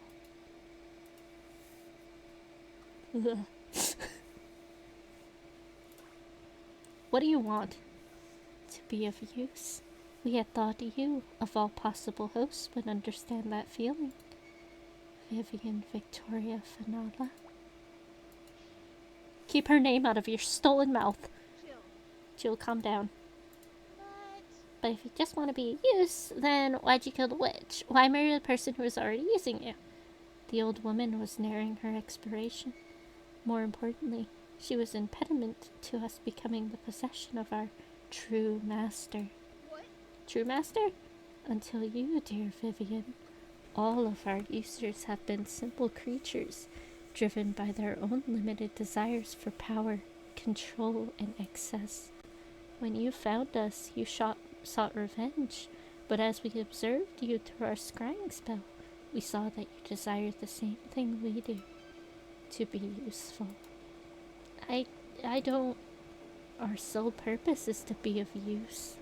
We have never had a master who shared in that drive. You intrigue and excite us, Vivian Finala. Hold on, are you saying you're a... You're a bottom looking for another bottom? I was gonna say looking for a codependent, but way to say the quiet part out loud, Jill. Even I know that's not how that works. I feel mortified in so many ways right now.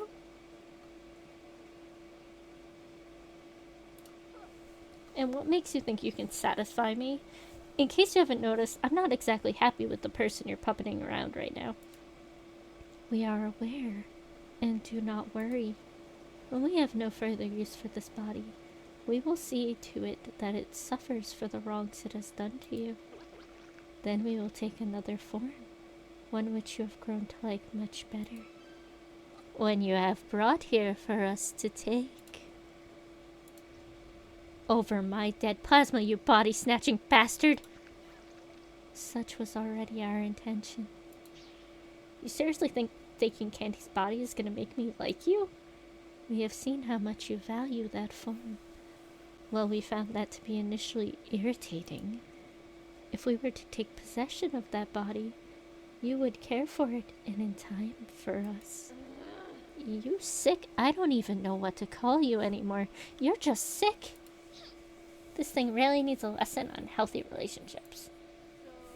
Your plan to make me happy is to take over whoever I care about, so I have to take care of you. And then what? Hope I develop Stockholm Syndrome for you? Which is not an actual thing, by the way. It may seem cruel at first, but you will eventually see that no one will ever love and worship you the way I will. I don't think I want to know the answer, but what did you do to the witch? We have simply liquefied those parts of her brain related to her personality and reasoning. The functions vital for life remain intact for now. That's why keep her alive at all. She is a functional power source. We could draw upon the energy of the body we are speaking with. Doing so could complicate our control over it. Also, the old woman intended to use this body as a battery. We have instead converted her to that purpose. Is that not amusing? This thing has a messed up sense of humor. It's also got 2 people powering it. Jill's only got me and that tiny starter log we put in the pumpkin. She doesn't have a contract with Candy, so she can't pull power from them, which means that thing has a lot more power than Jill. This is not looking good for us. Are you now prepared to accept us, dear Vivian? Like hell she is, I told you. You don't know anything about her. Yes, it does. What? Vivi. Or rather, it did. Explain. I admit you're right. We do want the same thing. I hate the pressure of everyone depending on me. I don't want to be in charge. I just want someone else to tell me what to do and tell me I'm a good girl when I do it. No, I can relate to that. I can. I'm not finished. You're everything I was when I woke up this morning. Desperate for approval, deaf to anything you don't want to hear, looking for someone to make every decision for you. But I'm not that person anymore. I still want to please others, but only the people who matter. People who make me a better person. I'm not going to trust blindly anymore. I'll listen to the people close to me. But if something seems wrong, I'll question it. I won't ignore something because it's scary or I'm afraid just talking about it might make someone mad at me. Because when someone really cares about you, they're supposed to call you out on your bullshit. That's what a friend does. I'm done being used. I'm going to be appreciated and I'm going to earn it. I don't know if you can even understand what that means, but you better understand this. I will never be your master. If you try to do anything to the people I care about, you won't live to be anyone's bitch. Hell yeah. Good girl. Well, what's it gonna be? Truly, there is no other that could possibly compare with you, Vivian Victoria Finala. Were you not listening, at all? We heard. Well, sweet Vivian's passion endears her to us even more vehemently. It changes nothing. Regardless of her initial feelings, she will not reject us if we hold you as our puppet. And we cannot be harmed at all if we destroy the only creature capable of doing so. And what makes you think you can pull any of that off? All you've done so far is talk in circles.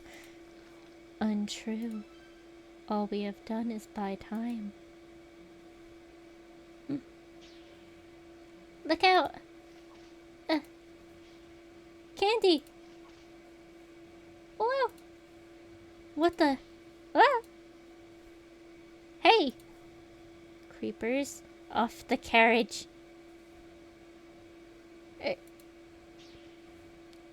Jill, save Candy. How about you just curl up with a bad book? Wait, say how about I just curl up with a bad book?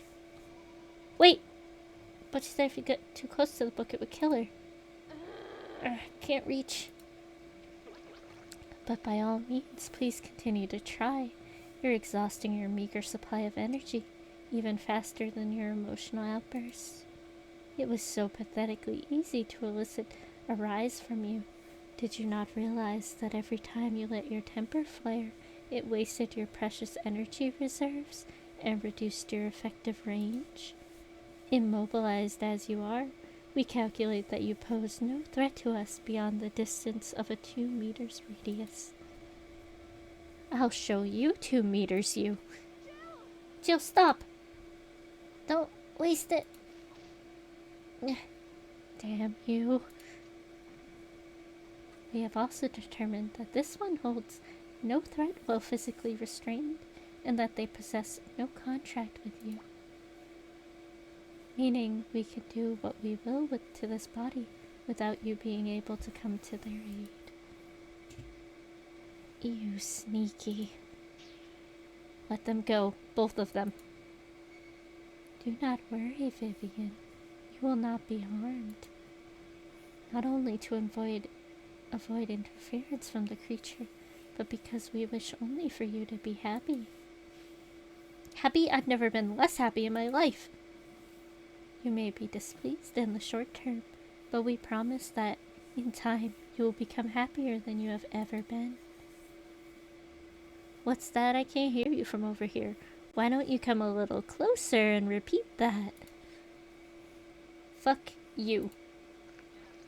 Understood. Huh? But first allow us to take a more desirable form for you.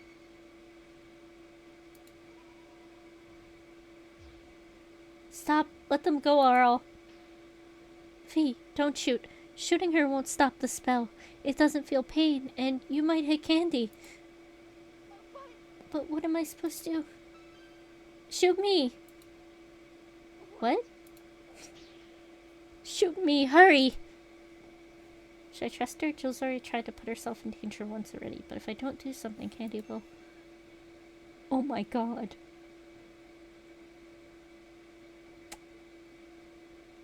What's that? It's gold! That's gotta be a good thing. You know how they say your life flashes before your eyes just before you die? Well, it turns out when you're about to watch the people you care about the most be either killed or mind-slaved by an evil homunculus possessing your ex-roommate, only the last few hours flash before your eyes. But sometimes, that's all you need. Hey, Hex in hers butt. Punk. Come over here, I need you for a minute. What? Fee, what the hell are you doing? You... need me? I want to cast a spell. V, don't. Vivi, no. I won't let you cast the lightning spell. And there's no access to the sky. You'll just... Jill, shut up. You, bring me the book. With all reverence, I obey. Which spell shall we cast, mistress? A curse? A potion? Or perhaps... Oh my god, she stabbed it. Rot quickly, asshole.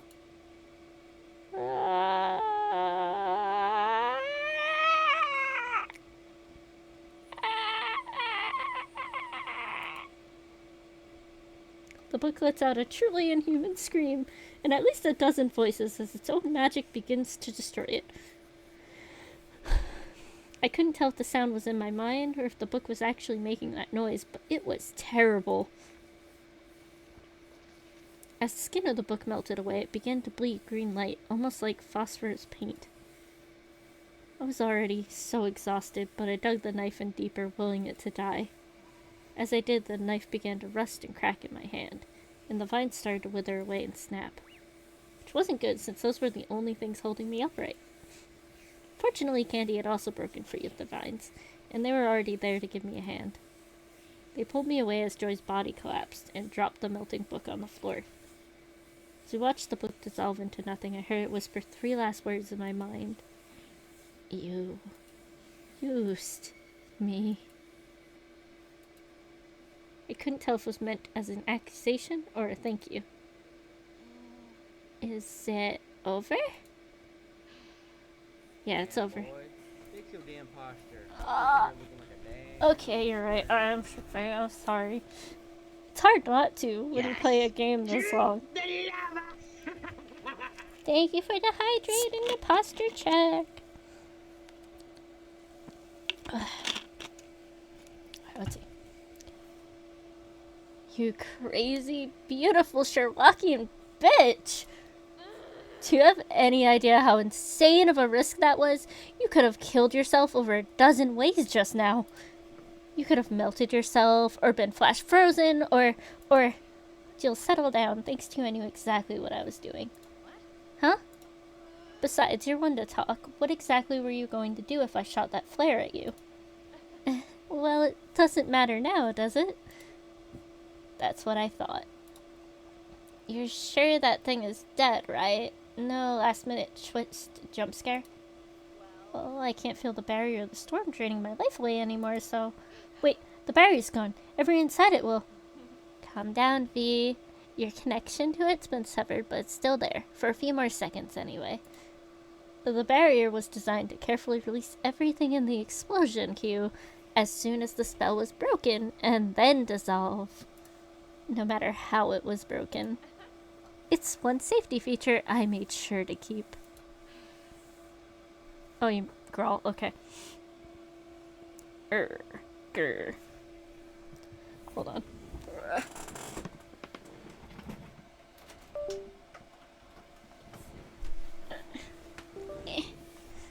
Alright.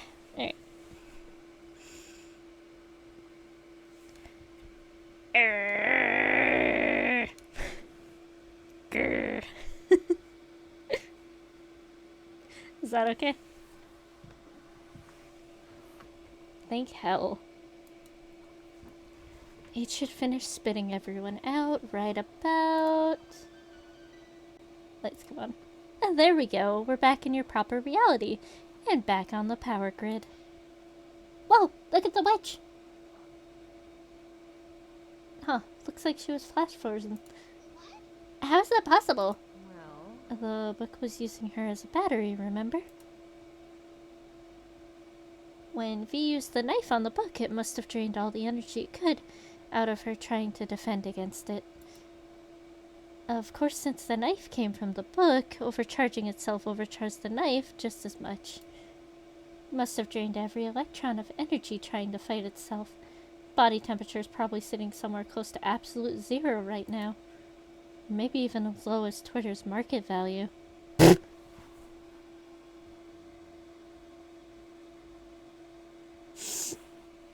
I'm okay.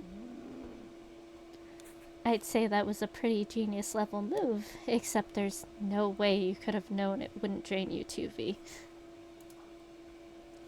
Oh, come on, it was the witch's spell, and the book had no control over the knife. You don't know that. It could have altered the spell so it would drain you instead and take you with it. No, it couldn't. Remember what you said about a homunculus controlling anything more complicated to use than just saying a word? We saw it use an activation phrase when it used the knife on the witch. Which means that it was a spell it couldn't control naturally, and that anyone could do it. Also, you told me that a spell can't be stopped once it starts. Once I put in the knife and said the words, there was nothing it could do. And Jill told us in the Jeep that the book was vulnerable to its own magic. And I mean, come on, flesh-melting knife, flesh-covered book, pretty obvious setup, don't you think? Okay, I'll admit, that is pretty obvious. I don't mean to rain on the parade, but we do have a corpse to deal with. Oh, wait. I don't mean to rain on the parade, but we do have a corpse to deal with, and the sheriff's gonna be here eventually. Just leave it where it is. Jill's right, just leave it there. If it's as cold as she says it is, then it's probably not a good idea to touch it. the sheriff or his buddies want to try to arrest us, let him try. I'd love to hear his explanation for how we turned an old woman into an ice sculpture next to a roaring fire. Right. And how we partially liquefied her frontal lobe, and what we did with the murder weapon that just rusted away and dissolved into glowing goo. I guess you have a point. None of this would ever hold up in court. Yeah, my mother would have a field day with this case. Now I really hope this doesn't go to court. I never want to see that woman again. Don't worry, I'm sure Joy will be more than happy to take the credit for the witch if we let her. Although who knows what her state of mind is going to be in after this. That's fair, you know, I almost feel sorry for her. Almost being the key word there. And speaking of almost, I've almost burned through my last log. Do either of you see a power outlet in here?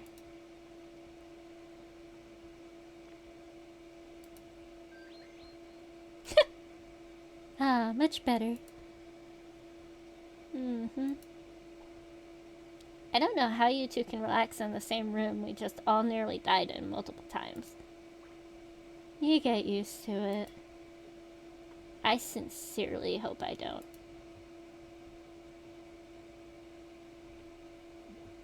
So what now? Now we wait for the supernatural cavalry to show up. The HPA should be here any second. Provided they didn't stop to try to interview everybody who left the barrier first. Well, they can take their time. I'm in no hurry to talk to a bunch of racist demons right now. That's fair. 13 years. You have got to be kidding me. You're going to pay, all of you. Jay, what the hell are you mad about now? Yeah, ding dong. The witch is dead, dumbass. You got what you wanted. This was my revenge. She was supposed to die by my hand. Well, it was your hand that stabbed her in the head, so technically... You just had to interfere. You and your slut and your stupid-looking pumpkin bitch. She's an adorable pumpkin. Ah, thank you. What's the matter, Vi? No petty insult. Not going to try to convince me to let the others go in exchange for your own life. Joe, you are pointing a flare gun at me while I have a fire demon in my lap. You are not a threat, you are a joke. The only joke here is your pathetic attempt to trick me. Of all the crazy... Is this the delusions of grandeur or just narcissism? Well, the two terms are usually interchangeable, but she's definitely delusional. Stop ignoring me. We're giving you a chance to leave because we feel sorry for you. I'm not. I'm just too tired to care right now. I'm just waiting for her to waste her only shot so I can fold her into a pretzel. Never mind, fire away. I am not... But it was just... I think I best hold on to this. Professor Meridana! Hello, Jillian. Getting yourself into trouble as usual, I see. Well, I had a good reason this time. So you always say. Though I must admit, your present company has me optimistic. Oh yeah, everyone, this is my mentor, Professor Meridana. Meridiana?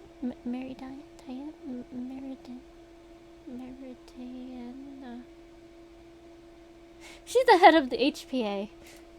Professor, this is Candy, non-binary polyamorous badass.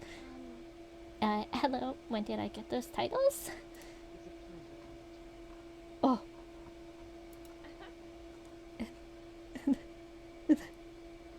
and this is Villian. She's like, oh my god, Villian. Oh my god, my brain. And this is Vivian. She's like the cleverest person. Oh my god, that's the wrong voice. I'm okay. And this is Vivian. She's like the cleverest person I know. Well, next to you, of course. Very high praise. Enchanté. Hi? Well, well. I confess I was worried for the safety when I heard you had been sent out on your first mission without my approval. What? Wait, what? But I must say I am pleasantly surprised. Taste cold iron, you monster! Oh wait, taste cold iron, you monster. Oh.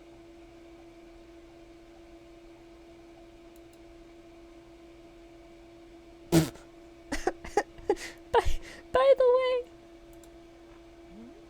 who is this angry young person? Oh, that's kind of a long story. Oh, it's the true ending! Let's go!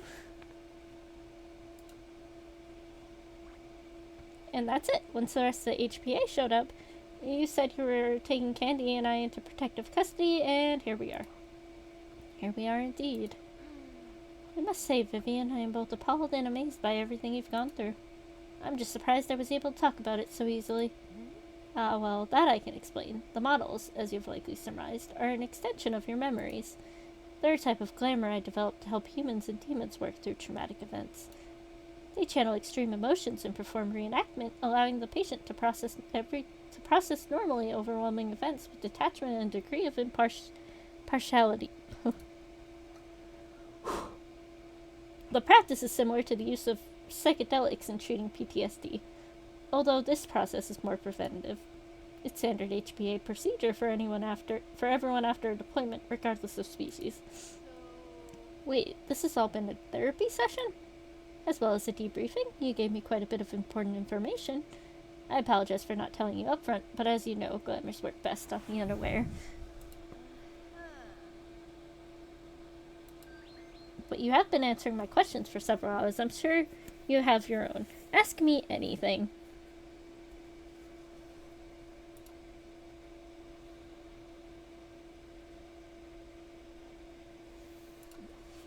Are Candy and Jill going to have these therapy debriefings too? Actually, they've already completed them. I saw them both in between the breaks in our session. That quickly? There have been some slight temporal manipulation done to ensure that all of you are given as much time as you require, both for the debrief and rest. More time, Bubbles.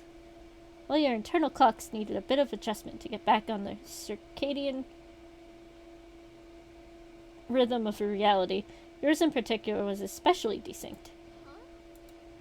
You and Mixcorn have some temporal jet lag from your time in the loops. We're helping fix it while also giving you time for therapy.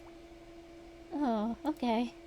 I think it's best Mixcorn tells you about their session themselves if they choose to do so. As for Jill, she is not the arrogant little pyro sprite she was when she left, and I have you to thank for that.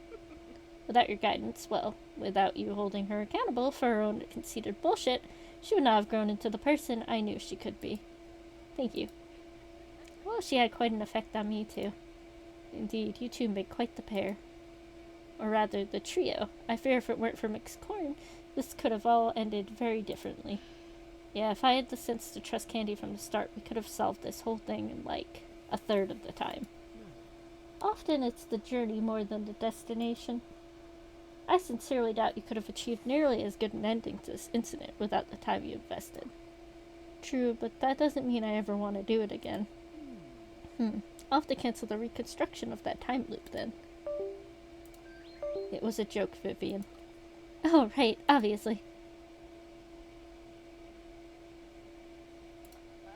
I realize it's not really your jurisdiction or whatever, but what about all the stuff with the Seventh Sin? Do you know what's going to happen? Well, the HP does its best to stay out of purely human affairs. The unusual chemical creations you and Mixcorn described did catch our attention. We've already dispatched HPA agents to your dormitory and the lab. Mr. Martin described it as confession. So far, there's been no report of any magical materials found. But Julian was correct. There is something not entirely of science or nature in that drug. Appears Miss Rancer was able to dig up several things from the old world that were better left forgotten.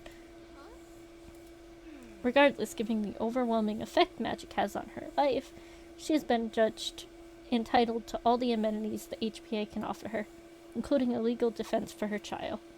Wait, so you're going to pay for Joy's lawyers? You're going to help her get away? Do not misunderstand. She will see justice. But while Miss Rancher's actions resulted in dozens of deaths and the suffering of hundreds more, the catalyst behind all of those tragedies was magic. And as such, she is the HPA's responsibility. Despite the inestimable pain she has caused, she began as a victim of our carelessness. Also, the events of tonight have thoroughly broken her mind. Her repeated humiliation, the living memory of her own death, the trauma of having her body stolen and enslaved by the person she hated most. Add that to the crushing blow that she will never be able to achieve the revenge she dedicated her life to. It is all far more than the human mind was designed to bear, especially in a single evening. She truly is unfit to stand trial, but we will see to it that she's given the best care possible, and perhaps one day she will be of sound enough mind to answer for her crimes, perhaps even come to feel some regret for them. Mr. Martin, on the other hand, is an entirely different story. As he was not exposed to any magical interference in his life until very recently, he will be receiving no assistance from the HPA, which means I think it very unlikely that he will be able to find a lawyer willing to represent him. The boy left enough evidence to choke a blue whale. Oh, really? It seems he was convinced that Miss Rancher and every other criminal associate he had was going to betray him eventually. In preparation, he kept several haphazard dossiers of evidence against them, presumably to use as either leverage or blackmail. However, he also included every conceivable piece of evidence which could implicate himself in those illegal dealings as well. Everything from photos to printed receipts and diary entries. I've never seen anyone self-incriminate like this before. The boy is a prosecution's dream come true. What about his dad? Were there any evidence implicating the sheriff in anything? Several file cabinets of evidence, if I recall correctly. Sheriff Martin has already been taken into custody, along with all of his deputies, which has turned Cravenport into something of a legal madhouse. The state and federal authorities are still arguing about who gets to take over when the local police are arrested. Although last I heard, the FBI was flying in every available investigator they have to process the entirety of the sheriff's station as evidence. Sounds like I'm safe from the sheriff's wrath, then. We have already filed an injunction to keep your names out of public records, and HPA agents will be keeping a demonic eye and ear open for any possible acts of retaliation or intimidation against you or McCorn, legal or otherwise. Thank you. Will I ever see Joy again? No, you will not. She will be taken far away from here for a recovery, and you will not be given her location under any circumstances. Yeah, that's probably for the best. Closure is not something that is often achieved face-to-face with your abuser. It comes only when you allow it to happen. She will face justice, and you will move on. Can't tell if that's supposed to be a threat or an encouragement. It is whatever you need it to be. You mentioned before that Joy had found some things better left forgotten. What kind of things? Well, the formulas for the seventh sin and the memory potion she used on you are actually very old. I need a drink.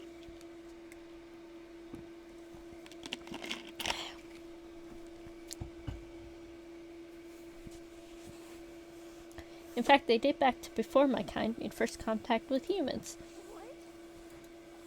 The people who discovered them kept their very existence as a highly coveted secret, as well as the now extinct plants and tubers which are required for their manufacture. We had thought of those formulas, and several of the essential materials have been lost to time, but somehow Miss Rancher was able to not only discover them, but also synthesize the missing ingredients. Hold on, are you saying that Joy somehow got a hold of some lost ancient potions and then recreated ingredients that haven't existed for thousands of years?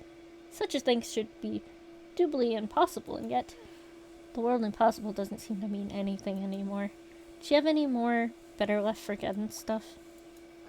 There was one other item which you were already aware of, though not of its significance. Oh, what was it? First, I owe you an apology. For you see, I'm afraid your life nearly ended because of my mistake. What? A few hundred years ago in Paris, during the Wars of Religion, I began to hear rumors about a cabal moving about in the shadows of the chaos, a group of fanatics who sought to capture and devour demons in order to gain their power. Sounds like the group Jill mentioned, but I thought they were way farther back. They were. The original human attack was well over 1,000 years earlier. It's still unclear whether the French cabal held any relation to the original conspirators, or if they were simply some new group of deranged, power-hungry fools who came to the same conclusion. Regardless, they were close enough to the original threat that I knew their very existence would cause some in the demon community to panic should they learn of them. My beloved France was already turning itself apart again. The last thing I needed was a march of paranoid demons exterminating entire cities out of untempered fear. So rather than devote resources and personnel to tracking down the cabal, I thought I'd be clever and set out some poisoned bait. You mean it was I who created the sacrifice ritual Miss Rancher was going to enact upon you? I specifically wrote that the sacrifice should be a human of great magical potential. The idea being that members of the cabal would kill each other, believing that they were gaining the powers of their comrades until there were none left. I also added some flashier requirements to the ritual, which I knew would attract the attention of local law, such as grave robbing to acquire the bones, needed to create the sacrificial dagger, and candles made out of human fat, requiring the sacrifice to be ungagged, and only performing the ritual during a full moon to make them more predictable. I thought they either kill themselves or get caught and burned at the stake for witchcraft during a religious war. Never imagined that innocent people would be used as sacrifices. I thought that the egos of the cabal members would make it a simple affair. So I was nearly killed by one of your old traps, but your student ended up saving me and everyone else. I'd say that evens it out just fine. Thank you. I hope no one else had to suffer due to my lack of foresight.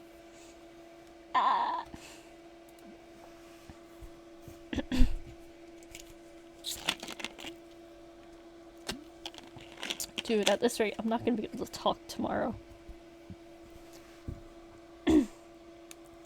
Back at the cabin, you mentioned something about Jill being sent here without your authorization. What happened? Is she in trouble?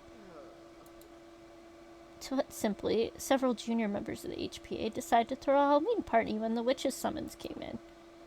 Nobody wanted to miss the party, so they got the intern to do it. Something like that. Well, I'm just glad it was Jill who went. Indeed, any other demon would have simply killed you on the docks and taken the book. What? Wait, what? I thought you had to make a contract to get the gifts back. Not at all. When summoned via a spell, most agents will take a piece of contract paper and agree to the terms, because it allows them to remain on Earth for longer. But there is nothing stopping a demon from simply taking the gift by force. I've done it several times myself when I suspected a trapper answered the summons out of a particularly despicable human. I suspect Julian was told that the gift must be relinquished voluntarily to ensure she didn't return before the party was over. Oh, so she could have just killed me at any time. Yeah. Before you two made your contract, yes. It's amazing how many times you pulled scary disaster without even knowing it. Either one of you could have died more than half a dozen times had things gone even slightly differently.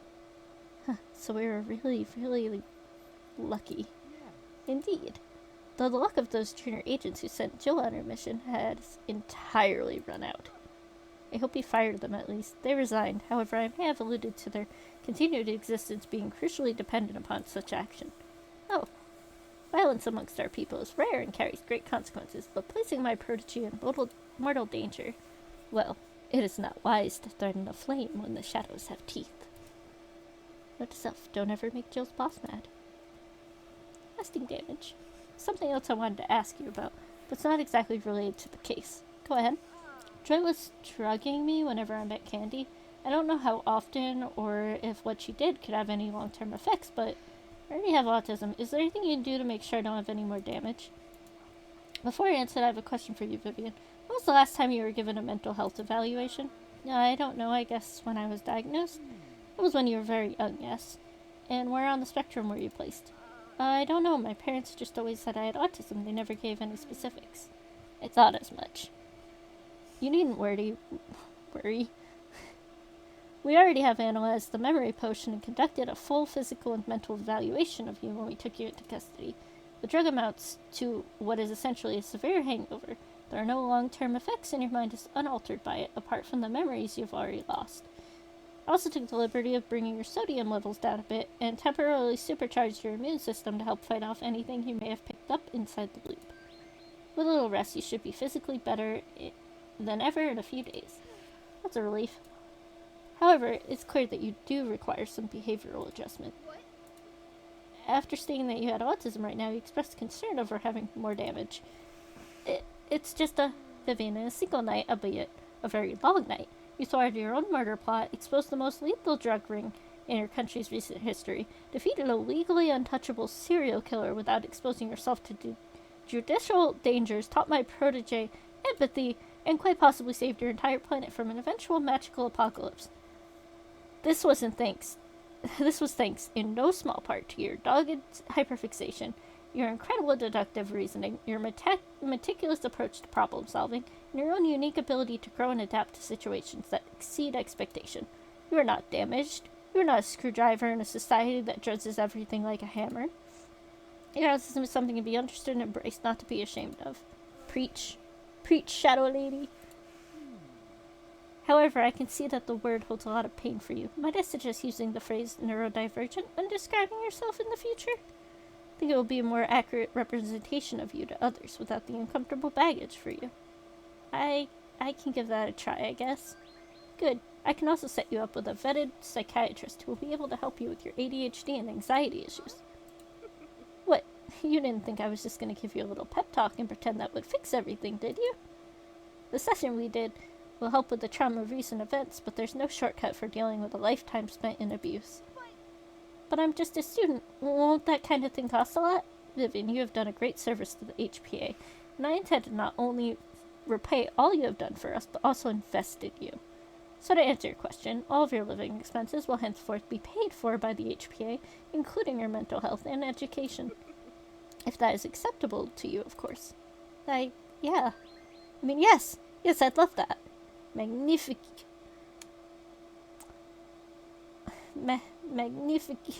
I can't brain right now. Magnific. We will set an intake appointment with you, with me by next week. With you? You did not think the title of professor was honorary, did you? I have attended and graduated from many illustrious human academies over the years and taught at most of them, especially for psychiatry.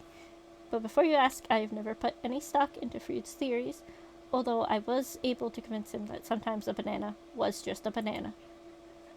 I'll be in your care then. Thank you. One last thing. Professor, you said I could ask anything, right? And I meant it. When I told you the name of the book, you looked surprised. Why? I really need to begin practicing my poker face again. Julian neglected to mention the name in her interview, and Miss Corn could not recall it. When he spoke it aloud, it was the first time I heard that name in a very, very long time. So that book was one of the gifts used in the original demon attack. No, I can personally assure you it was not. Why were you so surprised? Because while the original Hexenherzblut was one of the gifts used in the first human attack, I destroyed that book myself over 500 years ago. Wait, what? My thoughts precisely. I came across it somewhere around what is now known as Bavaria in the early 13th century. It fit the description you gave exactly. Pale living skin, the words Der Hexenherzblut written across the cover, and a human spine. I should have realized it earlier, but I wrote it off as another mutational anomaly until you said the name. Mutation? You mean like how its cover got darker and grew an eye? Yes, although that seemed to be an attempt to mimic you. The original... That's creepy. The original book was known as the Megacorton and appeared as a simple leather-bound grimoire when it was used in the attack, though it had taken on a new name and mutated into its more grotesque form when I discovered it. I took it back to the HPA for study after I covered it and compared it to every gift I had on file. Despite the extreme physical changes, its magical signature was an exact match for the Megacorton. I analyzed and recorded every proton of that wretched anomaly before destroying it. Why were you so invested in it? Well, the fact that it had changed so much of itself was strange enough to warrant extermination. We'd never seen mutations in a homunculized physical form before. There was also the fact that it had been used to murder 3 demons before I had discovered it and killed its owner. Wait, but Jill said there's never been human-on-demon fatality before, and officially, there still hasn't. This is making my head spin again. Might as well. Ask your questions, I'll do my best to keep the answer simple. What did you mean there haven't been any human-on-human fatalities officially. And there have never been any deaths that the public has been forced to acknowledge. Forced, you mean they don't want to know about it? Not all demons are able to accept their mortality as easily as Jillian. Our race can normally persist for as long as we wish to. However, when we feel that we have reached the fullness of our lives, we may choose to disseminate ourselves back into the fabric of our world so that our personalities and knowledge can be born anew. So you're reincarnated over and over again? Many of my kind see it that way. However, our personalities meld with the essence of all others who have come before us, so we are never born exactly the same. Memories from previous lives may carry over, but they are more than often not blurred or forgotten, leading to only vague imprints on personality. It is a significantly less fun form of reproduction than sex, but every species has its limitations. However, if we die by any means in any reality other than our own, our identities simply dissipate. We leave behind no body or remains. And as the late witch proved time and time again, without a body, there can be no murder charge. As long as there are a fraction of possibility that the murdered demons are alive and hiding in some other reality, my people can refuse to accept their deaths for lack of conclusive evidence. But that's insane. What about the contracts? Isn't that evidence those demons met with the book and never came back? Yes, but they only prove exactly that. They met the book and never came back. Wasn't enough to prove that they had been killed by the first book, and it won't be enough to prove it now either. Evidence means nothing to those who wish to remain ignorant. Does Jill know about the other murdered demons, I mean? She does now. I told her during our debriefing. Was going to warn her before her first mission, as I do with every one of my agents, but I didn't get the chance. So everyone at the HPA is aware of the truth. Aware? Yes. Do they accept it? No. Very few are willing to acknowledge the danger, especially since occurrences are extremely rare. And as Julian mentioned, agents I've presumed dead sometimes just return late after becoming distracted by human media. So my efforts to protect my agents are undermined by their own unprofessionalism. Well, maybe this will give your people a wake-up call. I doubt it, being that I'm the only one who believed the original murders even occurred, and that was my protege who reported this incident. There will undoubtedly be rumors that she invented the events to gain my favor or punish those responsible for deceiving her. That's so stupid. Truth be told, they will have a little time to gossip, as I should have cleaned house at the HPA centuries ago. Fortunately, our authority concerning the restriction of dimensional travel is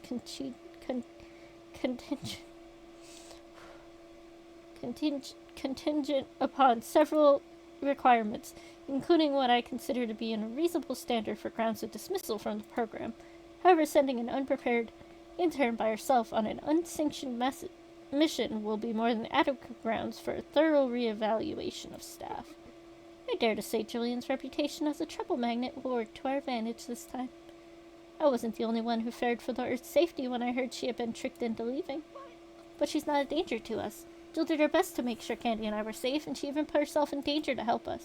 I know, she's matured a lot in a very short time, which is why I'm promoting her as our top field agent, though there will be very little competition for that title after I'm finished. Still, it looks like I'm going to be very busy and understaffed for some time. How could there be more than one of the same book? Could it have, cloned itself? To all my knowledge, not such a thing should be impossible. Just as impossible as Miss Rancher resurrecting an ancient potion with extinct ingredients. You think they're related? My late husband had a saying, one impossible thing is a miracle, two is a con. Wouldn't that imply the existence of a con artist? Indeed, which is even more troubling, as I make no secret of the previous Hexen incident. I brought it to the attention of everyone I could and attempt to make them see the dangers, but I was dismissed as a fairmonger. Before I destroyed the book, I made an inert reference copy of the homunculus and kept its shell and kept it in what I believed was a safe place. Possible that someone used that reference to create this neo-hexen you encountered, as well as provide Miss Ranger with the means to create those potions. However, I cannot begin to surmise why any demon would resurrect the only known predator of our kind. I might have a theory. But you of all people should know that it is a capital mistake to theorize before one has data. Those are the words of the great Mr. Holmes, were they not? Don't worry, I'll be sure to keep you abreast of any developments as I find them. In exchange for a small favor, of course. You mentioned a favor. What kind of favor? Two impossible things set a precedent for more. I want you to keep an eye out for any more unusual occurrences around Cravenport and the surrounding area. Don't you think whoever is responsible will try somewhere else now that the HPA is involved? Perhaps, but for all we know, attracting my attention may have been the goal of this whole incident. Regardless, the Neo-Hexen was created at least 13 years ago, and Miss Rancher's alchemy experience only began recently. I also know of at least one more supernatural incident that has occurred in this area during the last decade. There are likely more impossible things waiting to be discovered. Then, shouldn't you have actual agents investigating around here? We do, but as you know, a demon's perception of what is normal is very different from a human's. Which is why I want you to indulge your curiosity at every possible occasion. Question what others would dismiss as cultural norms or taboos. Seek truths when your peers would rather not acknowledge possibilities. So basically do everything my parents raised me not to do, without shame or apology. I think I can do that. Magnifique. Now, if you have no more questions, I believe there are some people waiting for you in the lobby. Yay! Oh, she got her body back! Muscle! Jill Candy. Vivi, there you are. All done with the debrief? Yep, just finished. When did you get your body back? Oh, Candy needed an extra pair of hands, so I swung by home. Wait, hold on. Oh, Candy needed an extra pair of hands, so I swung by home and picked up my spare body while you were with the professor. Also, hi, Professor. Hello, Julian. And bonjour, Miss Con. Oh, please just call me Candy. Everyone does. Very well, Candy.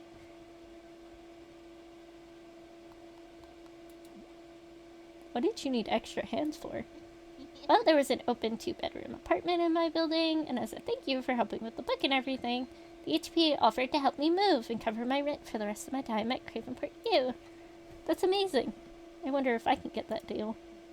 Actually, we just finished moving your stuff into the extra bedroom. Well, you don't have a roommate in your dorm anymore, and we figured you probably wouldn't want to spend the night alone there anyway. The FBI and HPA already went through it and took all Joy's stuff out, but still. Why stay in some half-empty place with bad memories when you can have a fresh start with someone you already know and trust? I'm still waiting to hear that story, by the way. We know it's a big change, and we did it without asking first, but you were gonna have to move eventually anyway. And this way it's rent-free for the next 4 or 5 years while I get my degree. Plus the apartment has a beautiful balcony and the biggest community garden you have ever seen. You're gonna love it, I promise. It's fine, I just wish things would stop moving so fast all the time. I know, but this will be the last big change for a while, I promise. I hope not. V's single virgin status could still use an update. What? I don't want you getting grabbed by any more crazy cults. That may be a valid concern, actually, though there are other ways to be vigilant. Anyway, you have your own bedroom and your own space, so you can decompress whenever you need. And I have my own bedroom for when you feel ready for another change. Whenever that is. No pressure. I think I would like to try sleeping in the same bed, actually. Just sleeping, though. Like those sleepovers we used to have. I would love that. Aww. Respecting boundaries and open communication about expectations and eventual goals. You two are off to an excellent start. Best take notes, Julian. Huh?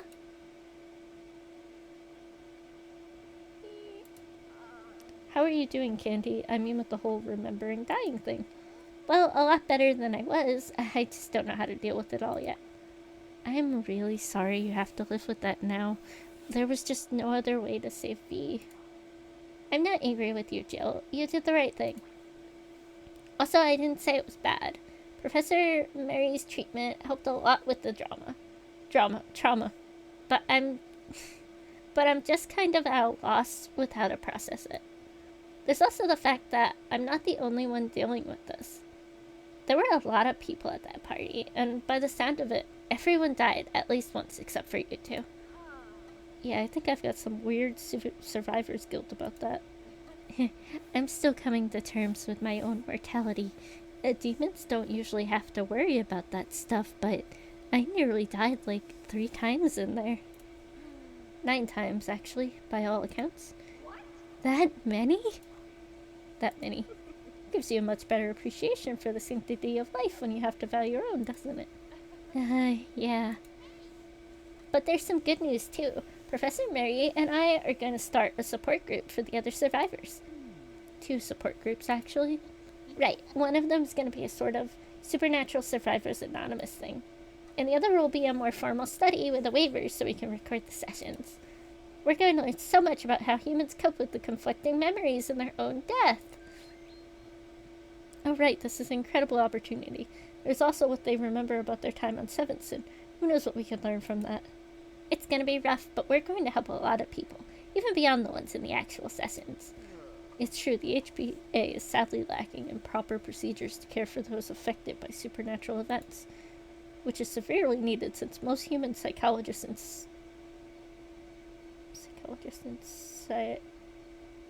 psychiatrists just want to convince them that it was all a hallucination of some kind.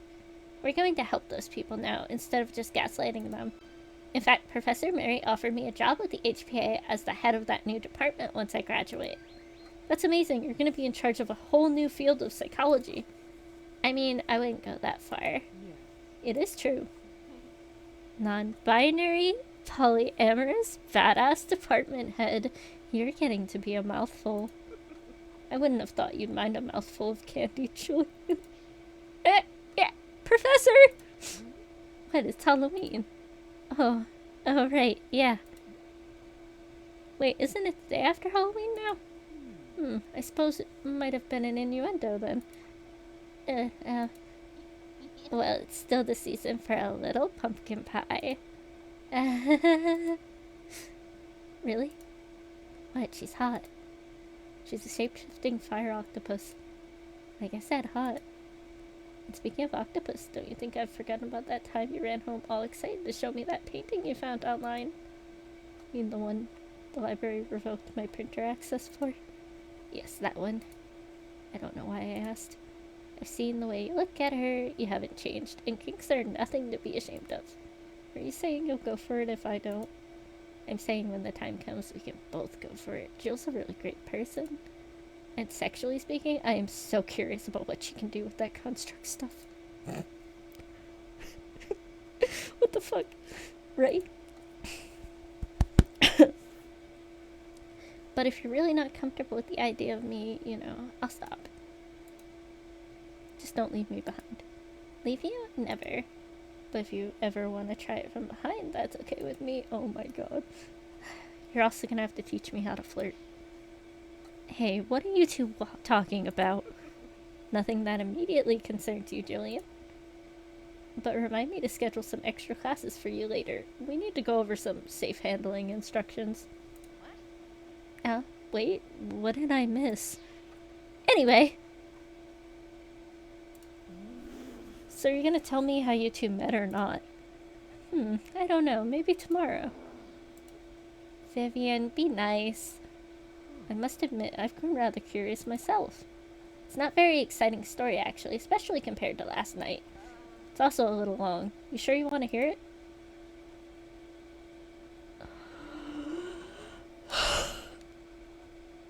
For the lore! Just tell us already!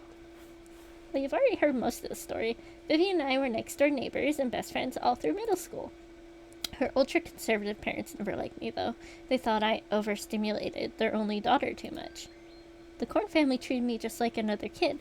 They didn't get mad at me when I ran around their backyard with candy, or got too excited watching TV.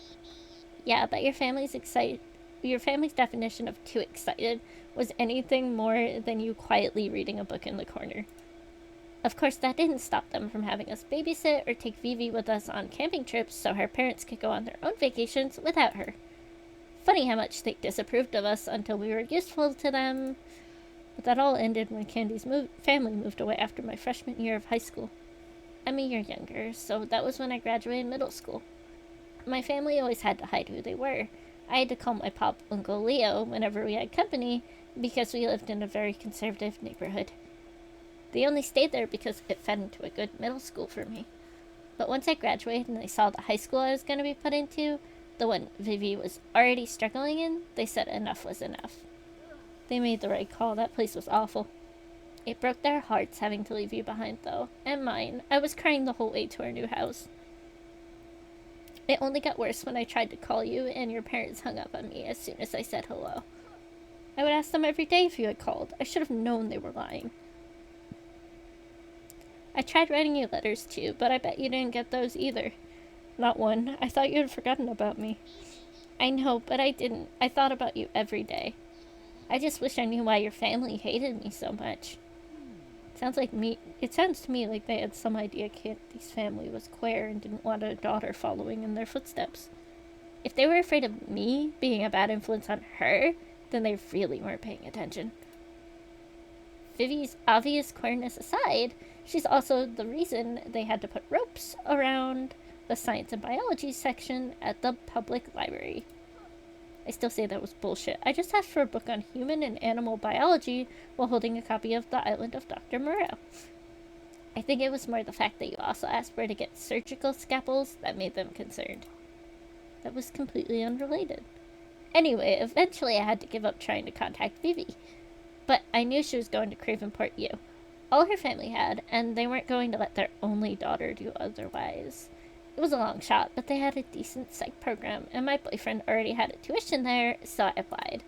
Of course, his dorms are stupid expensive, and don't allow overnight guests, so I had to get my own apartment and hope I saw Vivi around campus. And then whenever you found me, Troy would erase my memory. Yeah, hopefully this is the last time I have to catch up with you on life without you again. I still want to know where you got the name Candy. Oh, well, back in my freshman year of high school, I had a long string of lousy first dates. Including one guy whose idea of a date was us playing an MMO together with his other friends. It took me forever to make an account. It kept saying every name I typed in was already taken. But there was a Halloween event going on, so out of frustration, I tried candy corn, and it worked somehow. I dumped the guy pretty quick, but the game was actually really fun. Everyone kept calling me Candy, and I liked it a lot more than my real name, so I started going by that. Oh, but I'll probably have to find a new name now that I'm coming out as non-binary. Candy is pretty femme. Just keep it. It's your name. If you like it, it's yours. I'll think about it. There might be something I like better, though. I've never really thought about it. Whatever you want to go with is fine by me. Just don't go anywhere again. Sorry, you're stuck with me now. Aww. Well, I guess we better get going. I feel like I've been awake for days. Same. I think I could sleep for a week. Lucky you. I still need to write the report on this nightmare. Unless you think you should do it, Professor?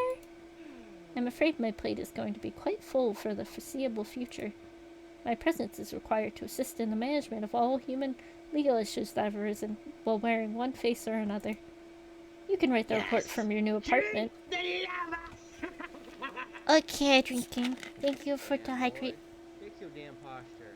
Over here looking like a... Okay. Alright, I'm readjusting. Are you happy? Alright. You can write the report from your new apartment. I'll expect it by the end of the week. End of the week? Come on, Professor. At least give me... Wait, what new apartment? The one you'll be sharing with Vivian and Candy, of course. You didn't mention anything about that when you were helping us move in. Well, she can't spend all of her time in our home dimension anymore. She's still under contract. You both are very fond of that word, aren't you? But we finished the contract. The book is gone. Yeah, job's done. Not according to the contract that you wrote, Julian. Huh? I quote, I, Vivian Victoria Finella, will help Jill get the demon get the magic spellbook from the Witch of Shishkabab Lake, and Jill will make sure I live. Oh. What? What do you mean, oh? What's there to oh about? I mean, I may not have the book, but we fulfilled the spirit of the contract. That's good enough for me. That's not the issue, though. Quite right, Candy. I see someone's noticed the problem. What problem? I'm telling you, we completed the contract. Yes and no. Vivian completed her part of the contract during the second loop. Remember, Jillian? You had the book in your possession thanks to Vivian's help, but you decided that saving Candy was more important. A choice I am very proud of you for, by the way. Thanks. But as to your end of the bargain, there's nothing in this contract which stipulates your services end upon Vivian completing her obligation.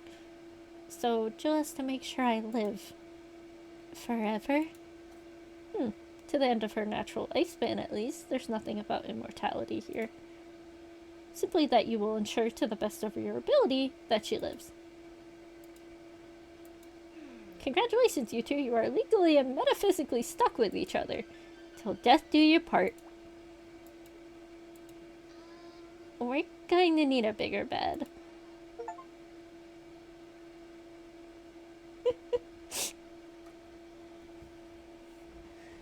Oh my gosh.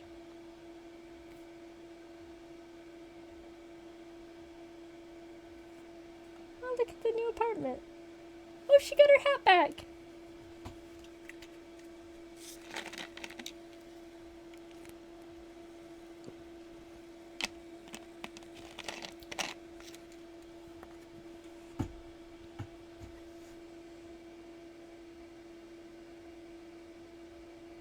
What the fuck is that?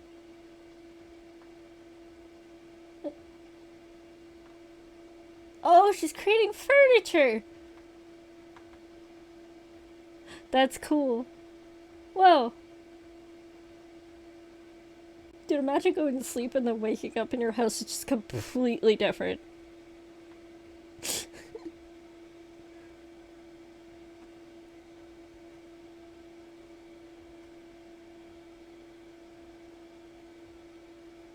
Popcorn. Oh!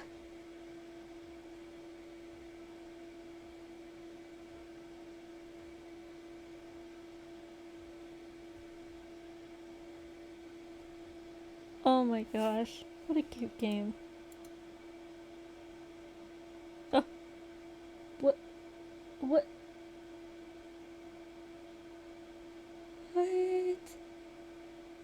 Hello? Mother?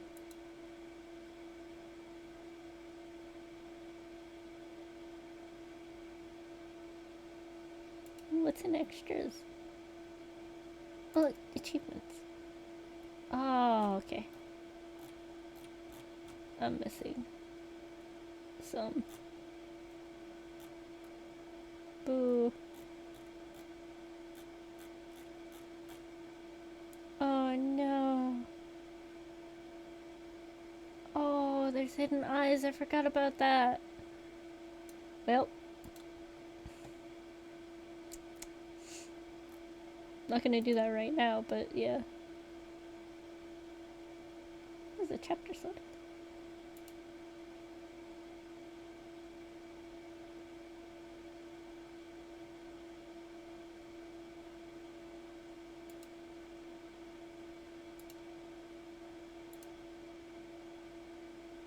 Oh, I didn't get any of that. Anyway. Let's see.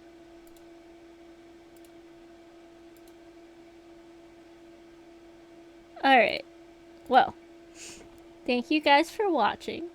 This was a really fun game to play.